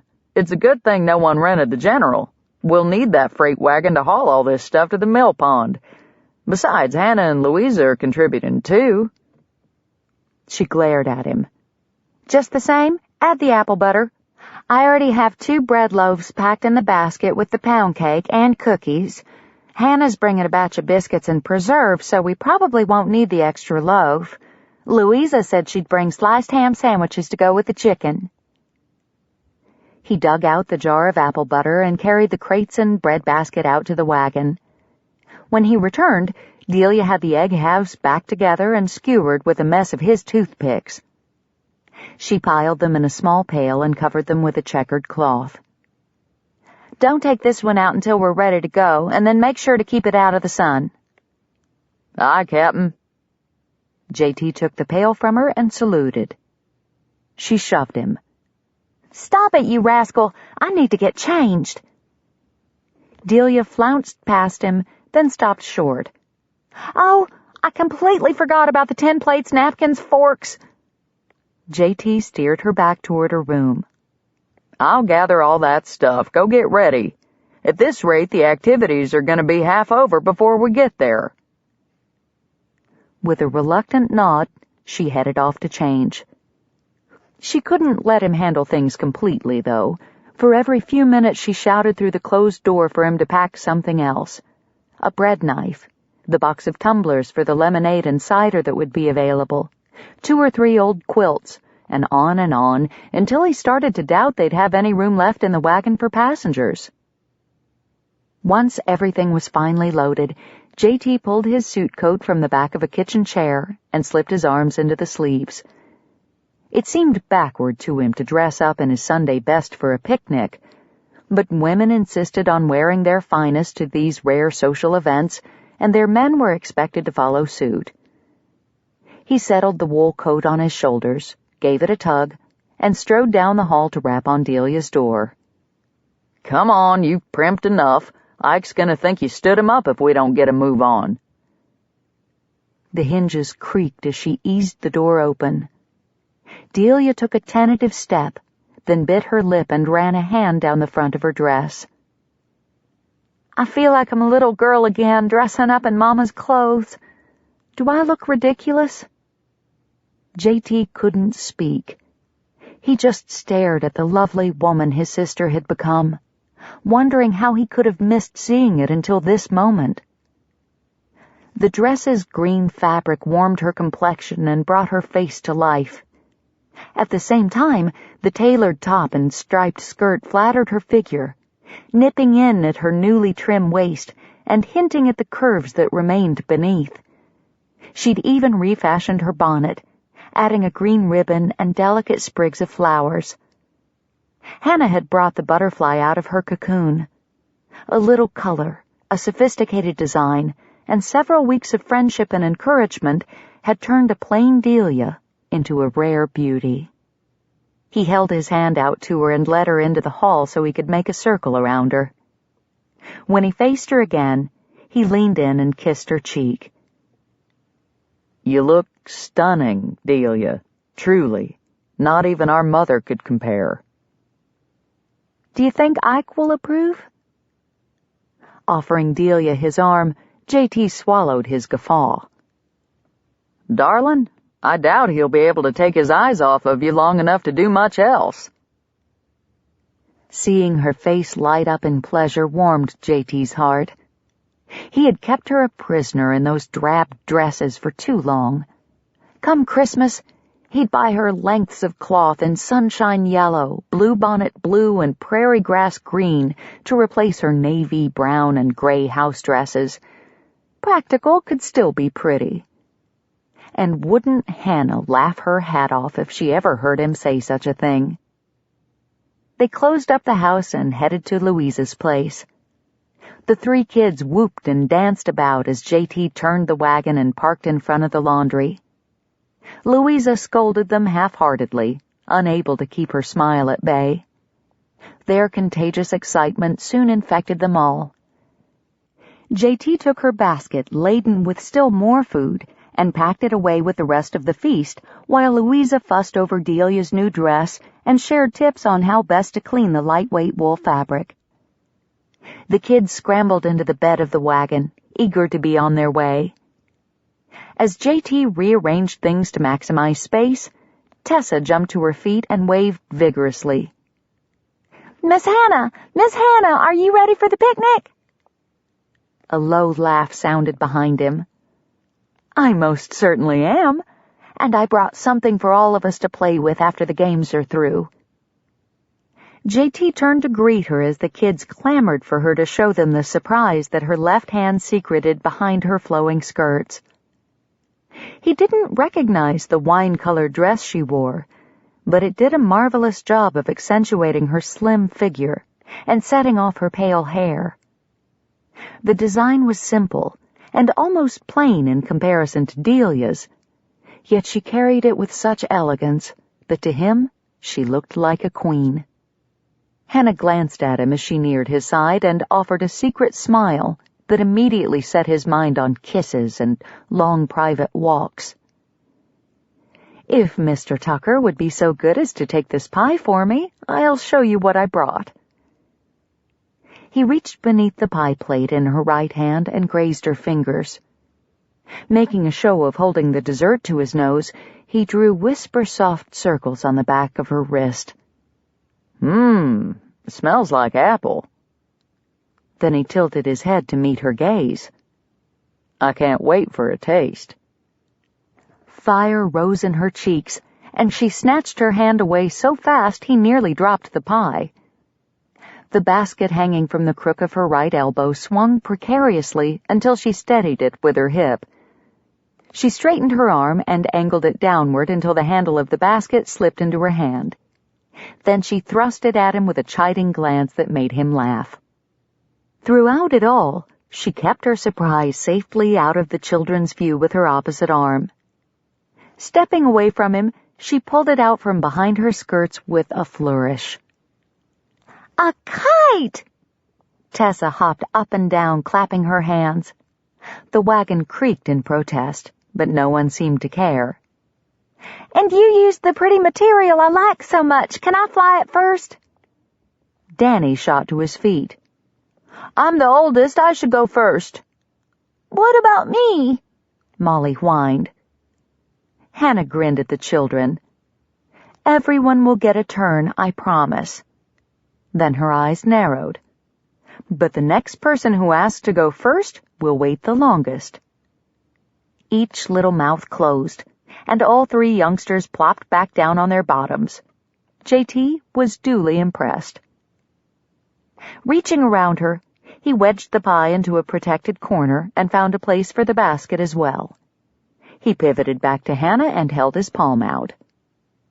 Your kite, m'lady? She curtsied and handed it to him.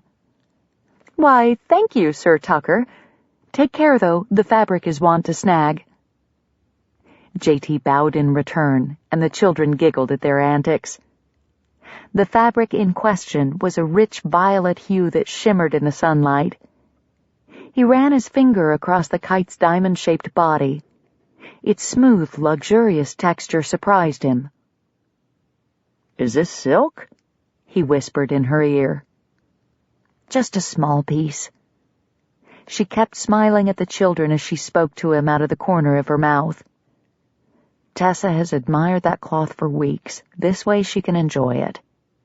It had to be one of the most expensive fabrics she carried in her shop, yet she'd made it into a kite to please an 8-year-old girl.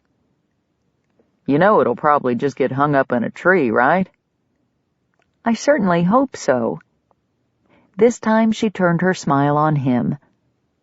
Half the fun of kite flying is rescuing them when they go astray. Her frolicsome spirit charmed him, heightening his anticipation of spending the day with her. All right, everyone, he announced in a loud voice. Load up. We've got a picnic to go to. JT carefully balanced the kite frame between the bread and sandwich baskets, while Louisa seated herself on the tailgate of the wagon, her feet dangling above the road. I'll sit back here with my young'uns, she said, waving off JT's offer to ride up front. That there driver's seat'll be crowded enough without me trying to cram in, too.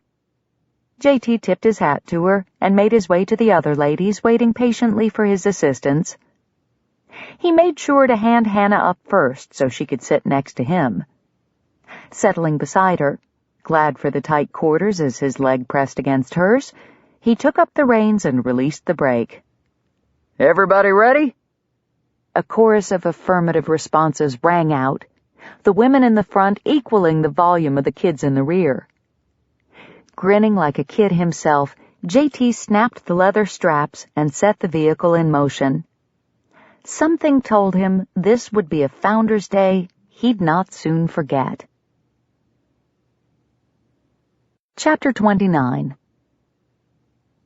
Thanks to the group's high spirits, Hannah didn't think about their need to cross the river at the ill-fated bridge until it was upon them. She tried to hide her unease beneath a pasted-on smile, but Jericho must have felt her tension, for he took her hand and hooked it under his arm before they reached the wooden structure. Grateful to have something solid to hold on to, and equally grateful that he had the good sense to keep both hands on the reins, Hannah gripped his bicep, comforted by the undeniable strength of the muscle beneath her fingers. The wheels rolled onto the bridge planks, making a series of hollow thumps. The kids chattered, wind strummed through the river birch leaves, and the horses' hooves clip-clopped in a blend of sound that would have brought a sense of peaceful harmony to any other listener. Yet the roar in Hannah's memory drowned out the gentle song. Her hold on Jericho's arm tightened. She knew she was being foolish. The river had receded. It was no more threatening than a tub of bath water. Nevertheless, that logic failed to drive out her fear. Jericho hugged her hand to his side by squeezing his arm against his ribcage, which helped a bit, but when he started humming, she finally began to relax. The low vibrations calmed and soothed her, and the odd thought that he probably used the same technique on his nervous mares made her lips twitch in genuine amusement. The deep melody of Rock of Ages moved through her like hot chocolate, warming her spirit and restoring her equilibrium. Jericho sat solid at her side, but there was another who offered an even greater security, and it was that reminder, more than the soothing hum of the music, that finally banished her fear. As they returned to the road, Hannah slid her hand out from Jericho's arm. He turned and frowned at her, pointedly looking at her hand as if to chastise it for abandoning its post. She smiled at him and mouthed the words, "Thank you." He winked, then refocused his attention on driving. They turned north and followed the river until they came upon a glen overflowing with wagons, buggies, and more people than Hannah had ever seen in Coventry at one time. Men tossed horseshoes, while women tended babies and visited with neighbors. Girls rolled barrel hoops across the open prairie, and boys chased each other around the grounds while trying to snitch food when their mothers weren't looking. Old folks sat in the shade of the limestone grist mill near the edge of the river and oversaw the distribution of lemonade and cider from the large jugs and kegs available on a sawhorse table sheltered by the east wall. Hannah struggled to take everything in as the wagon bumped off the road and moved toward an oak tree that would offer the horses and picnickers a touch of shade. "Is the entire county here?" she asked, as the general waggled over a particularly uneven stretch of terrain. Stuck in the middle with no handle to grab for balance, she alternated pitching into Jericho and Cordelia until Jericho wrapped his arm around her shoulders and anchored her to his side. No, only about a third of the county shows up for Coventry's Founders' Day celebration. Jericho glanced down at her, and Hannah blinked. In the cozy pocket beneath his arm, she'd forgotten she'd even asked the question. Meridian is the county seat, so most go to their events, but we get farmers and ranchers from within a 10-mile radius or so. The ground flattened out again as they neared the tree, yet Jericho made no move to release his hold on her. Not that Hannah minded. Well, she minded the amused glances Cordelia kept shooting at her, but she discovered that if she leaned her head slightly into Jericho's chest, she no longer saw them. All too soon, though, Jericho pulled the rig to a halt. "We're here." His announcement was met with squeals of delight and clunking footfalls as the James children scampered out of the wagon bed. "Stay where I can see you," Louisa warned as the youngsters ran to join their friends. Jericho got out and circled the wagon to help Cordelia alight, then reached for Hannah. His hands lingered at her waist longer than they had on his sister, and a secret little thrill coursed through her. He graced her with one of his rare, glorious smiles that turned her bones to jelly, and then left her in a wobbly state in order to unload the mountain of food Cordelia had packed. It took 2 large breaths and a stern mental lecture on the fortitude of the Richards women before Hannah's bones stiffened enough to allow her to assist the others. Louisa spread the quilts out and secured them against the wind with rocks and some of the larger food dishes, while Jericho took care of the horses. Cordelia shuffled food back and forth, emptying baskets and organizing everything. Not wanting to interfere with her system, Hannah opted to play it safe and unpack the plates and utensils. As she stacked the forks on top of a pile of bleached linen napkins, she caught a glimpse of Jericho walking toward the group of men congregated at a sandy patch of ground that served as the horseshoe pit. She admired his confident stride and the way the group eagerly welcomed him into their midst. He was a man a woman would take pride in calling husband, and despite the fact that she had no legal claim to him yet, the possessiveness surging through her veins was undeniable. Like a cowboy working a herd, Jericho wove in and out of the group until he culled out the steer he wanted.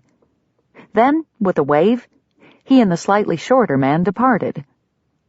She couldn't make out the other fellow's features from this distance, but there was no doubt of his identity. Pushing aside the box of tumblers she had just opened, Hannah turned to warn Cordelia. In an effort to lay everything out to perfection, she was bent at the waist, painstakingly arranging deviled egg halves in the shape of a daisy on a round platter. The eggs were lovely, but Hannah feared Ike would be too undone by the sight of Cordelia's upended back end to notice. Not exactly the first impression they had envisioned for this all-important day. Hannah rushed to her friend's side and tried to straighten her posture. "Just a minute." Cordelia resisted Hannah's efforts, all those exercises lending her an inconvenient amount of strength. "I only have 2 more—" "He's coming," Hannah hissed in her ear. "You don't want to greet your beloved with your bum in the air, do you?" Cordelia popped up so fast, Hannah had to dodge sideways to avoid a mouthful of bonnet. Her friend spun around, and when she spotted the 2 men closing in, she started wringing her hands in front of her. "Ike's coming." The dullness of her voice worried Hannah. "Yes, dear." Hannah smiled and reshaped an uneven pleat in the gathered fabric that draped delicately over Cordelia's hips. "What do I do? What do I say?" The girl's eyes remained fixed on Ike, but all the color drained from her face. Her fainting into the carrot salad seemed a very real threat. Hannah stepped in front of her friend and deliberately positioned herself to block Cordelia's view of Ike. "This is just like any other day when you bring in lunch.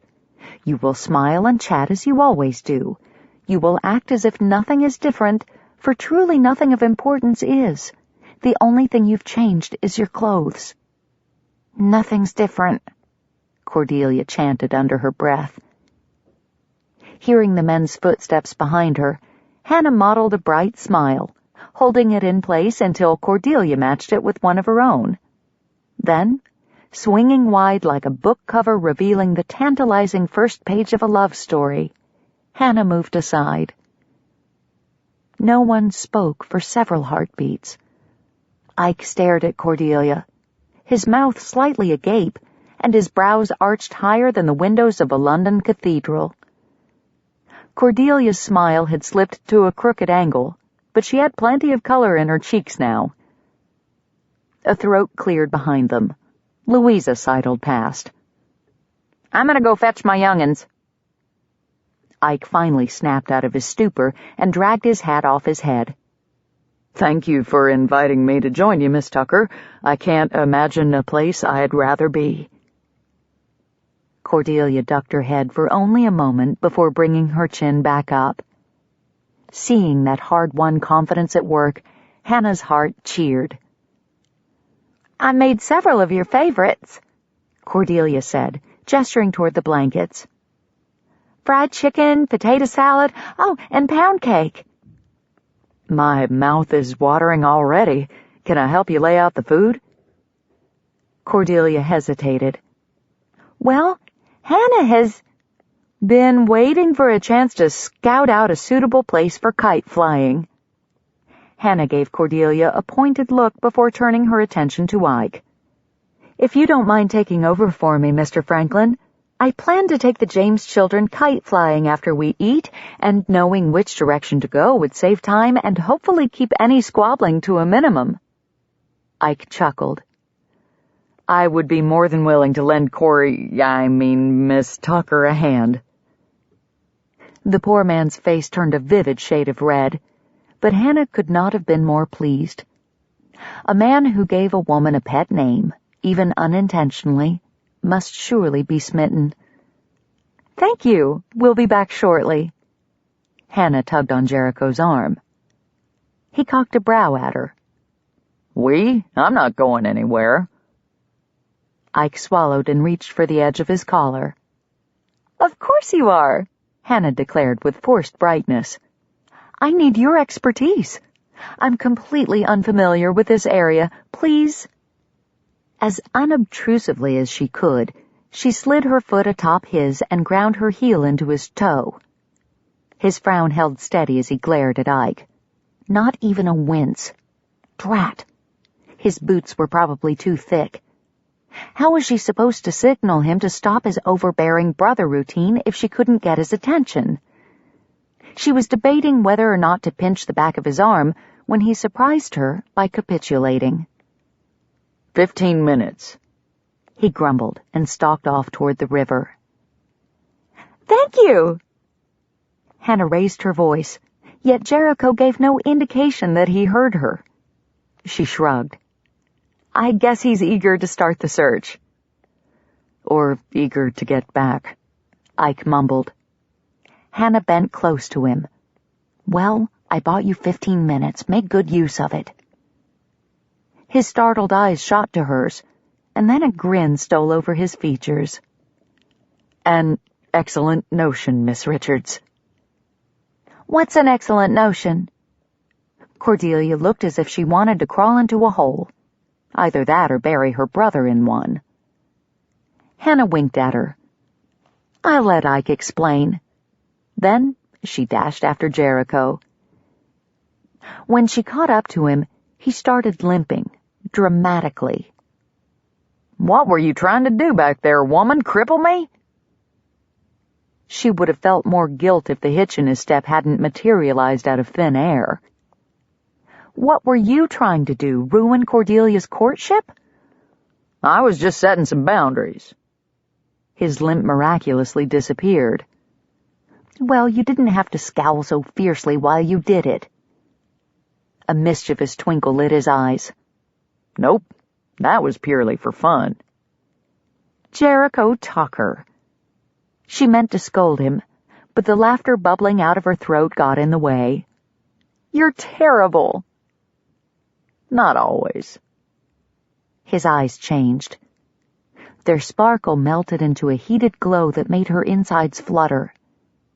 He drew a line down her arm from her shoulder to her wrist and clasped her hand, weaving his fingers between hers.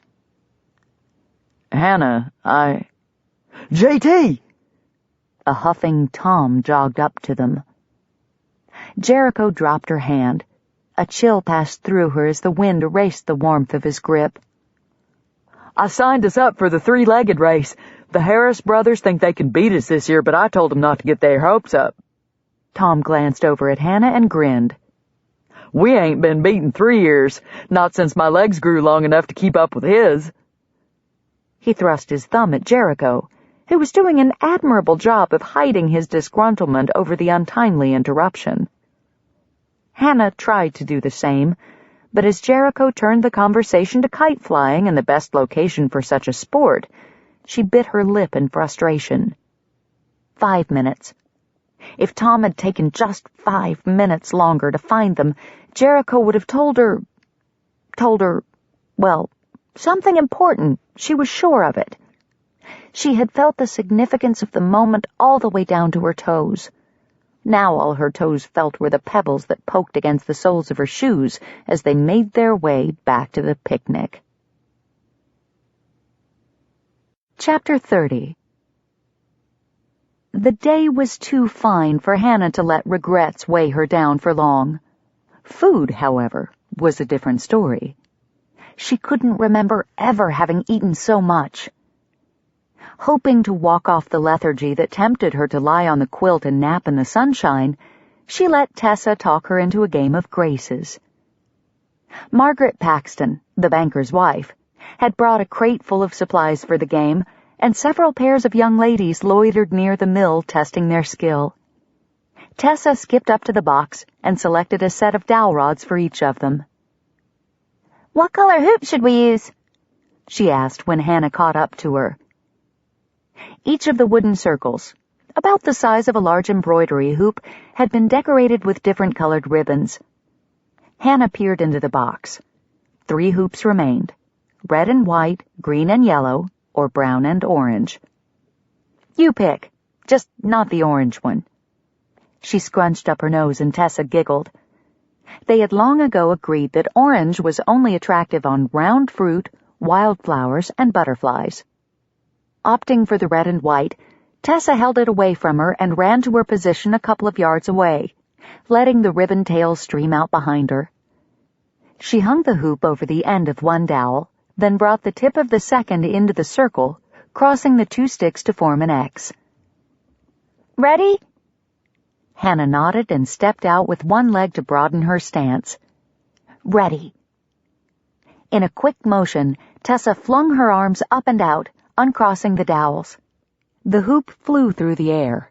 The object of the game was for Hannah to catch it on both her rods, but Tessa's throw was short, and the wind was tugging the hoop to the left.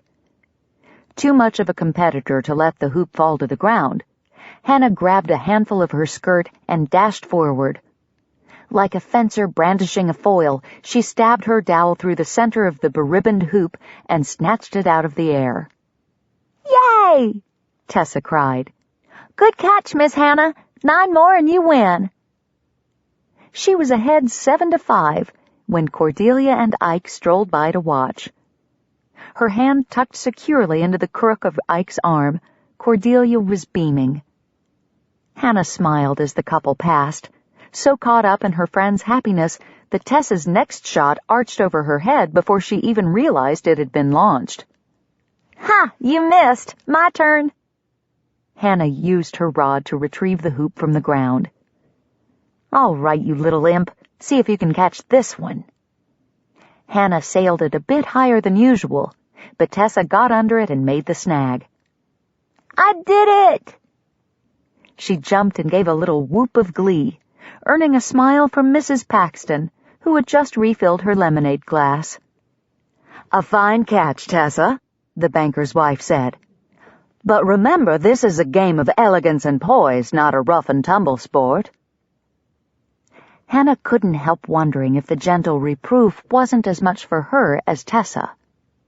None of the other girls were playing with the same degree of zealousness. Of course, none of the others seemed to be having half as much fun either. Nevertheless, she supposed she ought to set a more decorous example for her young protégé, especially with a lady like Margaret Paxton looking on. The woman exuded class and sophistication, all without ever making one feel inferior. It was quite a remarkable talent, and surely stemmed from a humble spirit. She would be the ideal client for a dressmaker who longed to promote a balance between inner and outer beauty. The red hoop sailing toward her head snapped Hannah out of her preoccupation. She leapt backward and raised her sticks at the last minute, deflecting it before it collided with her chin. Unfortunately, she was not deft enough to catch it, only knock it to the ground. Tessa laughed as Hannah retrieved the hoop. The sound was so playful and jolly, though, Hannah couldn't help but smile. She flung the hoop back into the air, and the girl caught it easily. Better watch out, Miss Hannah. We're all tied up now. So, you think you can beat me, do you? Hannah waved her sticks at Tessa. Give me your best shot. In her enthusiasm, Tessa lofted the hoop high and dangerously off course. It veered to the right, directly toward the spot where Cordelia had stopped to chat with Mrs. Paxton. Hannah bolted after it, but she knew she'd never get there in time. Look out! She cried. Mrs. Paxton turned, and with a skill unexpected in one so genteel, caught the hoop with one hand and flicked her wrist to send it back to Tessa in a perfect arc. Hannah stuttered to a halt and stared. Bravo, my dear! Elliot Paxton called out from his seat near the cider table. Just like the old days, eh, Maggie? Pink streaks appeared across the lady's cheeks as she waved away her husband's comment, but she turned to Hannah with a welcoming smile. Don't look so surprised, Miss Richards, she said. I haven't always been a staid banker's wife. Hannah grinned. I was just complimenting Miss Tucker on her beautiful new dress, Mrs. Paxton said, expertly shifting the subject away from herself. The change in her is extraordinary, and she tells me that you are the one responsible for it. Excitement fluttered in Hannah's stomach. The lady admired her work. Cordelia's been a lovely client. She has a wonderful eye for fashion, as you can see in the colors she selected. And you have a wonderful skill with a needle to craft such a becoming design. Cordelia nodded, her eyes bright as they slid from Hannah to Mrs. Paxton. Oh, yes. Miss Richards tailors everything to perfection. I doubt you could find a better dressmaker in all of Texas.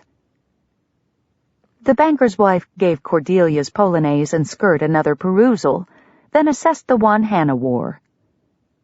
I usually have Elliot drive me to Waco when the girls and I need new gowns, but now that Coventry has a qualified seamstress, I may have to forfeit those shopping trips and invest our funds closer to home. Fireworks of glee exploded inside Hannah's chest, but she forced her features into a serene expression. I would be glad to assist you, Mrs. Paxton. Please stop by the shop at any time. Thank you. I just might do that. At that moment, Tessa ran up, grabbed Hannah's hand, and started tugging her toward the center of the glen. Come on, Miss Hannah. The race is about to start. We've got to cheer on Tom and Mr. Tucker. Tessa, it's not polite to interrupt. The little girl's face looked properly contrite, for all of 2 seconds. I'm sorry, but this is important. We don't want to miss it. No, they didn't.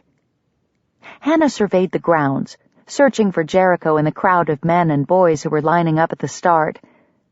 Her heart longed to be at the race. However, responsible business practices dictated she not rush off and risk offending an important potential client.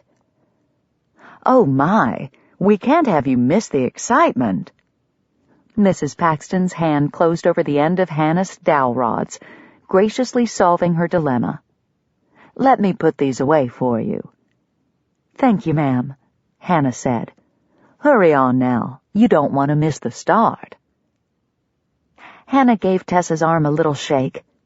Let's go. The girl took off, dragging Hannah behind her. Hoping that Tessa's enthusiasm would rate as an adequate excuse for her own hurried pace, Hannah did nothing to slow the girl down.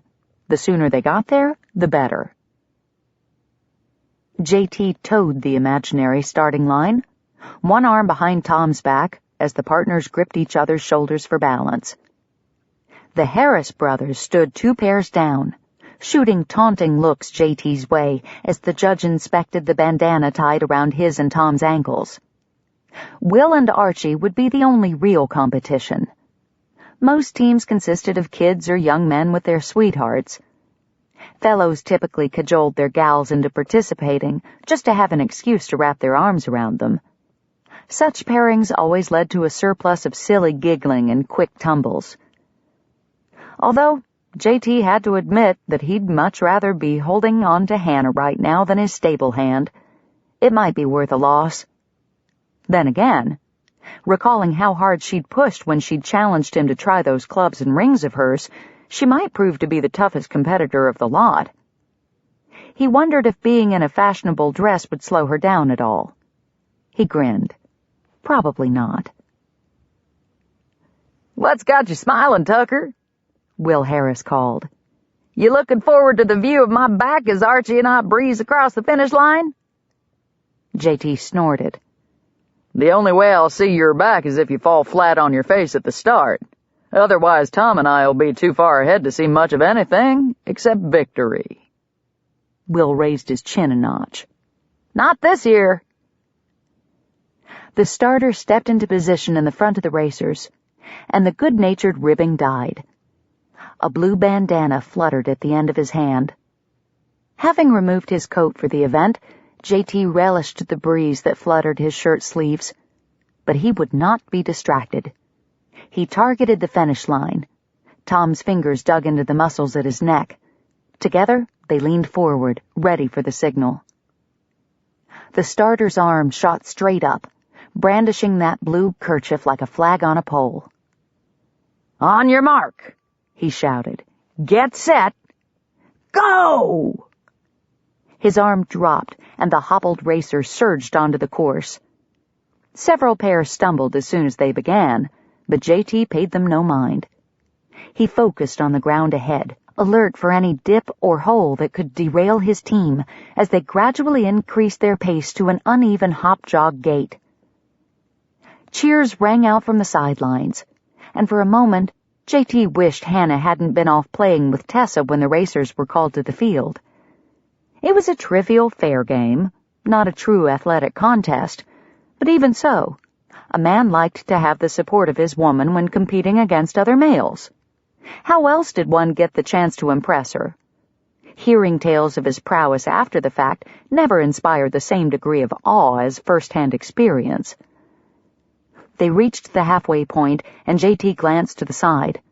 The Harris brothers were running neck and neck with them. The crowd's cheers narrowed to the two front teams.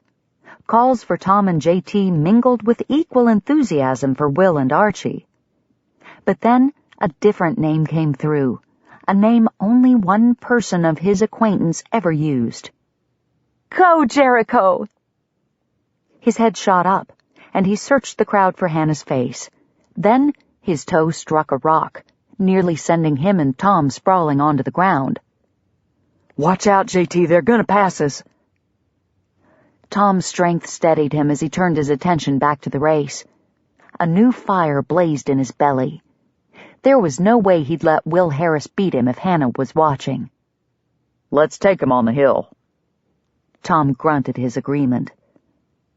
The last few yards of the course sloped gently upward. It wasn't a hill, really. However, if a team tried to take it too fast, the slight rise could throw them off balance. J.T. had always approached it with caution in the past, but today he planned to attack it like a renegade Apache. He sped up his metronomic exhalations, and their footsteps followed. They pulled a couple steps ahead, then their balance faltered. They leaned forward, fighting the momentum. They stumbled. The ground rushed up to meet them. With a mighty lunge, they crossed the line and crashed into the earth. Tucker and Packard, the announcer shouted. By a nose. Hurrahs erupted from the spectators. J.T. rolled onto his back, still tethered to Tom. His chest heaved. His knee ached from where he'd landed on it, but he didn't care about the pain. He'd won. Tom untied the bandana around their ankles and scrambled to his feet. We did it, J.T., we did it! Yep, was all J.T. could manage. Will Harris strode over and extended a hand. You might have won, Tucker, but at least Archie and I kept our feet. It was worth coming in second just to see you two tripping all over yourselves like that. J.T. clasped the fellow's wrist and let him help him to his feet. He chuckled ruefully as he dusted the dirt from his trousers. If you'll promise to put on as good a show next year, I'd consider playing second fiddle myself. Will grinned. No promises, Tuck. Before the man could finish spitting out his words, a beautiful blonde whirlwind blew past him and launched herself at J.T. You won!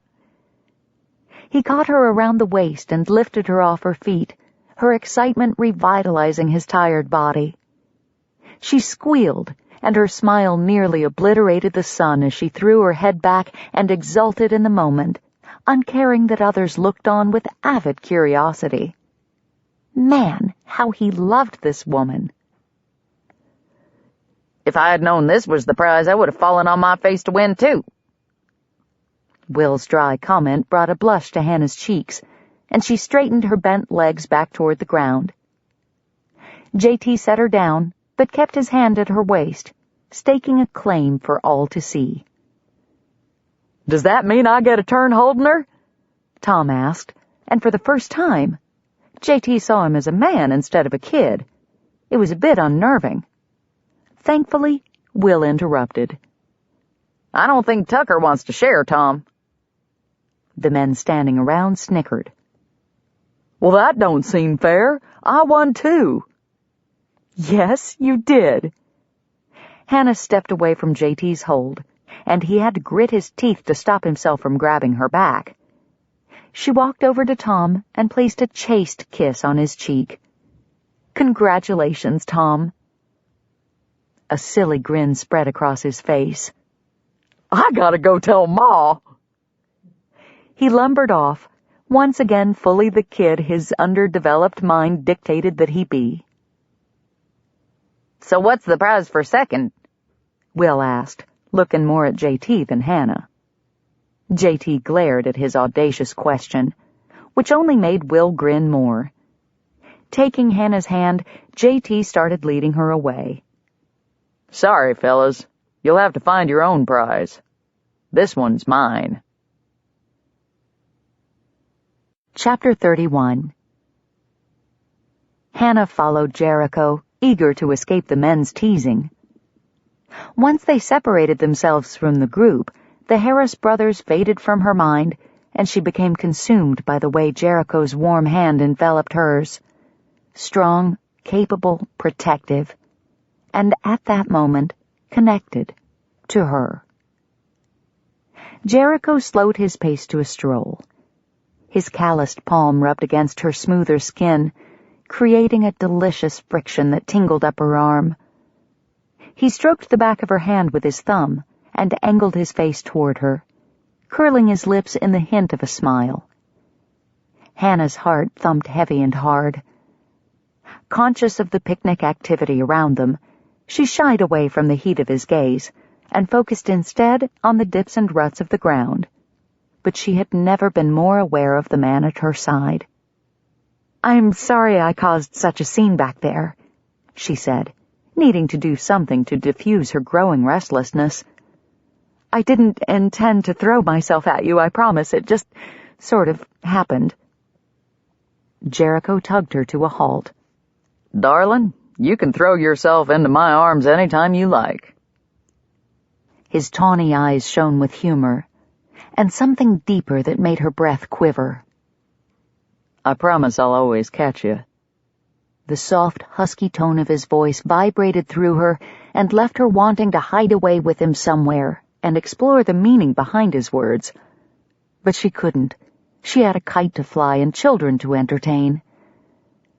"We should get back," she said, dipping her chin. Jericho released her hand and cleared his throat. Tom showed me a good place for kite flying.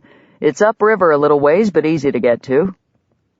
He placed his hand at the small of her back and guided her toward the wagon. Grateful for the ordinary conversation, she tried to subdue her bucking emotions. "That sounds lovely. I'm sure the children will be pleased." She and Jericho lapsed into silence as they walked across the glen. Hannah glanced his way and caught him staring, the look in his eyes hinting at things unsaid. Her pulse flittered. Would he finish the conversation he had started earlier that day, before Tom had interrupted them? Hannah held her breath, aching with the need for him to declare his feelings. His warm regard revealed his attraction, and his possessiveness had been evident as he staked his claim in front of the Harris brothers. Yet she longed for the words, for the assurance that she had indeed penetrated his heart as he had penetrated hers. Had Jericho grown to care enough for her that he would be willing to set aside his past hurts and tie himself to a dressmaker for the rest of his days? She stole another peek at him, her chest tight with hope. But he looked to the ground without speaking, and her breath leaked out in disappointment. "Grant me patience, Lord. You have promised that things work together for good for those that love you, and whether that good entails a life with Jericho or not, I will trust in your faithfulness." She tried to stop there, but a desire tugged on her soul that wouldn't be denied. She couldn't let the prayer go without at least presenting the request that burned within her. "I love him, Lord. I love him with all my heart. Please grant me a future with this man. Please." With a quiet sigh, Hannah released her worry and welcomed the lightness that followed. The sun glowed in the sky, a cool breeze tickled her cheeks, and children's laughter filled the air. It was a beautiful day, a day made for rejoicing. She wouldn't ruin it with unproductive frets. As Jericho steered her toward their picnic spot, Tessa spotted the children and grabbed the kite from where it had been propped against the tree. She hopped up and down on her toes and waved at them to hurry. Hannah's feet slowed. "Oh, no." Jericho turned to her. "What?" "I have no idea how to choose who goes first. They've all been so good. Any suggestions?" The question hung between them for a split second, as if Jericho couldn't quite believe she was asking him for advice. But in a flash, the glimmer of surprise on his face disappeared beneath his customary confidence. She even detected a swagger in his step as he urged her forward. "I think I can come up with something that'll work." And he did. A game of short straws, or toothpicks in this case, determined the order. Ike volunteered to help Cordelia pack up the leftover food and supplies, which allowed Louisa to join the kite-flying expedition. Mother and children ran ahead, but Jericho stalled, taking extra time to fold his coat into a lopsided square and lay it on the blanket. An exasperated Cordelia shot Hannah a pleading look. Hannah deciphered the hint and dragged Jericho away. As they walked, he glanced over his shoulder more than once and grumbled about the folly of leaving his sister alone with Ike when he couldn't keep an eye on them. Hannah gave him a little swat on the arm. "Leave them be, Jericho. Half the town will be chaperoning them while you're gone. Besides, I think you can trust Ike not to take advantage of your sister," she said, "just as I trust you." His lips thinned, but he gave a firm nod. "You're right." They lengthened their stride to catch up to the James family. As they closed the gap, however, Jericho bent close one more time. "I'm still going to glare and growl at him, though, to keep him on the straight and narrow until he puts a ring on Delia's finger. Maybe even after." Hannah smiled. "I wouldn't expect anything less." The wind proved perfect for kite flying. Each child took a turn holding the string, but young Molly had trouble keeping the purple diamond aloft. After the third crash, Hannah took charge.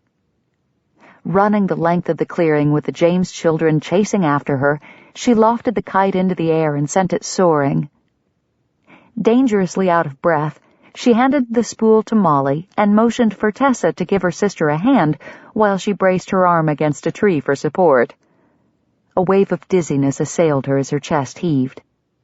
"You should have asked me to do the running," a low voice grumbled at her side. "You're about to pass out." "I am not?" Somehow she managed to spit out the words between gasps. Jericho took her arm, but she pulled away, mortified by her condition. She should have been able to run twice that distance without getting winded. Of course, she didn't usually exercise while wearing a corset and 20 pounds of fashionable garb. "Stubborn woman," Jericho glowered. "Once in a while it'd be nice if you actually admitted that you need my help." He left her standing at the base of that tree with a queasy feeling in her stomach. She'd hurt him. It had been there in his eyes. He thought she didn't need him, but nothing could be further from the truth. She needed him so much she ached with it, but how was he to know that? Slowly, Hannah's lungs regained a calm rhythm and her mind cleared. She hated appearing weak. All the pitying glances she'd endured after her swimming accident as a child were enough to last a lifetime. When her mother had brought home Dr. Lewis's book and started her on his calisthenic regimen, Hannah had vowed to regain her strength no matter the cost. And she had. Never quitting once, not even when her lungs burned as if she had breathed in 1,000 tiny embers, or when muscle cramps woke her from a sound sleep, sending teary rivulets down her cheeks as she bit on her pillow to contain her cries. She took pride in her hard-won physical strength, yet that pride had just pushed the man she loved away. Jericho was right. She was stubborn, foolish too. Determined to rejoin the group and find a way to privately apologize to Jericho, Hannah let go of the tree and stepped forward. directly into a prairie dog hole. Her heel caught, her ankle twisted, and she stumbled sideways into the prickly pear cactus plant that she'd been careful to avoid earlier. A pair of pointed spines pierced her skirt and inner layers to stab the tender flesh at the back of her thigh. With a yelp, she jumped forward, only to hear an ominous ripping noise from behind.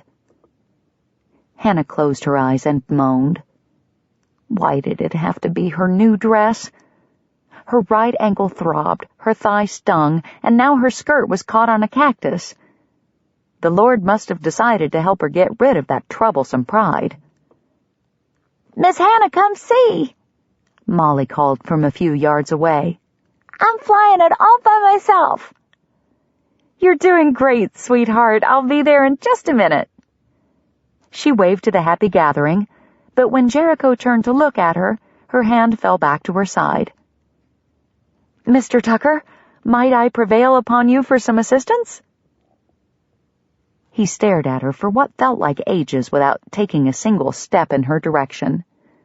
Then, finally, he trudged across the field, the suspicion lighting his eyes becoming less deniable the closer he came. Jericho halted a couple feet away and questioned her with a raised eyebrow. Hannah swallowed. Her pride didn't go down easily. Chapter 32. J.T. crossed his arms over his chest and waited. She better not be patronizing me. Just because he wanted her to admit that she needed help once in a while didn't mean he would stand for her manufacturing some ridiculous predicament in a half-baked attempt to placate him. A heavy gust of wind billowed across them, and Hannah teetered. She shifted her weight to compensate and winced. He unlaced his arms and took a step forward. "You hurt?" "Not badly." She tried to smile, but her lips only curved on one side. "My main problem is that I'm stuck to a cactus." "Stuck to it?" A chortle escaped, obliterating the rest of his sentence. Reining in his laughter, he cupped her shoulders and pulled her forward a bit to judge the extent of the snare. Sure enough, she was stuck. One of the pleats that used to drape so delicately along the back of her skirt now listed gracefully to the side, gouged by a wicked-looking spine. Several other spines had snagged the wine-colored fabric closer to the ground as well. "How'd you manage to get tangled up with a cactus?" J.T. crouched beside her and started extricating her from the prickly plant. "Well, believe it or not, I was on my way to apologize to you when a prairie dog hole jumped up and grabbed my shoe heel." Her turn of phrase made him smile. But the story explained her wince. Probably sprained her ankle. He tugged the last piece of material free. "Shouldn't a seamstress know how to avoid the sharp end of needles?" "Oh, we seamstresses jab ourselves all the time, a hazard of the trade." J.T. looked up at her then, meaning to tell her she'd been successfully detached, but he got lost in her smile and had to answer with one of his own. They stayed that way for a moment, until Hannah blinked and twisted her neck, as if trying to see the back of her dress. "How bad does it look?" It looked pretty good from where he sat, but J.T. figured she was referring to the dress, not the shapely curves beneath. He placed his hands on his knees and pushed to a stand. "There's a fair-sized hole where one of the flounces tore off, but you can't see your bloomers or nothing." "Jericho!" Hannah's face flamed and J.T. chuckled. Man, but the woman was fun to tease. He took her arm, thankful when she made no effort to pull away this time. "How's the ankle?" "Tender, but not too bad," she said as she limped along beside him. "I'm sure it will be fine after I rest a bit." "I should take you home." J.T. wasn't ready for his day with her to end, but she needed to get that ankle propped up. They approached a stand of mesquite that offered a bit of shade and slowed. Hannah turned to him, but her gaze moved past his shoulder to follow the children who were playing in the clearing behind him. I wouldn't mind slipping out early to avoid the embarrassment of displaying my torn skirt, but I don't want the others to have to leave because of my mishap."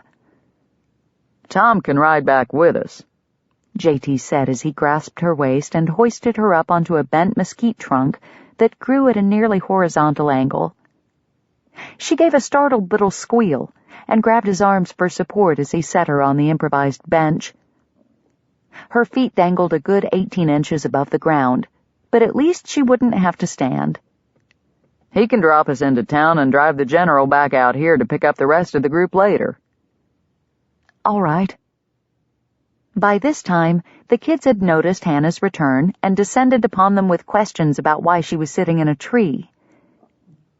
After assuring everyone that Hannah was fine and leaving them strict orders not to let his prisoner escape while he was gone, JT hiked back to the picnic area, located Tom, and explained the situation to Delia. It took a while to hitch up the team and maneuver the general over the rough prairie ground, but he managed to fetch Hannah and the James clan back to the picnic without bumping anyone out or breaking an axle. JT dropped Louisa and the kids off with Delia and Ike, picked up Tom, and finally steered the rig toward town. "You think I got time to get back before the square dancing starts?" Tom called from the back of the wagon as JT pulled the general to a halt in front of Hannah's dress shop. "I reckon so." He set the brake and climbed down, not surprised when Tom vaulted over the side to meet him and take up the reins.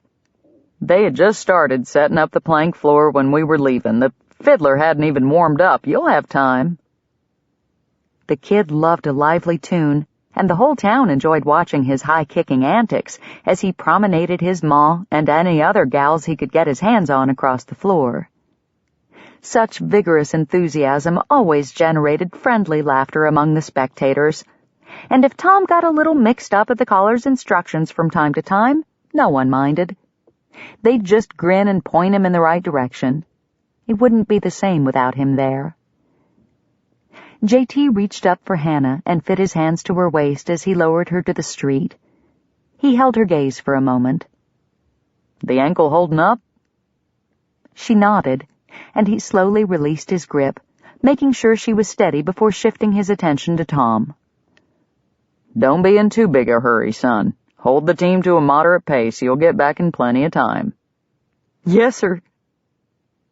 As soon as JT stepped away from the wheels, Tom had the general in motion.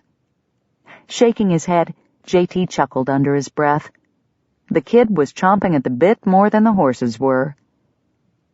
He turned to share his smile with Hannah, but she wasn't looking at him. Lines marred her forehead as she stared at her shop. Coming alongside her, he linked his arm through hers. "What is it?" She took a tentative step forward. "I don't know, but something's wrong." He took a second look, narrowing his eyes to filter out the glare of the sun. He couldn't be sure at this distance, but the door to the shop looked slightly ajar. "Did you lock up before the picnic?" "Yes." Hannah pulled away from him and climbed onto the boardwalk. Instinct sent him after her. He clamped a hand on her arm and brought her to a halt. "Wait, give me your key." She obeyed, a question on her face. "Stay here while I check it out." Suddenly, she was the one gripping his arm. "You don't think someone is in there, do you? I don't want you hurt." He patted her hand where it lay across his forearm. "I'm sure it's nothing.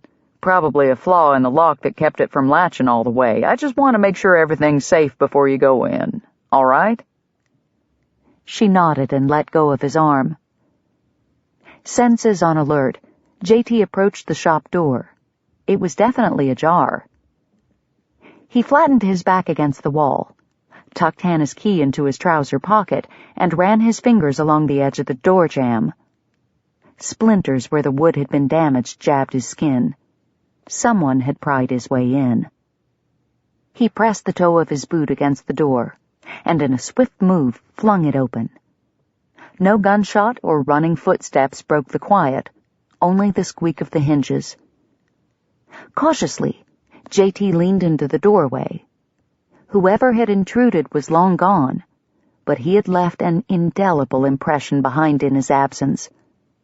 JT's stomach churned, and bile rose in his throat. Stepping over the threshold, he surveyed the damage. The shelves Hannah had so meticulously hung had been torn down. Bolts of fabric lay unwound and scattered upon the floor. Not only had the miscreant tossed the expensive material on the ground, but he had trod on it, crushing it beneath his heel in several places, as evidenced by numerous dusty boot prints and crinkled sections of cloth. Thankfully, the sewing cabinet stood intact, but all of the drawers were missing. JT could only assume they'd been dumped somewhere behind the counter. He balled his hands into fists, longing to mash them into the face of the person or people responsible for this attack. A tiny, tortured cry sounded behind him. JT whirled. Hannah's wounded expression twisted his gut. "Come on," he murmured, forcing her leaden feet back toward the door. "I'll take you home. You don't need to see this right now." Seeing her shiver, he tucked her under his arm and steered her through the doorway. Her neck craned as they went, as if she were unable to pull her gaze away from the destruction. A fierce protectiveness surged within him. He would make this right for her. Somehow, he would fix it. He grabbed hold of the door and moved to shut it, but Hannah's gasp stopped him. He lifted his head and saw what had distressed her. Tacked to the inside of the door was a note. "You never should have come." Chapter 33. A chill snaked through Hannah as she read the ominous words. She would have felt better believing a group of unruly boys were responsible for this violation. Then the deed would have been random, impersonal. But the note destroyed that hope. Someone wanted her gone. Hannah wrapped her arms around her middle. Jericho snatched the offending paper from the door, crumpled it into a ball, and hurled it into the depths of the shop. He steered Hannah onto the walkway, then slammed the door hard enough to shake the outer wall. Hannah flinched. He stood with his back to her, the muscles in his shoulders twitching beneath his suspenders. She wanted him to hold her, to comfort her, to convince her she had nothing to fear, but the anger emanating from him made her pause. "Jericho?" His chest expanded as he inhaled, and an audible release of air followed. The tension in his neck dissipated. His fisted hands uncurled. When he turned, the solicitous expression on his face eradicated the wall between them. "I'm so sorry, darling. Hannah dove into his arms and burrowed into his chest. She clung to his waist, anchoring herself to his strength. As his arms enfolded her, the tears she had held at bay fell in earnest. Why? Why would someone do such a thing? It cut her heart to ribbons. It wasn't so much the damage to her property, but the hatred burning behind the act. What had she done to inspire such hostility? She sank further into Jericho's embrace, her energy flagging as despondency took hold. Her knees wobbled, and Jericho scooped her up. He carried her to Ezra's bench and settled her in his lap. Neither of them spoke, but his presence, his touch soaked into her soul like a balm on an open wound. Gradually her sobs slowed to occasional hiccups, and he fumbled for a handkerchief. While she dried her eyes and blew her nose, he untied her bonnet strings, set the hat aside, and tucked her head under his chin. Hannah couldn't say how long they stayed that way, but when she finally raised her head, the sun was swimming on the edge of the horizon. Not quite able to meet Jericho's eyes yet, she stared at his chest.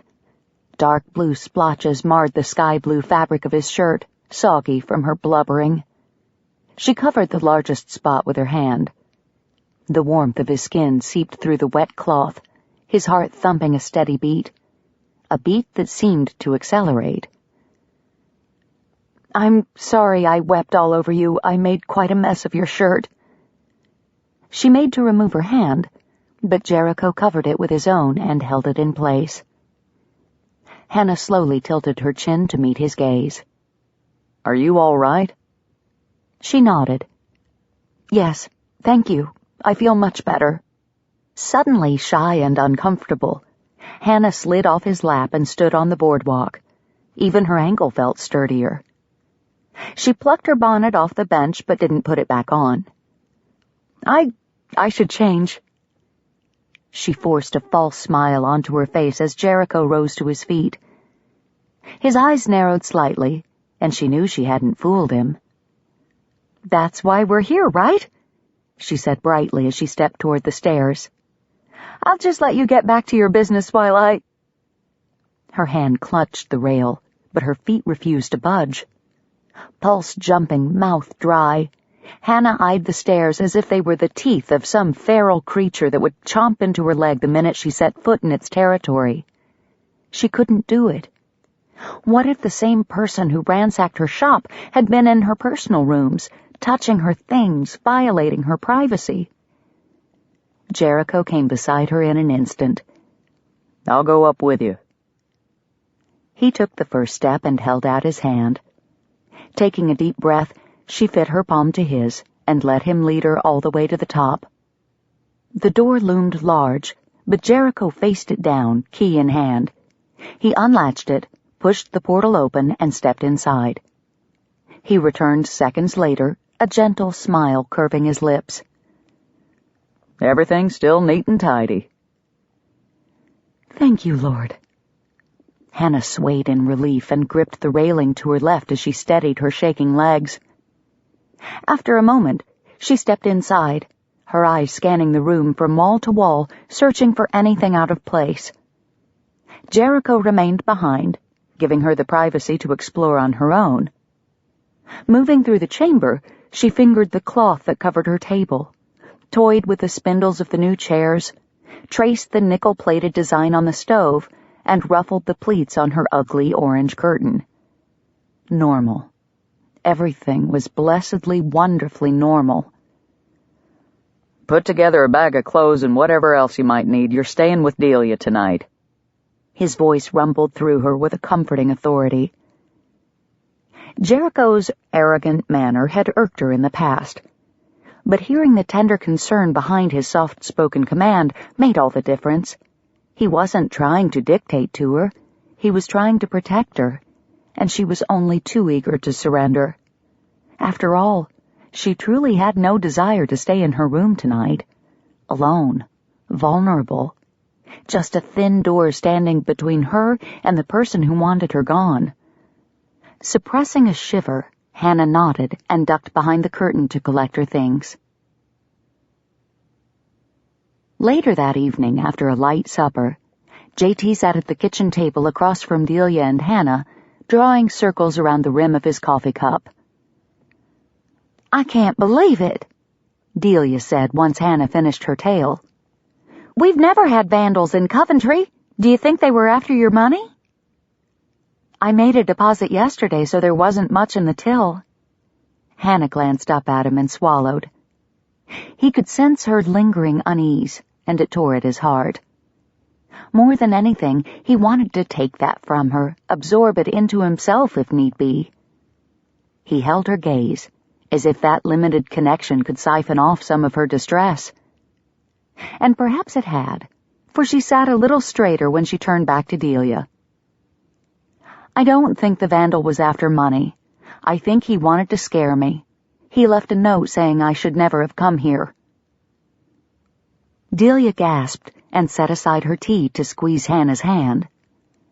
"How awful for you," she shook her head. "To think someone we know could do such a horrible thing, well, it defies belief." A thoughtful look crossed her face.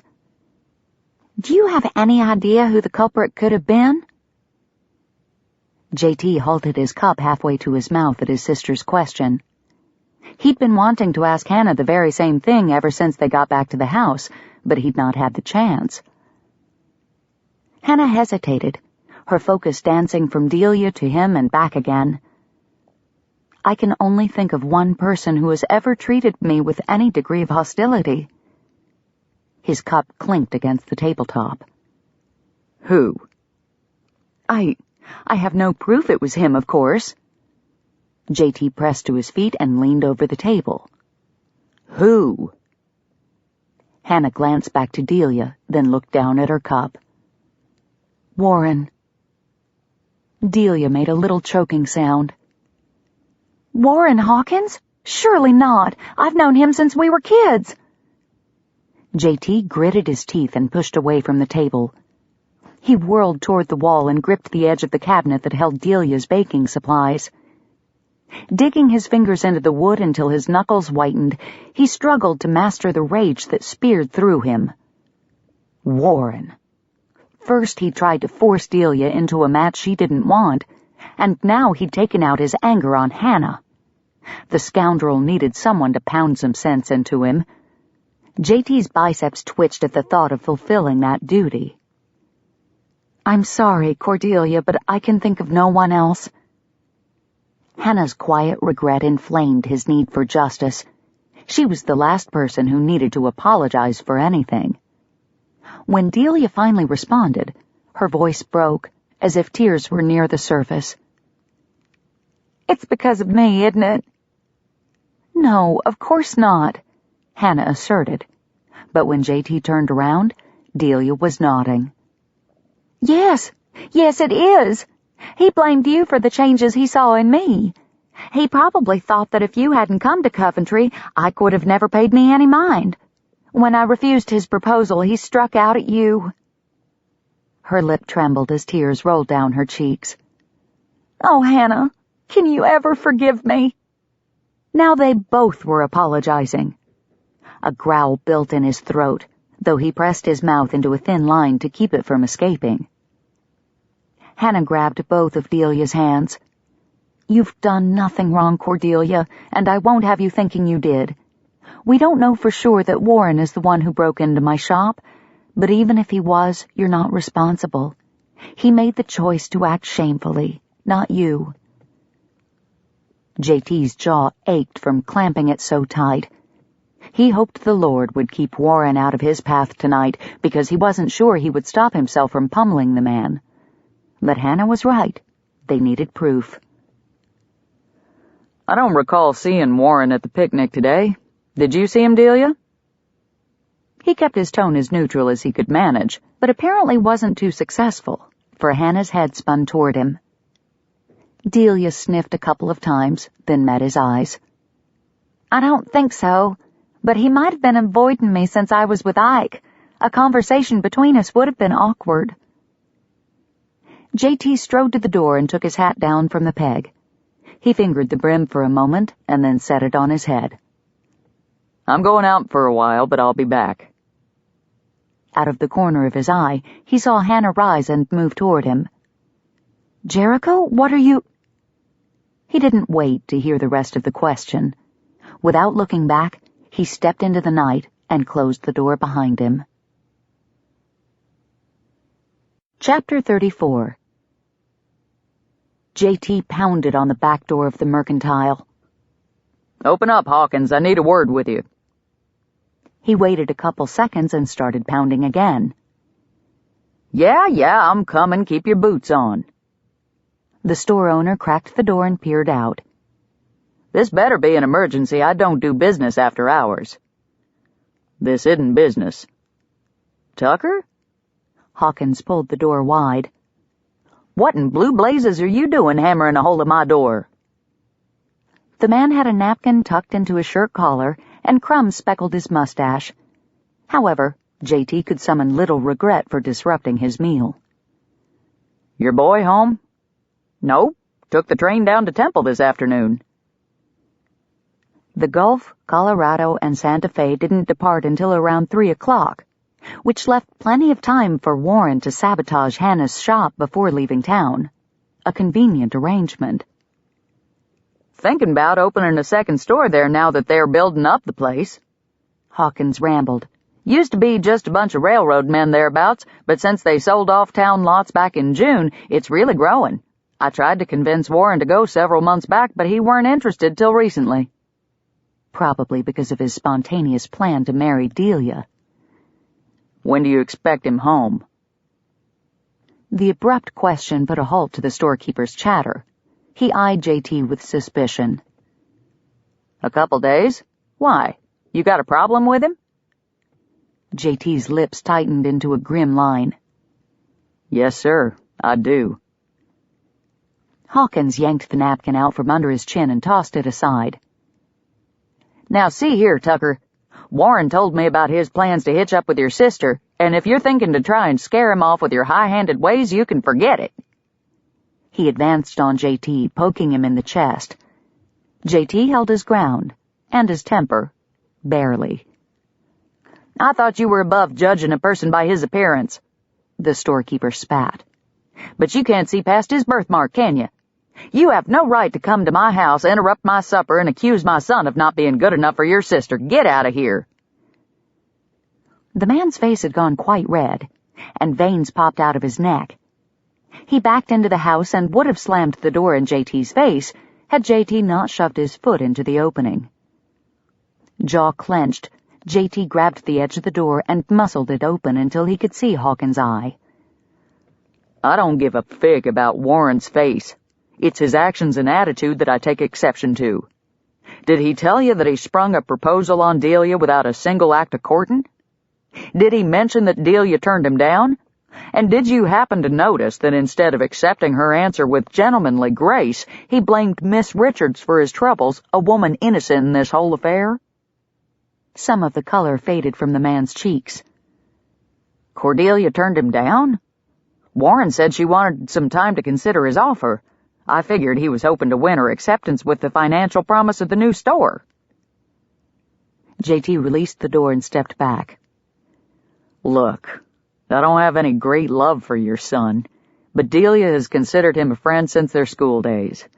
Out of respect for her, I wouldn't have come about Warren's actions, but the safety of someone I care about may be at stake. He paused a moment, an idea taking root. Can I show you something? It won't take long. Hawkins seemed to measure him with his eyes, and finally gave a jerky nod. Let me fetch my coat. When he returned, JT led him to Hannah's shop. He still had her key, having forgotten to return it during the process of getting her settled.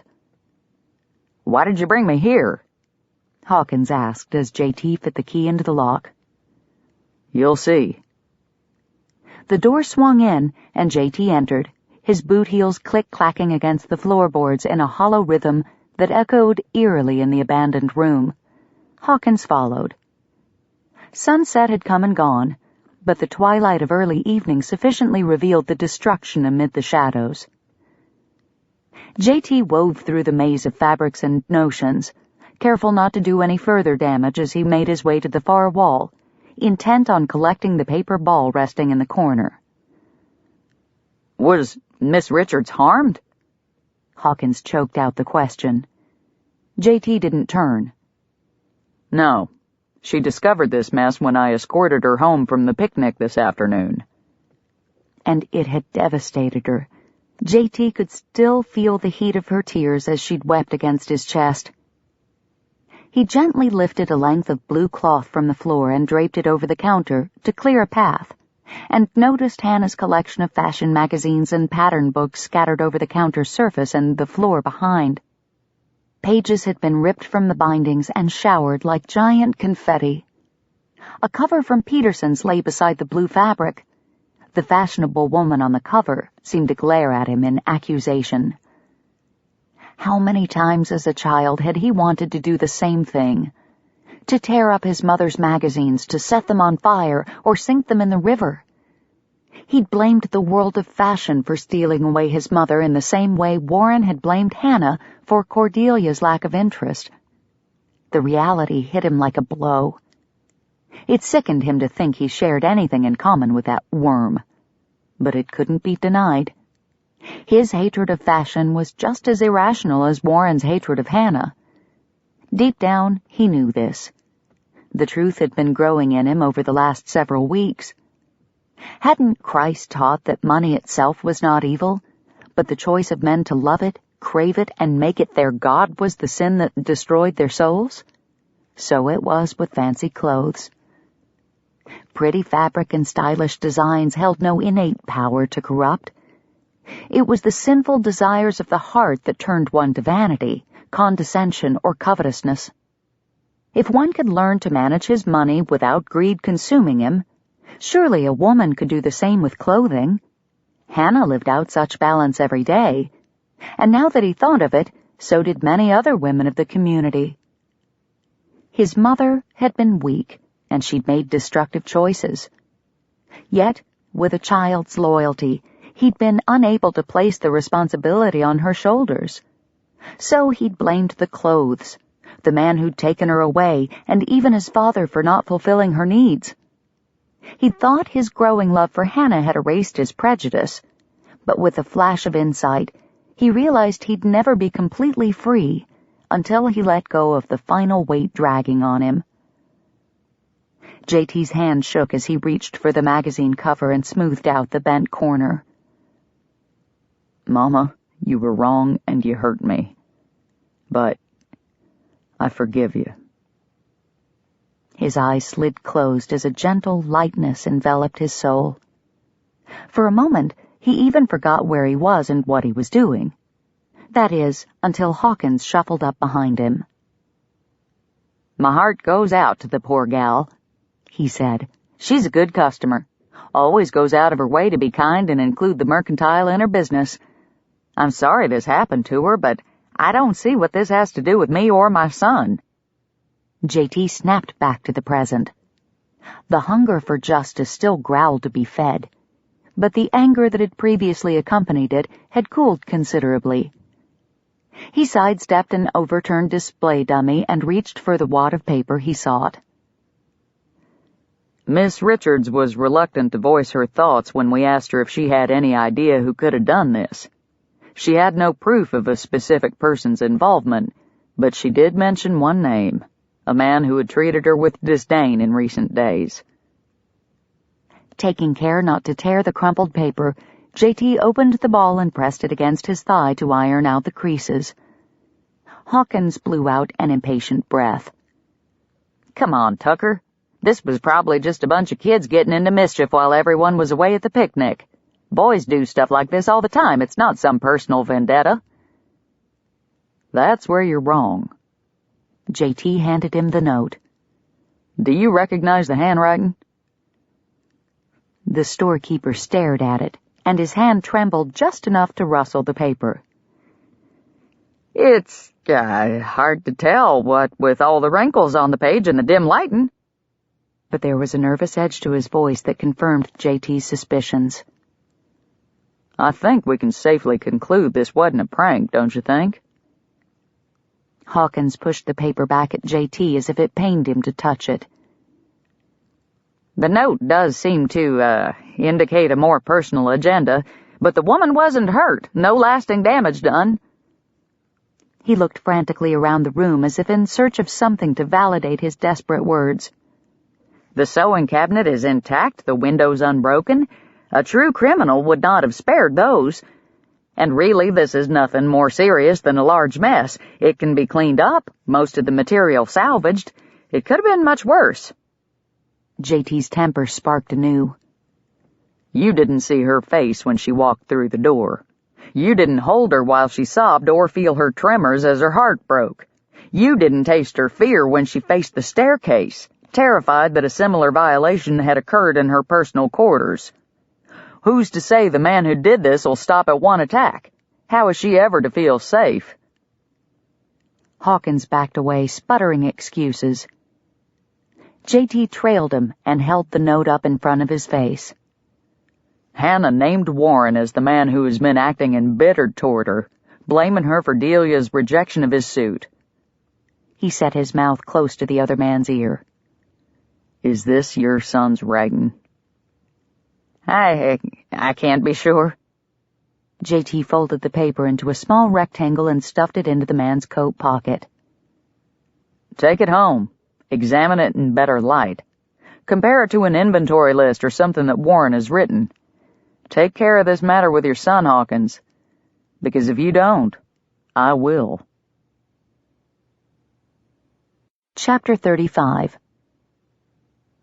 Hannah stood in Cordelia's kitchen after church the next day, drying the dishes while her mind wandered to the shop. Although shivers coursed through her at the prospect, she needed to spend the afternoon sorting through the debris to see what she could salvage. As tempting as it was to take refuge among friends and let Jericho watch over her, she couldn't allow fear to dictate her actions, or lack of action, as the case may be. "Thank you for letting me stay here last night," Hannah said as she reached for the platter Cordelia held out to her. Cordelia laid a damp hand on her arm, and the warm moisture soaked through Hannah's sleeve. "You can stay here as long as you like."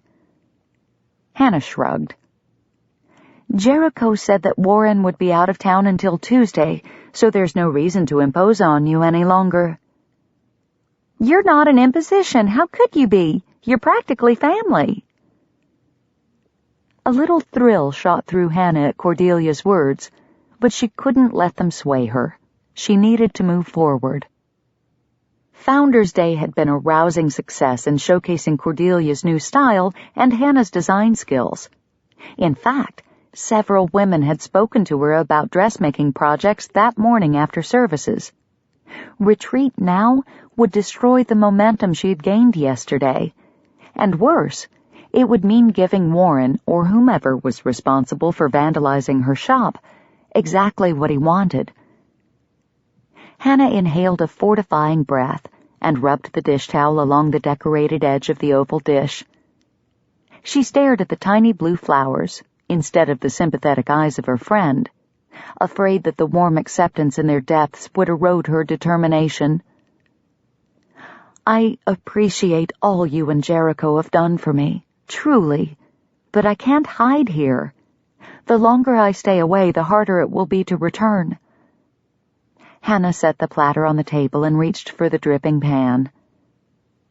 Cordelia released the pan, her mouth flattening into a tight line as she shoved a greasy pot into the dishwater. Her elbows wagged as she scoured it with enough vigor to rub a hole through the bottom. "I wish this whole mess with Warren had never started. You've done nothing to deserve such vile treatment." Guilt lingered behind her friend's frustration, and Hannah rushed to dispel it. "Don't worry about me," she said with a grin and a playful bump to Cordelia's flapping elbow. "I'll be too busy catering to all my new customers to think about anything else. Besides, maybe the vandalism will draw extra attention to the shop, and God will turn something Warren meant for harm into a blessing. All I need is an afternoon to tidy things up a bit, and I'll be back in business. Better than before, you'll see." An answering smile eased across Cordelia's lips. She lifted the scrubbed pot out of the water and started to extend it to Hannah, but stopped and slipped it back into the dishpan. "Why don't you take JT his lunch since he rushed off in such a hurry today? Then, as soon as I finish cleaning the roasting pan and set my bread dough to rise for Monday's loaves, I'll come lend a hand." "Perfect." Hannah draped the dish towel over Cordelia's shoulder and untied the borrowed apron from around her waist. Having help would greatly lighten the work, but more than that, it would give her company.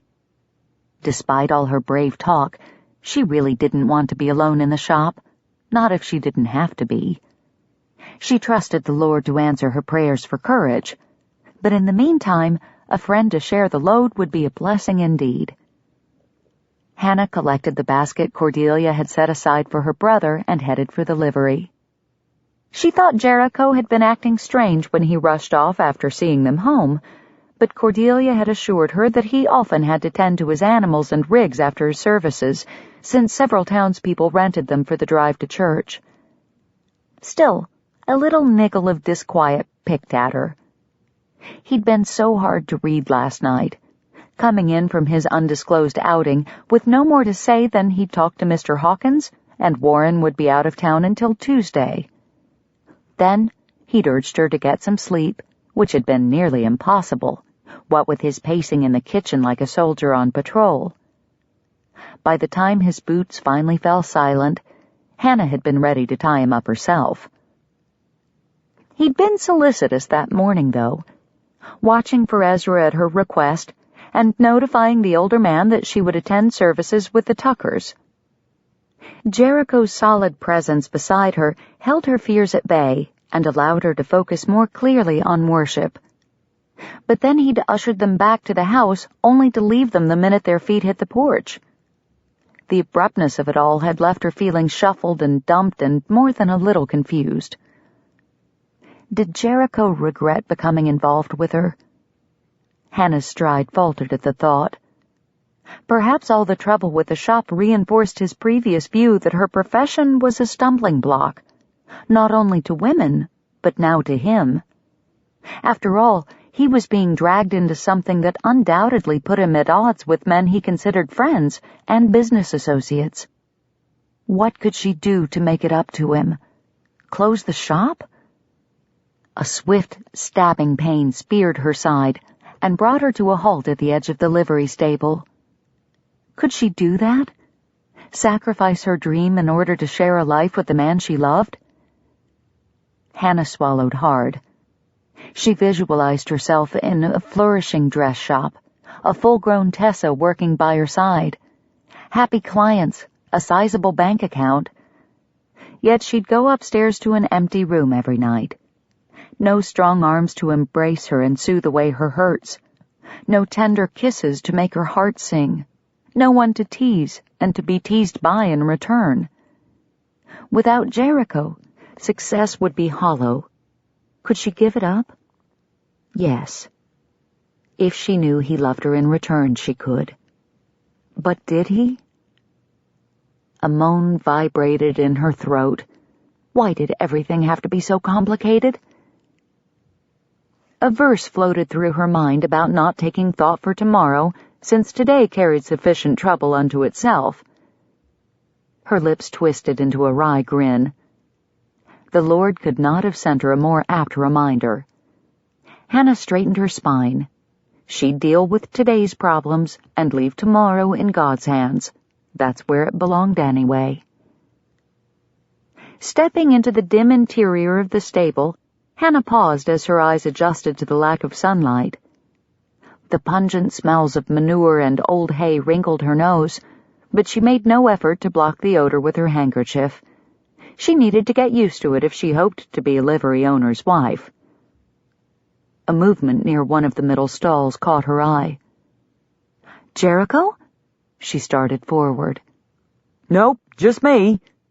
Tom turned, a grin stretching wide over his teeth. "Oh, and Mr. Culpepper." "Ezra?"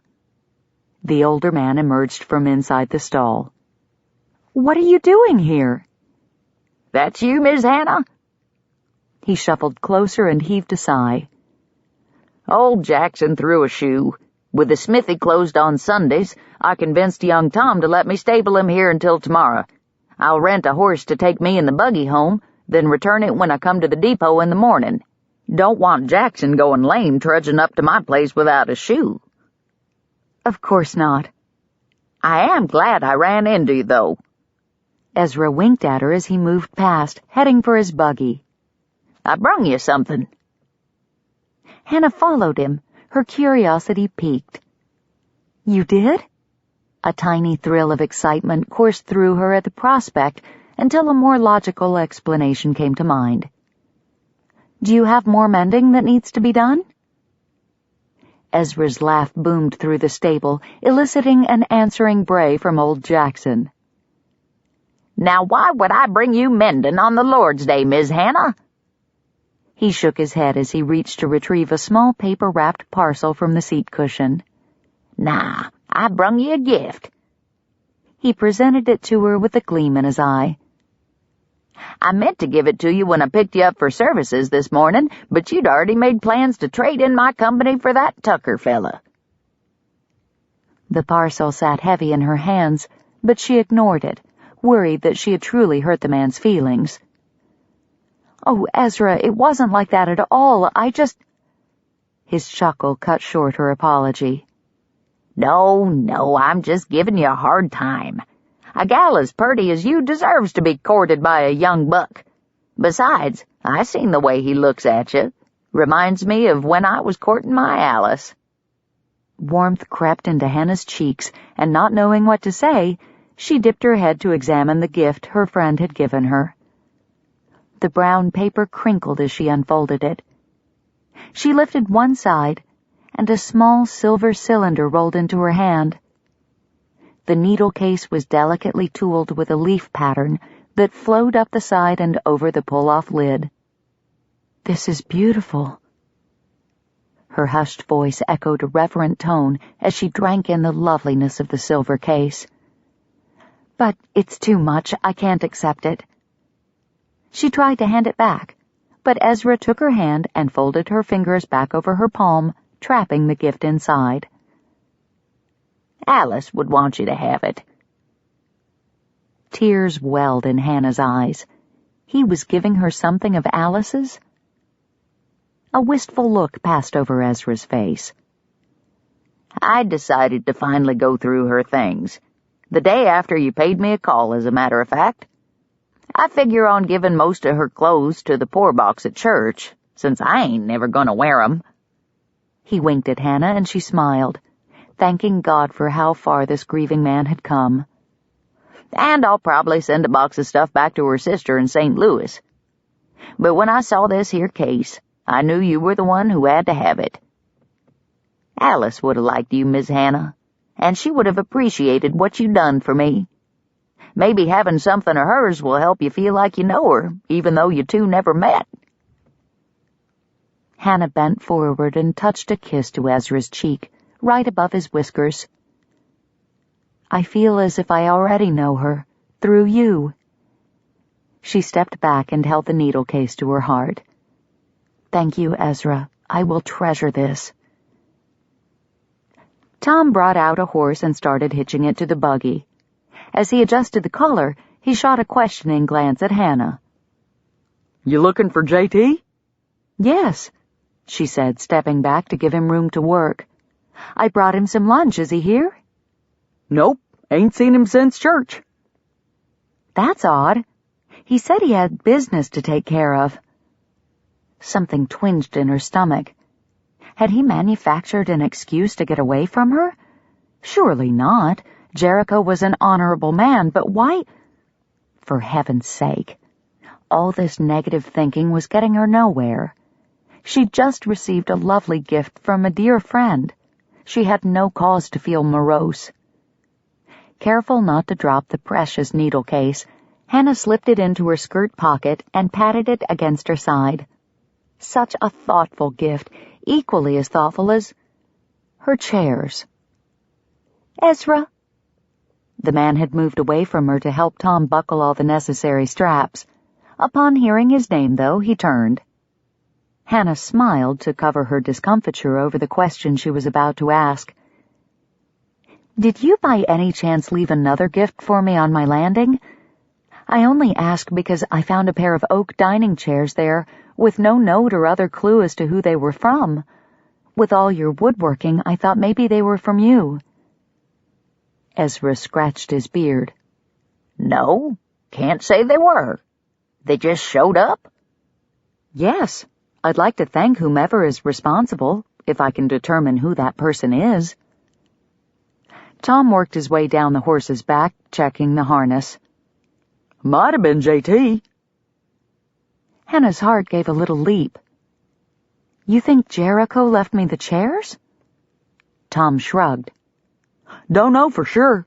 He bought a couple from the junk man a couple weeks back, though, and I saw him working on 'em in the corner over there a few times." He pointed to a recess hidden by buggies and buckboards. "They ain't there now." "I knew that boy was smitten," Ezra murmured just loud enough for Hannah to hear. She stared at the empty corner, a grin breaking free across her face. Cordelia had warned her that Jericho didn't handle gratitude well. That's probably why he hadn't said anything. But he'd best prepare himself. The next time she saw him, she was going to bombard him with thanks. In fact, she thought as she glanced down at the lunch basket still slung over her arm, maybe she could finagle a meeting in the next hour or so. "I need to be going, gentlemen." She eased her way toward the livery door. "Tom, if you happen to see Mr. Tucker, tell him I have his lunch. He can stop by the dress shop whenever he wishes to claim it."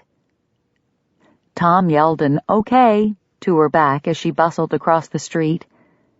She smiled, both at Tom's limitless exuberance and at the warmth that radiated through her at the thought of Jericho's painstaking attentions on her behalf.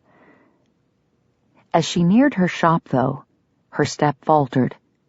Beyond the display window, a dark figure was roaming about inside.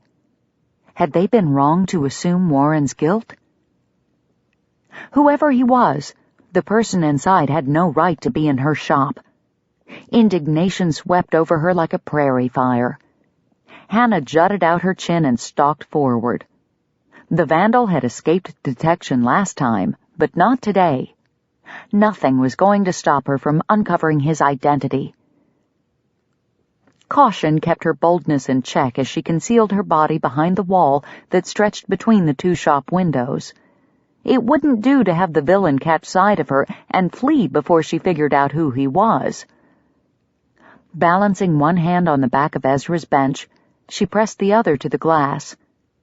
She squinted against the reflective glare and leaned in until her forehead rested against the curve of her fingers. The shadowy figure finally took shape. Her heart pounded in anticipated victory. Then he turned, and Hannah gasped. Chapter 36. Tears burned the back of Hannah's eyes. Jericho stood in the middle of her shop, flower-sprigged fabric tangled around his torso. Having pivoted too quickly, he teetered while trying to avoid stepping on a coil of lace that lay directly under his raised boot.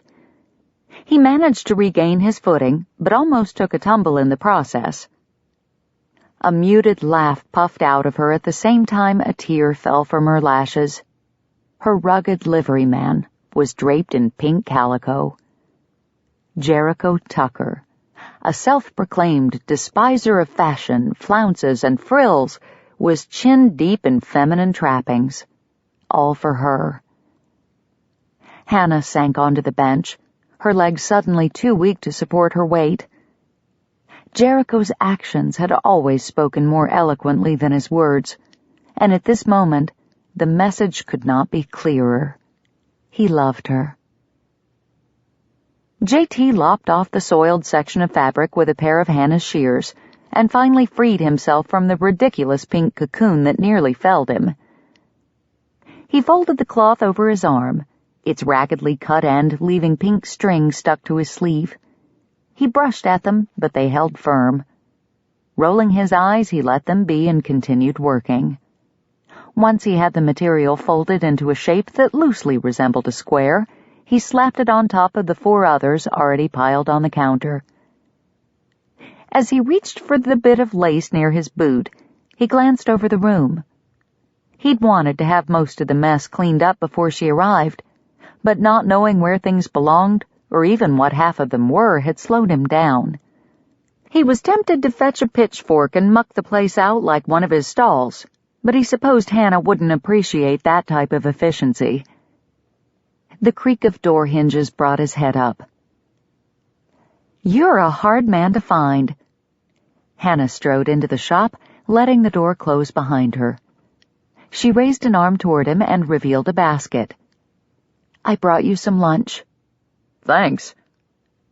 J.T. straightened and tossed the bit of lace in his hand onto the counter. An unexpected awkwardness closed off his throat. She probably expected some kind of explanation for his furtive behavior, but his tongue felt about 3 feet thick. He doubted anything intelligible would make it out of his mouth even if he tried. It wasn't like he hadn't expected her to show up at some point, but something about the way she was looking at him made his breath shallow and his pulse accelerated. Beyond affection, beyond desire, a new light glowed in the depths of her eyes, one that seemed to penetrate the core of his soul and lay bare his secrets.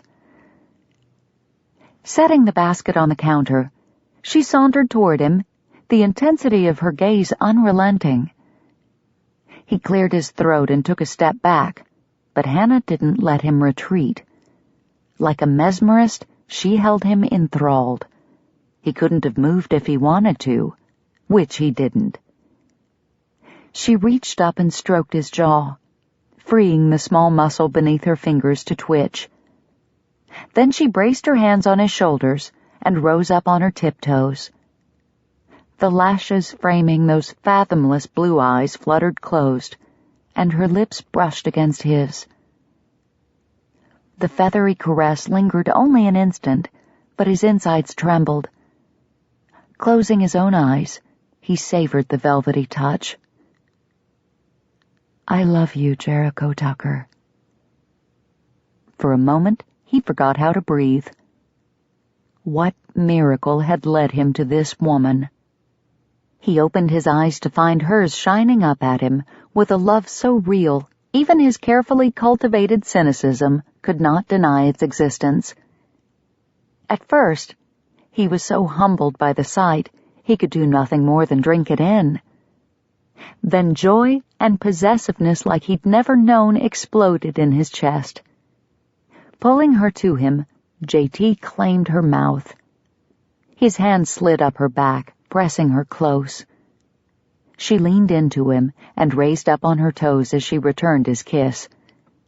The taste of her lips tantalized him, stirring a craving that begged a lifetime to explore. After a moment, Hannah slid back down to her flat feet. J.T. followed, caressing her cheek with the pat of his thumb, his forehead bent to hers. She inhaled a shaky breath and then stepped back. Reluctantly, he let her go. She bit her lip and turned toward the counter, pressing her palms into the wood. A long tress of golden hair had fallen from the knot he had thoroughly mussed. Hunkering down, he retrieved 2 hairpins from the floor, then stood and moved behind her. "Here," he mumbled, setting the pins on the counter next to her left hand. "Sorry, your, hair." He was stammering like an idiot. Yet she smiled at him anyway, a tinge of pink dusting her face. "Thank you." She gathered the pins and edged around the counter, heading for the dressing room. He watched her until she disappeared behind the wall. Then he leaned against the counter and blew out a harsh breath.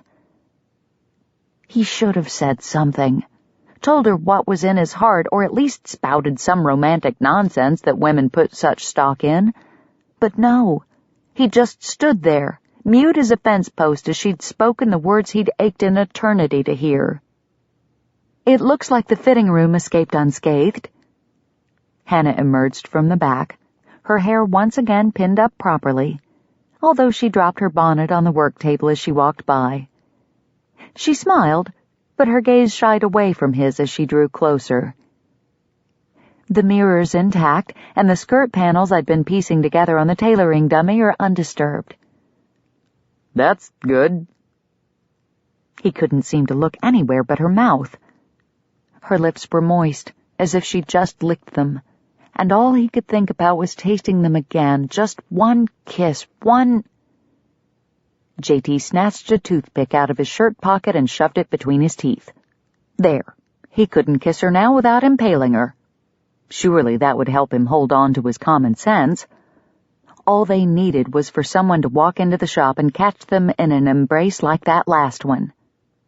Not likely with everything closed on Sunday, but he couldn't afford to take that chance.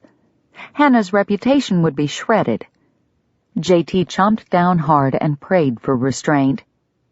They set to work, Hannah organizing all the smaller items that had been dumped out of her sewing cabinet, and J.T. continuing his self-assigned task of separating the blemished fabric from the salvageable. Cordelia arrived a short time later, and within a couple of hours, the three of them had the place back in order. After a cold supper of chopped ham sandwiches at the Tucker house, J.T. and Cordelia tried to convince Hannah to stay at their house another night, but she insisted on returning to her own place. So J.T. escorted her home, carrying her bag as they strolled down the quiet street. When they passed the livery, Hannah peeked up at him, an impish sparkle in her eye. "Thank you for the chairs." His brow furrowed. "What chairs?" She giggled. "The ones you left on my landing." J.T. halted in the middle of the street. "How did you—" "Don't worry." She spun around in front of him, and he could see laughter in her face. "I won't tell anyone that you're really a sweet, caring man underneath all those frowns." "Good. A man has his reputation to consider," he grouched, forcing his features into a scowl, when what they wanted to do was grin. "That'd be almost as bad as you trying to hang curtains in my livery." Her eyes danced. "What a lovely idea! Why, that pink calico you wrapped yourself in earlier today would be just the thing." J.T. growled and lunged for her. With a sound that was half giggle, half squeal, Hannah darted out of his reach. But not for long. He chased her down and captured her waist in the crook of his arm. She pivoted to face him, her joy stealing his breath with its beauty. Unable to help himself, he dropped a quick kiss on her forehead before recalling they were in the middle of the street. Quirking a half grin, he tugged her forward. "Come on, let's get you home." When they reached the staircase, she didn't hesitate to make the climb. He took that as a good sign that her fear had receded. When they reached the small landing at the top, she pushed her key into the lock and turned to face him. "Thank you, Jericho, for being there when I needed you yesterday, for helping with the shop, for everything." Uncomfortable with her gratitude, he ducked his head so the brim of his hat shielded his face from her, using the excuse of setting her bag down to justify bypassing her earnest expression. He mumbled something that he hoped would pass for a reply, while all the time his heart was pumping faster and faster under his ribs. He'd intended to tell her how he felt when they got here, to the top of the steps. It was the perfect time. They were alone. The fading light softened the surroundings. He'd even spent the better part of the afternoon rehashing the words he could say. Not that he'd come up with anything good enough, but that didn't matter. She deserved the words, even if he mangled them in the process. So sure he could say them this time, he looked into her face and froze. She waited. Nothing came. A sick sensation swirled in his gut. He wanted to tell her, he just couldn't. If he spoke of his feelings, there would be no going back. What was left of his defenses would be stripped bare, leaving him completely vulnerable. Like his father. J.T. stared at her, willing her to read the apology in his eyes. Her smile never dimmed, but her shoulders dipped slightly, and that tiny show of disappointment knifed through him. What is wrong with me? He'd fight a rabid cougar with his bare hands to protect this woman, but he couldn't spit out a handful of love words? It was pathetic. Angry at himself, he turned away and coughed to loosen his throat. "I'll be sleeping at the livery until we get things settled with Warren. I don't expect trouble, but I wanted you to know I'd be close at hand should you need anything." "Thank you." Out of the corner of his eye, he saw her stoop to collect her bag. Then the sound of the door unlatching clicked loud in his ears. Panic clawed at him. "Say something." He spun around and grabbed her arm. "Hannah, She came to him easily. Too easily. Instead of forcing the words he needed to say past his lips, he pulled her into his embrace, tucking her head into the hollow between his shoulder and his chest. A perfect fit. JT tightened his hold, trying to communicate through his arms what his mouth was unable to say. But then Hannah patted his chest near where her head lay, and her quiet voice drizzled over him like honey. "It's all right, Jericho. I can hear your heart." And he got the strangest feeling that she could. Chapter 37. Over the next few days, business poured into Hannah's shop, and she gladly welcomed the distraction. Whether the client wanted a simple alteration, an old dress remade into a more current style, or a completely new, custom-designed ensemble, Hannah gave each woman her utmost attention and courtesy. She planned to prove to the women of Coventry that she could be trusted with their fashion needs and exceed their expectations by completing the promised items ahead of schedule and with impeccable quality. Needless to say, when she finally dragged herself up the stairs each evening, she barely managed to keep her eyes open long enough to eat a cold biscuit and wash her face before collapsing into bed. A soft lantern glow from the livery's office across the street filtered through her window to warm her room and her heart as she eased into slumber. True to his word, Jericho was watching over her. When she awoke on Thursday morning, her eyelids felt like sandpaper as they scraped open. She'd stayed in the shop until after midnight, trying to piece together the perfect bodice for the eldest of Mrs. Paxton's daughters. This was to be the girl's first dress with long skirts, a gift for her 16th birthday. By angling the pattern pieces in a judicious manner, Hannah recovered enough undamaged material from the length of trampled pink calico to cut several usable panels. However, necessity demanded smaller than normal seam allowances in order to avoid the soiled sections. This made assembly more difficult. She'd had to rip out one seam 5 times before everything finally lay just right. Unwilling to quit until she'd accomplished her task last night, Hannah was now paying the price for her obsession. Not even a splash of cold water could enliven her wan complexion, or remove the lavender circles from under her eyes. Maybe a brisk walk would add some color to her cheeks. She didn't want to meet her customers, or worse, Jericho, looking as if she belonged in a box at the undertaker's. Lacing up her low-heeled boots, she thanked the Lord for the blessing of many clients, reminding herself that the added work was a blessing, and asked for sufficient energy to meet the demands of the day. Then, after a few calisthenic exercises to animate her muscles, she headed outside and found Jericho sitting on her steps. He stood, took one look at her face, and scowled so darkly she would have flinched had she the energy to spare. "You look terrible." Hannah sighed. Just what every girl dreams of hearing from her beau. Unfortunately, the sarcasm bounced right off him without leaving so much as a dent. He took her arm and helped her down the rest of the stairs as if she were an invalid, frowning all the while.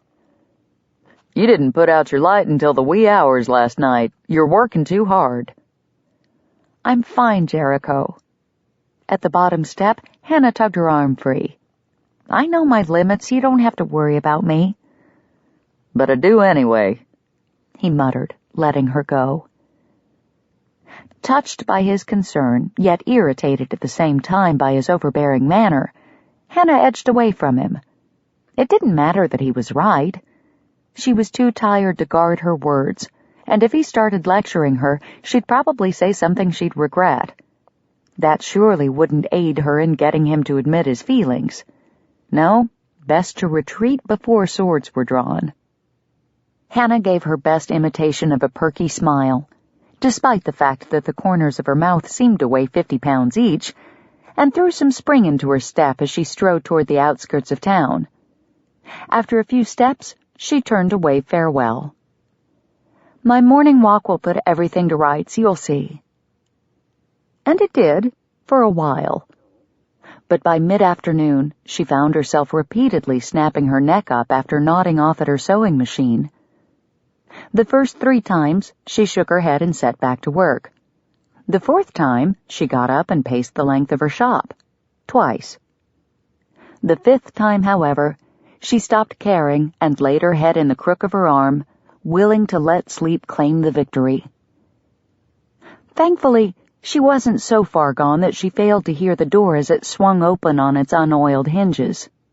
Bolting upright in her seat, she swiped at her eyes to remove any sleep residue lurking there, and fluffed the peacock blue fabric pooled in her lap, hoping she looked industrious, instead of like someone who'd just been caught napping.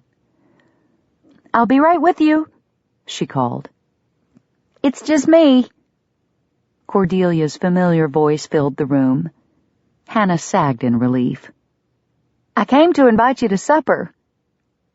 Her friend sauntered behind the counter and leaned against it as Hannah set the blue fabric aside and rose to meet her. A quiet dinner with friends sounded heavenly, but she really needed to finish this alteration so she could get back to work on the Paxton dress, and with all her little dozes, the chance of finishing by supper time was rather remote. "I would love to come, but I've got so much to do here. Perhaps one day next week when things slow down again?" "JT said you'd be stubborn about this." Hannah bristled. "Did your brother put you up to this? For pity's sake, Cordelia, I'm a grown woman. I don't need someone to tell me when to eat, when to sleep, when to—" An ill-timed yawn interrupted her diatribe. Hannah hid her gaping mouth behind her hand and glowered at Cordelia, as if it were somehow her fault. Cordelia just smiled. "JT did volunteer to forcibly remove you from the shop if you refused to come, but I assured him such tactics wouldn't be necessary. After all, you're a sensible woman who can recognize the signs of having pushed yourself too far. Say, fallen asleep in the middle of a sewing project." The smug look on Cordelia's face was really quite annoying. Hannah crossed her arms over her chest, not yet willing to concede the point. "The truth is, when JT suggested you come for supper, I leapt at the chance. Not just because I enjoy your company, but because I could use your help." Cordelia's smugness disappeared behind a pleading expression, one that was much more difficult for Hannah to dismiss. Hannah's arms flopped to her sides. "What kind of help?" "Ike's coming to dinner too, and I'm afraid JT will hound him with questions about his intentions and so forth. The poor man will probably never want to have dinner with me again." "Nonsense," Hannah declared. "If it means spending time with you, a little verbal sparring won't keep him away." "But if you were there to distract JT, our time together could be so much more pleasant. Please?" Hannah rolled her eyes to the ceiling and sighed. "Oh, all right, I'll come." Cordelia beamed. "Thank you." She practically skipped to the door. "Oh, by the way, we're having beef roast with potatoes, carrots, and onions, cornbread, cabbage salad, baked tomatoes, and fresh apple pie. Ike's favorites." Hannah had always supposed Ike was a man of good taste, and this confirmed it.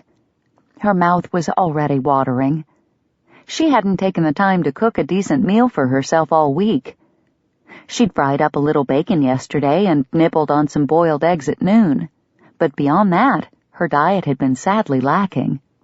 Maybe she did need a break. When closing time arrived, she set aside the alteration project with 2 feet of the hem left to sew.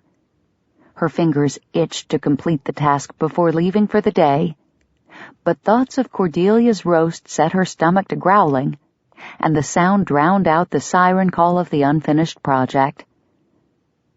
Wanting to make a better impression on Jericho at supper than she had that morning, Hannah closed the shop and rushed upstairs to tidy her appearance. She couldn't do much to disguise the shadowy circles under her eyes, but she could change into the blue dress he liked and twist her hair into a more fashionable chignon than the plain knot at the base of her skull now. After brushing and braiding, pinning and primping, Hannah surveyed the results in the small mirror above her washstand. Not perfect, but hopefully good enough to erase Jericho's scowl and keep the lectures at bay. As a final touch, she pinched her cheek several times and then headed downstairs. A cool breeze carrying the smell of rain drifted over her and drew her face toward the overcast sky. She closed her eyes and inhaled deeply. Her spirit absorbed the quiet, replenishing the peace that had been worn threadbare by busyness. In an effort to please her clients, she'd become consumed by work and forgotten the need to be still in the Lord's presence. Forgive me. Perhaps Jericho's arrival on her step had a divine purpose as well as a human one, a reminder to keep things in balance. If there was a time to be born and a time to die, a time to kill and a time to heal, surely there must be a time to work and a time to rest, or better yet, eat. With a grin, Hannah opened her eyes and set out across the road. An impromptu tune rose inside her, dancing a cheerful jig across the roof of her mouth and buzzing against her lips. Her fingertips tickled the wood siding of the livery as she passed, and her mind drifted to Jericho. Was there something she could do to make it easier for him to declare himself? She saw his love in his eyes and in his actions, yet some unseen barrier blocked the words.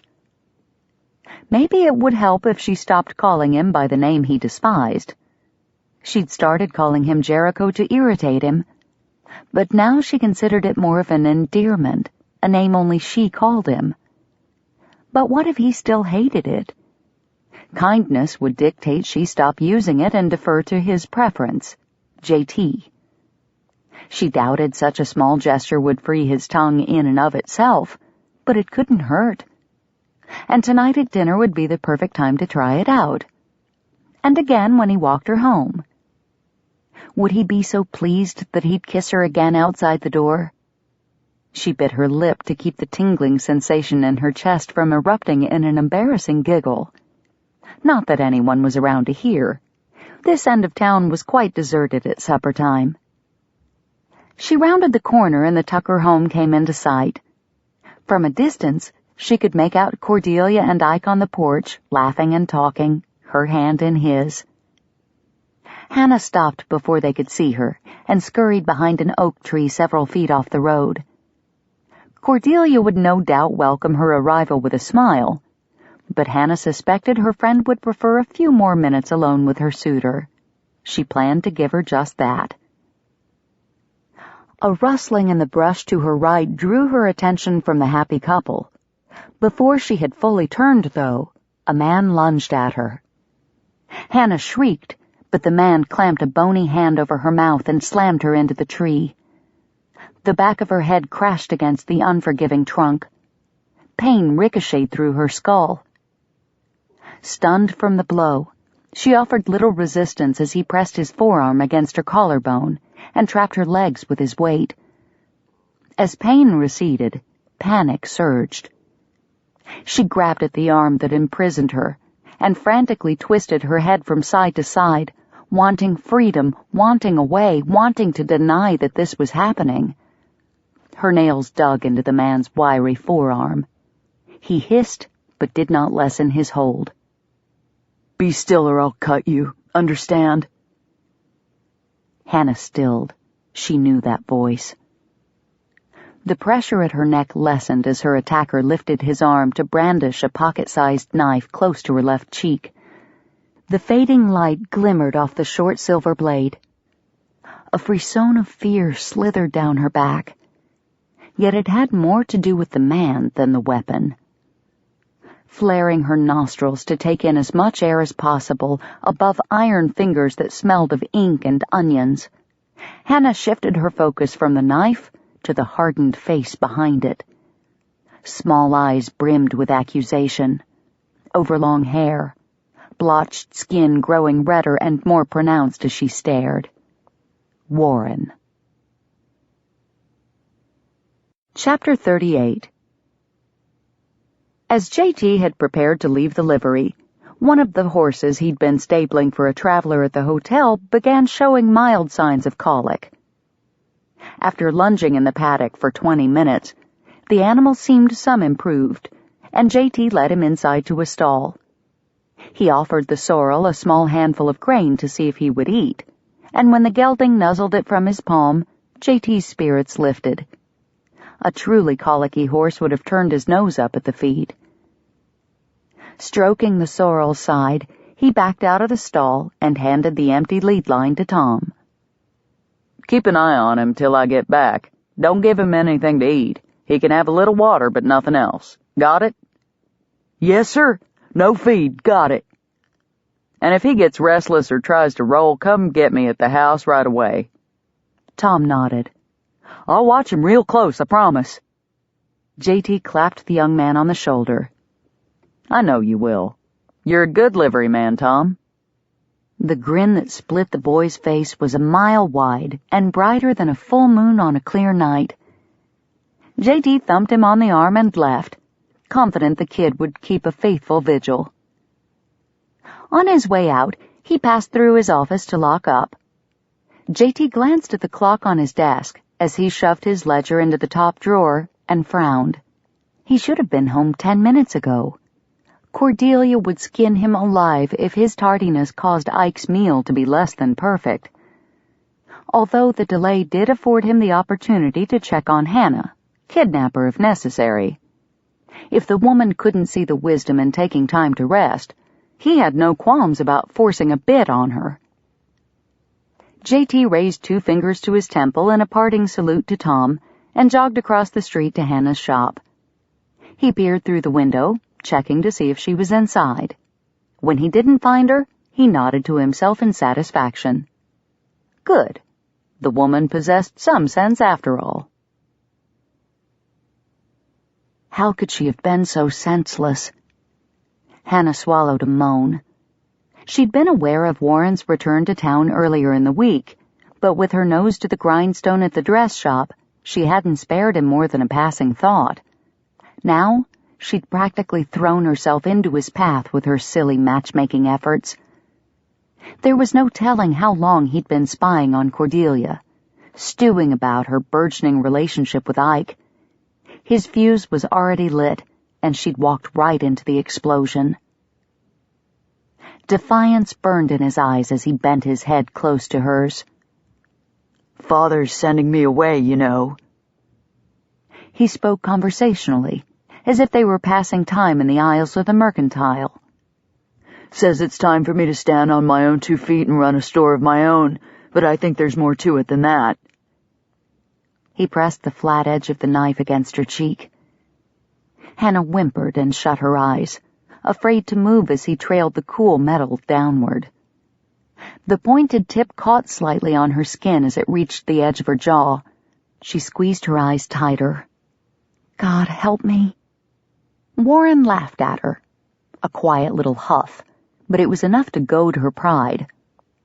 Then, as if the Lord himself were speaking to her, a verse rang in her head. God hath not given us the spirit of fear, but of power. It was time to tap into that power. She'd quivered enough for this little weasel. No more.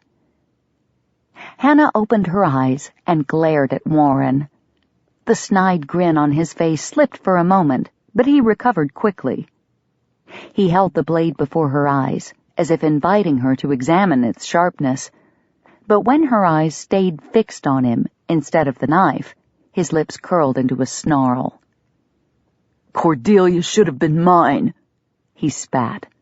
Ever since we were kids together, I knew we would marry. Then you swept into town with your fancy ways and started changing her, changing everything.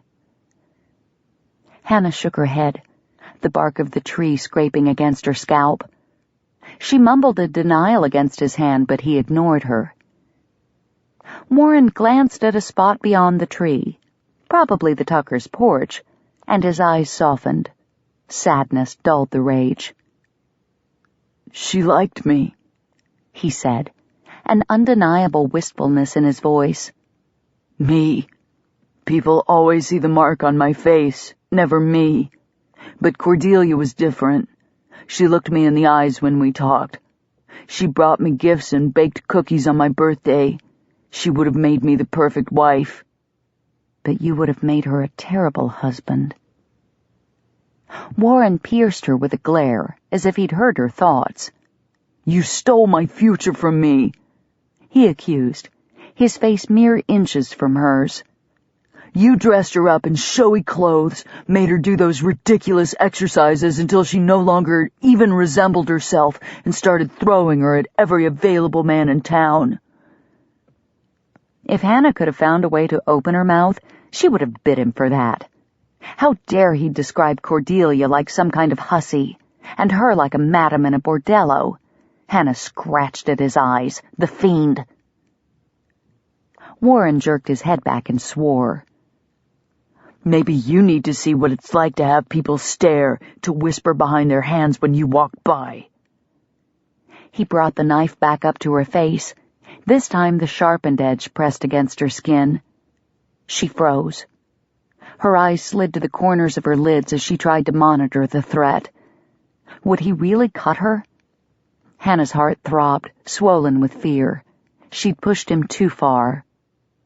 Her chest heaved, yet she struggled to draw sufficient air into her lungs with her mouth still covered and her nose suddenly too small for the job. Her vision began to blur. Through a sheen of tears, she refocused on Warren, pleading silently. His wicked little smile taunted her. Just one slice is all it would take. Just a little pressure. The blade pricked her cheek near the corner of her left eye. Hannah winced. A drop of something warm trickled past her ear. Warren's eyes rounded in horror. His grip loosened. I'm sorry. He yanked the knife away from her face and stepped back, releasing her. I only meant to scare you. I never intended to actually...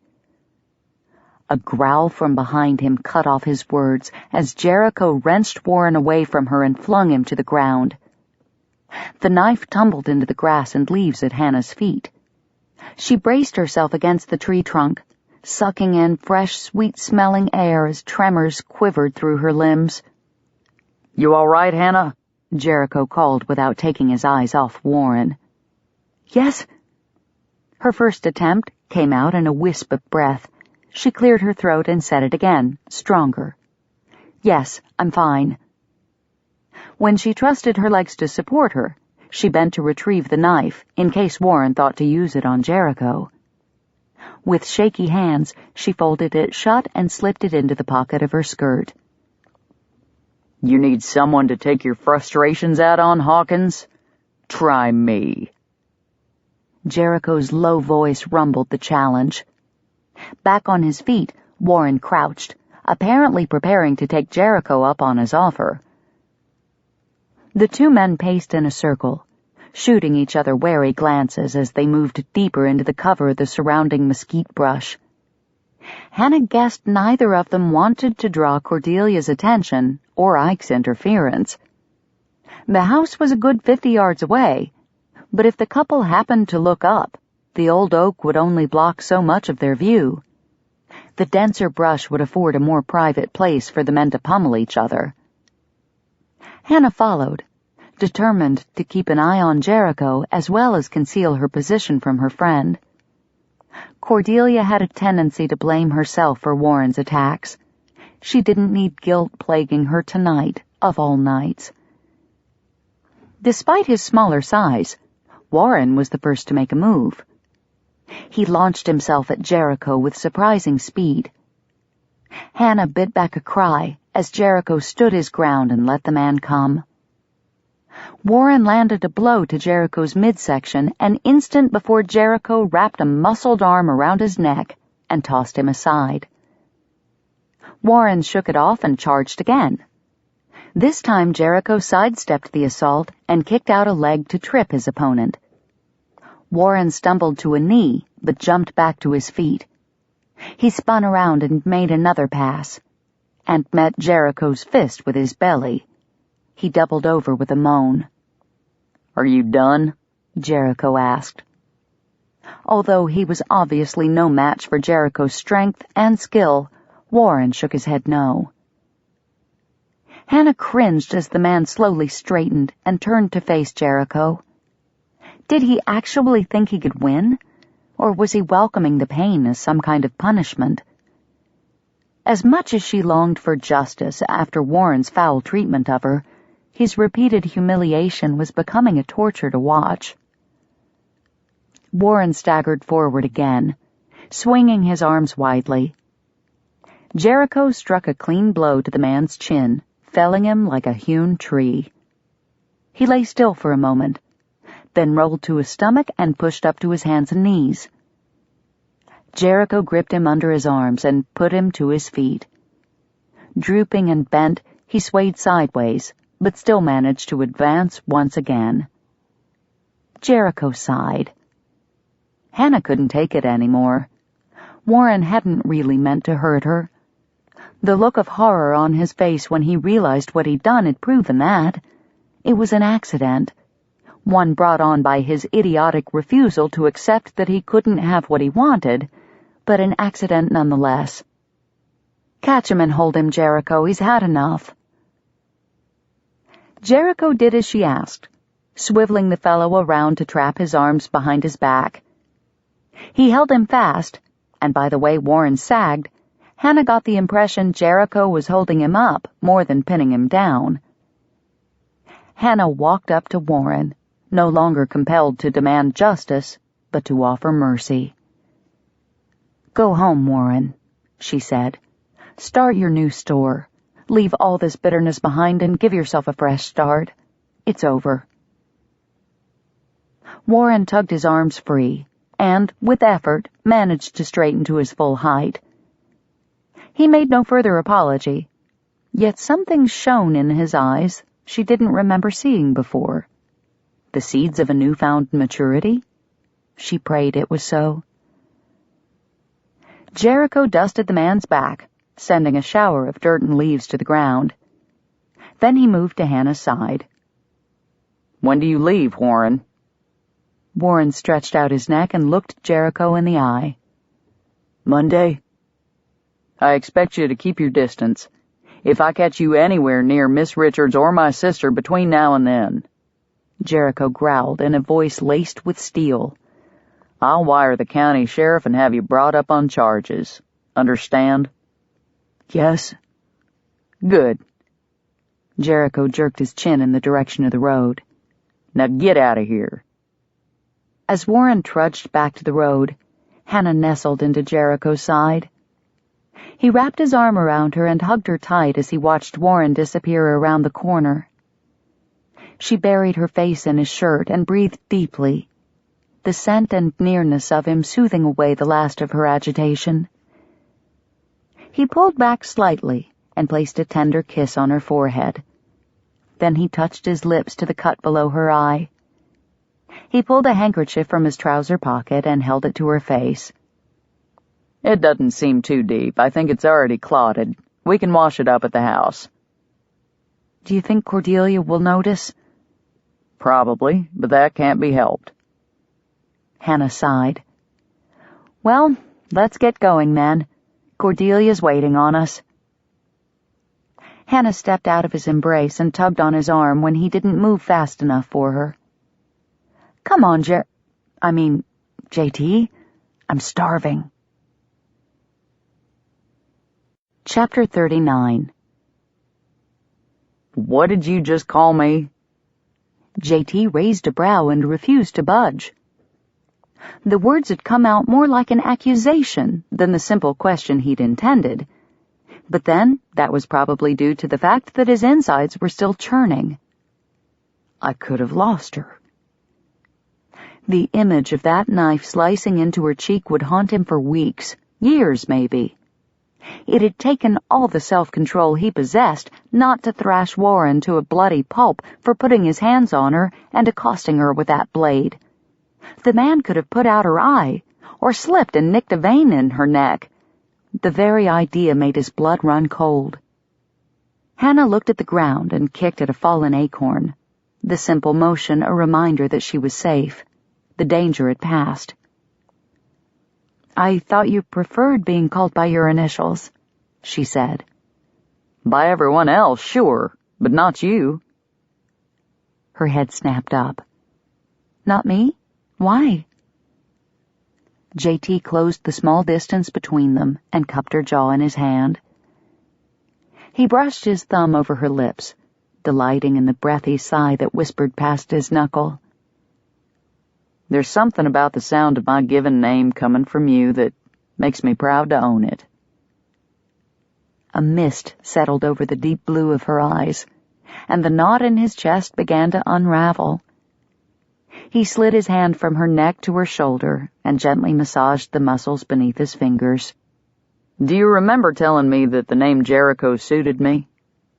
He pulled a wry face. I think you were trying to jab my pride at the time with a rather uncomplimentary comparison, but you were right. It does suit me. Or at least it has since the day I met you. For once, Hannah seemed to be the one incapable of speech. She just stared at him, a cautious hope shimmering in her eyes. JT trailed his hand from her shoulder to her wrist and twined his fingers with hers. He'd not disappoint her. Not this time. Glancing down at their joined hands, he cleared his throat. I wanted to protect myself from making the same mistakes my father made. He let a beautiful woman into his heart only to have her tear it to shreds. I couldn't fall into the same trap, so I built a wall like the one that surrounded the city of Jericho in the Bible. Her breath caught. JT squeezed her hand and lifted his eyes to meet her love-filled gaze. You were beautiful, fashionable, and independent, everything I considered a threat. Yet you laid siege to my heart anyway. You walked circles around me, Hannah, and somewhere along the way that wall of mine crumbled, and you captured my heart. He brought her hand to his mouth and pressed his lips to her knuckles. Her chest rose and fell between them, her breathing uneven. Slowly, he slipped his fingers free of hers, drawing out the touch as he watched her eyes darken. He cradled the sides of her face, the softness of her skin heaven in his hands. I love you, Hannah. He touched his lips to hers in a delicate kiss, sealing his love chastely upon her.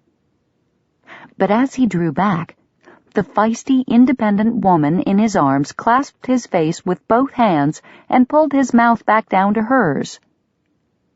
Willingly surrendering his freedom, JT yielded to his captor, claiming victory himself as the taste of her filled him. He wrapped his arms around her and deepened the kiss. His mind, his heart were consumed with her as he gave all of himself, holding nothing back. She answered in equal measure, and a moan rose in Jericho's throat. He pressed her close, marveling at the way her soft curves conformed to the angles of his arms, the way her lips fit so perfectly against his, the way her love erased all his past hurts. She'd been tailor-made for him. Slowly, he pulled away and watched as her light brown lashes fluttered open. Her mouth curved in a satisfied smile that warmed his blood. So, you really don't mind if I call you Jericho? No. He held up a cautionary hand. On 2 conditions. Hannah blinked up at him. First, you have to marry me. I can't let just anyone go around calling me Jericho after all. Only family gets that privilege. Second— Wait a minute. Hannah pressed her fingers against his lips to silence him. Was that a proposal? Did Jericho Tucker, the man who disdains fashion and all its trappings, just ask a dressmaker to marry him? JT gazed into her beloved twilight eyes and shook his head. No. Jericho Tucker, the man who thanks God every day for bringing beauty back into his life, is asking a dressmaker to marry him. He inhaled a shuddering breath and captured her hands between his own. Will you, Hannah? Will you marry this grouchy old livery man who loves you more than life itself? A radiant smile burst across her face as she nodded again and again. Yes, Jericho, oh yes! Triumph and joy shot through him. With an exultant shout, he lifted her from the ground, her feet kicking back behind her. She laughed, and the sound sprinkled over him like a gentle summer rain, refreshing his soul. She was his, really and truly his. J.T. lowered Hannah until her toes touched the earth, and for a moment they just grinned at each other, like a pair of empty-headed fools. A pair of very happy, empty-headed fools. "What's the second condition?" Hannah asked, finally breaking the silence. J.T. squinted in confusion. "What?" "I agreed to marry you. What else do I have to do in order to call you Jericho?" Ah, yes. He'd nearly forgotten. Wrestling his smile into a more subdued, serious line, he placed his hand over his heart. "You must vow never to name any of our sons after Canaanite cities. I may have developed a new appreciation for Jericho in recent months, but no boy should be saddled with a name like Geezer or Eglon." His body convulsed in an exaggerated shudder. Hannah's lip protruded in a delicious little mock pout. "Oh, but I had my heart set on naming our firstborn Megiddo." A chuckle vibrated in J.T.'s chest as he steered Hannah back toward the road and the house he would soon share with her. Life with this vibrant woman was sure to be filled with rich colors, frequent laughter, and bountiful love. What could be more beautiful? The end. You've been listening to A Tailor-Made Bride by Karen Whittemire, narrated by Nicole Poole. And thank you for being a Recorded Books reader. Audible hopes you have enjoyed this program.